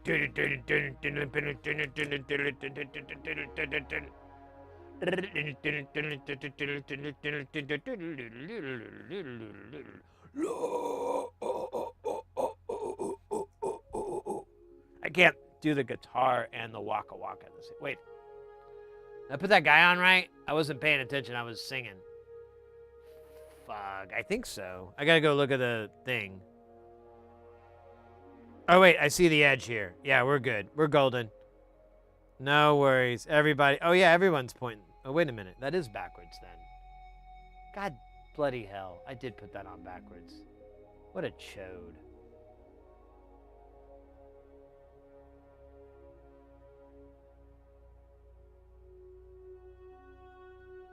Aqua, welcome in. All right. All right. I'm just going to cheat. But before I cheat, I'm going to put this guy on correctly. I guess I just need to look at what's written on the top. Highly useful.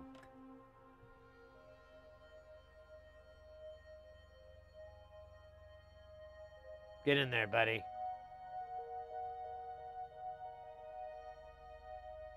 Wait a minute. What do you... No. No.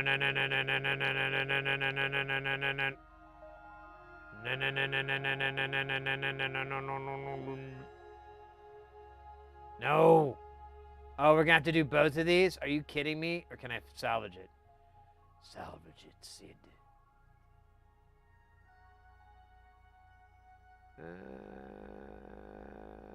You know what? It's gonna straighten itself out later.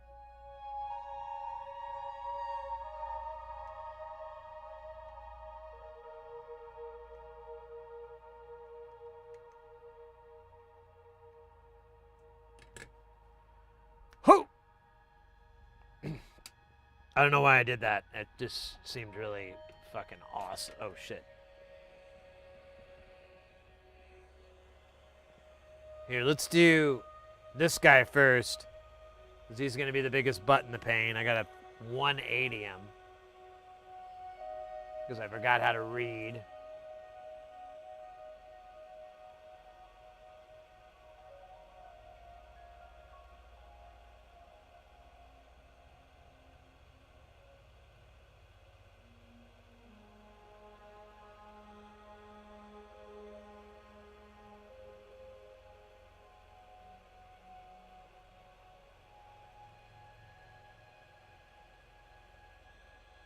Here it comes. Oh, man. How am I going to... I don't know how I'm going to do this, really.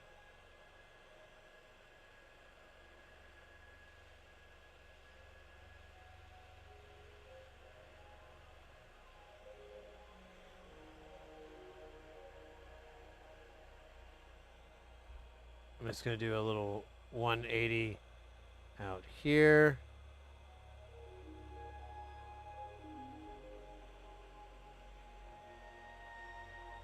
Oh, bye-bye, 10K. It was good knowing you, buddy. Remember, no one believed you. Not a soul.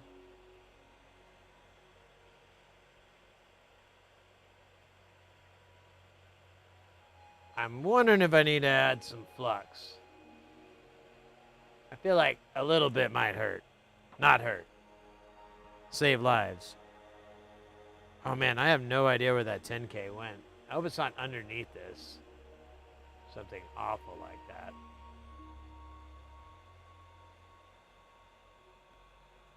Alright. Let's get back to ridiculousness here.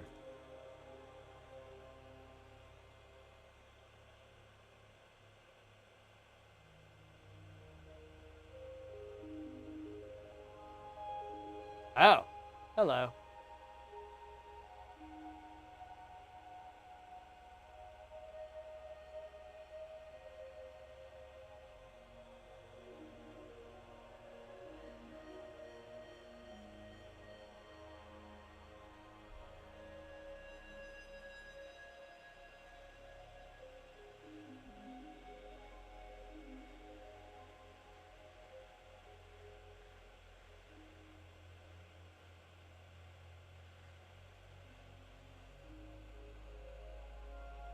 All right, and let's just do this guy down here real quick just to clean him up since we're already nice and warm. Oh my God, we are dumb warm. I might have a problem, in fact, because I kind of put the flux in a plastic syringe next to it, but I have another flux. That's right, backup flux. You know I don't fuck around, right? Or should I say, I don't flux around. Yeah, I have extra flux in case my flux is compromised in some way. This multi-flux system has been approved by the Flux Masters of Fluxador. Louis the Fluxteenth and Flux Dog. Look at that. Everybody's just getting awesome. Almost want to do it to all of you guys. You guys all want to get warmed up? Yeah. What about you, Bog? Come on, buddy. Come on, you can do it. All right. I don't know, man. That guy's crazy. All right. Well, I wouldn't mind just hosing this whole board down with 1,000 degrees of Thor. I feel like that's probably the sugar talk. Wait a minute. Oh no. Did I do this multiple times? Hold up. Oh, no! All right, guys. Oh, wait. That guy's not even soldered in all the way. Whatever. We're just going to fix this while we're here.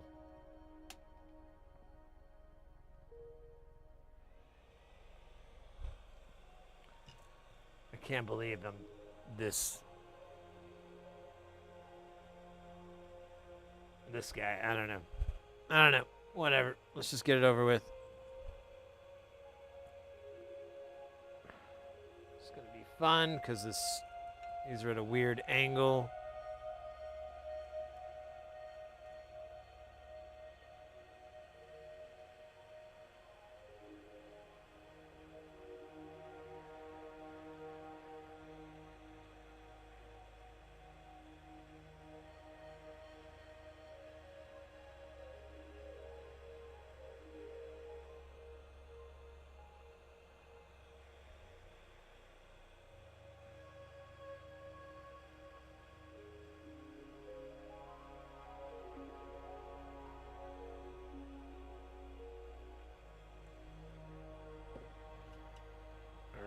Let's put this, I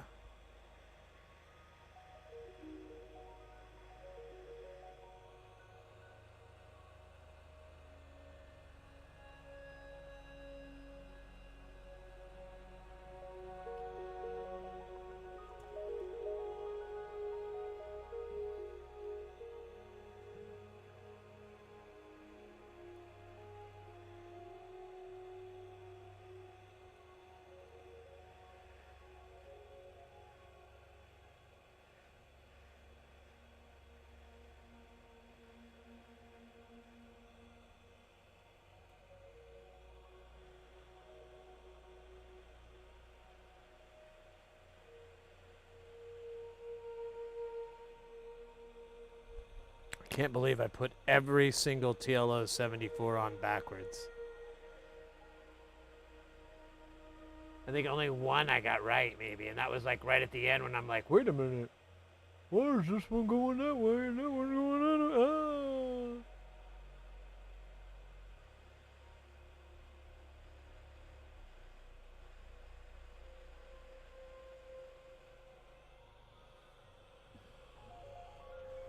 Ah. All right.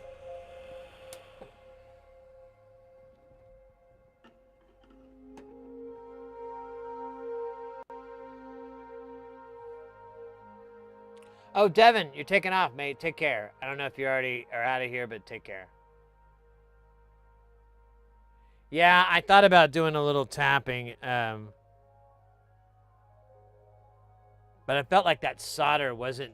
I was kind of also testing how loose the solder was because it didn't look super loose.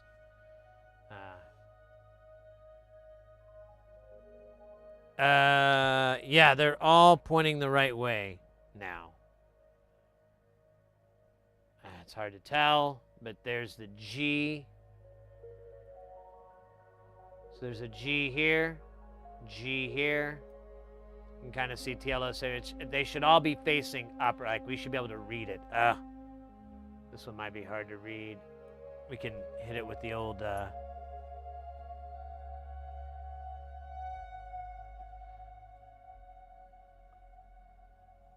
you go. That one's good. And then this one, oh, wait a minute. Oh, no. It's good. All right. It looked weird. It's a little crooked, but I think I'm going to just live with that because I don't care.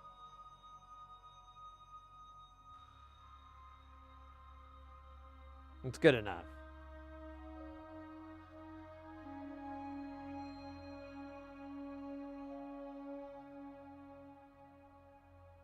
I love him. So, all right, mate. Well, take care. Stay guile. I'll see you next time.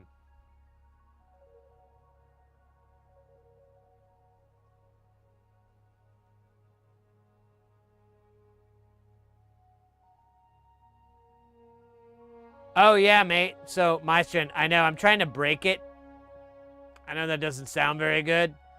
But, the holster is supposed to have like a little magnet or there's some sensor in there to put it into cooldown mode, but it doesn't work. And if it doesn't work, it kind of aims at some drywall, and I don't want that to be zapped with like a bunch of heat. And the way that it sits in the cradle, you're kind of hosed unless you want it to just sit like on its own, giant footprint. So because it cost me less than $40 to buy the hot air station, and I would like to have an excuse to buy a slightly better one, And I would like to be able to tell people confidently, which I have, from the 858D, this thing's a bit of a tank. I mean, you might buy one and it might eat shit in a week, I don't know. But mine has been bizarrely okay with all the mean things that I do to it. You know, I mean, it might be advantageous for me to manually take the temperature down. Like I could take it down to 100 C or whatever, and then wait for it to read back that it's at that temp, and then kill it. You're probably right. I try not to move it really quick, because I can hear the fan like going, no! Stop! Alright, I think... Uh-oh. Did I... Okay, good. Alright, I don't need this flux, though. Do I? Nope. Oh, you know what? We'll use it right here, because we got to get rid of these, we got some solder spots. Solder spots. Yeah, I'm not sure. I'd like to buy like a better hot air station, like a little bit higher upgrade, like just slightly more money, because I'd like to be able to also get an opinion and some, you know, a sense on those too. Be like, oh yeah, they're great, or oh, you know, they're really not worth that money. You're better off getting a cheap one or a really good expensive one.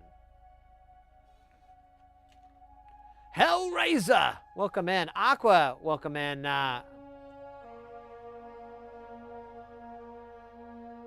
Wait, I missed your chat here.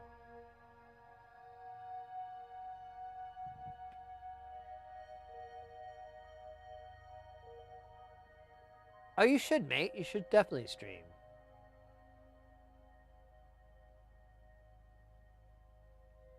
Well, get to where you're comfortable that you're going to be able to get like a nice presentation of content. You're not going to be hung up with like trying to get this to work or that to work. Maybe do like a little bit of a dry run, but stop almost all the way until the stuff that you can't reverse, and just to see if there's any holes in your setup or anything you need to get so that you can stream and not go, oh shit, I forgot the potato masher. I don't know. You have to worry about damage that you said as much as I want to keep blasting this board. The zillions degrees. It's not nice. I mean, you can. It's these guys are fine. They'll live. I don't think we're actually getting to like 300 C or anything like that.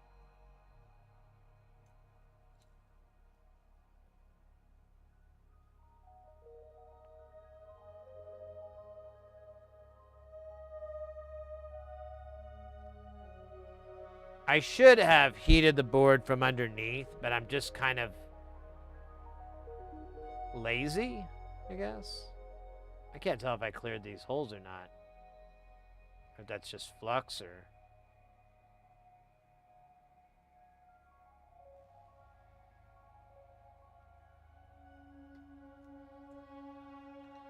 Oh shit, look at this. Gold mine.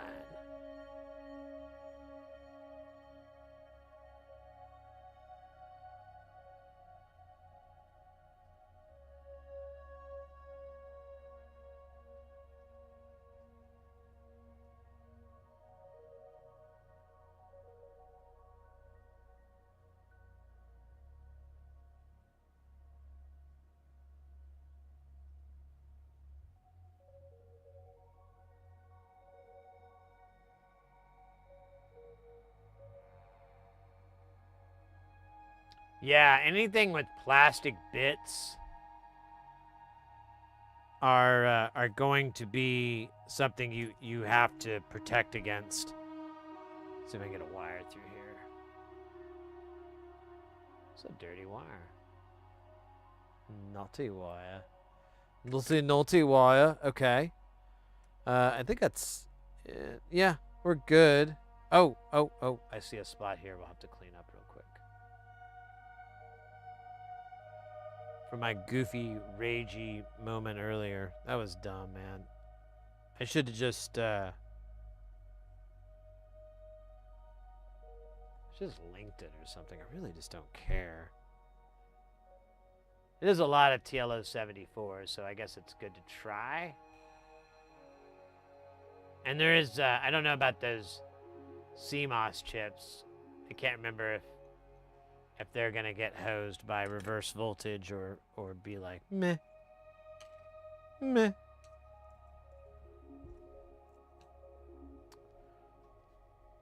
Oops. There we go. All right.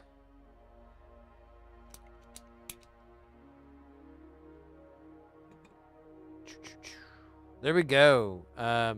These two boards together. We've got all the SMD minus the parts that we need. Ooh, let me clean this up real quick. It's just a little tiny blob here. I don't even think it warrants the camera.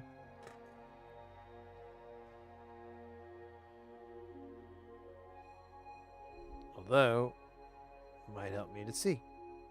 So, who knows? Hey, look at that. Good enough. That's all we want. So I can put these. Yeah.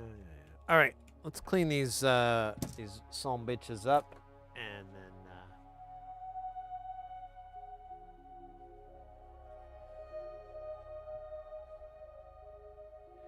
Yeah. Either hand solder them. If another thing that you can do. So let's say we had a bunch of LEDs on this PCB here. Or here, we'll do it. We'll do it with this guy. Although this would be a bad example because it has components on this side. But just pretend this is the same side. There's LEDs for the front panel, whatever. So what you can do is use pretend the pads or use solder paste, whatever you like, and then either use a hot plate to heat it up to solder them in, or take your hot air station and heat it from underneath. As long as you have indirect heat and you bring the board up to temp, you'll be all right. But if you hit that plastic with the temperature that you need to raise this up, it's gonna melt. It's gonna totally get warped and messed up. But if you have it just from underneath, then that you'll see that you've got it hot enough for the solder to melt, and you're good.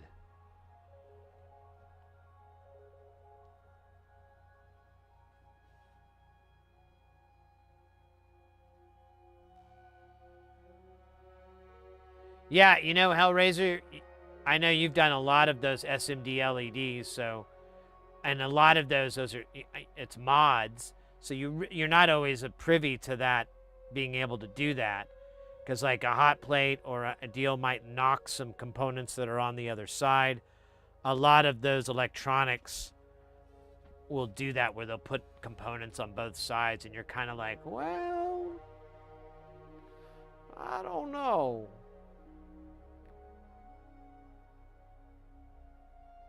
The T92, yeah, that's true. My DIY-ish mini hot plate yet. I'm looking forward to it.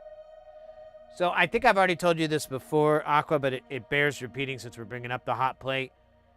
It produces a lot of smoke. Your whole, depending on how big your board is, it's gonna, and I mean, you're gonna want to put flux on there.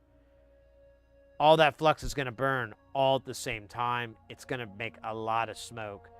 So if you're doing the hot plate method, make sure you're in like almost an open, like if you're in your garage or a shop or something, like open all the doors, get some fans moving the air in and out of that shop, because that smoke is going to fill it up.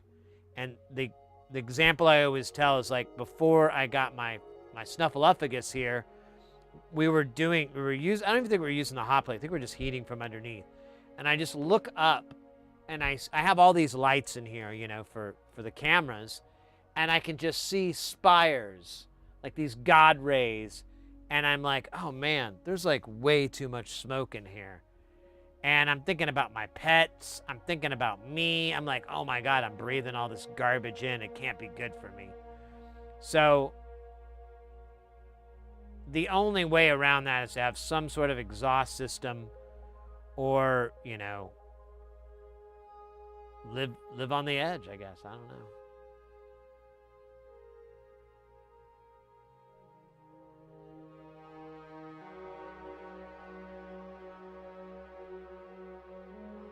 Yeah, that's how I am, Hellraiser, with my soldering. I'd rather just do it by hand than you know, go through the hassle of pasting and stenciling and all, or stencil and paste and all that. I'm still gonna give it a try to get good at it, but in my experience, this works pretty darn good.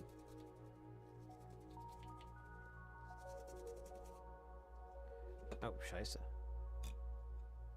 Oh, I wonder if there's a sticky spot on this.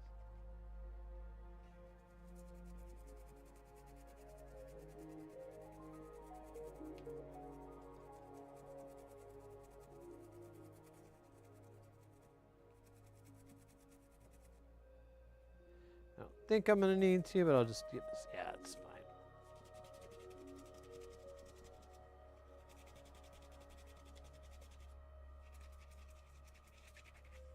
All right, let's fresh, and well, maybe. Oh shit, man! I don't know how I messed this up. I cut these up into quarters, but somehow I miss a bunch, and I'm not quite clear on what I'm doing to fuck that up. Oh man, there's still some goo.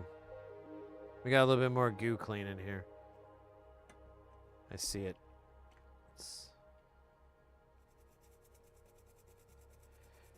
It's hard to see with this purple board, so I guess that's nice. You can kind of hide your flux mistakes. Your flux shame.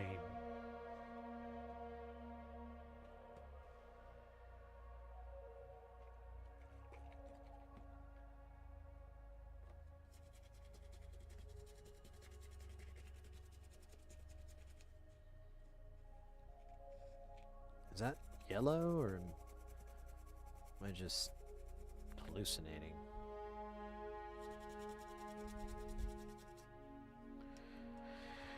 Whatever. We can clean this board again, I guess. I think it's a little burn. I think I might have burnt the board a little bit. It could be one of the problems with this flux, if you mix it, is when it burns, it kind of becomes impossible to get off. It's really kind of annoying, and it's because I'm mixing two different brands, I think, because the Kester 44 and the Kester 951, they're fine. I don't have any issues. But if I put Amtech in there, I've had a couple of scenarios where I'm like, you know, I can't clean the board. It's just yellow. I think we have one of those scenarios.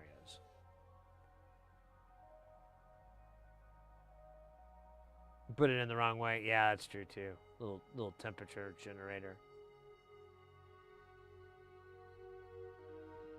So, unfortunately, Ekin, we're not going to be able to get it assembled fully. We're missing parts. I'm kind of at that point right now with the builds is like since we're missing TLO 72s. And, oh, you know what, though? Let me check one other thing here. Did these... I think I already did this. TL072. These guys don't carry SMD parts, though. Yeah, they just have the P-dips. I'll have to order it from Mauser, but I'll get it soon. I'm kind of holding off on a Mauser order because I want to get... I'm worried I need to get some other stuff for another project, so I'm trying to finish, or at least get to a point on that project where I'm like, I'm good. And then I can put the Mauser order I kind of have together through, but I don't know. We'll get there. It's not the worst.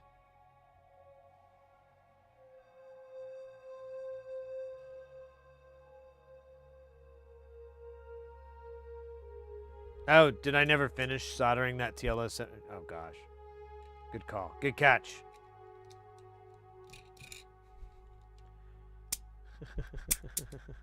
I would have noticed it at one point. Be like, oh, man. What a schmuck. All right. We should be able to do this pretty nicely and cleanly.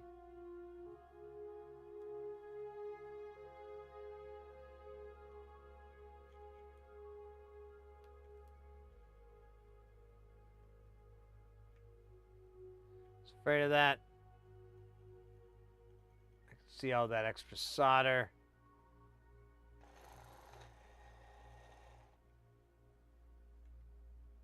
God damn, don't do this to me. Wait, I think that's clear. Let me hit it with the heat here. Oops, okay, that sucks. All right, I'm just gonna hit the back.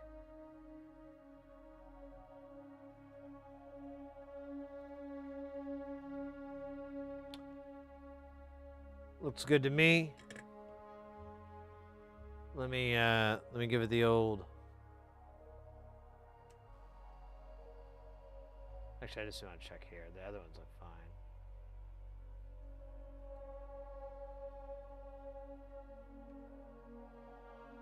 All right, we're good. Here, I'm gonna put a little extra on this pen over here. This guy looks a little.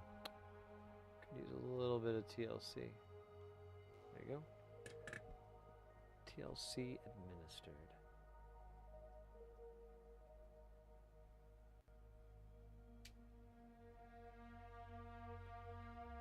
Oh, Kelton, welcome. I think we're done with this board for now.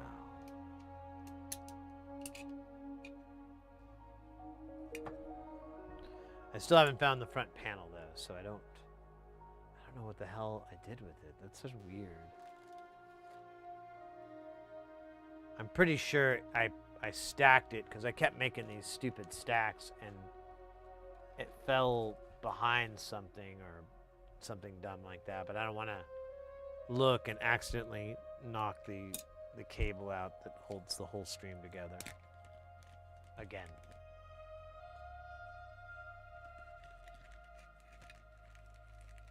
I'll write the name on here.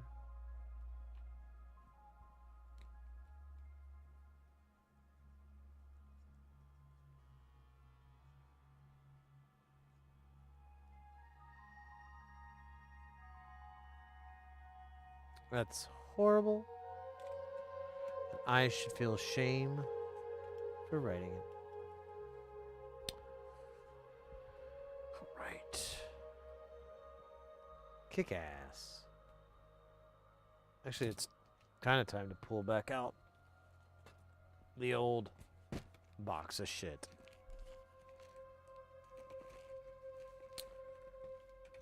Hey, Kelton, meat wad for 5. We could do that. We could do that.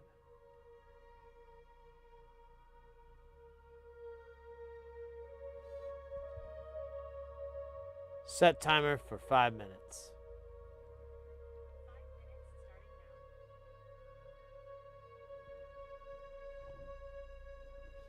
Okay, here we go. 1 2 1 2. Buckle my shoe. 3 4 3 4. The Commodores. Okay, so let's go through. What we got here is we got Beat Freak. That's a lot. That ain't gonna happen. Okay, moving on. We got Chaos. That damn son. Oh, that ain't so bad. Oh, wait a minute. Damn son, that's a lot. So we ain't gonna do that one right now. And then I think this. Yeah, we could. Okay, let's keep going. Let's not let this take us down. Alright, we got, what's this old boy here? Damn. Okay, never mind. Moving on. I already know this one is gonna be a lot. Let me see. Hold on a minute.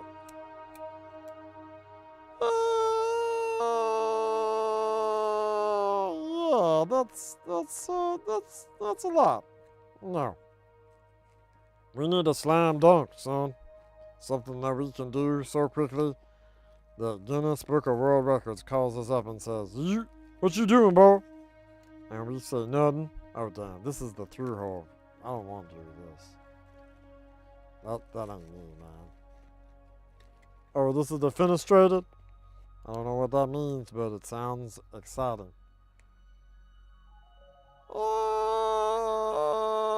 No. No, thank you. No, thank you very much.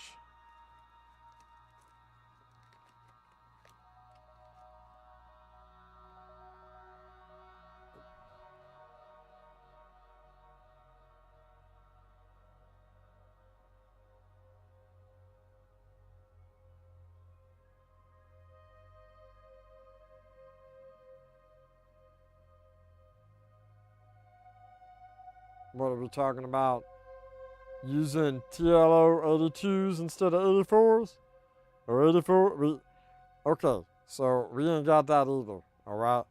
I ain't got no TLO 82s. I wouldn't mind. Shit, I mix that shit up all the time. I don't care, man. At the worst, you know what I gotta do? I gotta put like a little 190 cap right under it, because sometimes them TLO 82s, they're weird, yo. But that has happened once. And if I could be really honest with you, and I feel like I can, I'm not 100% sure that's what did it. You know, there was back in the time when I was a true electrical alchemist. I was just throwing it against the wall and hoping that somehow gold would come out. And every now and then, I got lead. And I was like, well, we're getting there. But this I can't make no money off of. They didn't got none place for that. Okay, what are we doing now? Oh yeah, that ain't gonna happen. That ain't gonna happen.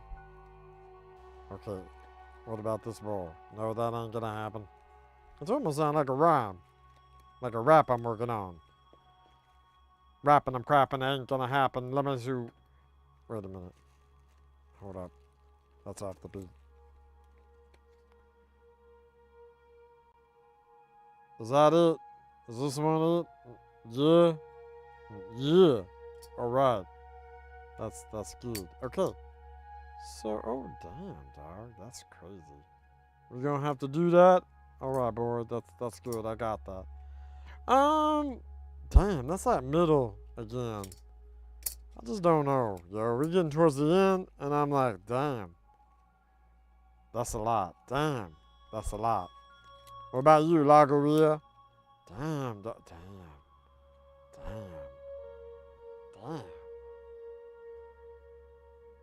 That's a lot. I ain't gonna lie. That's a lot. Tell you what we're gonna do. We're gonna do meat wad sock bucket. WWE. Well, it's technically not the WWE because they sent us ceases. Oh, good. We done, son. I don't have to talk like this no more. And that's good because I was gonna have to involve the lawsuit that I was Told to be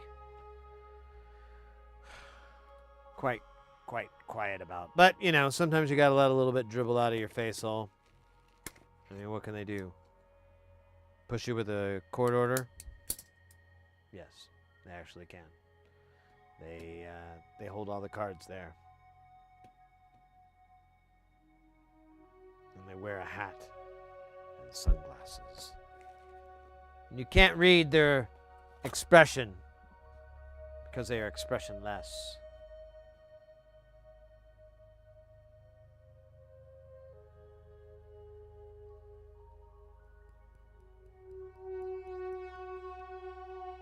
Yeah, I noticed that too a while back. Maestro with the 82, 84. And if you notice in in his bill of materials, he'll bring up fairly often that you could use either or. So I don't know if that's like something he's tested or he's like, you know, the way this is being utilized, any differences between these are going to be moot.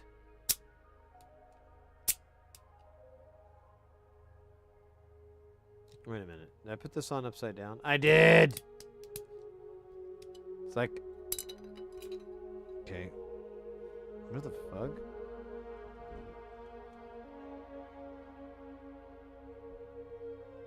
It's like a whole elven village down here. Pretty cool.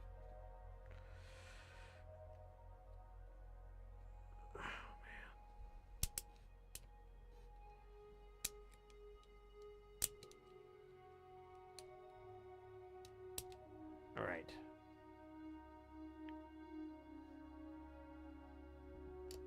We must begin the wetting. Hold on.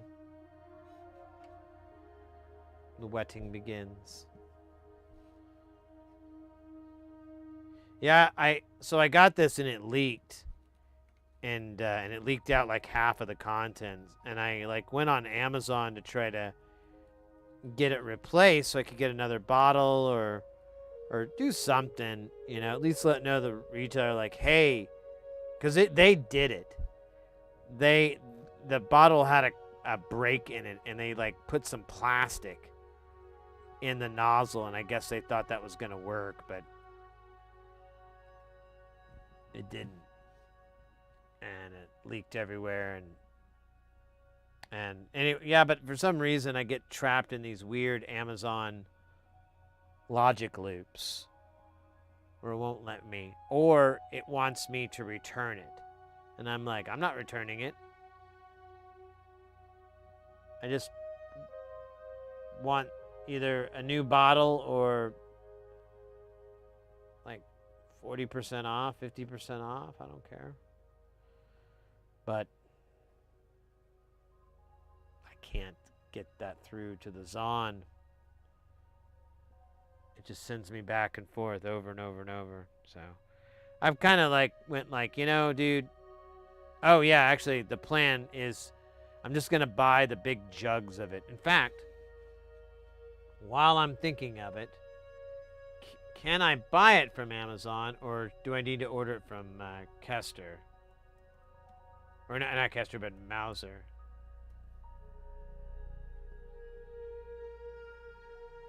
Yeah, I don't see it for sale in the jug. So let me go to, I think Mauser will sell chemicals. Oops.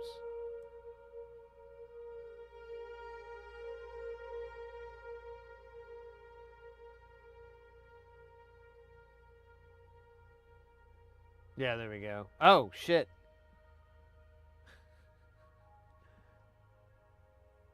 This would be great if I could buy the.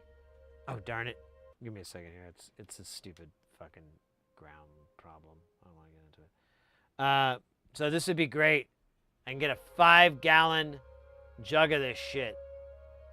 You know how baller that would be? That would be awesome. I'm not even 100% sure it's the right stuff. Just has 951 in the end.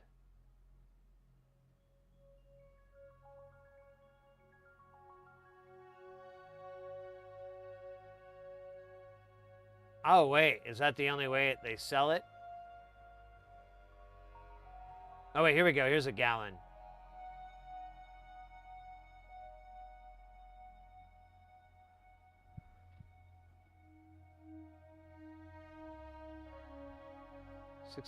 Oh, wait. I got to buy a dozen? All right. I'm going to have to shop around, see if I can find a source. I guess I could look just straight up. Kester 951, 1 gallon. Oh.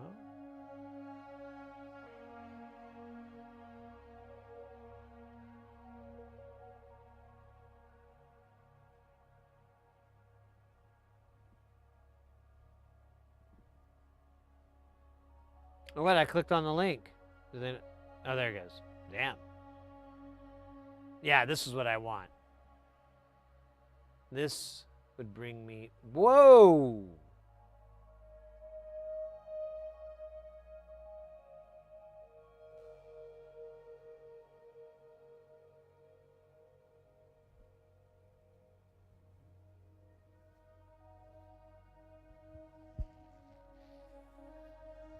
Didn't think about that part.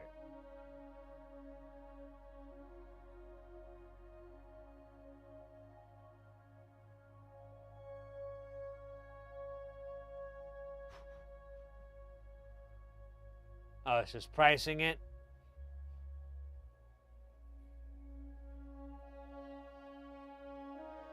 Test equity?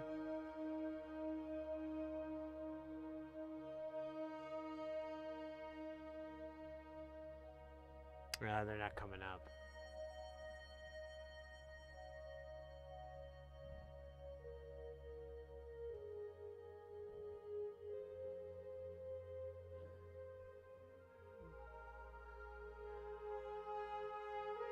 Did I spell it wrong? Oh, man. Oh, wait. Yeah, put a space there, right? Okay.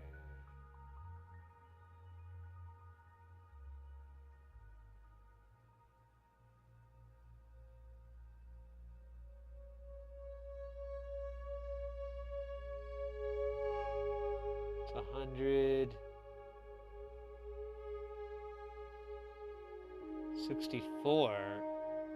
You have to buy a dozen of them?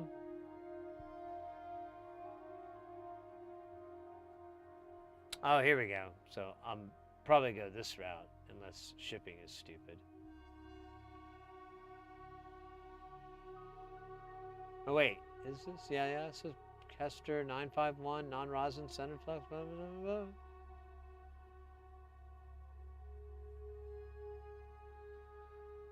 blah. Test equity. All right.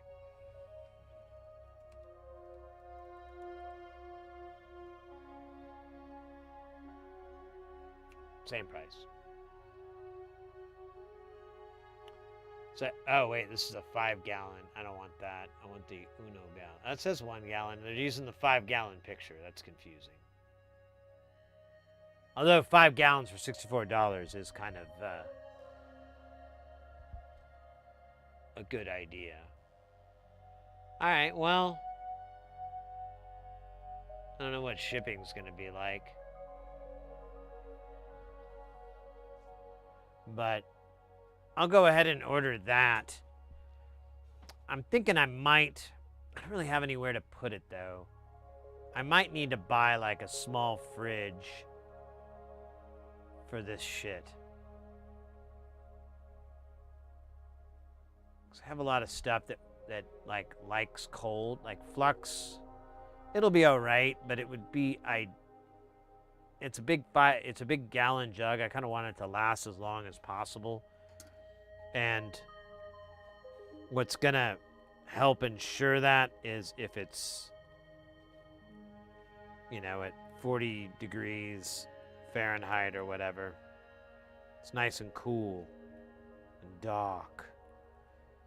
And refrigerators are pretty dark and cool. Not cool like they go and buy you cigarettes when you don't want to buy them because you don't want to get shamed by the guy working the register. That kind of cool.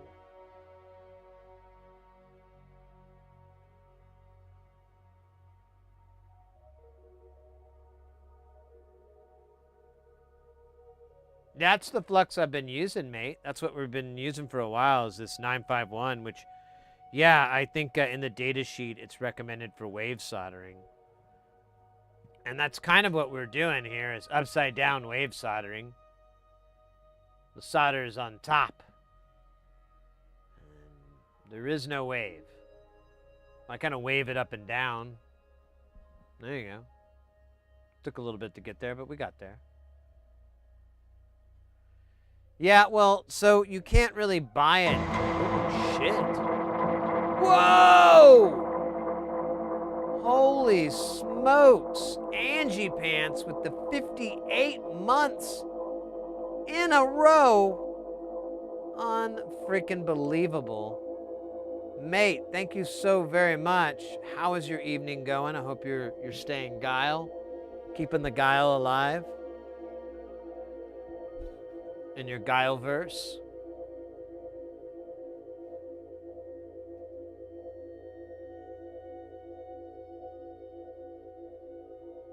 Thank you so very, very much. Yeah, it's you have to buy it from this other company that repackages it, CML Supply, which is fine and all, but I mean, this is 2 ounces. How many ounces are in a gallon here? I think it's a lot. Ounces to gallon. Oops. I meant to do it the other way around. Can I flip it? Oh, here. Yeah. So 128.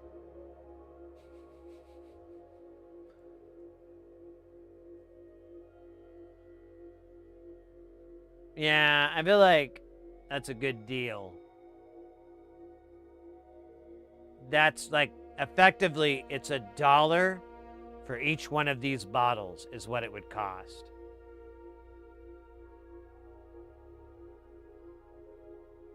That's a lot cheaper than the 16. But man, what a markup those guys are getting. And they're probably buying it by even larger quantities, so they're probably even getting a bigger return. Damn. I mean, the plastic bottles cost a little bit of money, but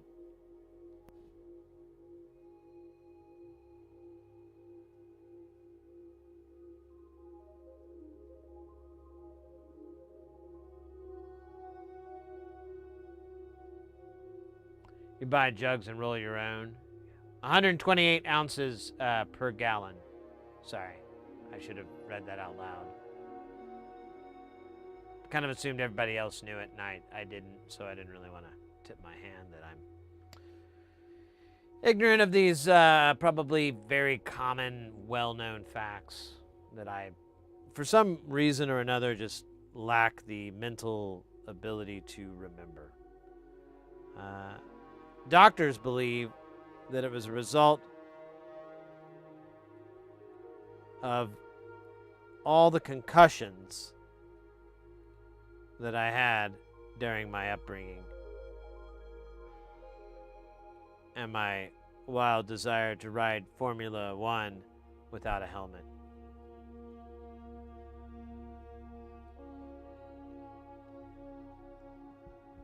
While no serious issues occurred, I am terrified at the sound of buzzards.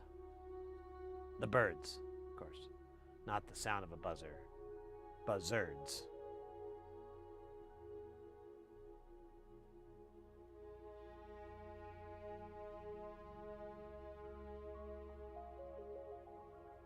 Oh, yeah. See what you're citing here.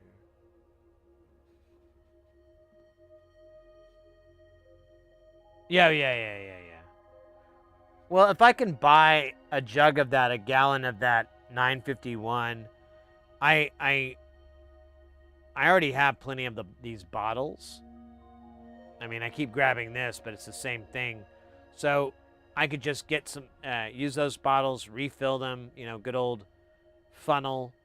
And, but I think I might need to acquire a fridge to put this shit in, because I don't really want to put it in my food fridge. I already have a little bit of stuff. It's okay, but this is kind of turning into another realm, so I have a spot where I could sneak it in, and I don't think it would eat up space, so I might think about this a little bit more. But I pay off the fridge in like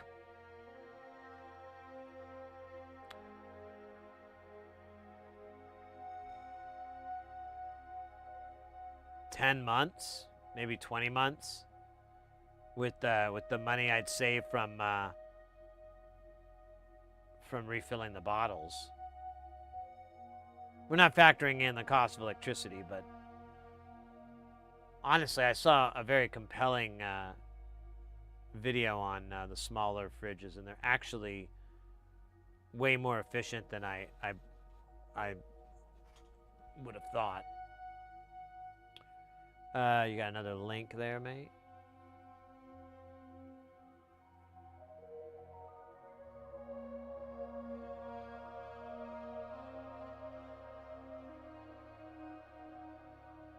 Oh, for,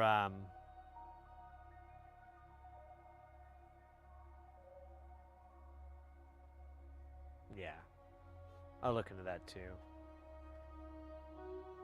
You know, honestly, and now that you mentioned it, I wonder if I could buy it locally. I wonder if there's any stores that sell like a 1-gallon jug of that shit. Because that would be great if I could just walk down and pick that up rather than having it shipped like a chode.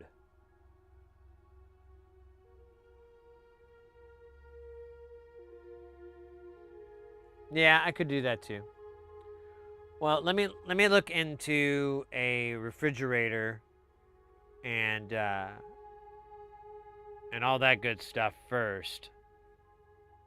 Because I need somewhere to store it, and I'm not going to just store it at room temperature. It's a lot. It's going to take me like 2 years to go through that jug on my own. So I need probably longer than that now I think about it. So I need somewhere to store it. And then I have a lot of other flux and some other stuff that needs to stay at a Q temperature.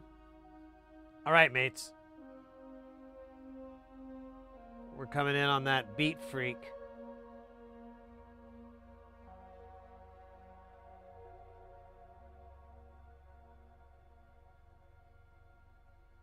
Maybe. There it is. Beat freak.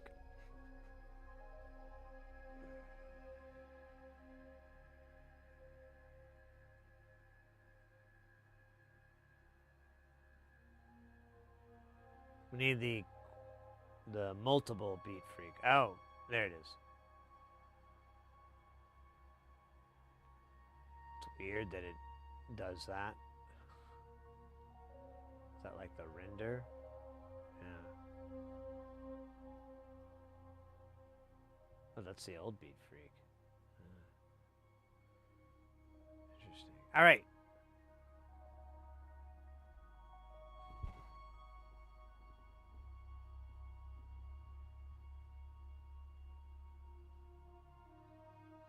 Oh, really? Yeah, some places have will call.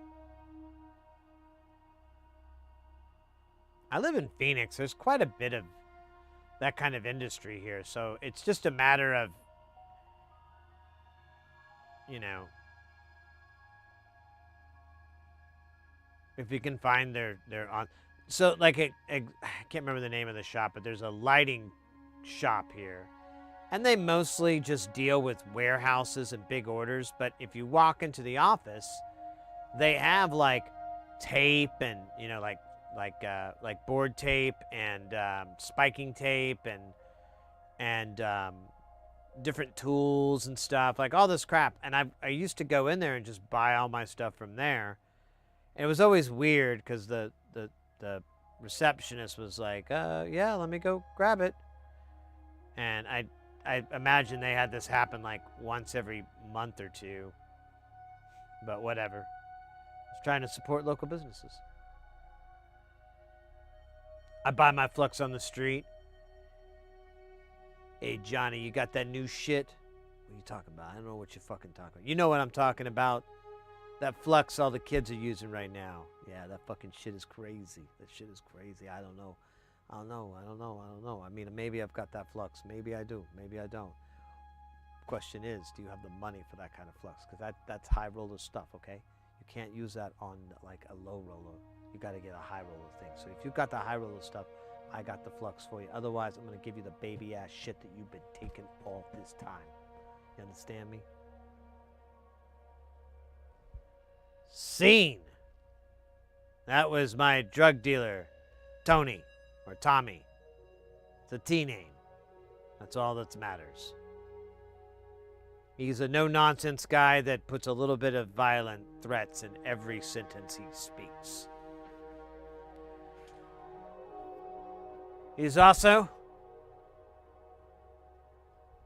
into stadium super trucks as well. So we have a lot in common, that character and I. Some say too much. That some is my family. Like all my family. They're like, Sid, this character thing you're doing, at first we thought it was funny, but then you just never stopped. You know, that whole thing, and you guys have this happen to you, right? Where your whole family sits you down and they have a sort of a intervention of sorts.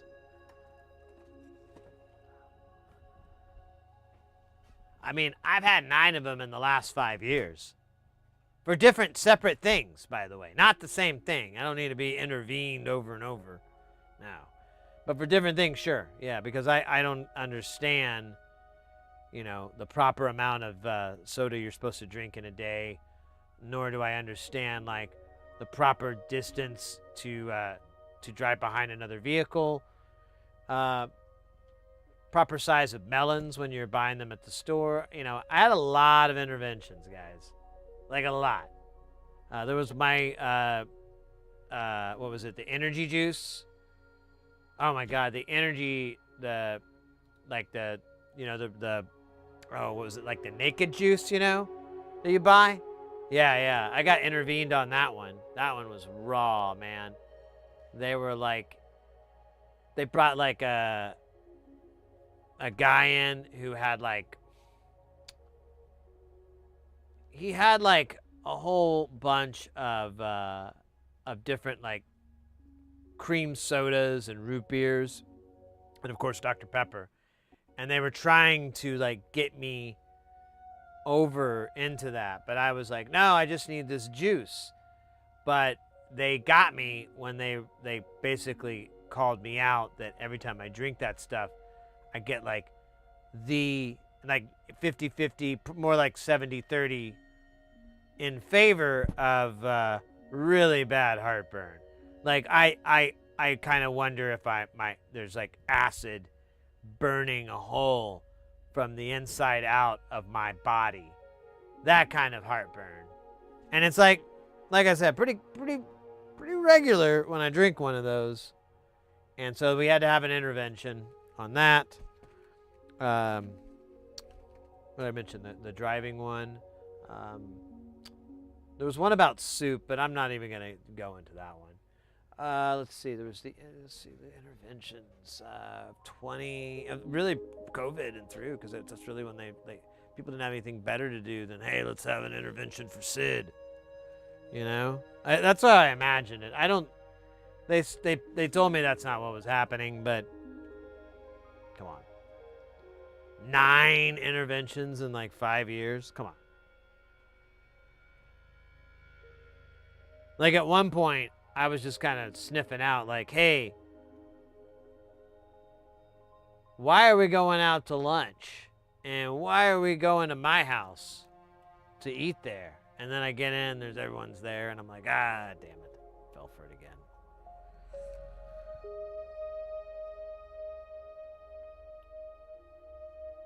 There was the beef jerky intervention. That was weird.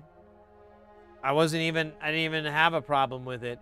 I just, it wasn't like an eating thing. I was just making a lot of jokes with beef jerky and the punchline. They weren't even funny. That was the joke. But yeah, all my friends and family,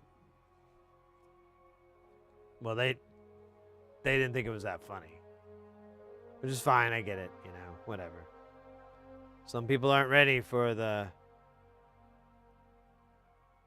kind of non sequitur humor that I unleash like a hose from a fire hydrant, spewing nonsensical, ridiculous. Wait, how many are we doing again? Oh, we need 5 more. Hold on. Yes, 5 more. I'm sorry. I was trying to do,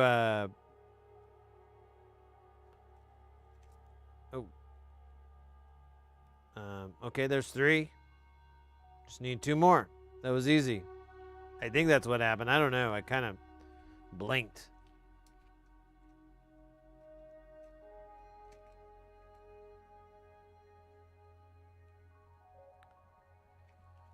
Man, we really use a lot of 2.2Ks. I didn't really realize that until... Oh no!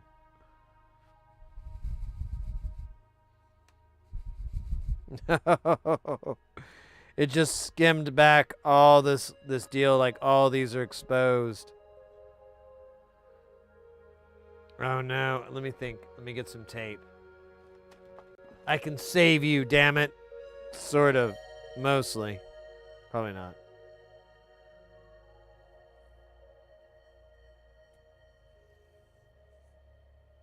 Oh, this is gonna hurt me more than it hurts you. Oh, actually it wasn't too bad.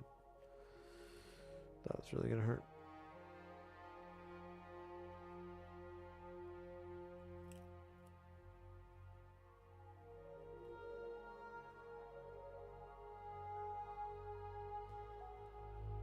All right. We're not saving lives. We're saving resistors. I feel that's noble work.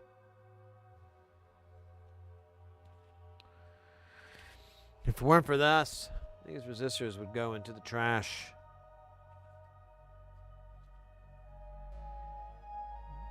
Of course, they're not going to fit in this fucking thing anymore, are they? Oh, well, whatever, dude. I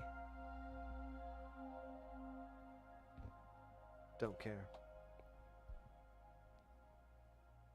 You want this? Oh, wait, is that the...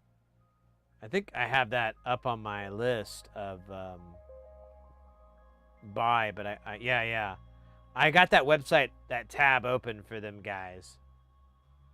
So I'm totally getting some more of those. Or not some more, some actual.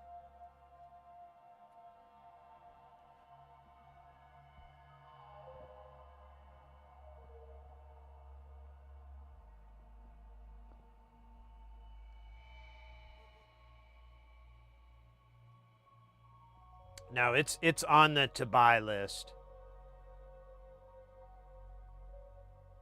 I just I'm not buying it until I kind of have a spot to put it. If that makes sense. And there's 32 2.2Ks. Let's find where the hell they're gonna be.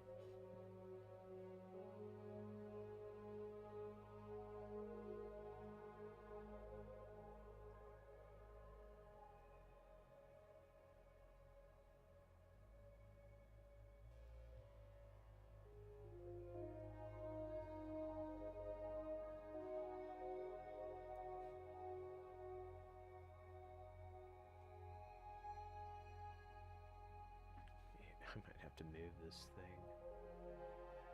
I can't hit it.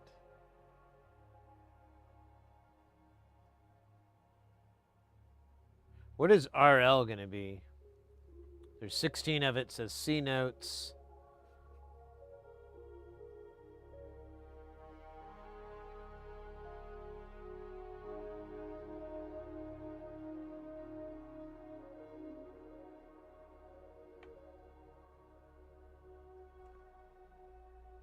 All right, in the voice of Dr. Farnsworth, good news, everyone. Remember those resistors that I was like, ah, and I said a bunch of like swears? Like a lot of swears?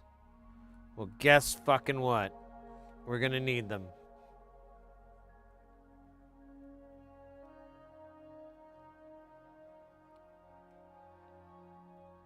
Two.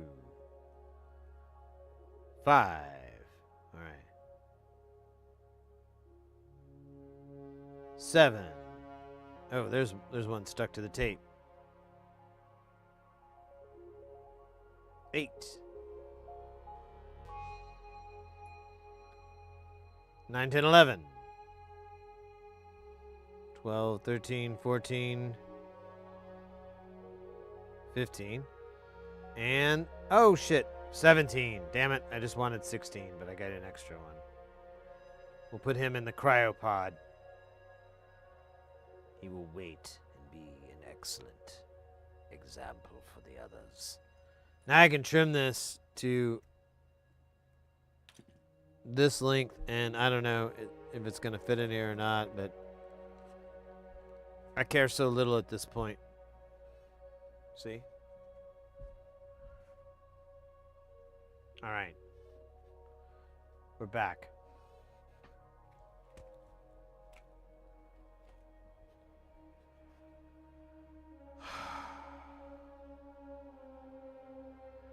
We got to put on like 48 2.2, oops, 2.2K resistors and then solder all of them on.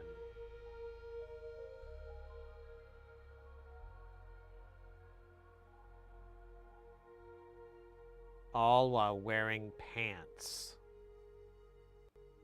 Evil, constrictive, oppressive pants. You know, I could get the nice tweezers out. I think they're here. I don't see them, but I know they're somewhere. Somewhere close.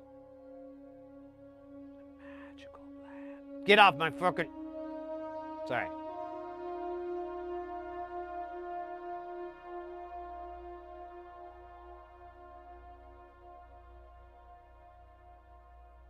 There we go.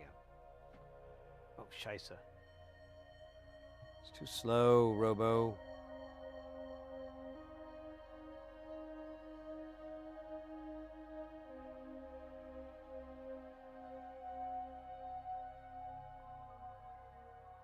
All right. Ooh, I got two at the same time, Peter Man.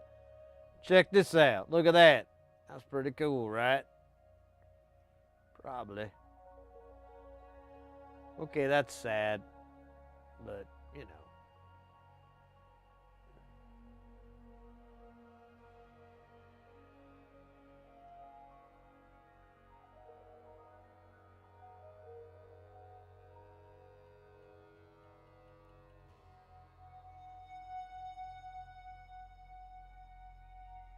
You know.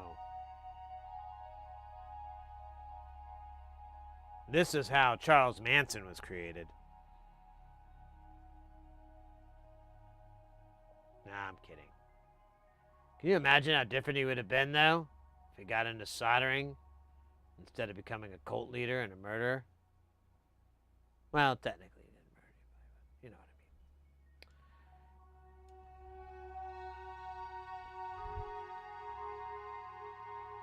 I mean. I think he'd have to learn to read, though. I don't think he's very literate. Or he was very literate.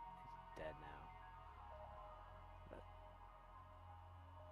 But think about that next time these components aren't working for you. What about the troubles that old Charlie Manson had to deal with? And then these resistors aren't really so bad, are they?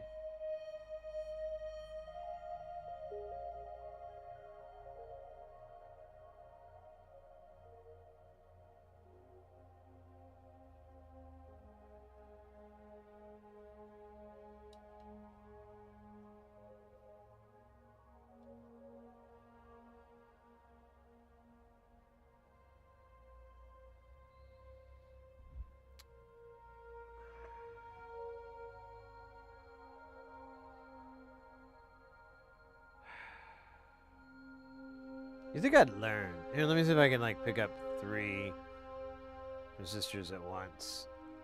There we go. Now I can use their combined hatred for me to knock them off. Yes, use your hate. Let it swell inside you. Swelling in me.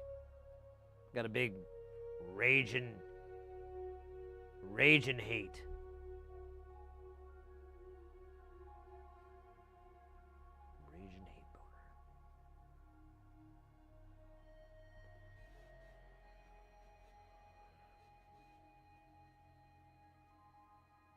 boner. more into writing than before they learn reading. Yeah.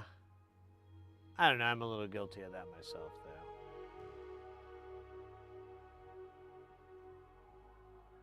Not so much these days, but and previous. I'm better. Still doing it, I guess. I don't know. I don't know if I'm necessarily ambitious. I just am like, I think I just greatly oversimplify how complex something is, and then till I'm like knee deep in it, and I'm like, oh, right. I was wrong about how easy this was going to be.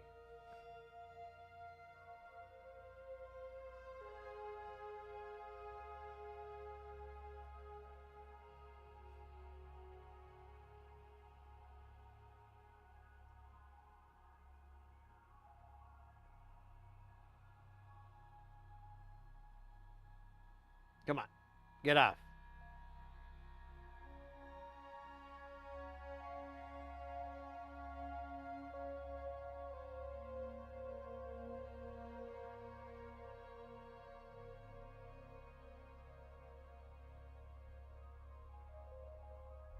And then you look at the roadblocks. Yeah, I guess so.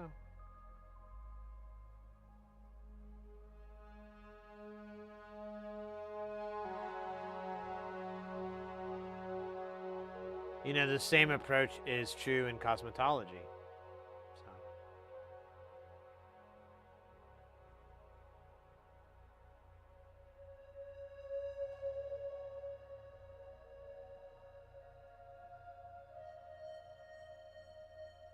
Oh my God, this is just that over and over. That's awesome.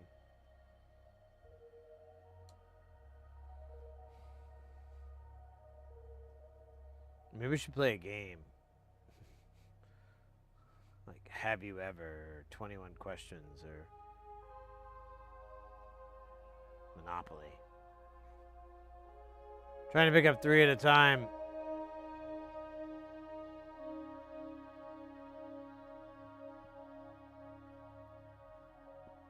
It's not working anymore.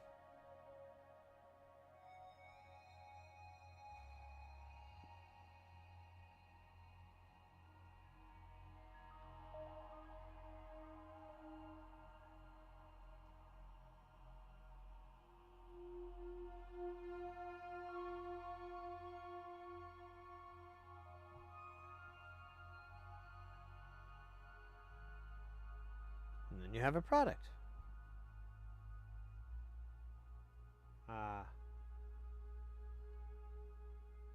The life cycle.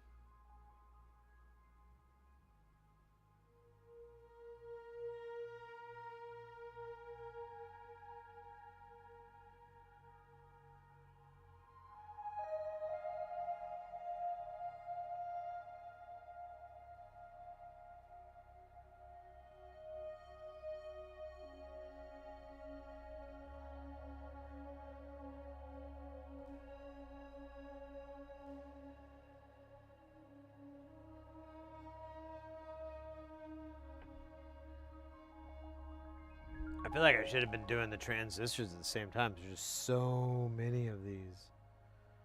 But no can do.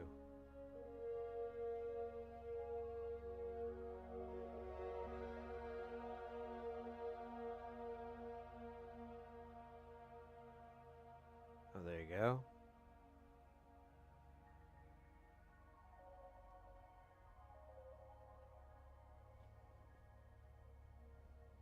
What time is it? Oh, cool. It's only 9:30.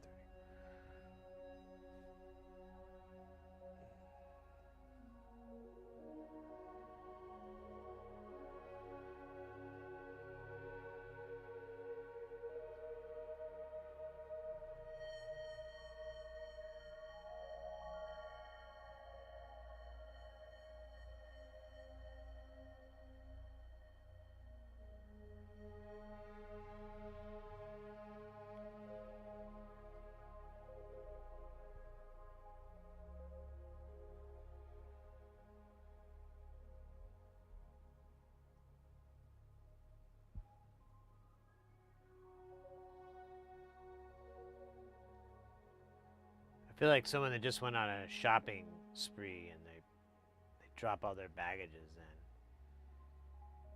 All their little shopping bags.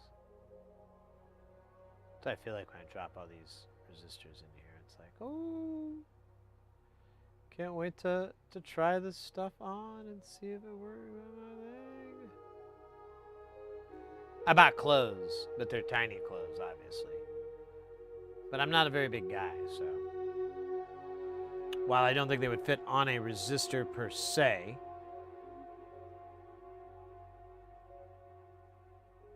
oh, I'm sorry, that was it. I don't think they would fit in a resistor per se. Or hearsay? Which one is it? Can never remember. Hearsay. I only mean what I want to. I think that's what the song goes.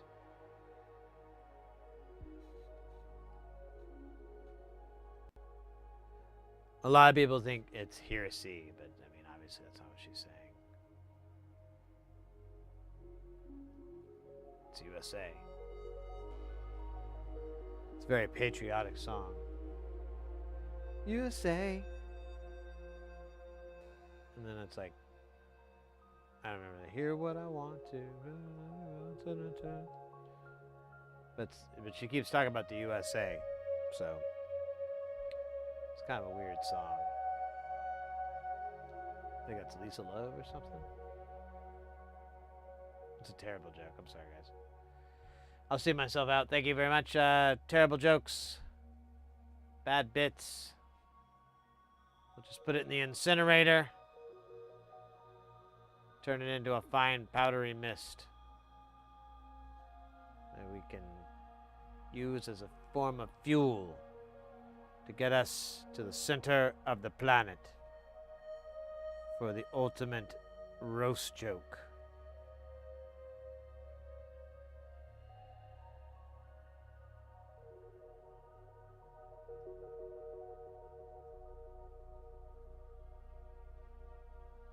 Alright, I'm just going to put them in chunks because I'm tired of fighting this guy.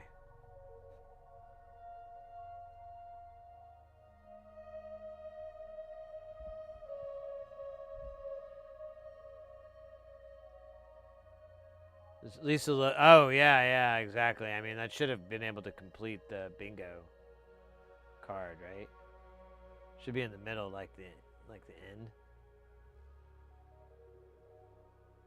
Or maybe be in the L. Wait, is there L in bingo? No, there's not, Sid. And you just admitted that out loud.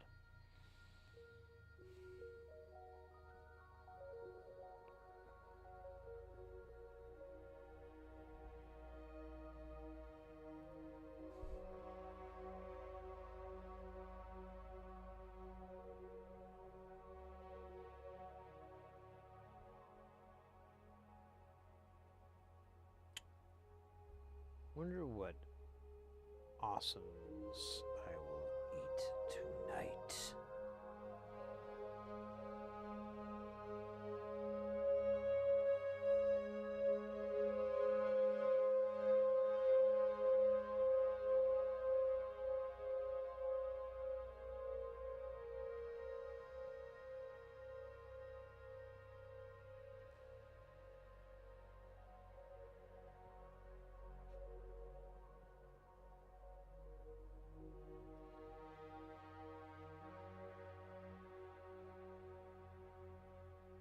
Oh, man.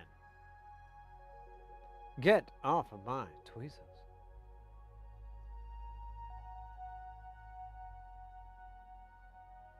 Remember that song from the Rolling Stones? How'd it go? Hey, hey, you get off of my tweezers. Hey, hey. Yeah, that's not it.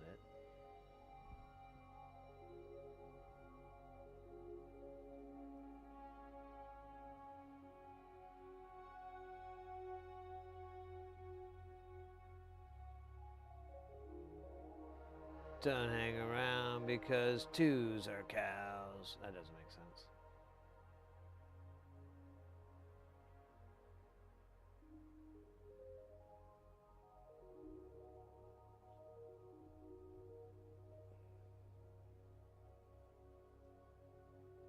Do you know about those passive things called patch pals? Maybe? I don't know them by that. I think I know what you might be talking about. I don't know them by that name, though.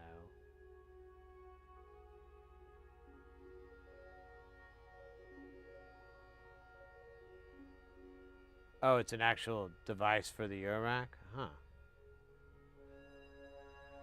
No, I haven't seen it yet. I can look it up here in a minute.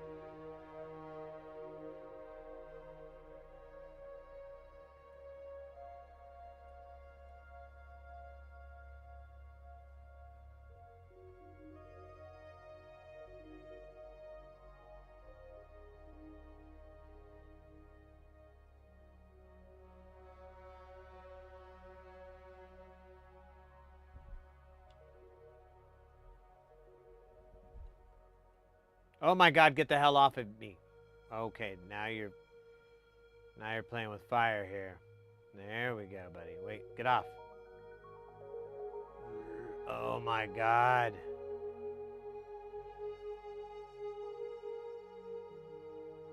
All right. Oh shit, nope, yep, we don't have enough. We need more. So I was right to add, well, we'll see. So I got 4 here, but I think I need 5, it looks like, to do RL. Oops, sorry about that, bro. And then, oops. Yeah, they're just all fucking suck. Well, let me check one thing down here, because I didn't... Okay, those are all covered. Alright, so we just need 1 more to make it work.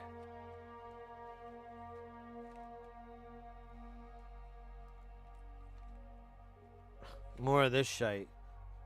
This is hilarious.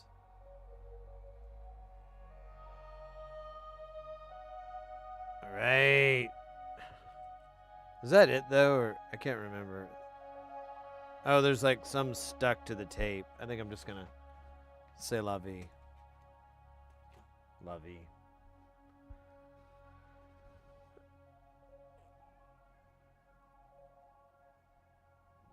As a for building,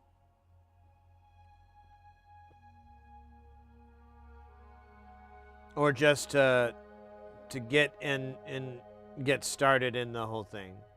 I'm not sure which one to build.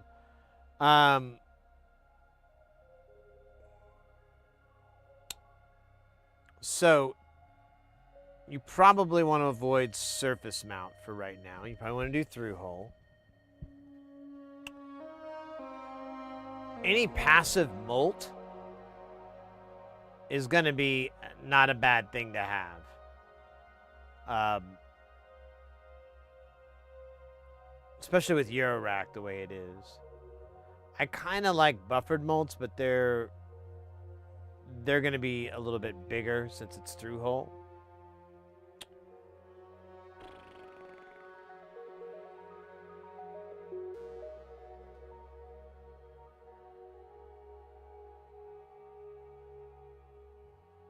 Trying to think of a good through-hole project. Here, let me look at this thing you're talking about. It was called the Patch Buddy Rack. DIY.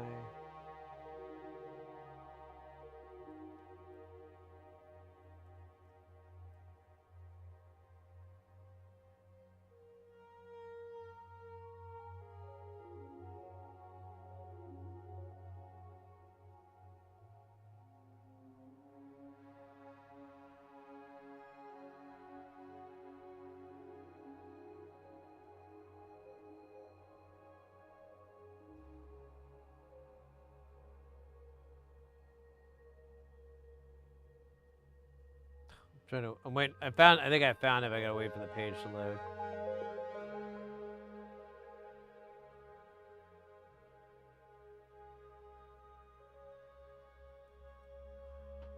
Is it, damn it, it always keeps knocking this out.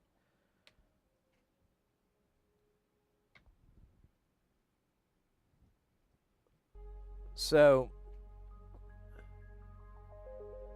oh wait, this says something different. I thought it said.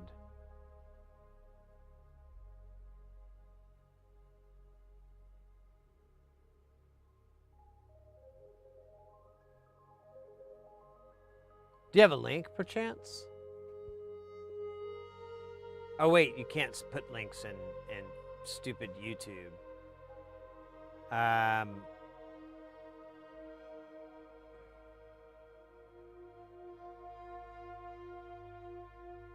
I guess could you give me more to go on to try to search for it?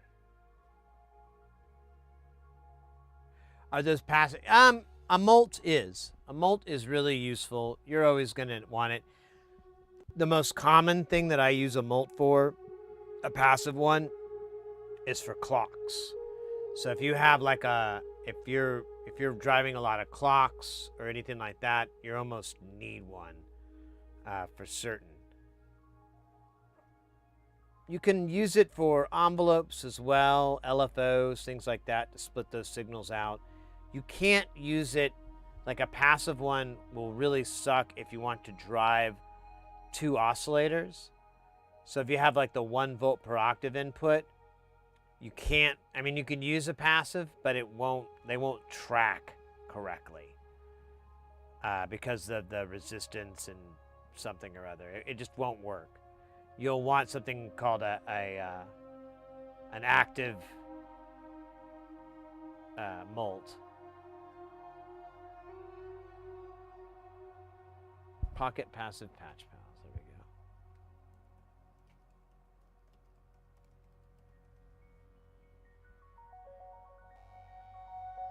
go. Literally pulling up photos of eye patches. This person is.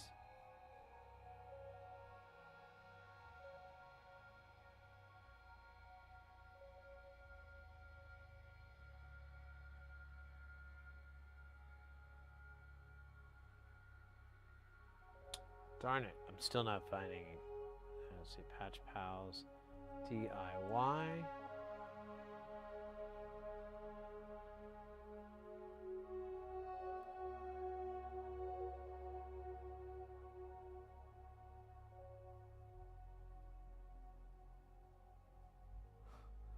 That's so weird. I cannot find it, what you're talking about. Oh wait, I found a video on it, but I want to find the actual thing. Let me see if maybe the video will link to it.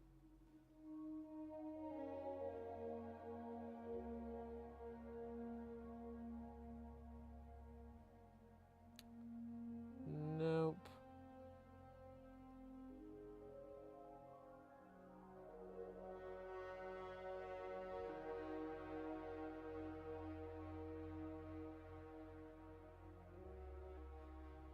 Circuit Abbey Tick is an easy through hole. Okay.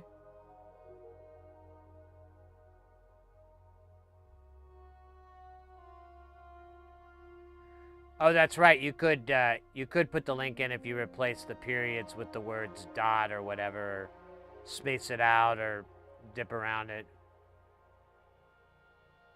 On YouTube by Synths. Okay, so maybe I did find the page, but I'm trying to find like a look. I want to look at the build itself, where you get it from and stuff, and that's the part I can't find.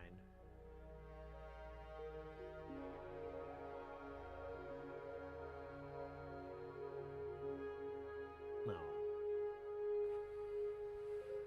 Honestly,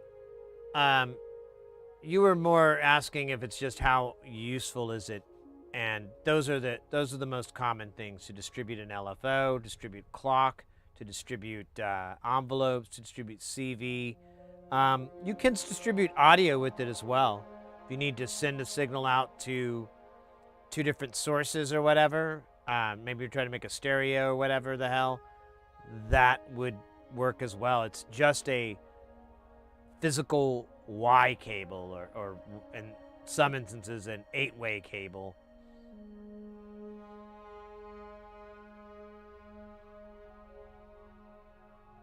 Yeah.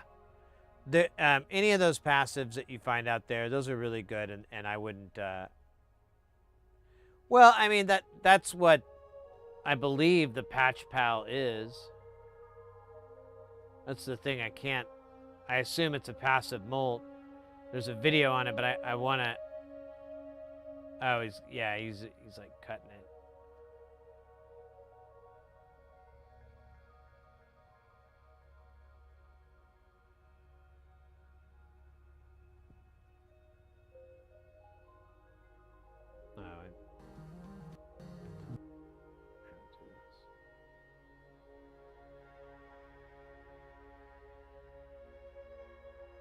Oh, oh, wow. Oh, you have to put it on there like that? Oh.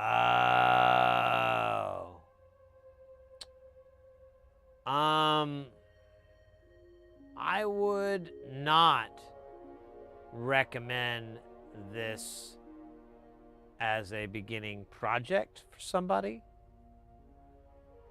You might be able to get it and nail it, but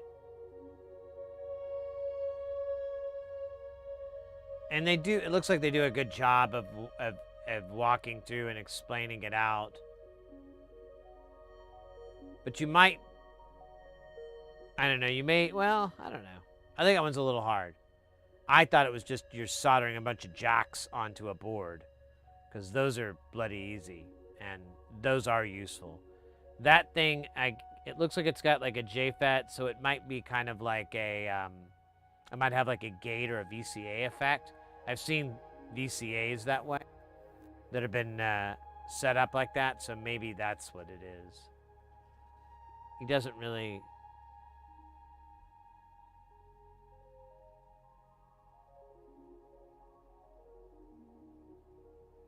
JFET Wave Shaper VCA ring mod. Well, that thing sounds pretty cool, but yeah, it would be, if it's not a circuit board and you're having to solder like the way he is in the video, I don't know, mate. It's kind of hard. You might be able to, you might not have any problems with it, but I fucking hate that stuff. I'm really bad at it.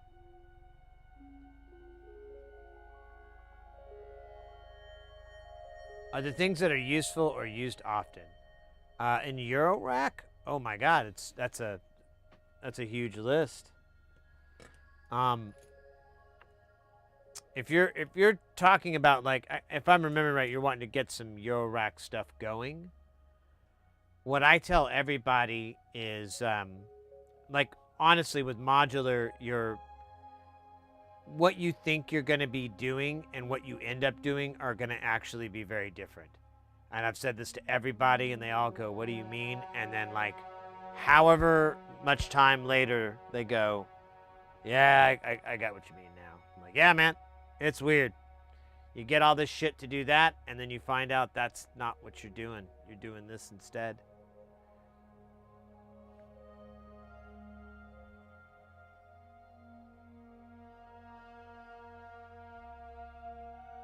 Why would you do? I don't know, mate. Well, that one, it's a bunch of different modules. So you could do, like it said, it's a VCA. So you could do a VCA effect. You could do what was it, a wave shaper. So you can overdrive it. And then I guess you could do a ring mod effect. NLC has something that's kind of similar to that. So I kind of know how it's done, but it's on a PCB. Oh, shit. Oh, I never did fix this. Just dumped them on here. Like a madman.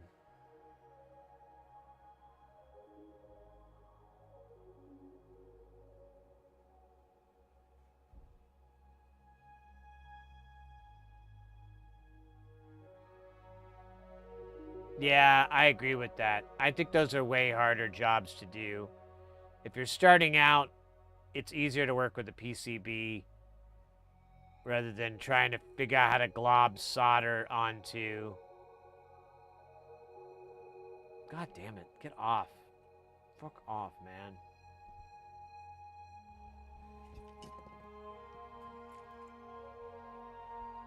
Ow, scheisse. Hello.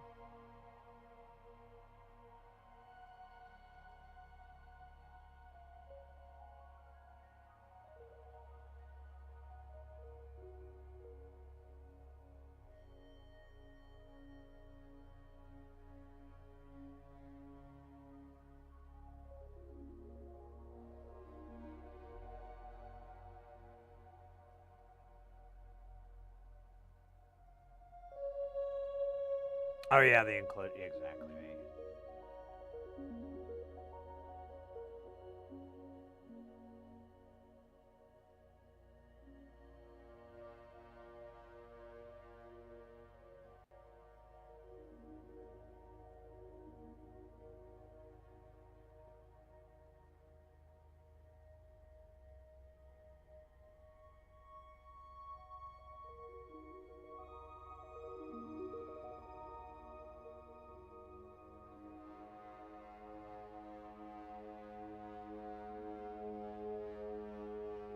I feel like with using 2 tweezers, I feel like those guys that put their hands in like, those little robot incubator things or whatever, and they're like, they put the deals like, wait on, I'm placing the plutonium in the plutonium holder, or whatever they say.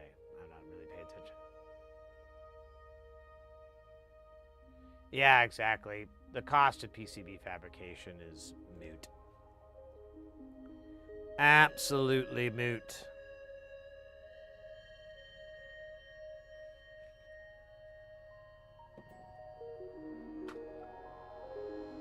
I think that whole video, though, is kind of trying to teach some electronics.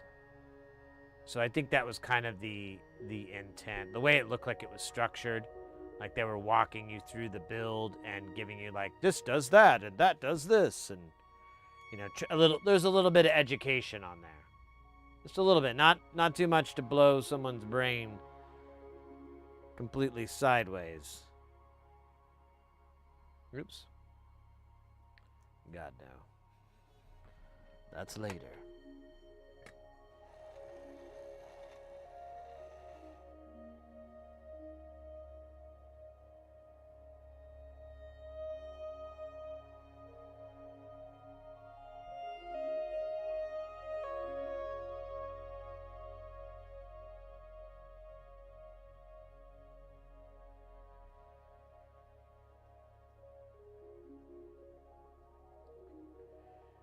Yes, you gotta be careful when you're blowing. Oh shit! There's a bunch of components just laying on the ground here. I see where some of them might go. Yep. Stand by. Oh, don't get away from me, buddy.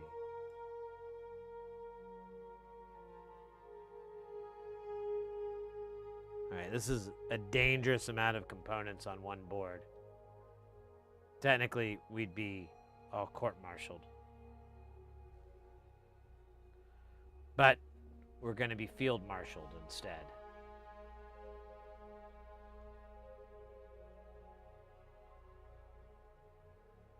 And then we'll write martial music, which is literally a genre.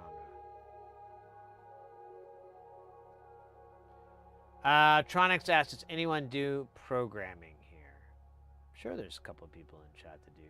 Not me. But it's like one of those things where I'm like, I kind of know it a bit, but not to any, fluency. Kind of like my knowledge of German. But I feel like if I actually put myself into it, I probably wouldn't. I'd have a little bit of a heads up. Actually, that's really probably pretty accurate. I don't know. It's hard to say.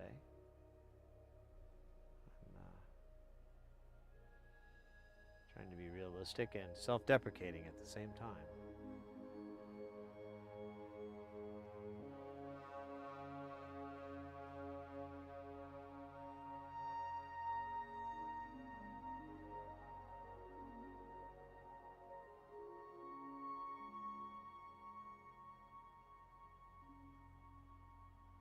Any particular language? No, that's my thing. I when I was a kid, I was like 5 or 6 or something. I had like a little computer that was like this. Oh, I can't remember the brand. It was a Tandy. Was it Tandy or was it a? Yeah, it was a Tandy. Oh, I always forget the model. Very tiny one, and you could plug up to your TV and run BASIC. So I just had like these little books of these basic programs, and I would just data entry them in, and I had like a little tape deck to save it on, and that is the first time. And then when I was like 14, I got like a programming for dummies book, and programmed on my Mac a little bit, on my 68K Mac. But eventually I ran into kind of a bit of a brick wall, and then I got a car and girls, and you know the rest.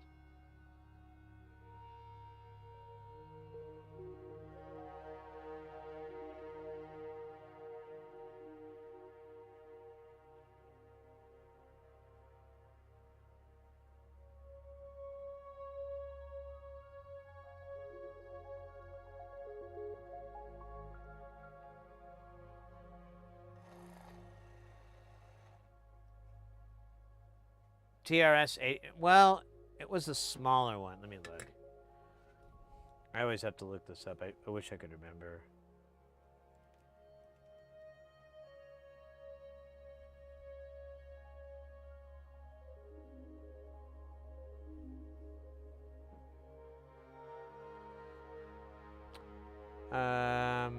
No, it was the smaller version of it.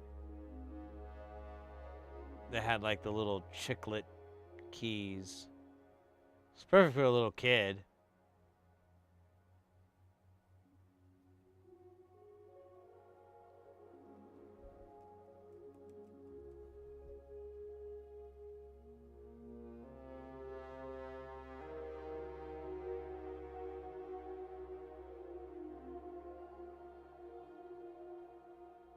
No, wait, I think this is it. Oh, shoot, I can't get a better picture of it. There we go. Nope, that's not it.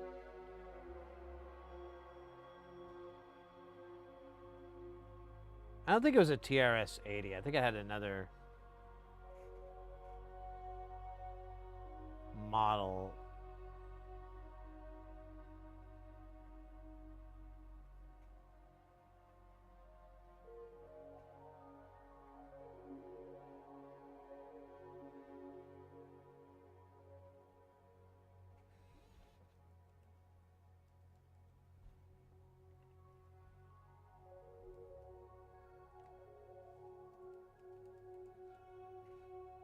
Oh wait, I think I saw it in. Nope.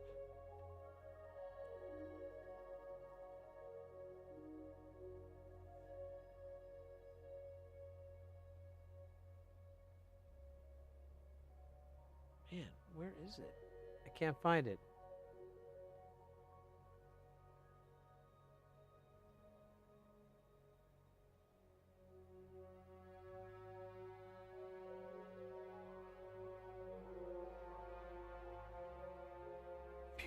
Yeah, exactly. It's about mid-90s where I was like, oh, this is really hard. And programming's very difficult as well. That was my teenage years. Tandy TRS Radio Shack.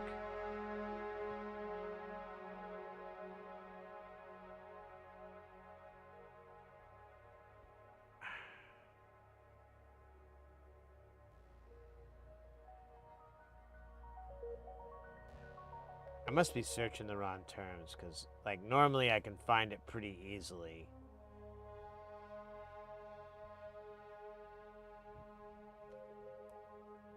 Computer.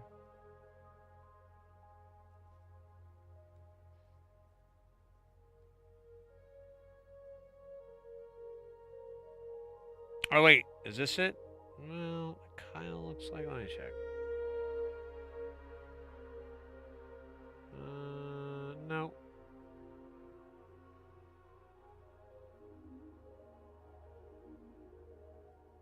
I'm sorry, guys. I'm trying to find it here because it is super, really important. I don't remember what to or why. Oh, yeah, it was the programming question. God, you know what it's... Oh, there it is. We were looking for The MC10. That's what I had. So it wasn't even a Tandy. I don't even know what the hell I was thinking.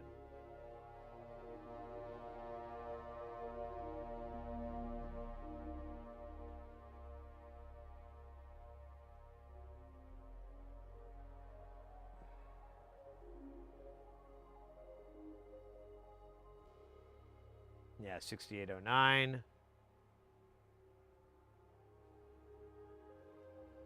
When was this produced? Yeah, 1984. That sounds about right.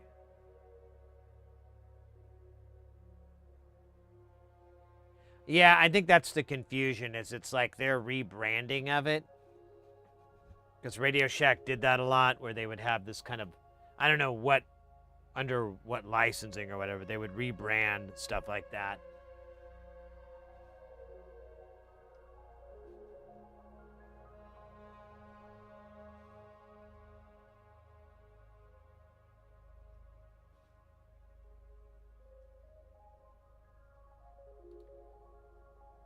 Oh shit, I keep missing that.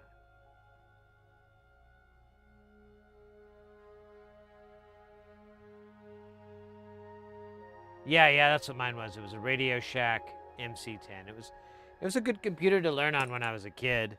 I was a little kid, and I think, you know, in hindsight, it taught me data entry, typing, and, you know, a little bit of program, because I did, you know, BASIC is pretty easy to understand on its, you know, face. It's a very readable language. And when you're 5, it's even easier.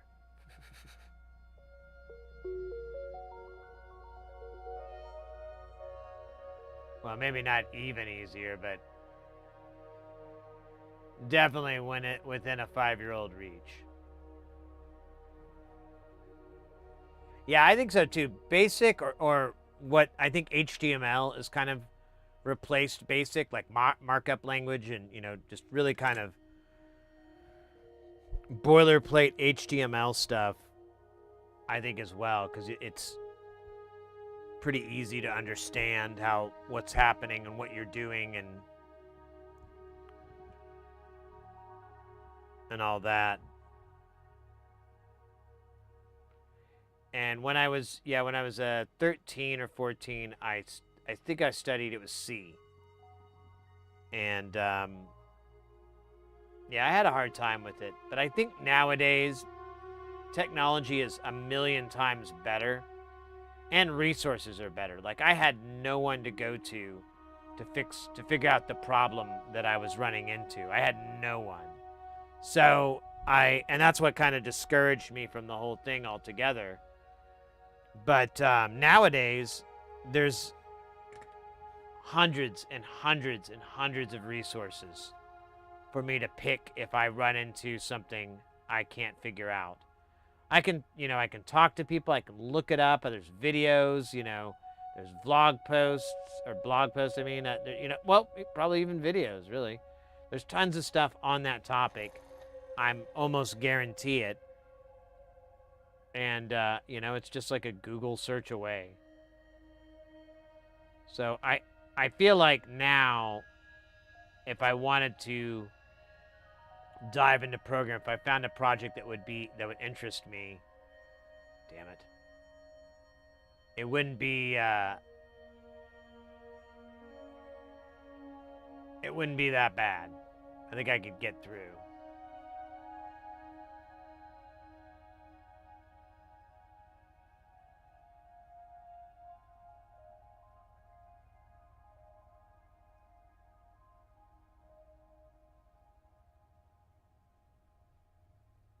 Yeah, the 80s and 90s, exactly. And I think, this channel is a great example of that. You know, you can find a resource for soldering, for synthesis, for keyboards, and, you know, and I mean, that's all in one place. Not to boast, but there's channels like that out there. There's things out there like that. And so programming is, I would argue, a little bit more popular these days, I think, than oh man, I'm just giving up. Than music or synths. Because, you know, so many people have a computer, not too many people have a keyboard or, you know, something to kind of get them started in music. But programming, man, it's all over the place. You want to post something in Reddit, you might want to know a little bit of markup language, a little bit of formatting.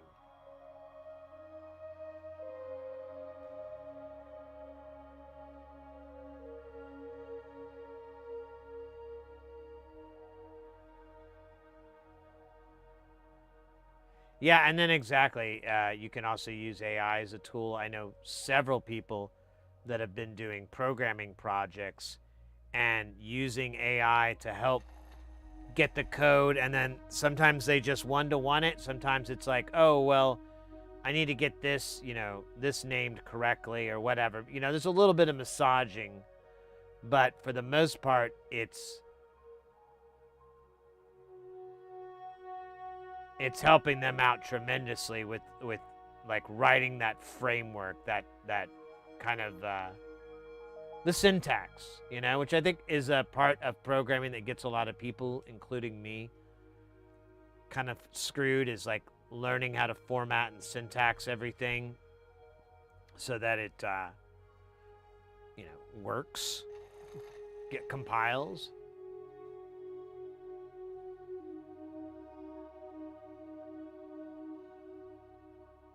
You're definitely not? Okay, just making sure.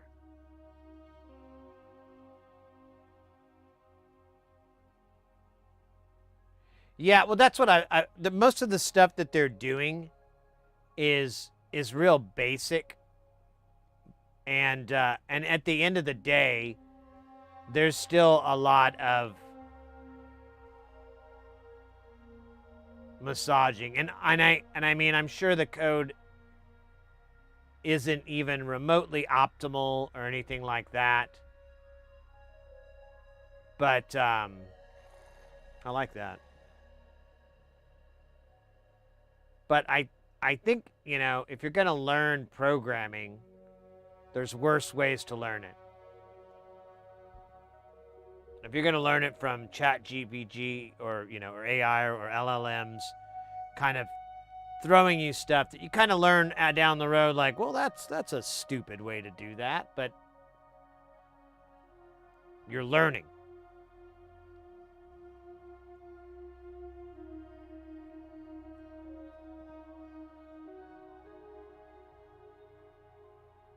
Yeah, I'm all for that kind of stuff. I'm all for, like, trying to find these LLMs to be useful tools. I'm not really into the gloom and doom of it all. I mean, for comedy I am, though. It's funny comically. But personally, I'm like,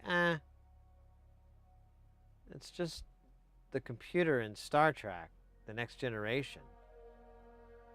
Like, if you ever watched Star Trek The Next Generation, they're just giving prompts.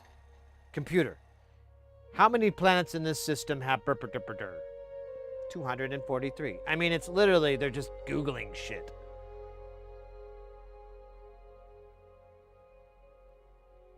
I know it's story exposition, and I get that, but, you know, as a technology, not too scary.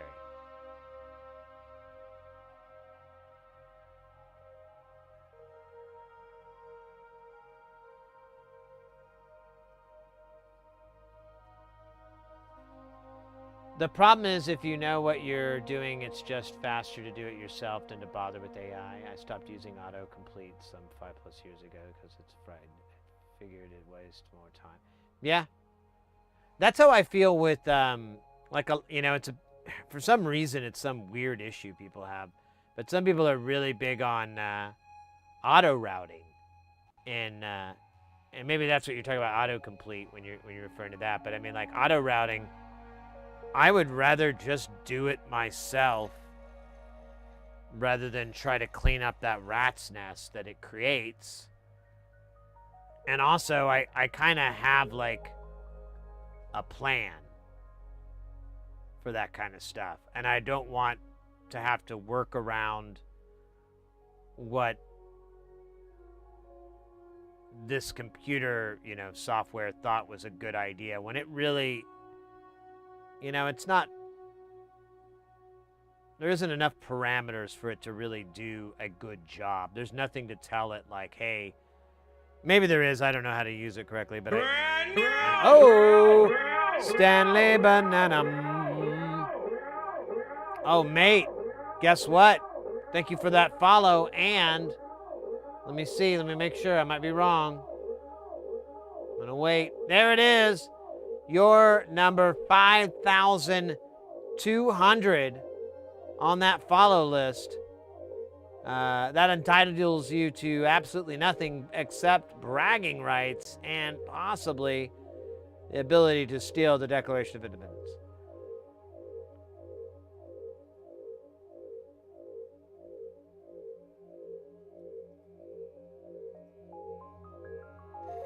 But we're not going to get into that Nick Cage shit right now.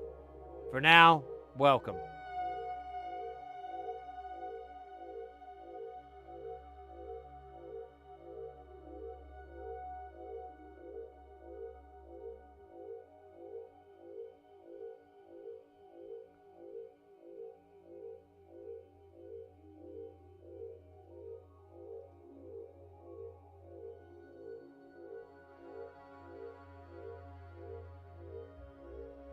Oh shit, what are we doing here? This has gone sideways, man. This is bad. It's kind of cool, though. I kind of like it this bad. Here, I'm going to get tweezers, because I don't think I need to do this way.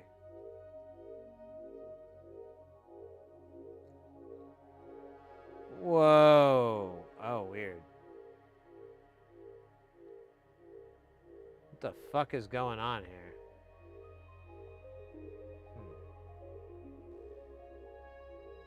It's like a do-si-do or something. There we go. Perfect. Thank you very much.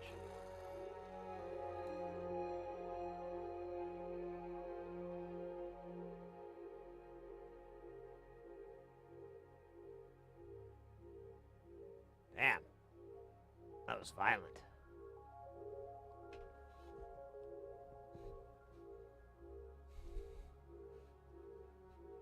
Oops, that's not solder, those are tweezers.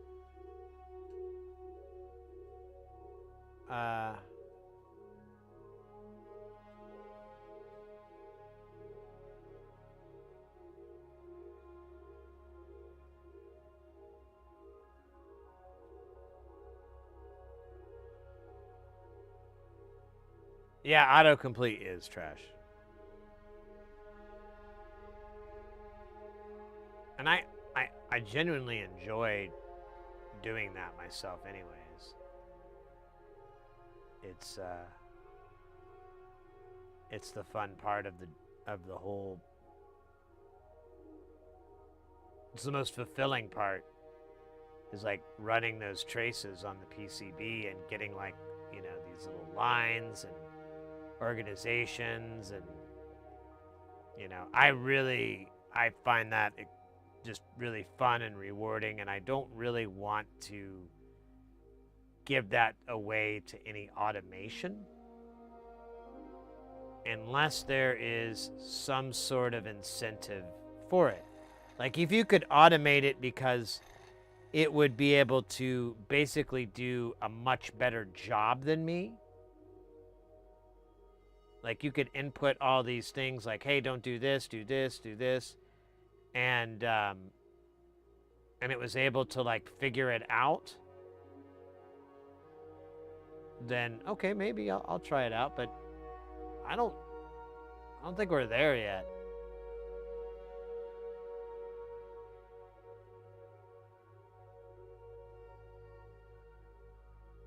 And like I said, I kind of just like doing it anyways. Oh, weird. I think I saw the lights move.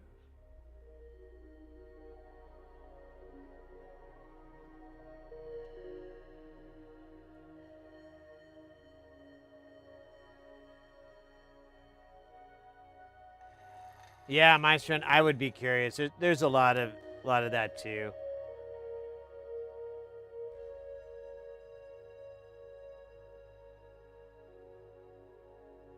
I suppose if you could really customize it in a way and you had like a lot of control, you might be able to work around those limitations that I kind of see all the time, but I don't know. I'm not in a situation where I need to get this, you know, into production by Wednesday or something like that. You know, I don't have any deadlines. Well, I have some, but they're not. An auto router isn't going to fix that. Yo, that was 40. What was that? 36 plus 60. That's 48 resistors. 48 10Ks. Or no, they were 2.2Ks, which is really, really fucking hilarious.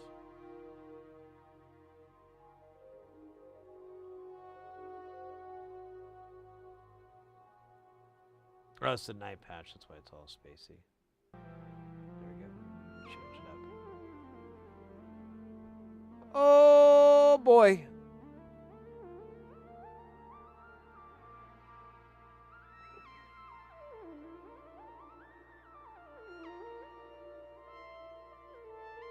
Exactly, I think foil hats. It would take more work to try to input, like, stay away from here, don't put this here, keep digital ground here, you know, like all this. It's easier, I would think, just to keep it up in the old noodle. But who knows?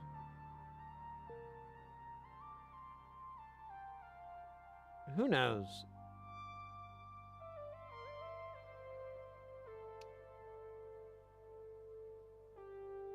I'm always interested in a lot of these things and how they can assist us in creating, like, interesting, you know, more useful. I just always see, like, AI, I just see it as a tool. And a lot of the bemoaning and criticisms and stuff I hear are kind of remind me a lot of the things like when digital photography was replacing traditional photography, film, and so forth.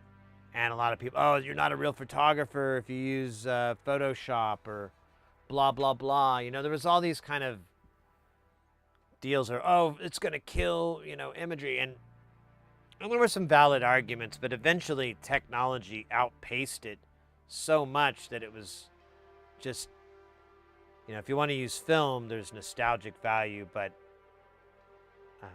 nowadays, digital is so good.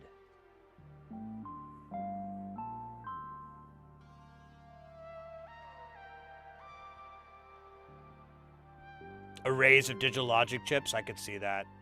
If you organized it in a nice, yeah.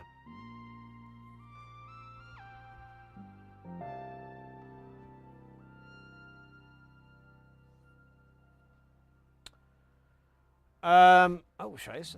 I didn't realize it was so late there. What are we at? 10 hours, 42 minutes. That's kind of cool. So we can brag about. Braggadocious? Brigadier? This board looks gross. Let's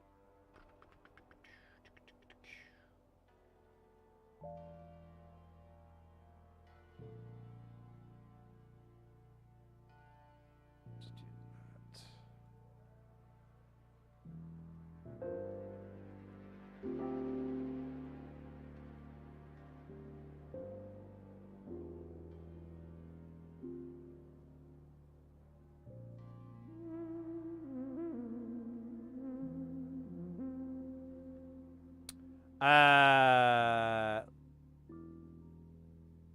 I think that's gonna be it for the day. Honestly, I'm a little bit hungry. It's getting a little bit past dinner time here. I must make sure that the missus is fed, and I am fed as well. So I think we're gonna head out for the evening. But wonderful news, we'll be back on Saturday. I'm thinking, I don't know, we might do a little bit of KiCad stuff because we should and we could. But I can't be for certain on that because international law and something about promise making. Let me see something here. Go.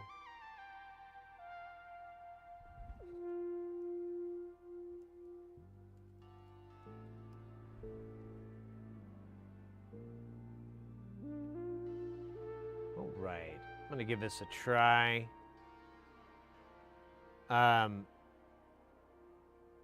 Over on Twitch, we're gonna raid out to our good buddy, our pal, our friend, our comrade of the analog domain. You know him, you love him. It's Mr. Horologist. Mr. Horologist works on timepieces, particularly watches. I've sent a couple not too long ago to him, and he's been working on. I don't know if he's working on that one today. Over on YouTube, I'm gonna try to do the raid thing, and we're gonna raid out to Ace Console Repair over in Australia, and see what they're up to today. That's the plan. I'm gonna give it a try. We'll see if it works. Otherwise, you know, you can find your way there. I know you can. You're cool. But beyond that, I want to say, guys, today has been awesome. We got 5 new followers on Twitch. We got